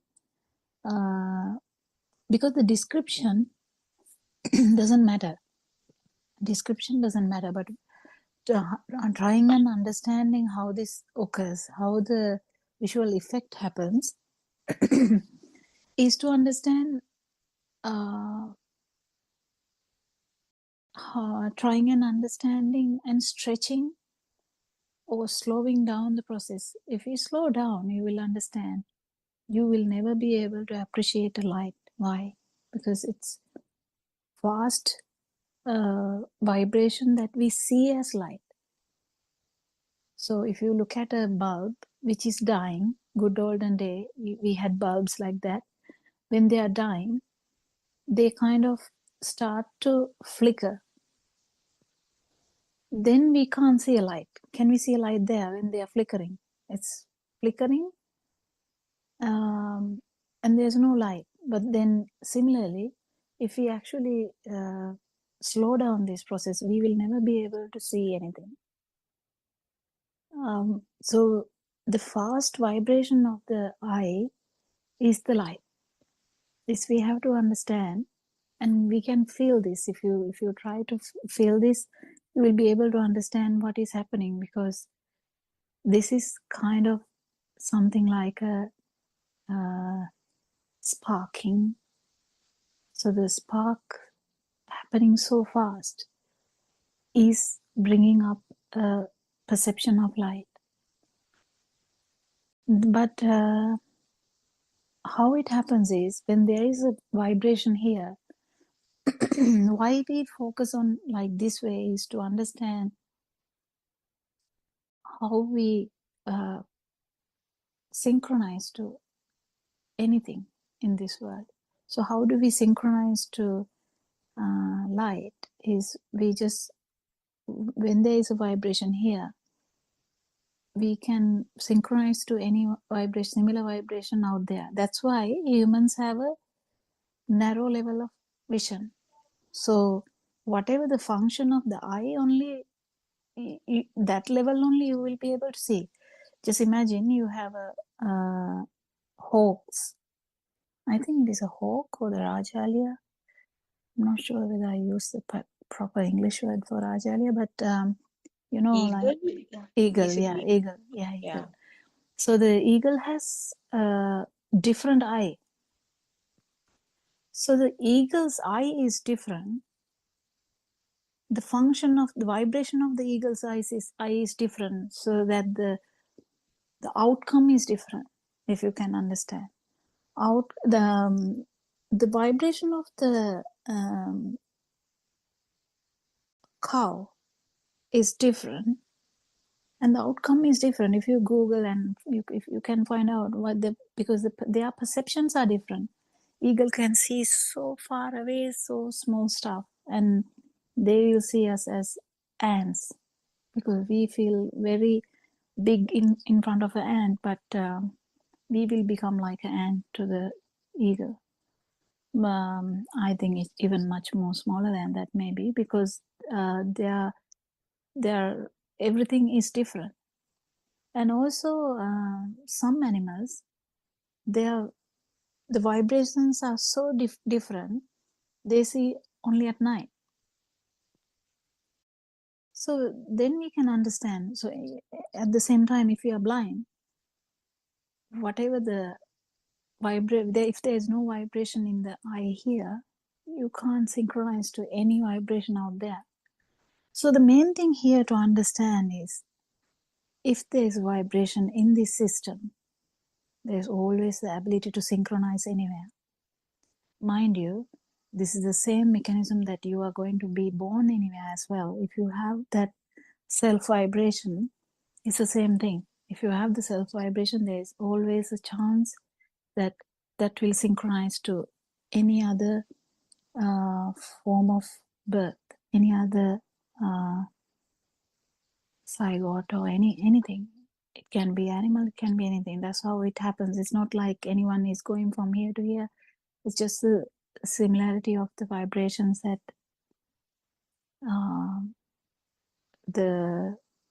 it will be just the similarity. So if it's happening here, it is happening there as well.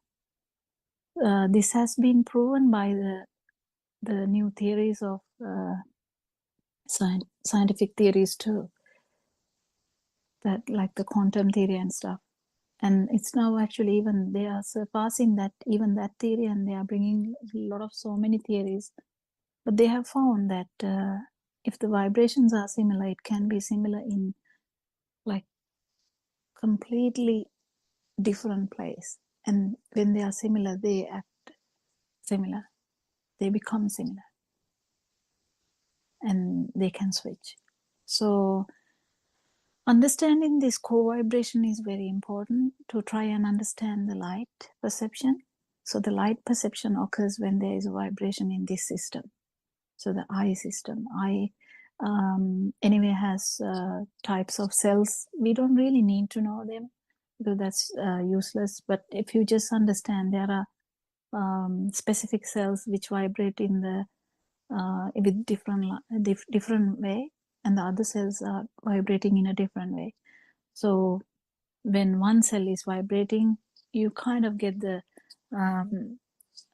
can synchronize to the white light, and when the other one is vibrating, you just slightly can vibrate into different form of light. But that's what I'm trying to say. So if there is a vibration here in the eye, there is the ability to synchronize to anything. But the world we perceive, some animals, they don't have this 7 color variation.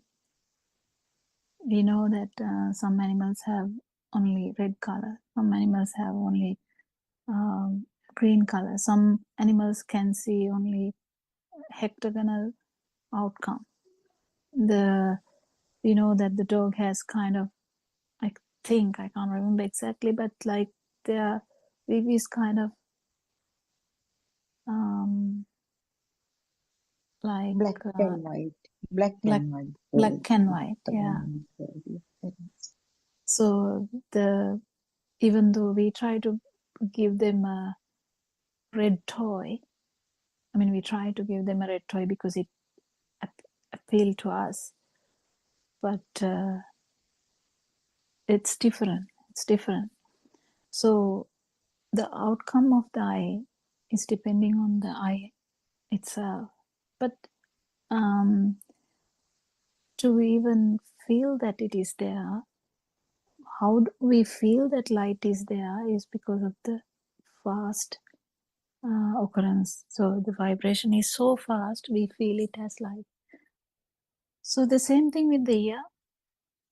We know we can hear only one frequency level. There are some animals, especially dogs, they can hear much deeper levels, further levels of frequency.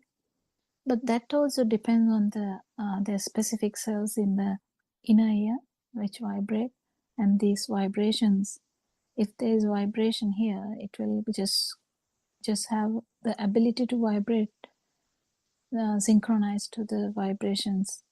That's how the sound is originated. So this happening very fast is actually there's a sound outcome. When you say the piano, even though the word piano is not aware by the baby still hear something different, isn't it? They hear something. That's something. Even that formulation is there because of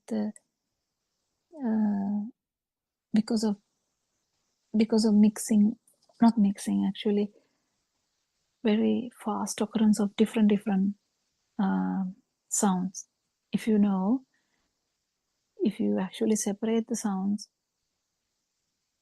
then it is just notes, it's just notes.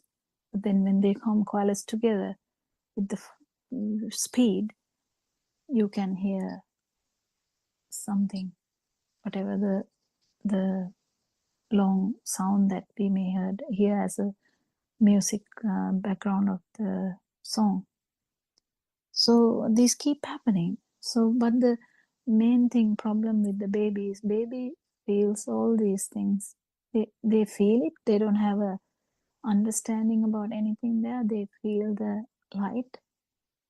They feel it very, very.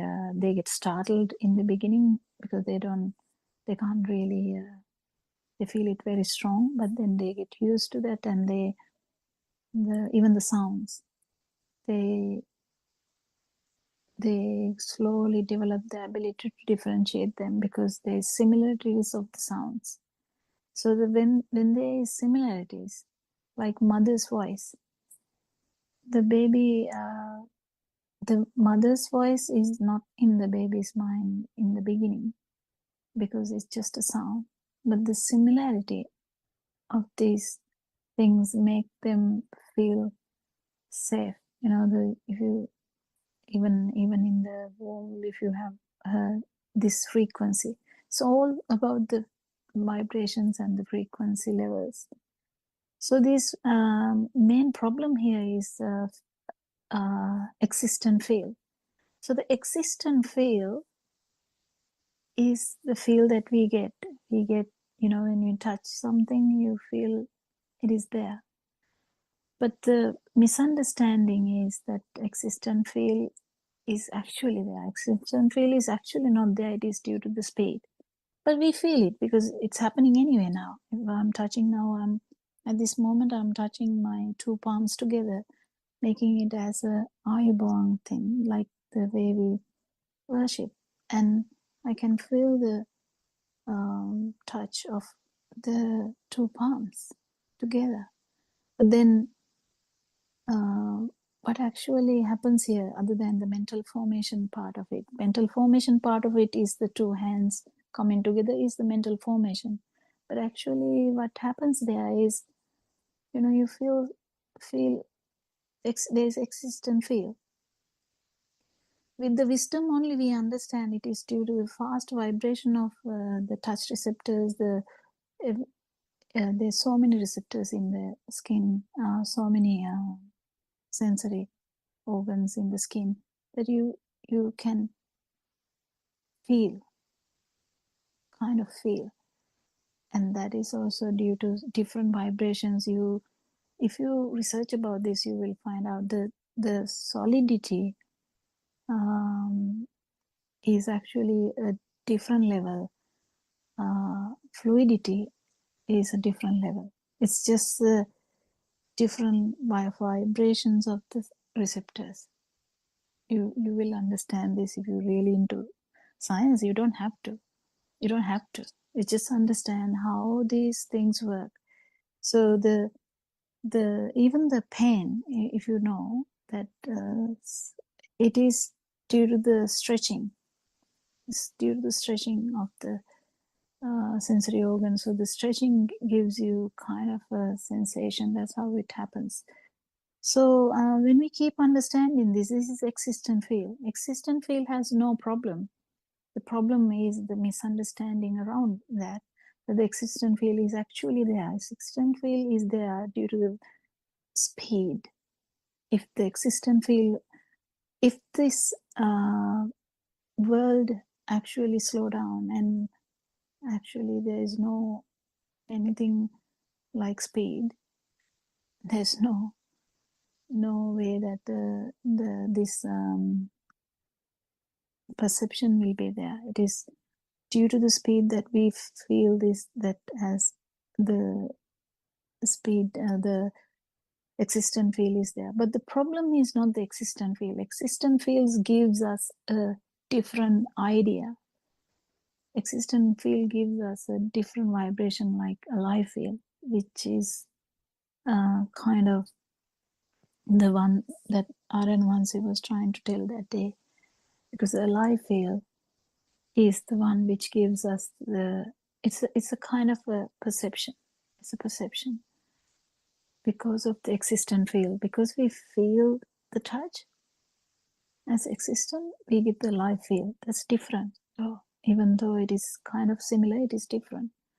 Because we take existent field as real, then we get the live field.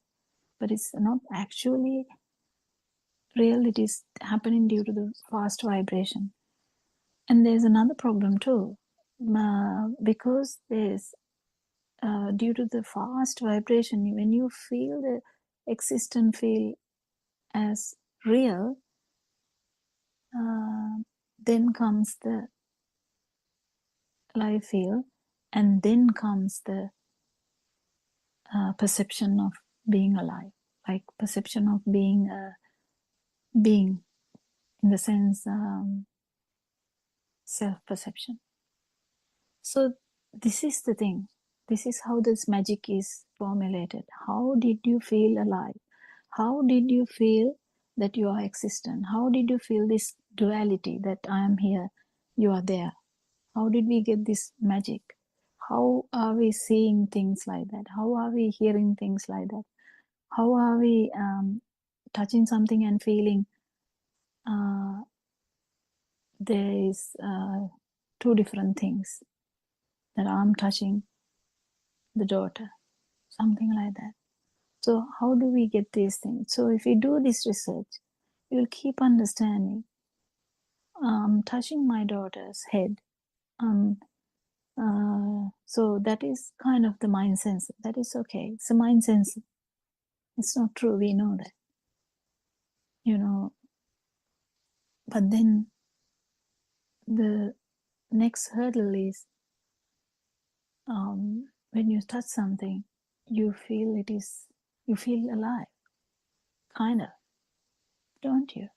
You feel that it's happening here, but actually we keep understanding through Dhamma that it is actually the fast, speedy occurrence of the sensory organ only. This is the trick. Sensory organ only. There is a sensory organ function, yes. So there would be existent feeling until you die, because until the respiration is gone, sensory functions are going to happen. So there would be sensory functions, but the alive feel is due to the misconception that we have, that because we took it as actually real. So this mind formation actually happened due to that, because we felt the the touch as real, we felt the sound as real, we felt the vision as real, and then on top of that, when they co-vibrate, the mind is formed. No one does this. It's not a function of anyone. It just happens. That's the dharmata. What is dharmata? It's just a phenomenon, natural phenomenon, or natural way of life. That's how the life is. The life, or Jivi Sabhavya, I think it's the life field, happens due to these things. So the most trusted field we have is the life field. Most valued field we have is the alive field.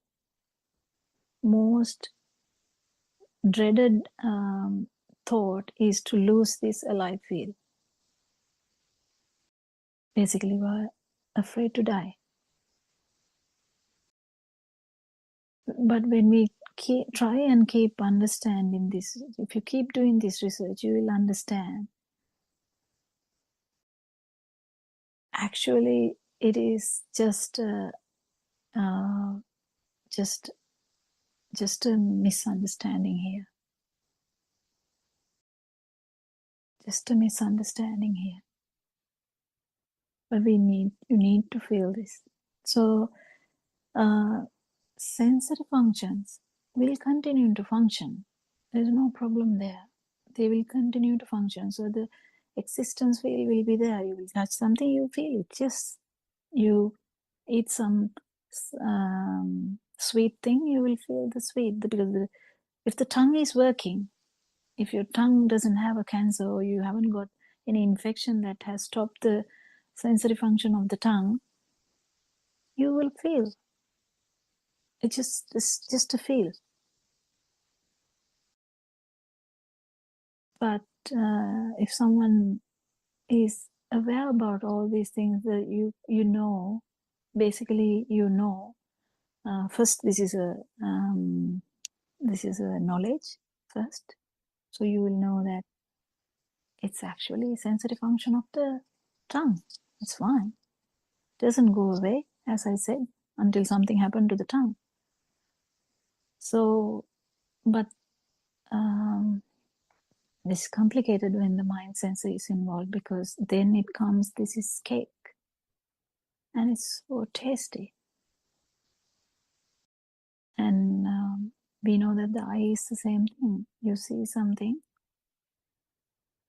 and then the mind sensor is already there. Then you directly see the relative that used to tell things to me, something like that, you know.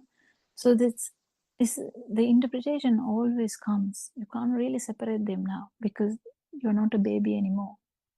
You have had these data. The input of the data is also natural. Even if you are Tarzan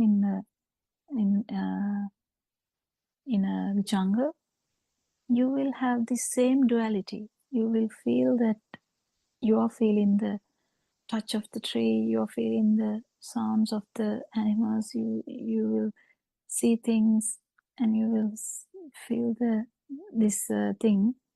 It's okay, but you will definitely feel as there is a separate self because of this duality.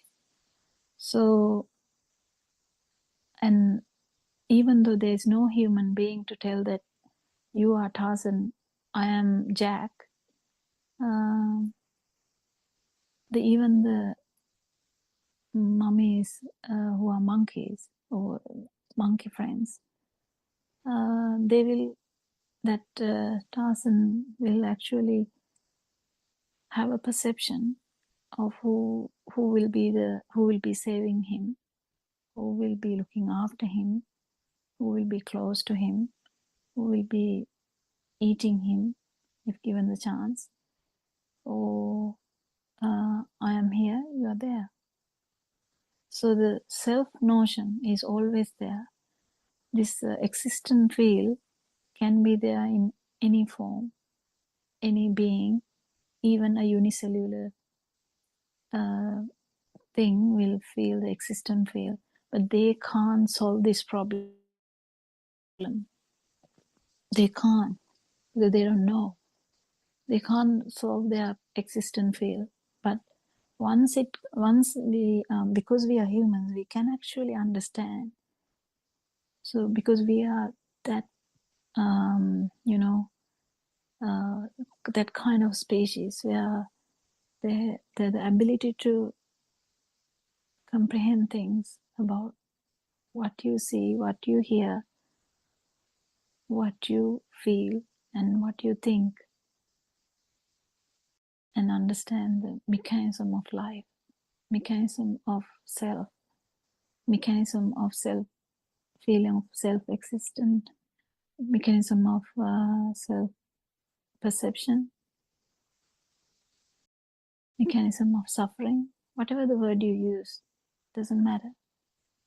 So the being a human is so privileged, because we can actually understand this, because any other being is not able to understand this problem, that there is a problem, at least there is a misunderstanding, or there's this mechanism, how this magic is formed.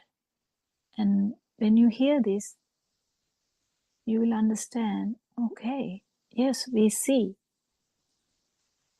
but is it actually true? Even the light is not true, because light is there because of the fast occurrence of the vibrations in the eye. That's all. So can we take it as actually existing? No, it's arising at that particular moment. One thought arises only at one particular moment. It's only one thought. It can be starting from the eye, it can be starting from the ear, it can be starting from the touch, it can be starting from nose, it can be starting from the tongue, it can be starting from the mind itself. We were just thinking. So just be mindful about this system, and when you keep understanding that the fast vibration of these sensory organs have given us the feel of existence, you don't really get deceived by that. You continue to feel, that's fine, but you don't get deceived by that. So then the alive field has no power. So that urge to maintain the alive field is gone. That's the absence of the power. When the power is not there, self vibration is not there. When the self vibration is not there, power is not there. So the power to vibrate even after the cessation of your respiration, why there is additional power left, so that is vibrating to anywhere, synchronizing to anywhere in the world. How that happens is because this is nothing to do with the actual sensory function. Nothing to do with the actual sensory function. Because if you existed, if only the sensory function existed, there's no problem, there's no suffering, there's nothing. But because this is happening because we have taken it for granted, taken it as real, taken it as a thing. So that's how it works. Not sure whether I have covered. I just kept. I just let it flow. So, Joel, if you can ask a question, that would be great, so that we can find out whether there's any pitfalls in the explanation.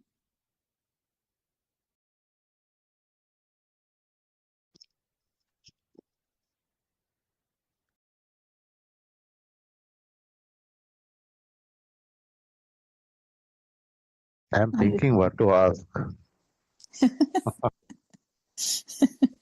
That's okay. Yeah, you can ask later. Anything else, Surangika? Do you want to add something, or Dr. Sakuntala? Do you want to add something?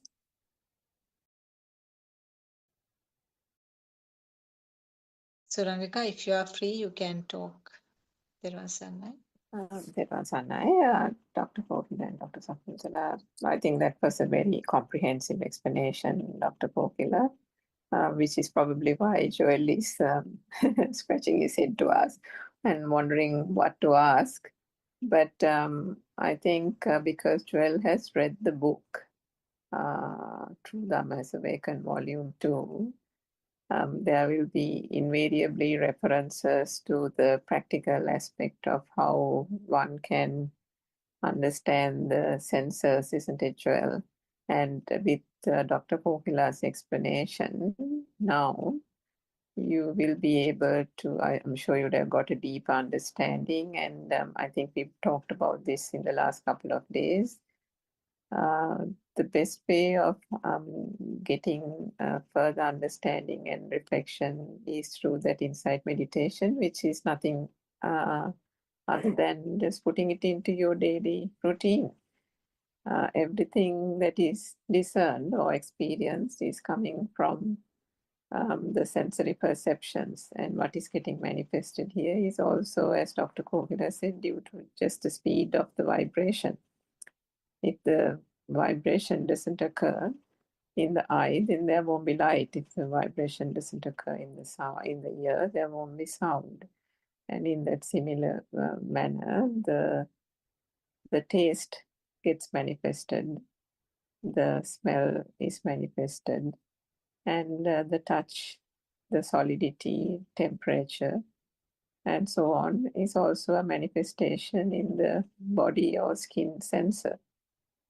So from that, you can see that all that is being experienced are these perceptions arising out of the senses?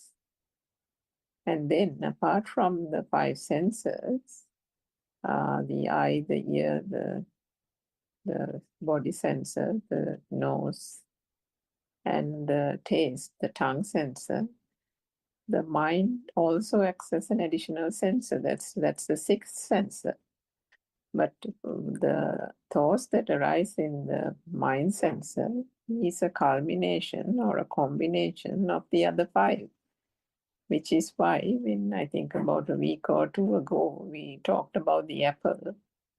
And the first time the notion of apple or an apple was shown to you when you go back to your childhood days, or you think about a child in a classroom, the teacher might show an apple and say, this is an apple. So there is a shape that is being shown.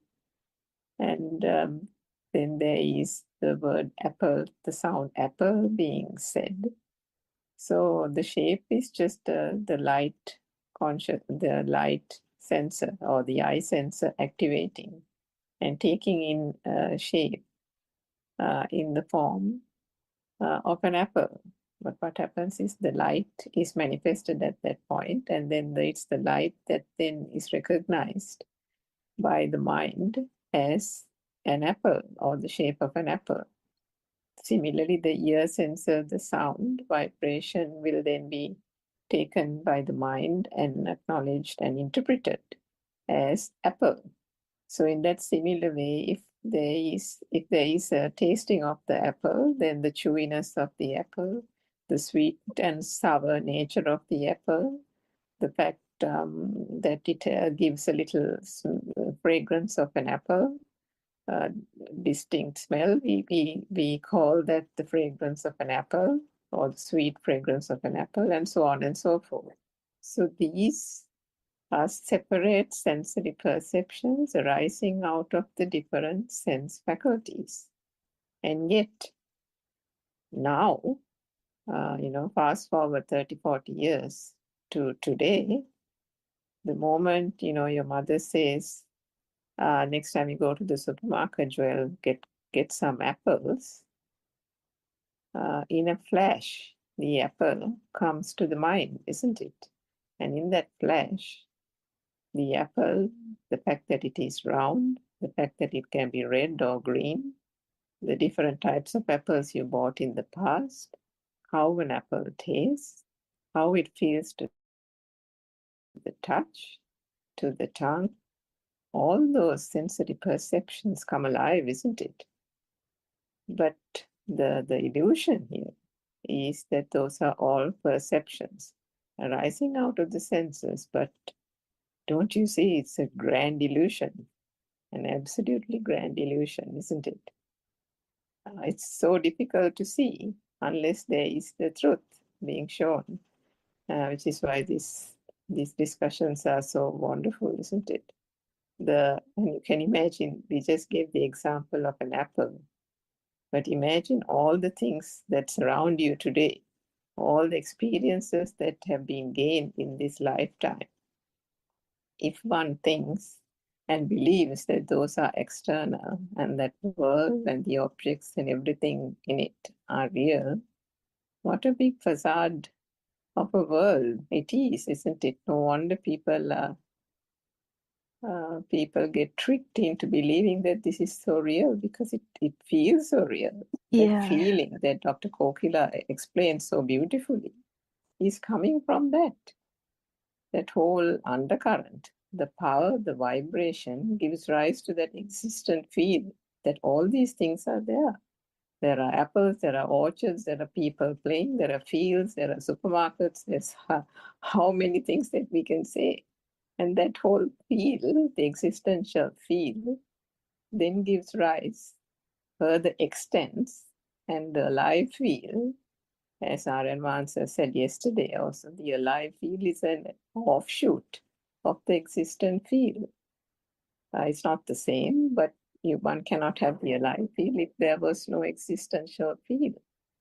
So the beauty of this truth as you are opening your eyes more and more every day, Joel. And the book, I'm sure, would have really given you a good understanding. And with all this, putting it into practice will make it more, you'll see through the illusion further.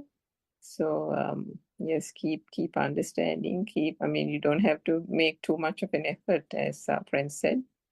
Just seeing that these are sensory perceptions, how they arise, itself is enough of an insight meditation for you. Yeah, actually, when we say I live in Australia, if someone is actually taking it for granted or actually feels that is true, then definitely we are in trouble.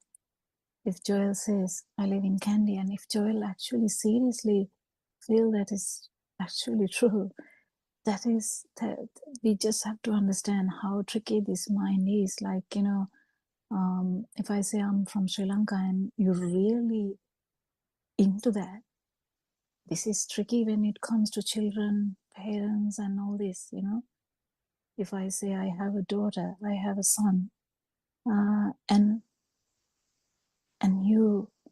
it's difficult to dig into one's feel, so no one else will actually know how seriously you feel this. And it's funny to say that now, but it's really serious thing, like when you feel them as real.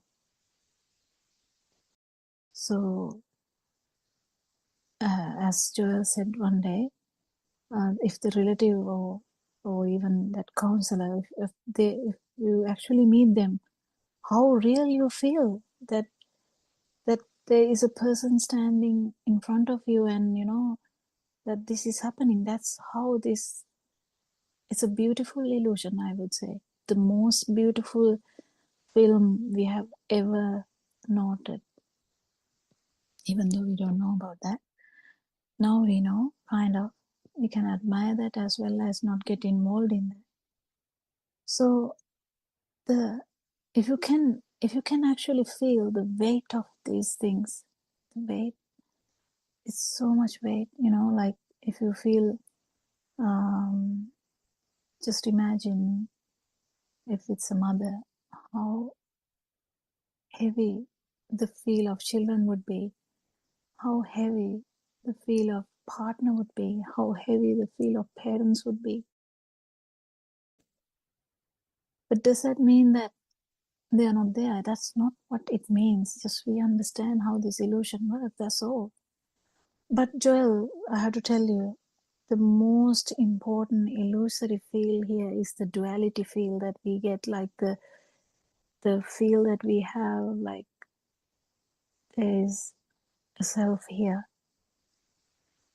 And even that's a perception, like the perception of the child, perception of the chair, perception of the neighbor, perception of the relative, perception of the counselor, whatever the perception, this perception is the ever perception we have, because you know your mother, but all the other people you have met maybe for last 6 months, who knows? But whatever said and done, these perceptions are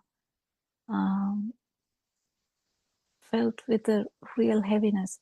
Imagine about the self-perception, how much weight we have. You will not imagine this. You have to feel this. You have to understand this. How much powerful is this self-perception? How powerful is that? Is the reality we get, how strongly we believe in that there is self. That is a self-view. So there is a vibration here because of the power that we feel, because of that additional power I was talking about.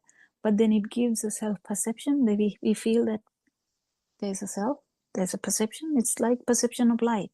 It's like perception of touch. It's like perception of sound. There's a perception of self as well. And that leads to perception of like the self-view.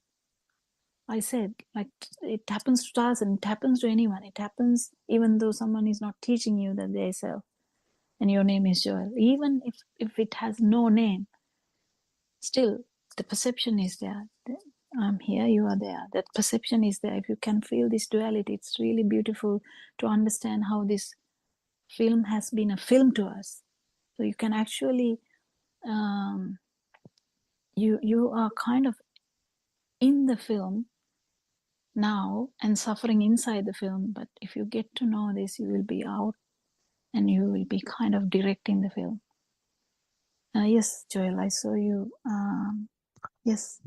No, well, like I was thinking to ask a question, now it came up. First of all, like you told about a baby, right? So I was just thinking, when the baby is inside the womb, sometimes the baby reacts when the mother is happy. So does the baby has some sensory feeling to the mother's happiness? I'm not sure about the mother's happiness, but definitely there is a feel. Definitely there is a feel. It's even been told in the science as well. They feel the vibrations. It's just vibrations they feel. So when the vibration is, if someone gets angry, the inner vibration is so high, the child will feel that too. But when the vibration is low and calm, that child will feel that vibration as well. But if I have to prove it in scientific way, I am not. I can't remember anything about that. But then that's a thing. Because vibration is felt. So this synchronizing to a vibration is always happening. Don't forget. So if the baby's vibration, if there is a vibration in the baby, because there is a vibration in the baby as well, it can synchronize to any vibration. And if the vibration outside is difficult, then that will be felt too.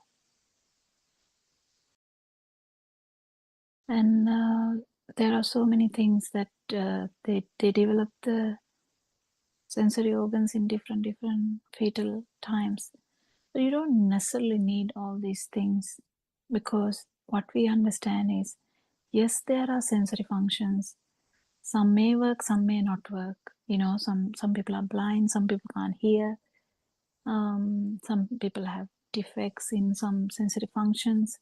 But given all that, they all have this self-perception. That is the thing. Even the worm has only kind of the skin kind of thing. But the skin, even with that, even the live feel is there. That's why the worm would be seeking the mud. You go inside the mud as soon as they are exposed to the light, because they feel uncomfortable. They would seek the thing. But there's no big mind. It's just the existent field. But they can't solve that problem. Only humans with this great mind, even though we know that it's a great illusion, we use this mind to actually understand this phenomena. What happens here?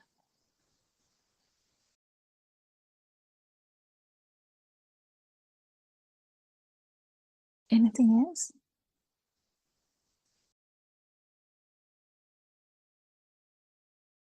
Yeah, I just thought of adding something small, because both of you gave a very detailed, simple but very detailed account on these things. What I will suggest, Joel, is to listen to this discussion once more, maybe, because more things will be clarified when you listen, because most of the things that we discussed today are new, perhaps. One thing to remember is this physical part is necessary for this function. So we need an eye to have the function of seeing. That means a physical part. So similarly, the ear, all five organs should function and it as physical part, it should be there. So for a person who has no eyes or no ears, you can't talk about the function of seeing and hearing. And also second thing is there should be a vibration of that sensor faculty. So those two components should be fulfilled to have the function. That means the physical part should be there and there should be a vibration of that physical component. Then only the function of seeing, function of hearing is completed. And the name faculty or the sensor is used for the function actually. I think Dr. Kokila mentioned about it. It's not the physical component, but it is the function. So the functions, the 5 functions will combine to form a different type of a function, which is the thought. So just I thought of adding those little bits of things. I don't know whether Joel has And any also, question. I think Yeah, we can yeah. add, I don't know whether this will be too much, but we can add that as well. If you understand, Joel, when I say, if I say mountain now, didn't you get the idea of a mountain as soon as I mentioned the mountain? Did you? Yes, I got it. Yeah, so just see, I just said a word. So your ear function worked. Your ear worked. So ear, it's a vibration of the ear. But then, how come you get the whole picture of a mountain? And when you get the whole picture of the mountain, not only that, you know it is solid. You know it is kind of big one. You know, you don't, when I say mountain, you don't think about like a small hill done by ants. You don't think like that. It's something big, something solid, something even the shape, triangular shape, it might come to you, like even triangular or whatever the shape, whatever the way you know that. So all the perceptions come at the same time. That's the facility of, that's the feature of the thought. So that's the beauty of the thought actually. But how does this happen is the thing. So the thought has all the sensor functions in that. That's why we call that it has every feature of 5 sensory organs, but it doesn't work like that in other animals. It's just the humans that we have these types of the sensory organ types, and the thought has every aspect of that. Because when I say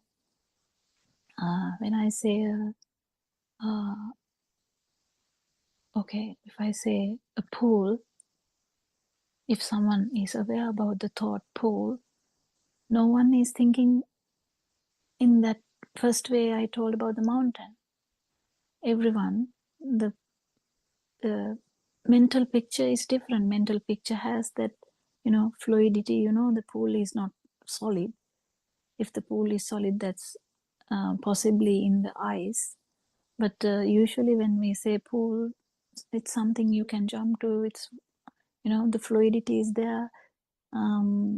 Usually the color, usually it might come up with the blue color, or, the visual picture is there.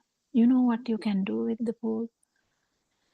This is the same thing when if I say the word job that you first came up with when you came to the discussion in the beginning, how it sparked you so much bad stuff, See how this works?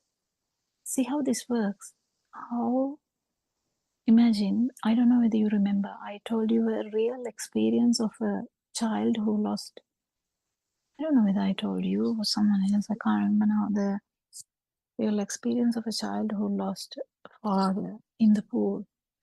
So imagine if that child was here and listening to my discussion, if I say pool, definitely she's going to shiver. How is that? Because the visual, even sight of a pool is traumatic to her. How? So you have to understand, even this, the mind part is also in there. Just one thought has everything there. So if I say mother, it differs to 8 billion people, because 8 billion people, their perception of mother is different. But that particular person's mother, it can be, as we have heard a beautiful story about a mother in the other one, from the that great lady from Canada. Just imagine what kind of output would be if she hears the word mother, but a different one, someone different. If I say mother, that the perception of mother might bring up very different emotions. Just need to understand this. Just need to understand how you synchronize to the everything around that. Everything. This mind works so fast, you will even not know how this beauty happens. It works so fast. Just imagine you walk on the road and you suddenly see your favorite teacher. Just go into that episode now. You can have some imagination. Would you not jump up like, wow, teacher? And would you not be like having everything in that? Imagine you see the teacher who has ridiculed you or intimidated you or you didn't like. Just imagine you seeing him or her in that case. Just imagine how this synchronizing happens. It's very beautiful to understand how this synchronicity works. It's just a normal phenomena though. It's a normal phenomena. It's very important to understand this, how these sensory functions has made us to believe that there is a self, actually have a view that there is self, and also underlying that there is a self-perception, underlying that there's a burning too. How did that happen? Because we felt everything as real, because we didn't know this truth. But once you know the truth, you just go on with your life. As Aaron once said, just go on with your life, and slowly your burning will go down, and this one day even the life will be gone. That's an arahant. Yes, anything. Thank you, Dr. Sakuntala, Sarangikant, and Dr. K. Kokila for wonderfully explaining this.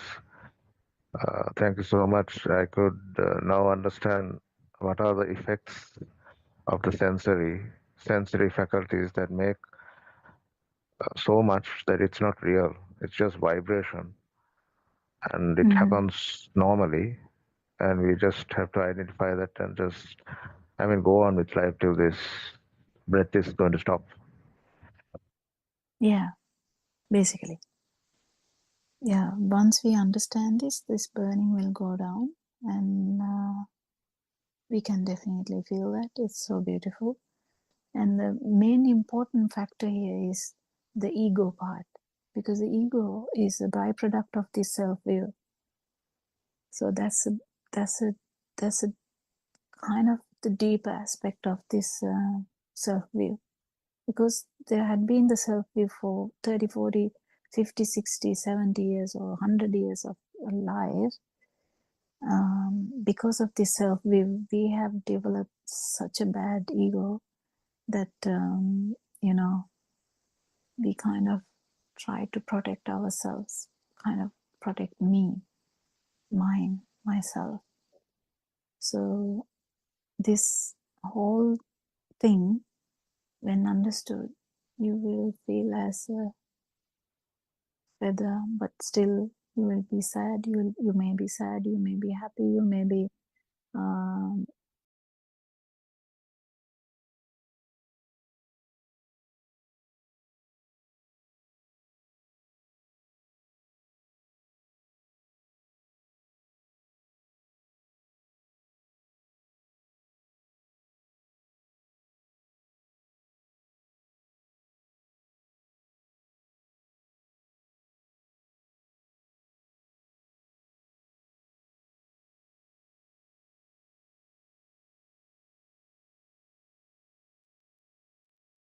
Good morning, everybody.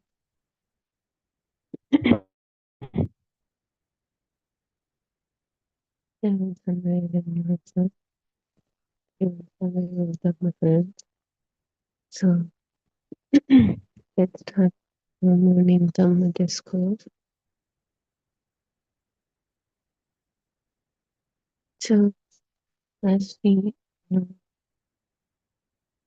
through this Dhamma, through this truth, we always say that we are living in an illusion. What we think, what we feel real is actually not this reality. It's an illusion. So thoughts, they play a major role here. So let's dive deeper into these thoughts.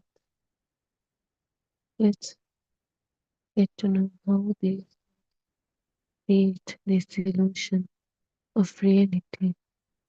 No matter how much we listen to this Dhamma, when it comes to reality, the world, what we experience, we still feel this world as real. We suffer, we get burdened because of still we think, not we think, we feel these thoughts are real. This illusion is still coming as real. So there's something extraordinary about thought.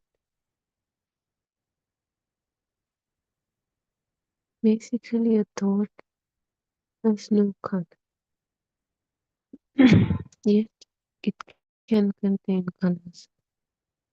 A thought has no taste, yet it can contain taste. A thought has no smell, yet it can contain smell. Thought has no texture, yet it can contain texture.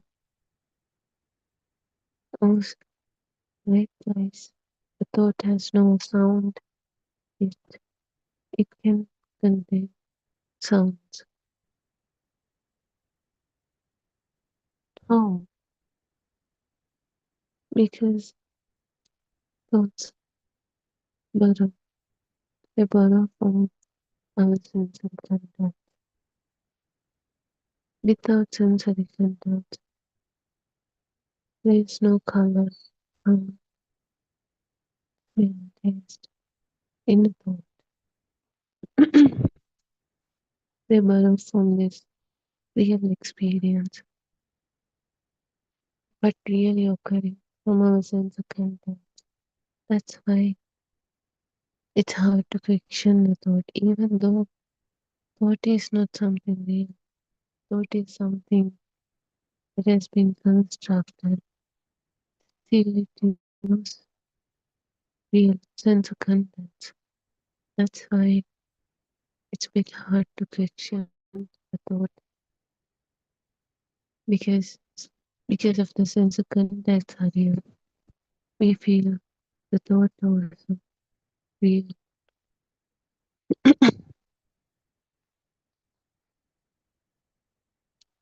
Thoughts borrow from patterns that were previously open and connect those sensor contacts to each other and creates a thought.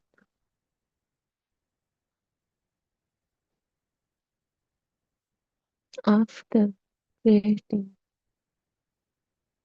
from those sensor contacts, this thought, this combination becomes something that feels larger than the pieces, these sensor contacts themselves,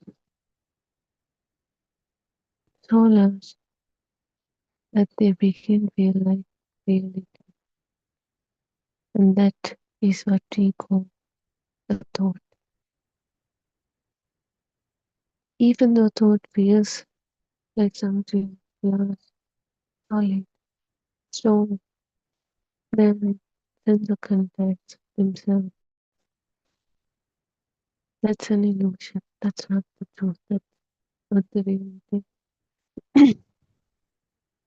Because without sensor contacts, there are no thoughts. Thoughts are basically made out of sensor contacts.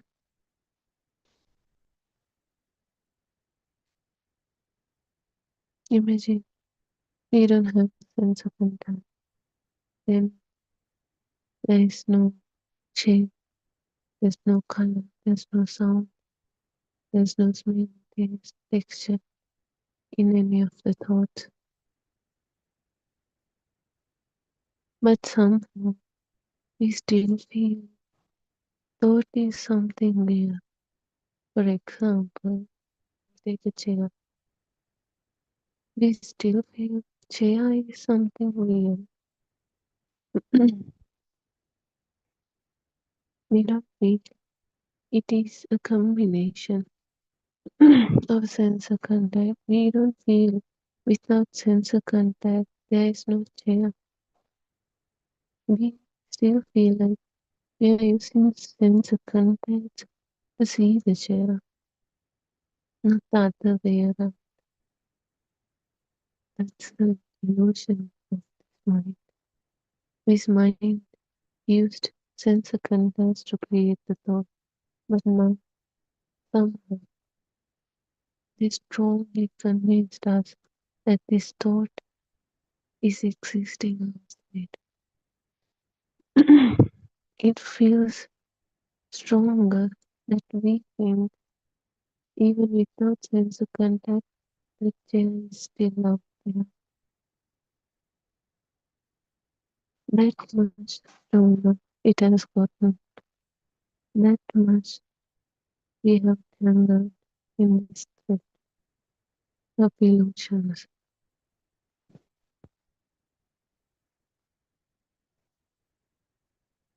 So that's how these thoughts have become something that feels larger than the sensor contacts themselves. So large that they begin feel like the reality. So today we explore how thoughts borrow from sensory contacts, how resonance build gets recreate these thoughts again and again and rebuild this entire experience to feel as if it's continuous or solid reality. And how thought becomes more convincing than the real original sense of contact, and how this self is built from those sense of contact.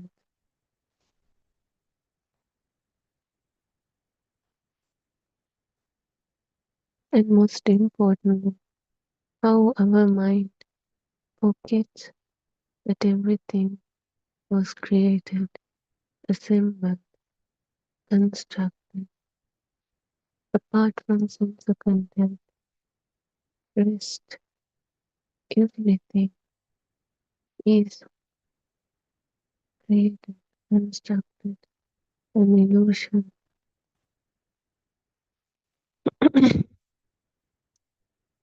But as you can see, that's what we are seeing.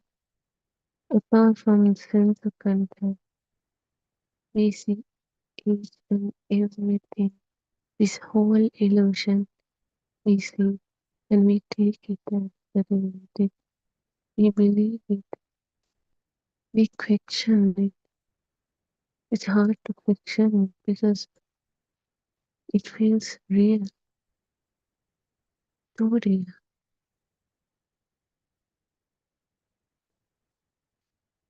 So let's come back to the beginning. How every thought begins. Right?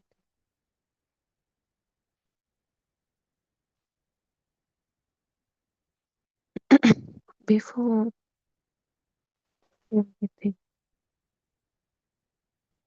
every thought begins small, very small. Before there is a world, before there is a cell, before there is a story, there's only this simple sense of contact. Even for the small child, there is this sense of contact.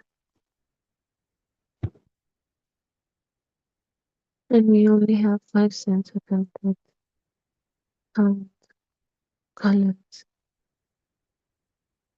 sensations, textures, touch, smell, and taste. Those 5. Those are what really occurring in our body, in our system. These 5 sense of contacts, each one of them are very simple, direct, and immediate. So at this stage, nothing is complete, nothing is organized, nothing is labeled, named, interpreted. Only fragments of sense of contacts appearing and disappearing, like pieces of a puzzle scattered across the table.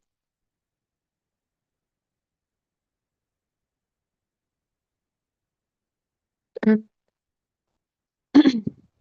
at one point in our life, when we start to learn words, starting, even start to create thoughts, first we see the thought of mother as the first thought every child learns. So now the child hears the sound mother, and at the same time a picture, a bunch of colors, images are coming. They repeat it, and at one point this color and sound were combined and created the thought of the mother in child's mind. That's the first thought. And after that, thoughts started to create, the object started to create mother, father, brother, sister, book, bottle, dog, puppy, flower, countless thoughts start,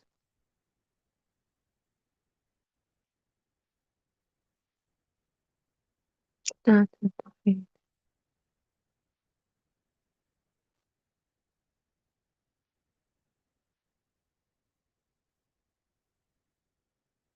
So, not just once, but these thoughts, these words were repeated again and again. And now, when this child heard, let's say only heard, hear, when they hear a certain sound, immediately the color, the smell, taste, all linked with that sound also appears. And the thing is, they don't appear alone, separately. They come as one whole combination, as that's what we call the thought. Look how this simple process happens in our mind. So at one point in our life, we learned about apple. The thought of apple was created. We were shown an image, a vision, a bunch of colors. There was a shape. There was a shape there, and we combined linked that shape to the sound apple. And later on, we ate it, and now we know the taste.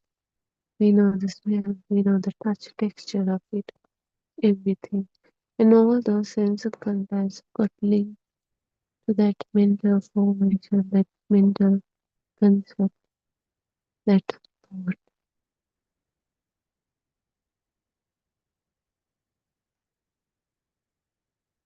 So now, after years, right now, when we hear the word apple,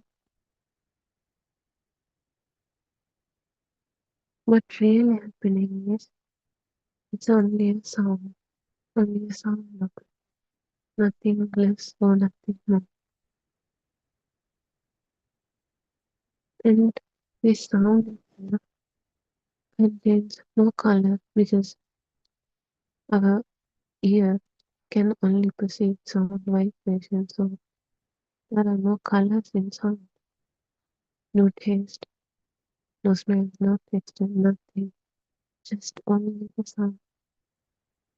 Yet immediately those things appear in our mind, in our awareness. How?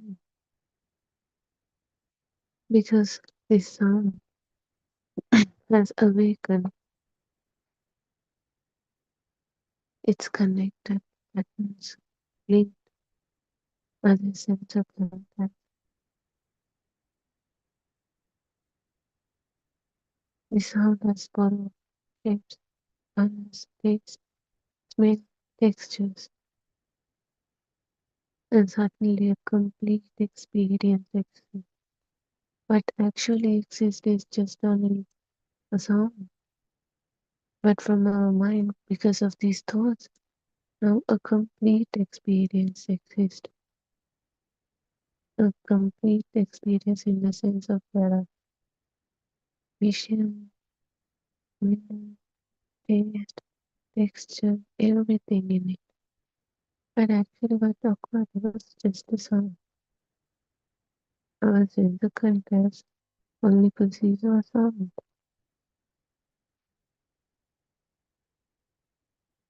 Because the thought has arrived, created. There are one sense of contact in that thought of apple. That thought has borrowed enough pieces to become its convincing.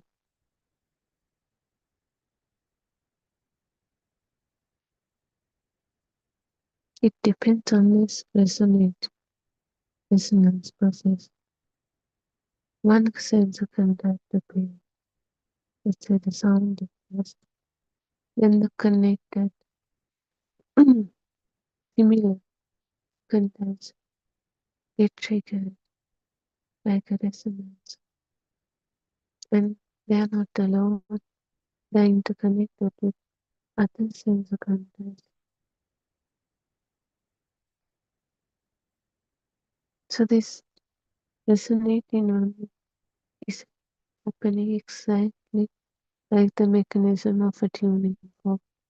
Strike one. Strike one means what is occurring right now in our ear, the sound. And the other tuning forks begin to vibrate without even us touching it, resonating. Likewise, at a similar frequencies, sensor content also starts to activate in our mind. And now they are not alone, not just the sound appears, but with that sound, smell, taste, color, everything that is interconnected with also appears. Now they don't come separately, they come as one whole package, the combination. It feels as an object, a thing, which we call a thought.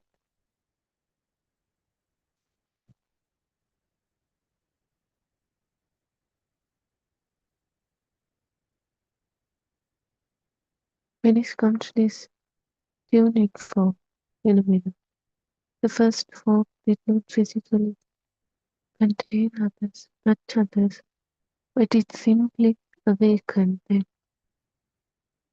The same thing happens with thoughts.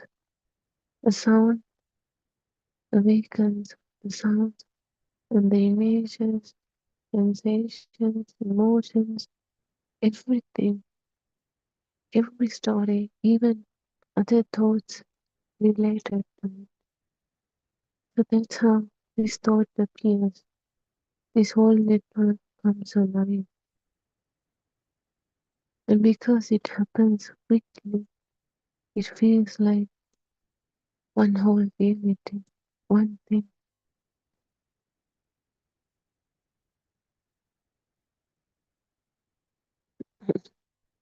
But why thoughts feel bigger than these contents themselves?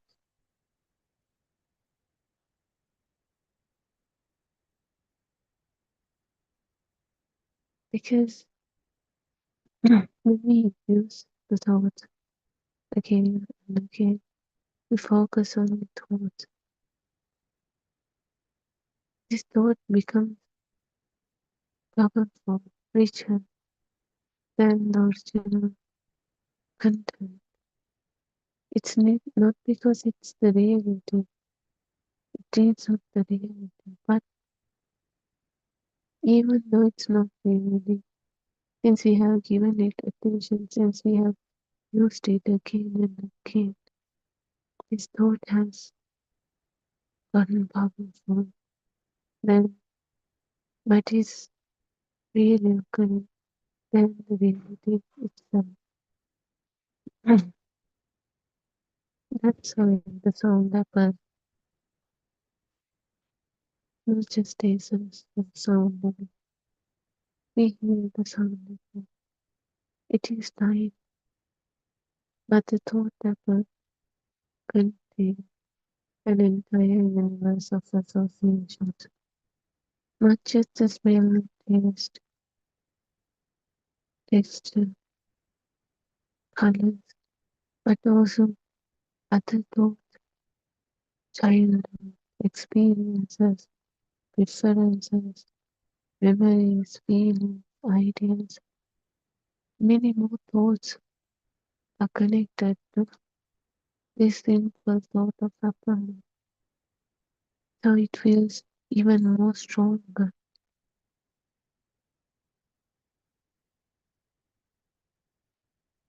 And because it is larger, it begins to feel more important, more substantial, more real.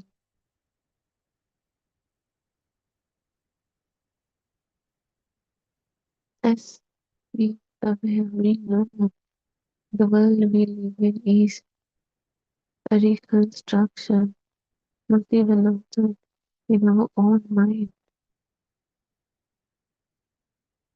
We can observe it ourselves, notice each and everything, notice what happens throughout the day.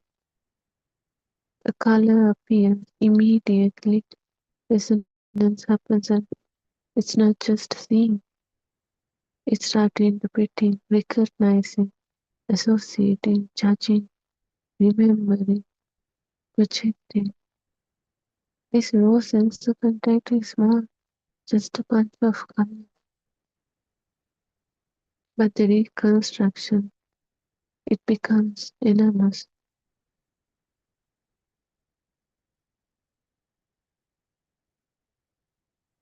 This is basically a mental formation, a psychological reality, a concept, an idea. But somehow we still feel it as real. It's not we believe in it. It feels real. Look at the chair. You feel the chair is real. Even though chair is a thought, you still feel chair is real. You still have a root for a chair.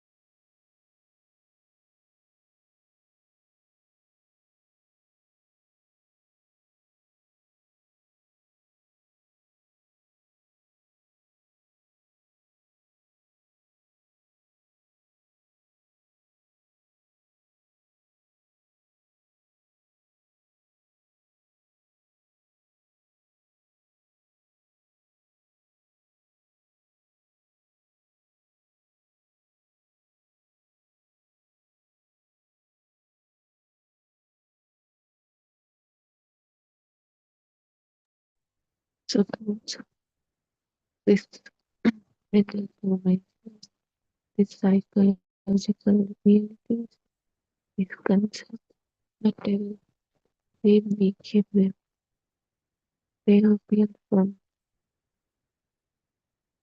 reconstruction. Thoughts recreate again and again, each and every time in our mind. When a sense of contact triggers the mind, it creates the thought again and again from that resonance process.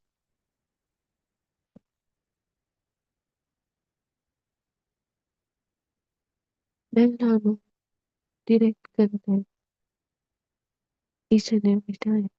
Just only one sense of contact is enough to trigger the thought. Not all sense of contact needs the thought to appear right now. Only hearing word apple, the sound apple is enough to trigger the whole thought. We don't need each and every sense of contact right now to trigger the thought.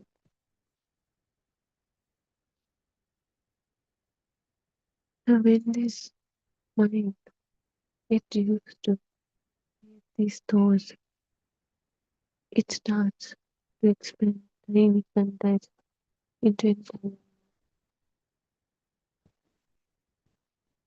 A little baby, a baby in the cot didn't know about those. They haven't created those. Their mind is pure. But at one point, started the start, they created their first thought. At that point or not, I got used to create thoughts and how it happens with each and everything. Nobody does it. Once the system learns it, it automatically starts to create thoughts.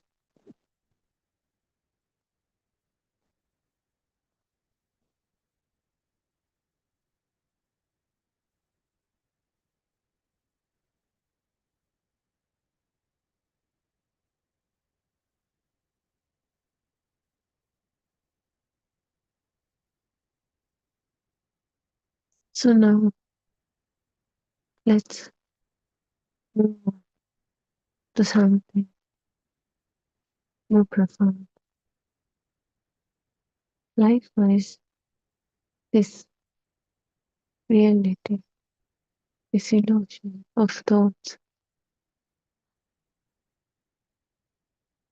created. There is another thought, another self, another concept.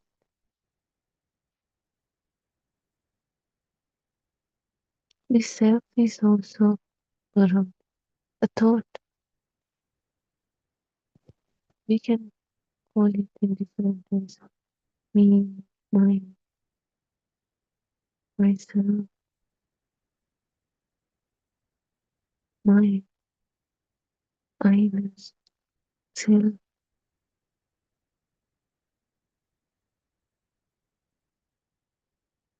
This self is also a thought that was created just like any other child, book, mother, father, just like those things. This self is also created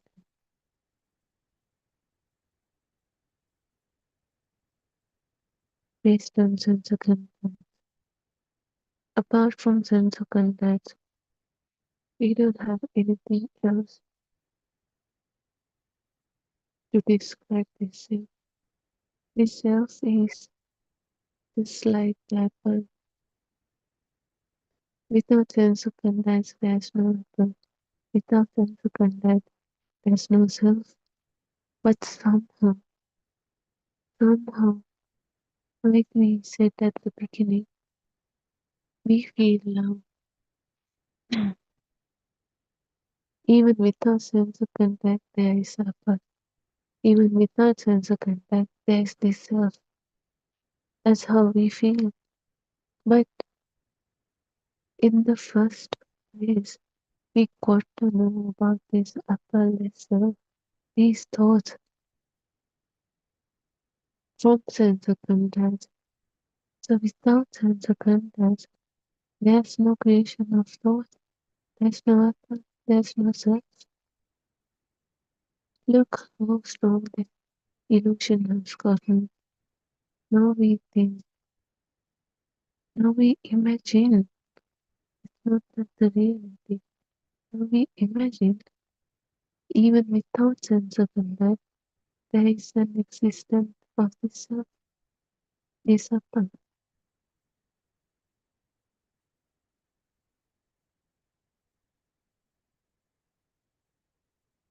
But that's not the self. That's another illusion, assumption created by this mind. Because without sense of contact, we would create any thought of apple. We don't know apple. No matter how strong apple feels, how strong it is out there, it feels. There's no apple without sense of contact. Even though we assume, even without sense of contact, there is an existent apple that exists on its own. That's an illusion. That's a lie. His mind has fed us. That's not the truth. That's an illusion. Likewise, the self. Without sense of contact, there's no self. No matter how strong we feel the self is existing, is We got to know about this self. We created this self from sense of context. Even though we feel now we are using sense of context to see the self, that's the illusion. That's the illusion created by this mind. But that's not the truth. There is no self here without sense of context. This self is basically a creation of sense of context.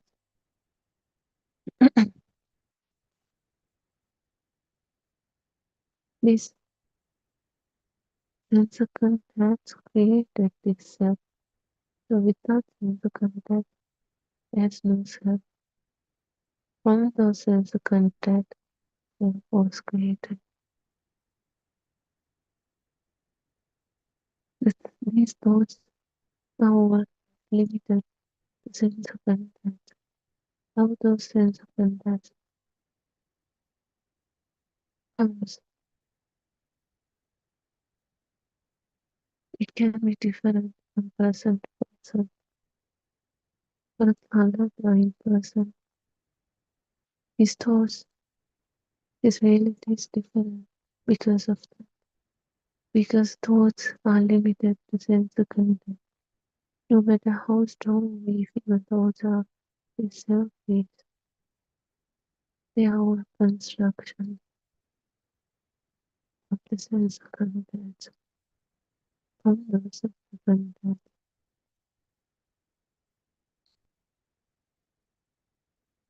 So likewise of the thoughts, this self is also created with sense of context.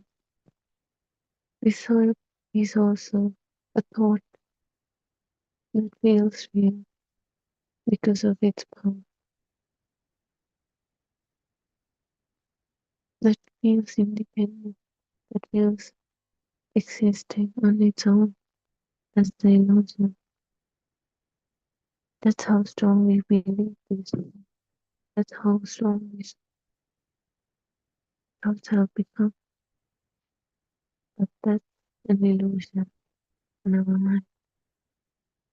Because there's no other confirmation of existence of those thoughts apart from the sense of contact.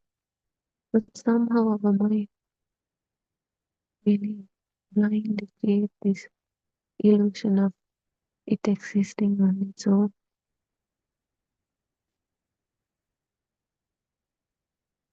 Even without a solid.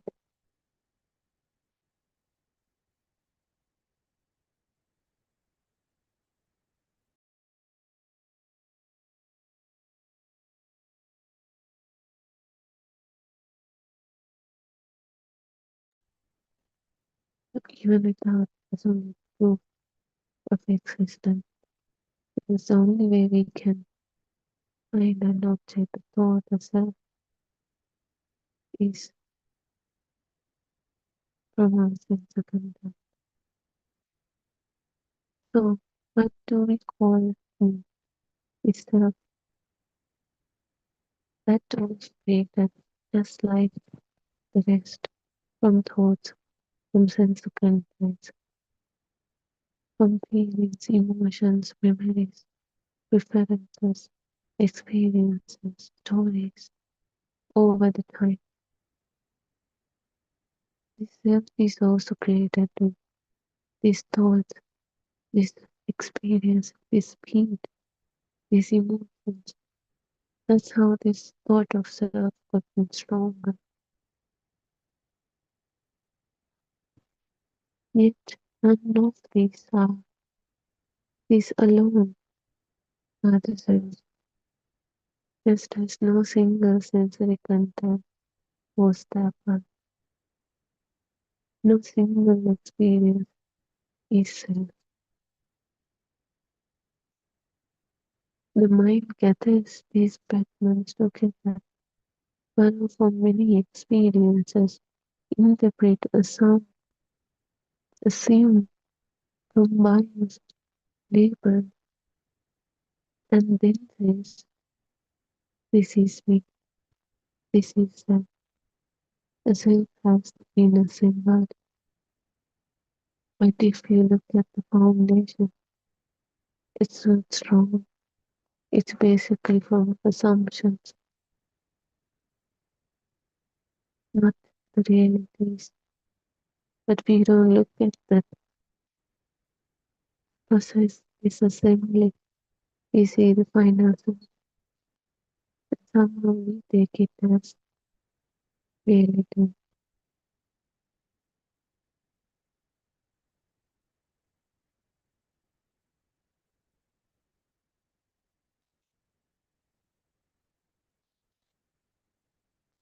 No matter how this borrowed construction feels real, feels solid, because the reality is hidden. This construction, this process, this assembly is hidden. We do not experience contents. We do not see resonant activations, combinations, ownerships. We experience the final thought, the word, the self, the life, object, things, situation. So the process vanishes, the pieces vanishes, and the result remains. And what remains is always clear, independent. The illusion is not that the experience exists. The illusion is forgetting how it was built, how it was made. So when you start to see this construction again and again, wisdom begins, a deep awareness activates, when attention triggers a direction. Instead of looking only at the finished thought, instead of taking the thought as reality, it starts, it begins to examine the construction.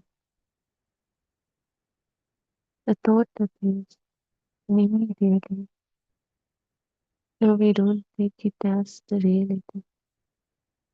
Now we know it's a process, the result of a serious processes. Where did it come from? What contents activated it? What resonance awakened? What pieces were borrowed?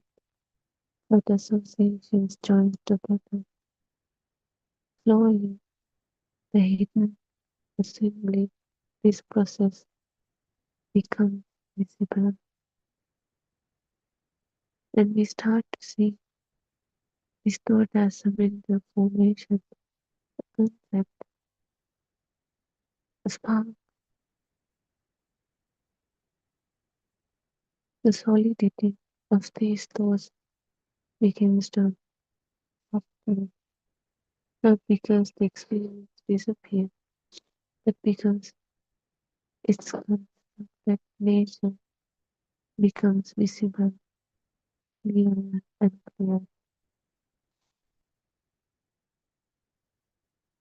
So each and every time we come to know this, these two, these thoughts, this illusion, this fake reality, what seems real, what feels real, is not real at all.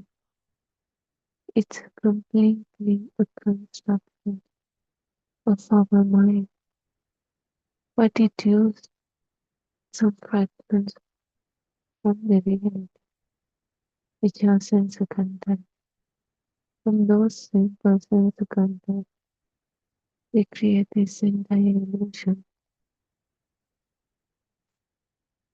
And now, because the sense contents are real, we think the thoughts are also real, and we ignore the sense contents, and thoughts become stronger and stronger day by day throughout our life. And now, the thoughts The emotions that comes with those thoughts, this world, this self, everything becomes feels like the reality.